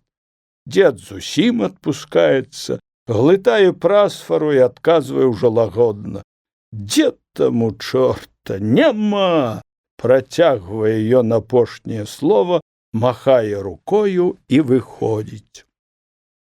Святая служба канчаецца, Цішкевіч бубніць апошнія малітвы, айцец Мадэст кідае рызы. Малітвы скончаны, кніга загорнута. Айцец Мадэст падыходзіць да Цішкевіча, яны перакідваюцца колькімі словамі і выходзяць. На цвінтарыку духавенства прыпыняецца, знаёміцца з цельшынскім настаўнікам. «А вашы вучні добра чытаюць. Учора даў газету вашаму вучню, рылку, такі маленькі, а як разбірае праваслова», – гаворыць айцец Мадэст. Цішкевіч панура слухае, потым падымае вочы на бацюшку. Бацька, ці ты яго хвалі, ці не хвалі, а на чай нас усё роўна не пакліча. Цёмны тут у вас народ, гаворыць на развітанне айцец Мадэст, і паволі з Цішкевічам ідзе да Міхалкі Кугая. На чацвёрты дзень Вялікадня вярнуўся Лабановіч у сваю школу. Яшчэ вечарам таго ж самага дня, калі цельшынцы здавалі свае грахі айцу Мадэсту, надумаўся ён паехаць дадому, каб крыху праветрыцца і хоць на кароткі час адысціся ад круга тутэйшых уражанняў і сваіх настрояў. Але на першыя ж дні свят яго моцна пацягнула сюды, бо быць блізка ад Ядвісі і бачыць яе хоць зрэдку стала яго патрэбаю. Едучы назад, ён не спаў 2 ночы, а па дарозе, апрача таго, яму прыходзілася віншаваць таго-сяго са святым Вялікаднем і, разумеецца, крыху падвіншавацца. Утомлены бяссоннымі начамі і выпіўкаю, ён пачуў ужо сябе вельмі добра, улёгшыся на сваёй пасцелі, і зараз жа заснуў крэпкім сном. Даведаўшыся, што прыехаў сусед, пан падлоўчы праз паўгадзіны, прымасціўшыся пад акном, дзе спаў настаўнік, барабаніў кулаком у раму і клікаў: «Прафесар вялікіх букваў! О, прафесар, чуеш? Уставай піць гарэлку!» Лабановіч спаў крэпка і нічога не чуў. Падлоўчы быў падвыпіўшы і не адступаўся. Яго кулак часцей і шмат мацней пачаў барабаніць па сярэдняй раме, шыбы зазвінелі, а з некаторых пасыпаўся кіт. Падлоўчы Баранкевіч, звярнуўшы на гэта ўвагу, засмяяўся і прамовіў сам сабе: «Чорт яго бяры, прафесара, павыбіваю яму вокны!» Лабановіч на гэты раз пачуў грук і скрозь сон дагадаўся, што яго будзіць падлоўчы, але расчыніць вочы і падняць галаву проста не меў сілы. Калі ж грук пачаўся з новай сілаю, ён громка прамовіў: «А! Уставай, прафесар!» – гукаў з двара Баранкевіч. Лабановіч узняўся, адчыніў фортку і стаў прасіцца: «Пане суседзе, не спаў 3 начы, не магу!» «Што за не магу? Зараз жа адзявайся, бо, далібог жа, прыйду і павалаку так, як ты цяпер ёсць. А будзеш упірацца, то паклічу Рыгора і Язэпа і, далібог, прывалачом вось так, як цяпер ляжыш. А ў мяне і паненкі ёсць, а?» Лабановіч убачыў, што ад падлоўчага не адчэпішся, і стаў адзявацца. Памыўшыся халоднаю вадою, ён крыху асвяжыўся і прыйшоў да памяці. Ён пералез праз добра знаёмы яму пералаз, ступіў на ганак пана Падлоўчага. Негрусь па свайму сабачаму звычаю забрахаў разы 3, павільваючы хвастом, як бы хочучы сказаць: гэта я так сабе брашу, без злосці. А што? Збаяўся, прыйшоў такі, спаткаў прафесара Падлоўчы ў сваім пакоі. Даўжэразны стол, якога раней настаўнік не бачыў пана Падлоўчага, стаяў каля сцяны, прыпёрты да яшчэльна адным сваім краем. Гэты стол, як ёсць, быў завален пірагамі, бабкамі, мясам розных гатункаў і рознага прыгатавання. Штук 6 шкляных банак з крэпкім хрэнам выглядалі з розных месцаў стала, 3 буслы гарэлкі высока падымалі галовы над стусамі закусак. Шынкі, як падушкі, абтыканыя зелянінаю, ляжалі важна зялёнымі ўзгоркамі. На дзябёлым крэсле старасветскай работы сядзеў чыгуначны майстар Грыгарэц, шырачэзнаю спінаю дубовага складу чалавек, ніколі ў жыцці не ведаўшы страху перад гарэлкаю. Ён быў тоўсты, крэпкі і меў выгляд навояна, які толькі што навілі кросны ў 12 губіц. Рыжая і ўжо злысінаю галава яго на сілу пакручвалася направа і налева на кароткім, але незвычайна тоўстым карку. Маленькія вочкі яго ўжо замасліліся, але ён не касаваўся перад чаркамі і ліў іх, як у бочку. Тут жа была і панна Людміла са сваім братам Анатолем. Анатоль, паздароўкаўшыся з настаўнікам, зараз жа пайшоў шукаць прыпынку для свае галавы, у якой цяпер малаціла нейкая малатарня. Людміла толькі правяла яго балесным поглядам. Яна была адзета ў лёгкую шаўковую блузку колеру льнянога цвету і выглядала вельмі прыгожаю і цікаваю.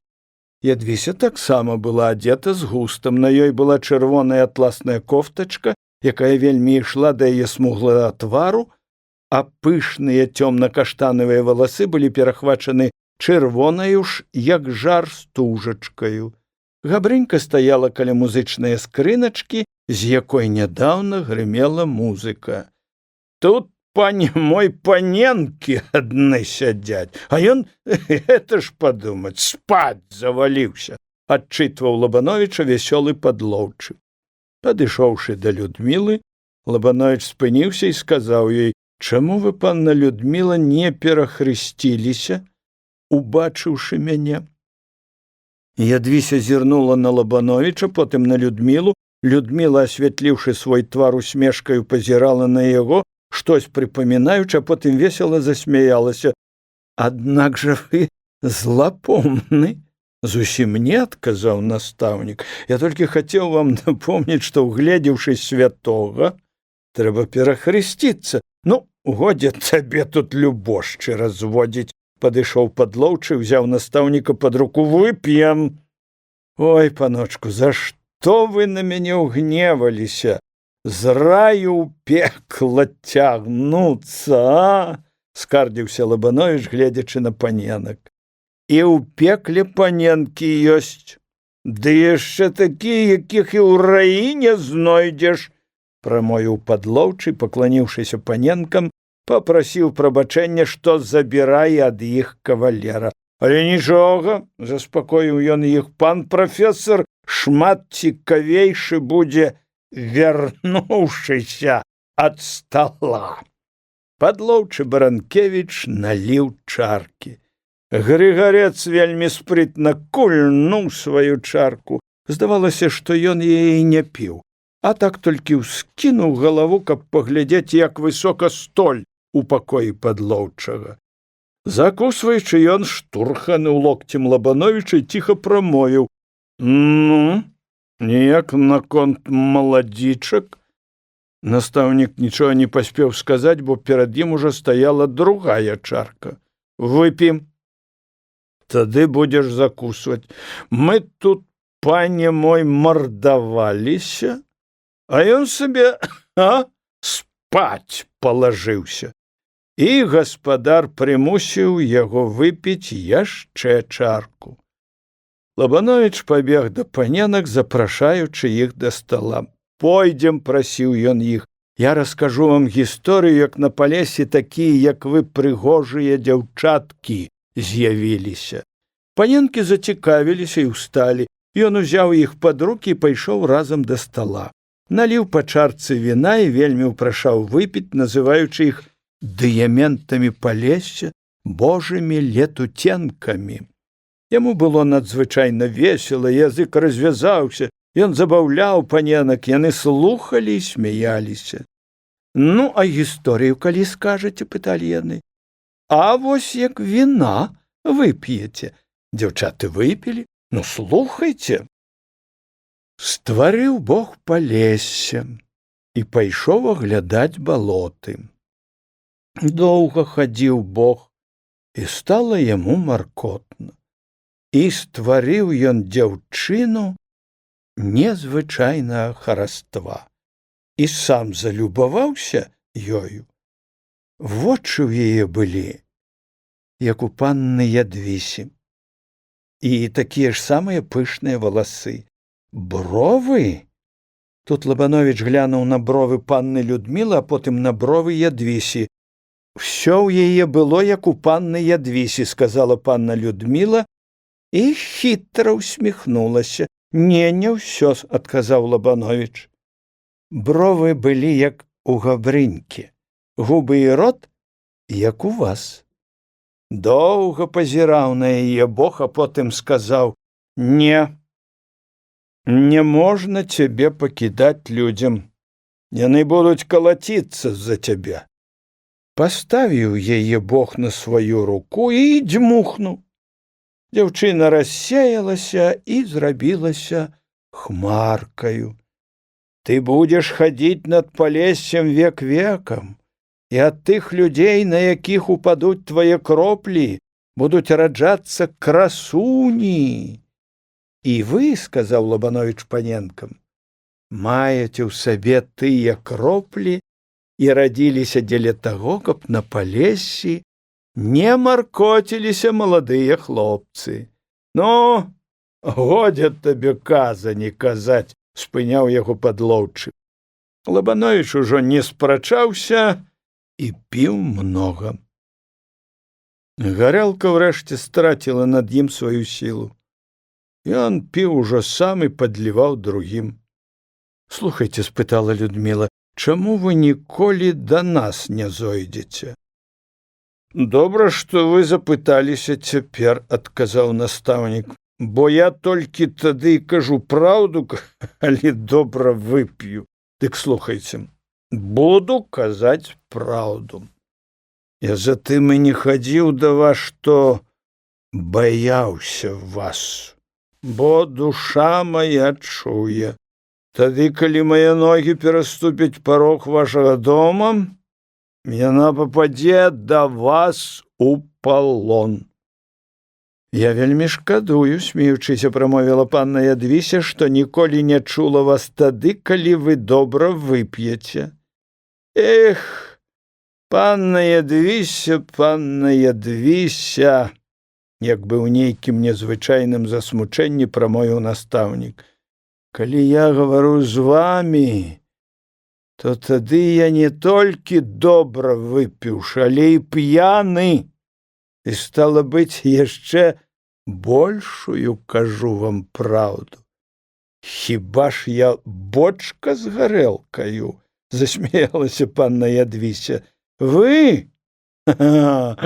Той напітак, які п'ють толькі багі!» Адным словом, Лабановіч стараўся развесельваць дзяўчат.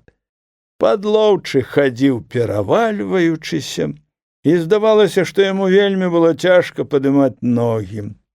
Але ён быў незвычайна вясёлы, павярнуўшыся да Людмілы, заспяваў: «Ксёндз Бернадын у костелі, ха-ха-ха-ха, видел собі анелі, тра-ля-ля-ля-ля. Але далей ён чамусь не спяваў, як яго не прасілі. Габрынька, скамандаў ён, зайграй нам што-небудзь. Пад звонкія меладычныя гукі музыкі сарваўся з месца Грыгарэц і пайшоў тупаць і прытупваць. Давалася, што гэта не чалавек танцуе, а нейкі добра ўкормлены вяпрук убег у пакоі ў нейкай свіной радасці, разгуляўся тут і пайшоў выбрыкваць розныя вепручыныя выкрунтасы. Пайшоў танцаваць і пан Падлоўчы са сваёю жонкаю. Все вельмі хвалілі пана Падлоўчага і паню Падлоўчую. Праўда, танцаваў ён спрытна. Потым Баранкевіч пайшоў танцы з паннаю Людмілаю. Грыгарэц пад шум танцаў куды знік. А калі агледзеліся, што ён прапаў, пан Падлоўчы сказаў: «О, злодзей! Ведаю я, куды ён пайшоў, і, як відаць, трохі яму пазайздросціў». Анатоль, праспаўшыся, зноў увайшоў у пакой. Гэта быў высокі малады хлапец, непадобны да свае сястры. Яны з настаўнікам падселі да стала і пачалі зноў піць, як бы гарэлкі ў вочы не бачылі. «Ну, Толя, ці не пара нам дамоў?» — падышла да іх Людміла. «Гуляйце, Вялікдзень раз на год бывае», — сказаў ёй Лабановіч. «Ну, хто вам больш падабаецца з хатовіцкіх маладых людзей?» — спытала яна Лабановіч. «Все слаўныя хлопцы», — адказаў ён. «Ну, гэтым вы мала сказалі. А што мне пра іх казаць? Я больш цікаўлюся дзяўчатамі». «Ну, а хто ж вам больш падабаецца з паненак? Калі аб гэтым пытаецеся вы, то я павінен сказаць вам. Вы? Не, вы скажыце праўду». «Хто цяпер гаворыць праўду? Нават і святыя, і тыя пачынаюць ілгаць. А я ведаю, хто вам не толькі падабаецца, але каго вы і кахаеце». Лабановіч паглядзеў ёй у вочы, паглядзеў доўга і сказаў: «Так, вы ведаеце. А па чым вы ведаеце, што я думаю?» «Па вашых вачах прачытаў». «У, пані», — падхапіў Падлоўчы, «наш прафесар шаптаць і варажыць умее. Ну, паваражыце мне». Панна Людміла працягнула Лабановічу руку. «Пані», — адказаў за яго Падлоўчы, «наш прафесар па каленях гадае». Людміла засаромілася, ускочыла і села на канапу. Пан Падлоўчы качаўся ад смеху, пазіраў на прафесара, а вочы яго казалі: «Вось як трэба з паненкамі гаварыць». Ад'язджаючы дамоў, Людміла доўга ціснула руку настаўніку, заглядала яму ў вочы і казала: «Памятайце, я чакаю вас у завітанкі». «На тое ж яны і завітанкі, каб у іх завітаць», — адказаў Лабановіч і моцна паціснуў ёй руку. Назаўтра атрымаў Лабановіч пакет. Інспектар паведамляў, калі, дзе назначаюцца экзамены, куды настаўнік павінен прыбыць са сваімі вучнямі. Экзамены назначаліся на панядзелак па Вялікадні, а ехаць трэба было па чыгунцы вёрст за 50. У той жа самы дзень, калі было атрымана гэта паведамленне, прыйшлі і вучні. Тут яны ўмовіліся з настаўнікам, што паедуць у суботу вечарам, каб часамі не прапусціць цягніка. Гэтыя 3 дні, якія заставаліся да экзаменаў, пайшлі на паўтарэнне курса. Гэтымі ж днямі даведаўся Лабановіч, што Ядвіся збіраецца выехаць з Цельшына, калі не назаўсёды, то ва ўсякім разе на доўгі час. Гэта вестка моцна засмуціла настаўніка. Ён адразу пачуў, што перад ім як бы ўжо расчыняецца нейкая пустота, і гэтыя пышныя малюнкі зазелянеўшага палесся, узбуджанага вясною, поўнага спеву, шуму і жыцця, патускнелі в адзін момант і як бы адыходзілі ад яго. Всё, здавалася, яму мела цяпер такі выгляд, як бы хацела сказаць яму: «Цябе гора, але мы ў гэтым не вінаваты». І пачынала жыць сваім клопатам, сваімі інтарэсамі, зусім для яго чужымі, а ён заставаўся адзін як ёсць. Яшчэ адна акалічнасць засмучала яго. Вестку пра ад'езд пачуў ён не ад самой Ядвісі, а ад бабкі. Разам з тым была надзея, што гэта можа яшчэ і не зусім праўда. Ён вырашыў сягоння ж пастарацца пабачыць Ядвісю і пагаварыць з ёю. Цяпер толькі пачуў, як дорага яна, і якая будзе невыказная страта, калі прыйдзецца тут жыць без яе. Не, тады ён не застанецца тут. Уяўленне ўжо малявала асірацеўшы двор і пакой пана Падлоўчага, і ён незвычайна востра пачуў тыя настроі, якія агорнуць яго тады, калі ўжо не будзе мілай суседкі. Пасядзеўшы да самага вечара ў школе з вучнямі і крыху адцягваючыся заняткамі блізкімі экзаменамі, ён пусціў дадому хлопцаў і пайшоў на кватэру. Зірнуўшы на дом пана Падлоўчага, ён згледзеў Ядвісю на ганку. Яна сядзела за столікам, на якім стаяла швейная машына. Панна Ядвіся штось шыла, напэўна, гатуецца ў дарогу. Тужліва зазначыў сабе настаўнік. Лабановіч надзеў шапку і выйшаў на двор. Борзда перакінуўшыся праз знаёмы яму пералаз, ён узышоў на ганак пана Падлоўчага. Ядвіся была сур'ёзная і як бы крыху чымся заклапочаная.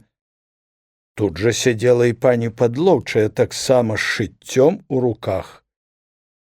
«Што ж у пана чуваць добрага?» – спытала пані Падлоўчая. Лабановіч паведаміў ёй аб экзаменах. «Калі ж вы паедзеце?» – запыталася Ядвіся, ўскінула на яго свае цёмныя вочы.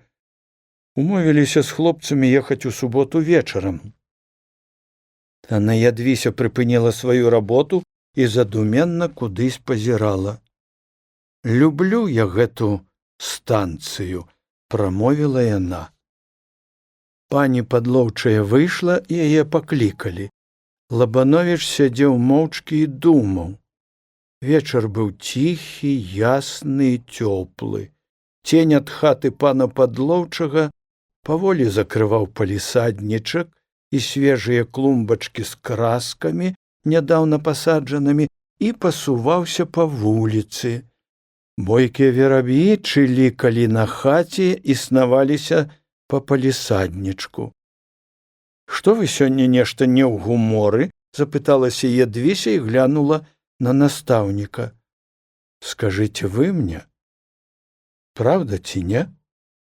Я чуў, вы збіраецесь кудысь паехаць адгэтуль надоўга». Панна Ядвіся ніжэй нахіліла галаву. Лабановіч пачуў, што адказ для яго будзе невясёлым. Не падымаючы вачэй, яна ціха сказала: «Так, збіраюся паехаць». Яна ўздыхнула, ледзь прыметна падняла галаву і паглядзела доўга-доўга на настаўніка. А вы б хацелі, каб я не ехала? Я ведаю, вам тут цяжка, сказаў настаўнік, і пэўна там, дзе думаеце вы жыць, вам будзе лепей. І тут уже не прыходзіцца лічыцца з тым, як бы я хацеў. Але калі вы выедзеце адгэтуль, то я тут болей не застануся. Ледзь прыметная радасць прабегла па яе твары, Ядвіся борзда ускінула на яго цёмныя вочы і, смеючыся імі, зусім ужо весела прамовіла: «І вам не шкада будзе панны Людмілы?» Лабановіч маўчаў. «Скажыце, — прамовіў ён, — як даўно надумаліся вы выехаць адгэтуль?» «О, я ўжо даўно думала, яшчэ і вас тут не было». «А чаму вы са мною ніколі аб гэтым не гаварылі?» «А што мне было гаварыць?» — сказала яна. «Вы і так смяяліся многа з чаго такога, што я гаварыла. А калі вы думаеце ехаць?» — спытаўся ён. «Я і сама не ведаю. Это будзе залежаць ад таткі. Запражэ коня, скажа ехаць, тады і паеду. І можа стацца так, што я вярнуся з экзаменаў, а ластавачка ўжо вылецела ў вырай? Скажыце мне, нашто ластавачка вясною ў вырай вылятае?» «Што ж, як прыходзіцца, — прамовіла яна. Чаго гэта вы сёння так павесілі нос? Як бы у вас за пазухаю свечка, якую вы мне павінны на скананне даваць. Я б раіла вам пайсці да панны Людмілы. Праўда, яна цікавая панна. Проціў яе грэх сказаць што-небудзь, слаўная дзяўчына. Чаму? Вы раіце мне схадзіць да яе? Чаму? Самі ведаеце чаму. Як толькі вашы ногі пераступяць парог яе дома, то душа ваша попадзе да яе ў палон». Лабановіч усміхнуўся. «Вы нават і гэтага не забылі? Хто вам казаў легенду аб палескіх прыгожых паннах?» — запытала панна Ядвіся, палажыла сваю работу на стол і глянула на настаўніка. «Гарэлка пана Падлоўчага з аднаго боку і панна Людміла з другога», — падказала Ядвіся. «Што вы мяне ўсё паннаю Людмілаю папракаеце? Я не папракаю. І не думаю, нават але панне Людміле вельмі спадабалася гэта легенда, а вам яна не спадабалася. Каб яна для мяне казалася, тады і мне спадабалася па чужое любіць, толькі сэрца пераядаць. Ну, вы мяне, панна Ядвіся, хочаце ўсярдаваць, але вам гэта не ўдасца. А покі што бывайце здаровы». Лабановіч затрымаў яе руку і з нейкаю просьбай у голасе сказаў ёй: «Вы не выедзеце, покі я не вярнуся?» «Калі я паеду, я і сама яшчэ не ведаю, а можа, і зусім не паеду». «А вы пад машыну не будзеце кідацца?» — спытаў ён яе, усміхаючыся. «Не буду», — прамовіла яна, азірнулася і апусціла вочы. Ён у момант нахіліўся да яе і пацалаваў крэпка-крэпка. І п'яны ад гэтага пацалунка борзда выйшаў з палісаднічка, а панна Ядвіся сядзела, нахіліўшы галаву, і аб чымсьці моцна-моцна задумалася.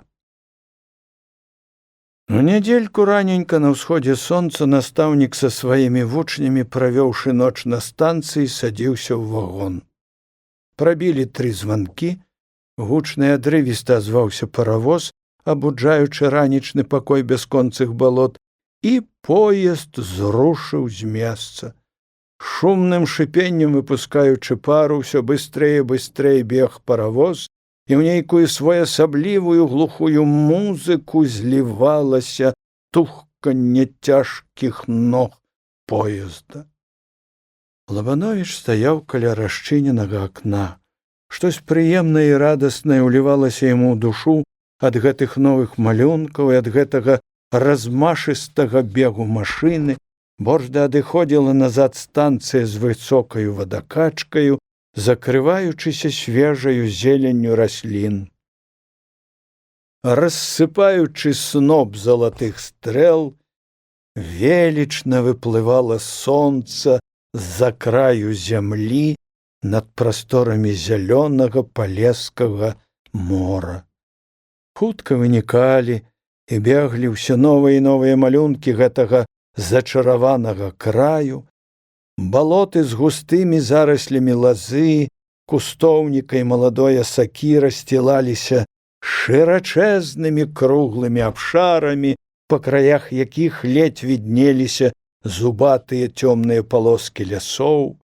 Балоты канчаліся, побач дарогі ўставалі высокія сцены бору, бор перасякаўся вясёлымі палянкамі, там-сям віднеліся на іх людскія будынкі, абарвенні гэтых будынкаў, асветленыя сонцам, здаваліся маршчынамі на разумнай галаве чалавека, які многа думае і разважае. Вясёлыя палянкі абводзіліся аправаю пышна-зялёных хвойнікаў на жоўценькім пясочку. Нейкім прыветам, ласкаю цішынёю патыхала ад гэтых сакавітых хвойнікаў, ад гэтых людскіх будынкаў. А як прынадна і прыгожа павіваліся і беглі ў хвойнік каляінкі вясковых дарожак і сцежак, па якіх так рэдка пракоціцца сялянская цялежка. А колькі самабытнага хараства у гэтых адзінокіх разложыстых дубах, раскіданых па краях лесу, і гэтых пышна-купчастых хвоях у полі. Чымся родным, мілым, даўно знаёмым веяла ад аксамітных абрусаў маладога жыта і ад кволых бледна-зялёных усходаў ранніх аўсоў. Лабановіч стаяў каля акна як прычарованы і не адводзіў вачэй ад самавітых, простых малюнкаў палесся, поўных невыразнага хараства і жыцця, стаяў да таго часу, пакуль машына не стала набліжацца да тае станцыі, дзе трэба было выходзіць. Выйшлі з вагона, пайшлі шукаць школу. Школа была не вельмі далёка ад станцыі, шукаць яе прыйшлося нядоўга. 3 вучні і 4 настаўнік зушлі на ганак школы і спыніліся. Школа была замкнёна. Лабановіч пастукаў, крыху пачакаў, але нікога там не чуваць было. Пастукалі яшчэ раз, таксама ніхто адтуль не адклікаўся. Урэшце Лабановіч угледзеў званок. Пазваніў. Зараз дзесь усярэдзіне адчыніліся дзверы і пачуліся крокі, досыць рашучы з-за дзвярэй чыйся голас таксама строгі прамовіў: «Хто? Цельшынская школа». Дзверы зараз жа адчыніліся і паказалі фігуру гаспадара настаўніка. Трахім Петровіч Грынько, мужчына гадоў пад 35, толькі што памыўся.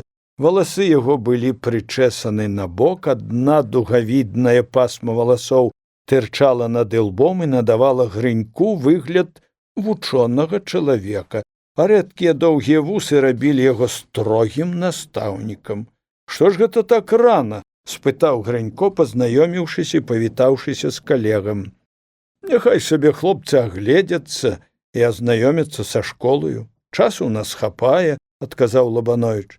«І то праўда», – ужо больш мякка прамовіў Грынько. Як відаць, у гэтым ходзе калегі Грынько заўважыў значную долю педагагічнай стратэгіі, адразу прасякся да яго павагаю. Вучня ўвялі ў школу.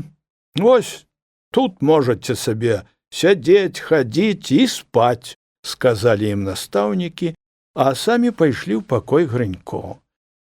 Кватэра тутэйшага настаўніка зразу кідалася ў вочы кожнаму чыстым выглядам і сваім убранствам.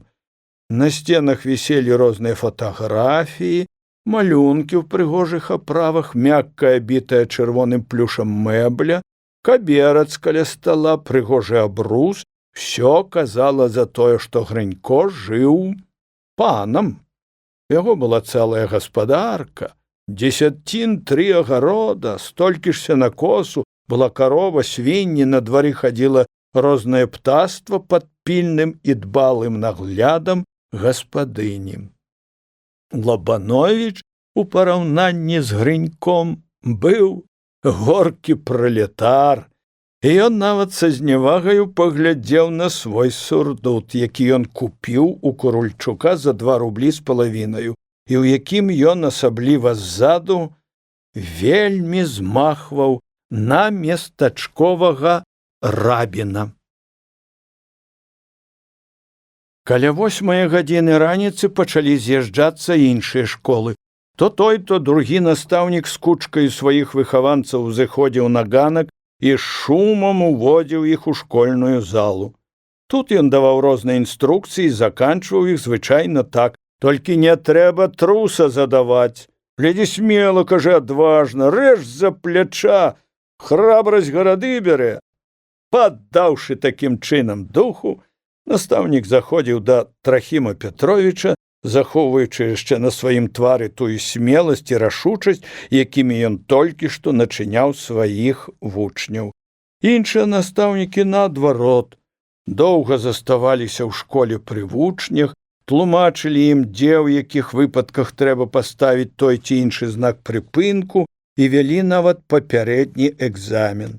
Пакінутыя адны, вучні памаленьку пачыналі разварушвацца, знаёміцца паміж сабою, часта пры дапамозе кулакоў, штурханоў, высмейвання адных другімі і давання мянушак. Звычайна на экзамены збіралася 5-6 школ. Тут ужо можна было лягчэй паназіраць настаўнікаў розных тыпаў. Рознасць іх выяўлялася і з чыста надворнага выгляду. Тут можна было спаткаць прылізанага зуха са спрытам і нахіленнем да жаночага роду. Былі выяўна зняважлівыя да розных умоўнасцей грамадскай прыстойнасці, мелі доўгія валасы і, адным словам, насілі на сабе ўсе адзнакі нігілізму, як пратэст супраць свайго бяспраўя і нязначнасці становішча ў грамадстве. Былі такія, што ўсё асмейвалі, на ўсё пазіралі звысоку і, прачытаўшы Дрепера або Бокля, лічылі сябе ў высокай меры свядомымі і начытанымі, і ўжо на валаснога пісара глядзелі так, як вучоны на якога-небудзь мікроба. Людзі ж пажылыя, жанатыя, цікавіліся болей гаспадаркаю і кавалкам хлеба, чым школамі і навукамі. Гэта былі ўжо людзі пакорлівыя, які лічылі сваім абавязкам лішні раз пакланіцца начальству. Само начальство, інспектор Хрысціцкі, прыехаў гадзіну таму назад, але ў школу яшчэ не прыйшоў. Ён спыніўся ў мясцовага папа акадэміка Пражорыча, бо і сам інспектор таксама быў акадэмік. Настаўніка ён начаваў толькі тады, калі не было дзе прыпыніцца. Настаўнікі сядзелі ў кабінеце Трахіма Петровіча і аб сім тым гаманілі, пераважна аб экзаменах і аб інспектару. Адны знаходзілі яго чалавекам, з якім яшчэ жыць можна, другія ж, наадварот, даводзілі, што ён прыдзіра, з кожнага глупства робіць цэлую справу і наогул страшэнны бюракрат. В залежнасці ад таго, якое ў каго было дачыненне да інспектара, і выяўляліся гэтыя погляды. Была адна рыска агульная для ўсіх настаўнікаў. Гэта асаблівая бледнасць і зямлістасць колеру твараў, якую можна заўважыць толькі ў тых, хто змушан жыць у падвалах і астрогах. І яшчэ што іх рабіла падобнымі адных да другіх, гэта тая семінарская закваска, якая так трудна вытыхаецца з настаўніка выхаванца семінарыі. Ідзе! Хтось з настаўнікаў заўважыў праз акно інспектара. Все крыху здрыгануліся, паправілі манішкі гальштукі, а Лабановіч нават ускінуў плечы, каб падняць свой лапсярдак, як паспелі назваць гэтае важнае адзенне для афіцыйных выступленняў. Сапраўды, да гэтай адзежыны больш падыходзіла слова лапсярдак, чым сурдут. Бо ён быў пашыты на чалавека шырынёю з аршын у плячах і на 1,5, а то і цэлых 2 галавы вышэйшага ад Лабановіча. Апрача таго, на сурдуце былі сякія-такія плямы, паходжанне якіх можна было б вытлумачыць неасцярожна ўпаўшымі капкамі верашчакі.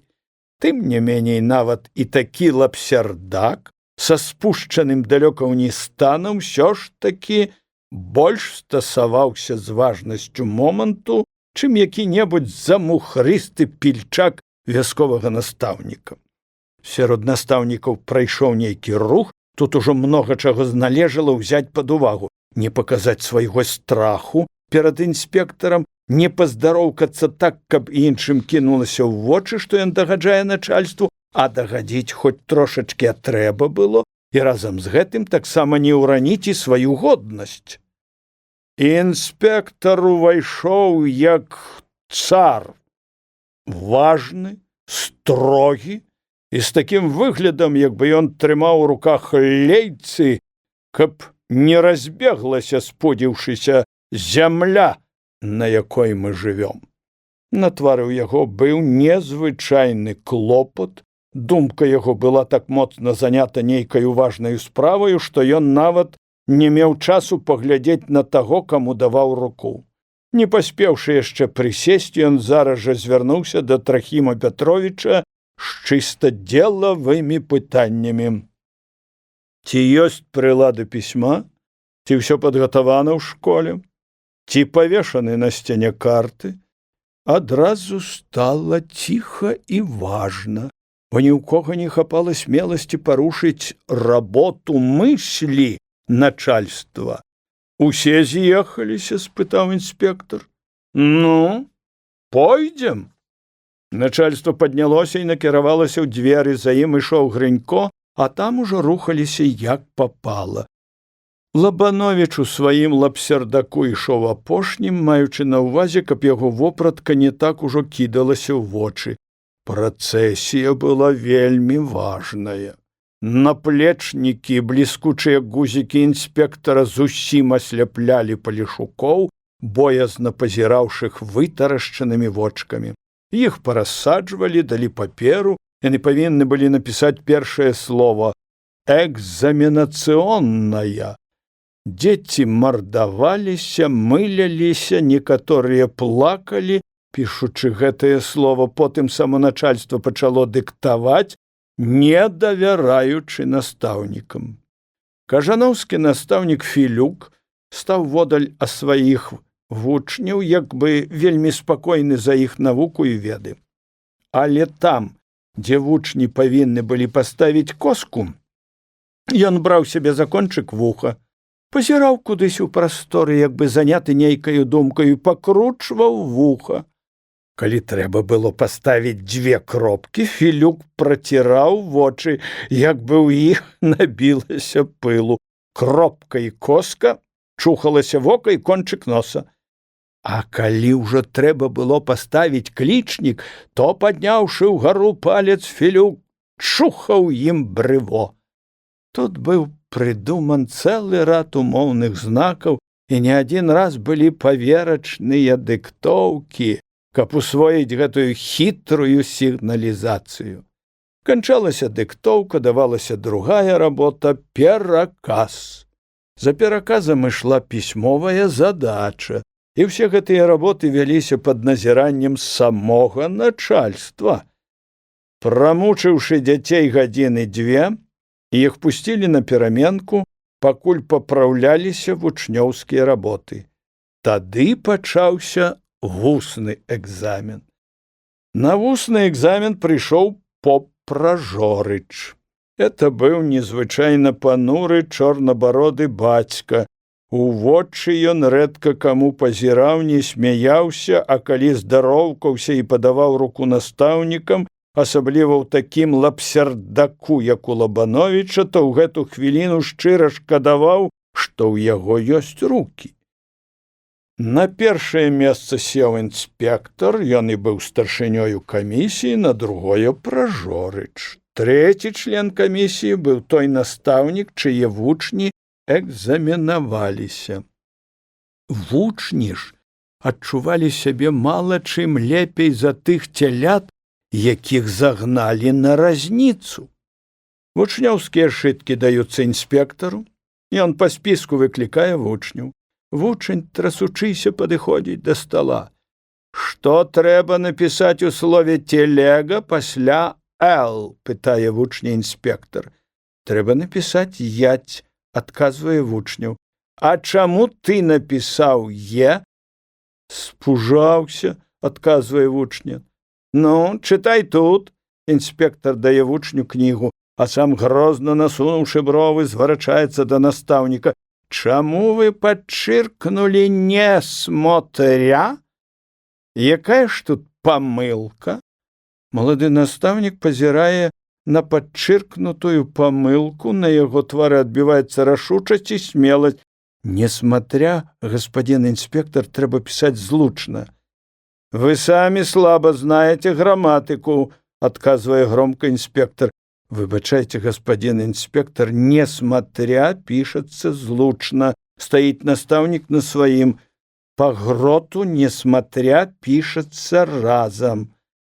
Які неважны инспектор, якое невялікае яго начальніцтва, але при слове «грот» ён перастае спрачацца, хоць лёгка здавацца і не хоча. «Трахім Петрович», – зварачаецца ён да Грынько, – «прынясіце сюды грота». Трахім Петрович кажа: «Так, господин инспектор, несмотря пишется злучно, але ідзе і выносіць шафы грота». У тыя часы грот сядзеў незвычайна крэпка на сваім троне. І калі ты казаў свайму супярэчніку, што па гроту пішацца так, то ўжо ніякія довады чалавечага розуму не маглі зрушыць цябе з пазіцыі. Калі сказаў грот, то аман, тут канец, і далей ісці няма куды. Чарга прыходзіць да вучняў Філюка, інспектар разглядае дыктоўкі. «Вашы напісалі добра, але па сінтаксісу яны значна карапчэйшыя, чым па этымалогіі», – зазначае інспектар. «Неналаджана сігналізацыя па этымалогіі», – робіць ціхенька ўвагу Грынько на вуха Лабановічу. Філюк, як ні ў чым не бывала, адказвае інспектару: «Я наогул на граматыку зварачаю ўвагу». «Это і відаць», – хваліць яго інспектар. Вучнёўскія пакуты канчаюцца, іх пускаюць, а інспектар робіць увагі то таму, то другому настаўніку, вельмі важна кланяцца ім і з папом Пражорычам ідзе абедаць. Настаўнікі застаюцца на некаторы час, абедаюць з выпіўкаю, віншуюць адзін другога са сканчэннем учэбнага года і распаўзаюцца па сваіх трушчобах. «А вы, калега, можа, паначуеце?» – сказаў Грынько Лабановіч. «Не, калега, я і так адну лішнюю ноч правёў у дарозе, трэба ехаць». Лабановіч даўно ўжо маркоціўся па Цельшыне і вельмі быў рад, калі скончыліся экзамены. Ён яшчэ цэлую гадзіну чакаў на станцыі, пакуль прыйшоў поезд. Позна ўночы ён выехаў дадому. «Гэта мой апошні тут вечар», – казала сама сабе Ядвіся, – «і я не ўбачу яго». Яна задумалася, прыслухоўваючыся да голасу свае думкі. Няўжо ж і не ўбачыць яго? Ніколі не ўбачыць. І нашто яна зманула яго? Яна ж і тады ўжо ведала аб тым, што заўтра ў панядзелак паедзе. А яму сказала, што не ведаем, калі будзе выязджаць. Ядвіся зірнула на вокны кватэры настаўнікам. Там цёмна і страшна, бо пуста. Дом толькі тады жывы, калі ў ім жыве гаспадар, бо гаспадар — душа свайго дома. Як смутна і тужліва пазіраюць гэтыя шкляныя вочы пустой і мёртвай кватэры. І дарэмна гэты малады бліскучы месячык стараецца ажывіць пагаслыя вочы. Яны свецяцца, а жыцця няма. Ёй нават страшна. Яна нізавошта цяпер не падыдзе да іх, як падыходзіла калісь, калі гэтыя вокны жылі і так прыветна пазіралі на іх двор светла-зялёным святлом. О, тады ёй было весела. Яна так ціхенька падыходзіла, як начны матылёк да гэтых вокон, яшчэ цішэй падымалася на плот перад вокнамі і доўга пазірала туды. Шчаслівая усмешка прабягала па яе губках, бо ён нічога не ведае, сядзіць якраз насупраць, схіліўшы галаву над кнігай, і толькі зрэдку правядзе рукою па сваіх цёмных, зусім яшчэ маладых вусіках. Смешны ён, калі падымае свае вочы, такія добрыя і ўдумныя, і пазірае ў акно. І гэтыя вочы, напэўна, шукаюць яе. Яна ж тут. Але яго вочы не бачаць яе. І смешна ёй, і радасна. Але ён гэтага не ведае. Не, ён многа не ведае чаго і ніколі ведаць не будзе. І чаму салгала яму? Ну чаму? А можа, заўтра не ехаць? Ад яе залежыць? Татка ж не гоніць яе? Ён цяпер такі добры з ёю. Пагуляй ты, кажа Ядвіська, не гарыць жа там у цябе. Яе татка добры, але чагось яна баіцца яго. Ёй страшна, калі ён прыйдзе дадому, а вочы яго пазіраюць кудысь далёка-далёка, як бы яны сышлі з яго твару, а гэтыя грозныя жорсткія вусы, як хмары ў навальніцу, апусцяцца ўніз. Нашто яна салгала яму? Ёй хочацца пабачыць яго, эх, каб ёй крылле! От бы ўзнялася цяпер і паляцела да яго, проста каб пабачыць яшчэ раз, вось так, як пазірала на яго тут, калі ён і не ведаў аб тым. Не, гэта апошні яе вечар тут. Тонкія, доўгія, цёмныя рыскі бровы Ядвісі крыху насуваюцца і хмурацца, і твар яе робіцца строгім. Так, гэта апошні тут вечар. Яна зноў пазірае на вокны, каб пайсці туды, сесці за сталом, як сядзеў калісь ён і праводзіў рукою па маладых сваіх цёмных вусіках. Там страшна, бо там пуста, там цяпер прытаіўся нехта другі, няласкавы і варожы, і, напэўна, яна спаткала б нешта там, каб пайшла цяпер туды.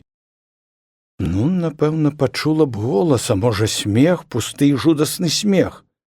Яна ўпэўнена ў тым, што пачула б той страшны і таемны смех, і гэта забіла б на смерць радасць і шчасце, што знайшлі месца ў яе сэрцы.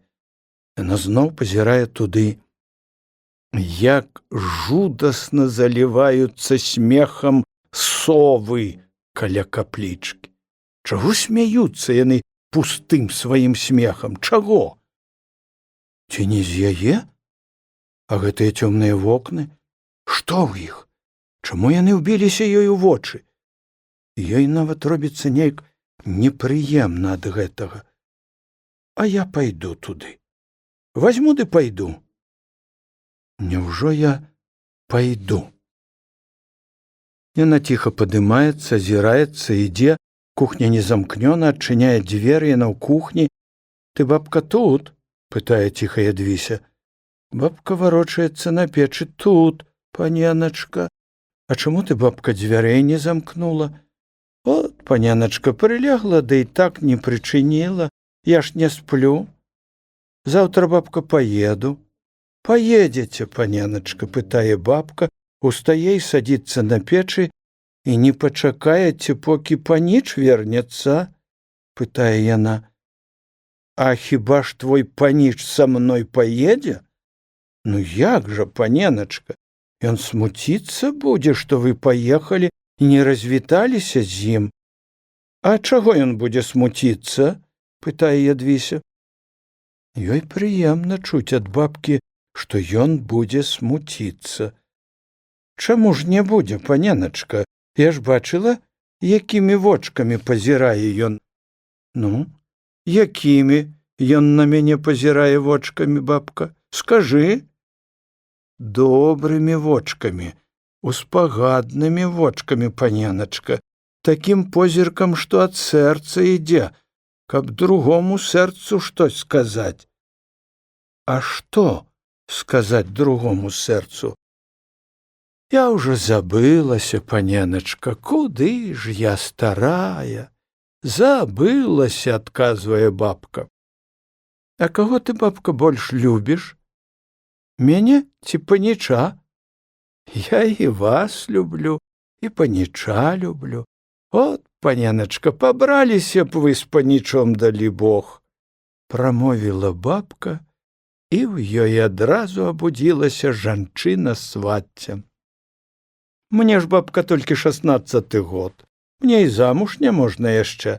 О, паненачка, 16 год. Дык мне сёння ж і замуж ісці. А твой паніч не хоча мяне. Ой, паненачка, што вы кажаце? Чаму ж ён ні на кога іншага не хоча глядзець? Чаму ж ён ніколі не пойдзе да панны каморнічанкі? Все туды ходзяць, а ён не. Мусі быць, каля вас яму мілей. Проста гультай твой паніч і болей нічога. Не, не гультай ён. Ён вас, паненачка, пакахаў. А хіба ён табе казаў? А што ён будзе казаць мне? Ён вам пра гэта казаў? Не, бабка, ніколі не казаў ён гэтага мне. Казаў, паненачка, казаў і яшчэ скажа. Ай, нічога ты, бабка, не ведаеш. Ведаю, паненачка, ведаю. А куды вы, паненачка, ехацімеце?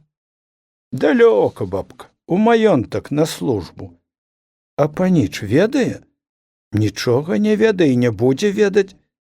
Вы напішаце яму, паненачка. Нічога я не буду пісаць яму. Ядвіся падышла да дзвярэй пакойчыка Лабановіча, адчыніла і ўвайшла. Ціха, цёмна і пуста. Ядвіся прыслухалася. Між сцяною і адстаўшымі ад яе абоямі прашуршэў кусочак павелу. Чаго ён так доўга каціўся? Гэты шолах здаўся ёй невыпадковым. Але ёй не страшна. Ёй проста чаго шкада. Яна чуе нейкі смутак. Вочы яе прывыклі да цемры. Са змроку выступаюць няясныя абрысы стала. Вось і крэсла. На тым самым месцы, дзе ён звычайна сядзеў. Ядвіся зноў чутка прыслухоўваецца. Не, это ёй проста так нешта здалося. Яна ціхенька адстаўляе крэсла і садзіцца. Садзіцца так, як сядзеў і ён, і праводзіць рукою па сваёй губцы. Гэта вось ён тут сядзіць, а яе тут няма. Яна там, за акном, пазірае на яго. Яна ўся ўздрыгвае і боязна глядзіць у куток. Там нешта заварушылася ціха, без шуму. Не, гэта там, на палічках, ляжаць яго кнігі. Яна ўстае, кладзе ў кнігу кавалак паперачкі, азірае цёмныя сцены. Яны непрыветныя і маўклівыя. Яны мёртвыя, бо душа выйшла з гэтага дома. Ёй страшна і жудасна, і разам з гэтым прыемна і смутна. Што думае аб гэтым бабка? Ўсё роўна, сягоння яе апошні вечар тут. Ядвіся яшчэ раз азіраецца. Яе забірае нейкі страх, ёй хочацца заплакаць, яна ціхенька ўваходзіць зноў у кухню. Бабка, дабранач. Дабранач, паняначка, адклікаецца бабка з печы. Бабка не спіць. Яна проста думае свае старэчыя думкі. Сухія, як і сама старасць, простыя, як і ўсё жыццё яе, нецікавыя, як і яе доля. Яна ўстае, накідае зашчапку, глядзіць проста па прывычцы в акно, пазяхае, ды зноў лезе на печ і чагось уздыхае, кладучыся ў цесны цёмны куток, адведзены ёй жыццём. Але бабка любіць свой гэты куточак. Тут ціха, тут цёмна, і толькі прусакі шалпочуцца ў шчылінах, але бабка не чуе іх, хоць і ведае аб тым, што яны тут жывуць і жывяцца ад яе жыцця. Што ж, няхай. Ядвіся зноў на двары, яна падышла да дзікай грушкі. Пазірае на яе, штось разважаючы. Яна аглядаецца, бярэцца за дрэўца, але грушка моцна бароніць сябе і коле Ядвісі руку. Это ж я такая калючая, думае Ядвіся, бо я дзікая. Яна зноў падымае руку, асцярожненька бярэ за самы вяршок і ломіць яго. Нашто яна гэта зрабіла? Яна проста хоча сказаць гэтым, што яна злая і нядобрая. Няхай ён ведае гэта. Яна ідзе на свой двор, зноў пазірае на гэтыя цёмныя вокны, і месячык адышоўся ад іх, бо яны мёртвыя. І іх не ажывіш, бо душа выйшла з гэтага дома. Ядвіся глядзіць на іх і не верыць, што была там. Это проста ёй прыснілася. Няхай бы ён ужо і не прыязджаў сюды і не даваў бы жыцця гэтым вокнам. А яны ажывуць, яны зноў ажывуць. Але жыцця яна ўжо не ўбачыць, бо гэта апошні яе вечар тут. Яна сама так захацела. Чаму? Яна проста спыніла сваё шчасце і сказала даволі. Але хто ж вырве з яе сэрца гэта шчасце цяпер? Ніхто. Яна будзе з ім жыць. Будзе жыць і з тым, хто сядзеў унь там і праводзіў рукою па сваіх цёмных маладых вусіках. Але сэрца ёй кажа: я хачу яшчэ болей гэтага шчасця. Я хачу выпіць яго ўсё да самага дна. Не, няхай яно будзе лепш недапітым, бо, можа, на дне яго наліта атрута, так лепей. Гаворыць Ядвіся да свайго сэрца, ды яно ніяк не згаджаецца з ёю. Яна сама хоча думаць аб іншым, аб дарозе, аб тым невядомым, што на гэтай дарозе яе напаткае, а ў думныя добрыя вочы пазіраюць на яе, як бы просяць: каб аб іх, толькі аб іх думала яна, і сэрца ёй зноў кажа: «Нашто ты лгала яму?» Малады месячык схіліўся над ветракамі. Яго ўжо не цікавіць гэта дзяўчына і гэтыя вокны, якія імкнуўся ён ажывіць. Ён яшчэ не акрэп. Яго цягне край зямлі няясны і мілы.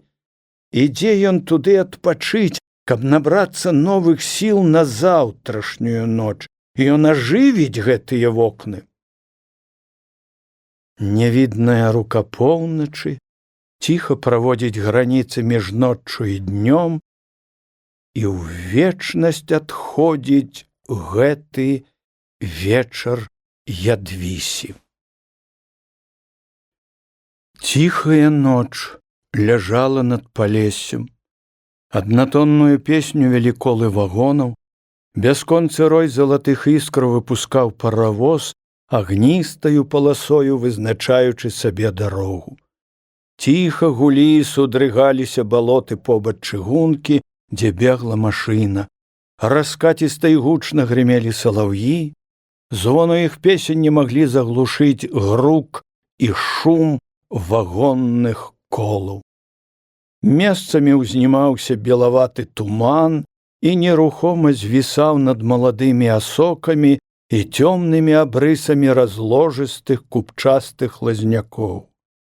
І калі спынялася машына на станцыях і паўстанках, і заціхаў шум поезда, з балот даносіліся хвалі незвычайна мяккіх зыкаў, крахтання жаб. Нейкі невыразна маркотны, разам з тым прыемны гоман стаяў над балотамі, як бы яны апавядалі гэтай ціхай ноцы і гэтым людзям, што не спалі, адвечную сваю скаргу і смутак свой. І зноў шуміць машына, і зноў заліваюцца салав'і. Вось і станцыя, дарога скончана. Далей у свет пабяжыць машына. Лабановіч выйшаў з вагона, крыху пастаяў, падумаў і, не заходзячы на станцыю, пайшоў па палатне дарогі. У галаве яшчэ стаіць шум вагонных колаў, а экзамены, гэтыя новыя ўражанні ўсё блёкнуць і блёкнуць. Пачынае развіднівацца, разам гэтым абуджаецца Палессе. Далёка ў лесе такое цецярук, як бы нехта багамольны чытае там малітвы. Яшчэ больш гучна, яшчэ з большым натхненнем правяць салаўі раннія літанні. Як падзяку небу, як дым пахучай смалы узносяць угару балоты свае туманы і, здавалася, адпраўляюць на бажэнства гэтыя лясы, ахінуўшыся тонкімі тканкамі пары. Усход святлее, ціха грае, і пераліваецца гэта ясната, залатая багра, шчаслівы ўсмех дня, каб дыяментамі разбіцца на свежых маладых лісціках, на чысцюткіх кроплях расы і запаліць іх бляскам найдарожшых каменняў. Дзесь уперадзе пагруквае, як бы пасмейваецца, перамаўляецца з рэйкамі дрызіна, і ад вясёлы смех адбіваюць сцены лесу, што стаіць побач чыгункі. Едуць рабочыя, палешукі хлопцы. Яны вясёлыя, перакідаюцца жартамі і крэпка налягаюць на тоўстыя палкі, падганяючы дрызіну. Збоку дзесь голасна і музычна выводзіць трэлі пастухова труба. Балоты падхватваюць голас трубы, нясуць яго далёка па краях лесу і кідаюць невядома дзе. Залаты пажар сонца залівае верхавіны лесу. Настаўнік падыходзіць да пераезда, паварочвае ўправа ў лес і выходзіць на дарогу, што ідзе на станцыю з яго вёскі. Колькі часу ён ідзе між маладых хвойнікаў, выходзіць на круглую палянку, дзе калі спаткаўся з паннаю Людмілаю. Адгэтуль ужо блізка вёска. Але раніца такая слаўная, у лесе так добра, што ён садзіцца на пень і слухае, як спяваюць дразды, як дзесь на ўзлессі кукуе зязюлька. Ён думае, чым зоймецца цяпер, калі так многа вольнага часу, колькі пабудзе яшчэ ў школе, напэўна, яшчэ досыць доўга і ва ўсякім разе не будзе спяшацца, пакуль тут яшчэ застаецца і панна Ядвіся. Чым бліжэй ён да яе, тым з большаю сілай ажываюць у ім пачуцці, тым жывей устае перад ім гэта слаўная дзяўчына. Ён падымаецца, ідзе далей, дарога выходзіць з лесу на грэблю, за грэблею відаць сельцо, карчма старога Абрама, капліца, высокія дзікія грушы, а за сялом, нерухома падняўшы крыллі, стаяць два ветракі, захоўваючы ўсё той жа выраз здзіўлення. Ён праходзіць грэблю, мінае карчму і хвілін праз 5 адчыняе дзверы і ваходзіць у кухню. Каля печы стаіць з вілкамі ў руках старожка, прыстаўляе гаршчок. «Дзень добры, бабка!» «Дзень добры, панічок», — адказвае бабка. «Хіба ж, панічыку, вы пяхотам прыйшлі?» «Так, бабка, на пары сваіх прыехаў». «Ой, любіце вы хадзіць, панічыку, няхай бы таварнага пачакалі, ды да раз'езда ехалі б». Бабка чымся заклапочана, як бы нават засмучана. «А як жа вам, панічок, там Бог паводзіў?» — пытае яна. «Добра, бабка, хлопцы выдатна паздавалі экзамены, можна сказаць, лепш ад усіх школ». Бабка весялее. Відаць, і ёй прыемна гэта навіна, і яна сапраўды рада ёй. Але зноў чагось засмучаецца і ціха ўздыхае. «Што ты, бабка, як бы нечага зажурылася?» «Не, нічога, панічыку», — кажа яна. Лабановіч ідзе ў свой пакойчык, раздзяваецца, следам за ім туды ўваходзіць і бабка. «Можа, вы чаю, панічыку, паставіць?» — пытае яна. «Хіба пастаў», — згаджаецца ён. «Паехала ж, панічыку, наша паненка», — прамовіла бабка. Лабановіч пачуў, як сціснулася яго сэрца. Колькі моманту пазірае на бабку, яму робіцца цяжка на душы. «Паехала, панічок, паехала, учора і паехала, яшчэ сюды забягала. Кланяйся», — кажа бабка свайму панічу. «Паехала, панічок», — кажа бабка. «Ну што ж», стараючыся быць спакойным, гаворыць Лабановіч. «Можа, ёй там лепш будзе? Я ж пайду самавар ставіць». Бабка выходзіць, настаўнік застаецца адзін, садзіцца каля стала, сціскае галаву і моцна-моцна задумваецца. «Паехала». Ён колькі хвілін думае над гэтым словам. Звычайнае простае слова, а колькі гора і смутку для яго сэрца у гэтым слове. Паехала, нават і не развіталася з ім, а як многа хацеў ён сказаць ёй у гэтыя апошнія дні, чаму так здарылася. Ён устае, ідзе ў другі свой пакойчык, глядзіць праз акно на дом, на палісаднічак пана Падлоўча, на ганак, абсаджаны дзікім вінаградам. На гэтым ганачку ён бачыў яе апошні раз. А цяпер ні там, ні ў гэтым доме яе няма. Там цяпер пуста, і ўсюды стала пуста. Вуліца жыве сваім звычайным жыццём, дзве кабеціны-паляшучкі, убраныя па-святочнаму аб чымся гутараць, спаткаўшыся на сярэдзіне вуліцы. На прызбе каля старасты сядзяць мужчыны з люлькамі. Па вуліцы перабягаюць свінні і пужаюць вясёлыя гурткі верабейчыкаў. Всё гэта так нецікава. Всё гэта так далёка ад яго і так чужое яму. Ён чуе страшэнную адзіноту. Штось перахватвае яму горла, цяжка, невыказна цяжка. Ён падыходзіць да стала, бярэ паперу, чарніла, садзіцца, нахіляецца над лістком паперы і думае: трэба напісаць ёй, трэба выліць сэрца ўвесь гэты жаль. Ён думае, як звярнуцца, як назваць яе, але не знаходзіць адпаведнага слова і піша: вас ужо няма тут. Вы паехалі.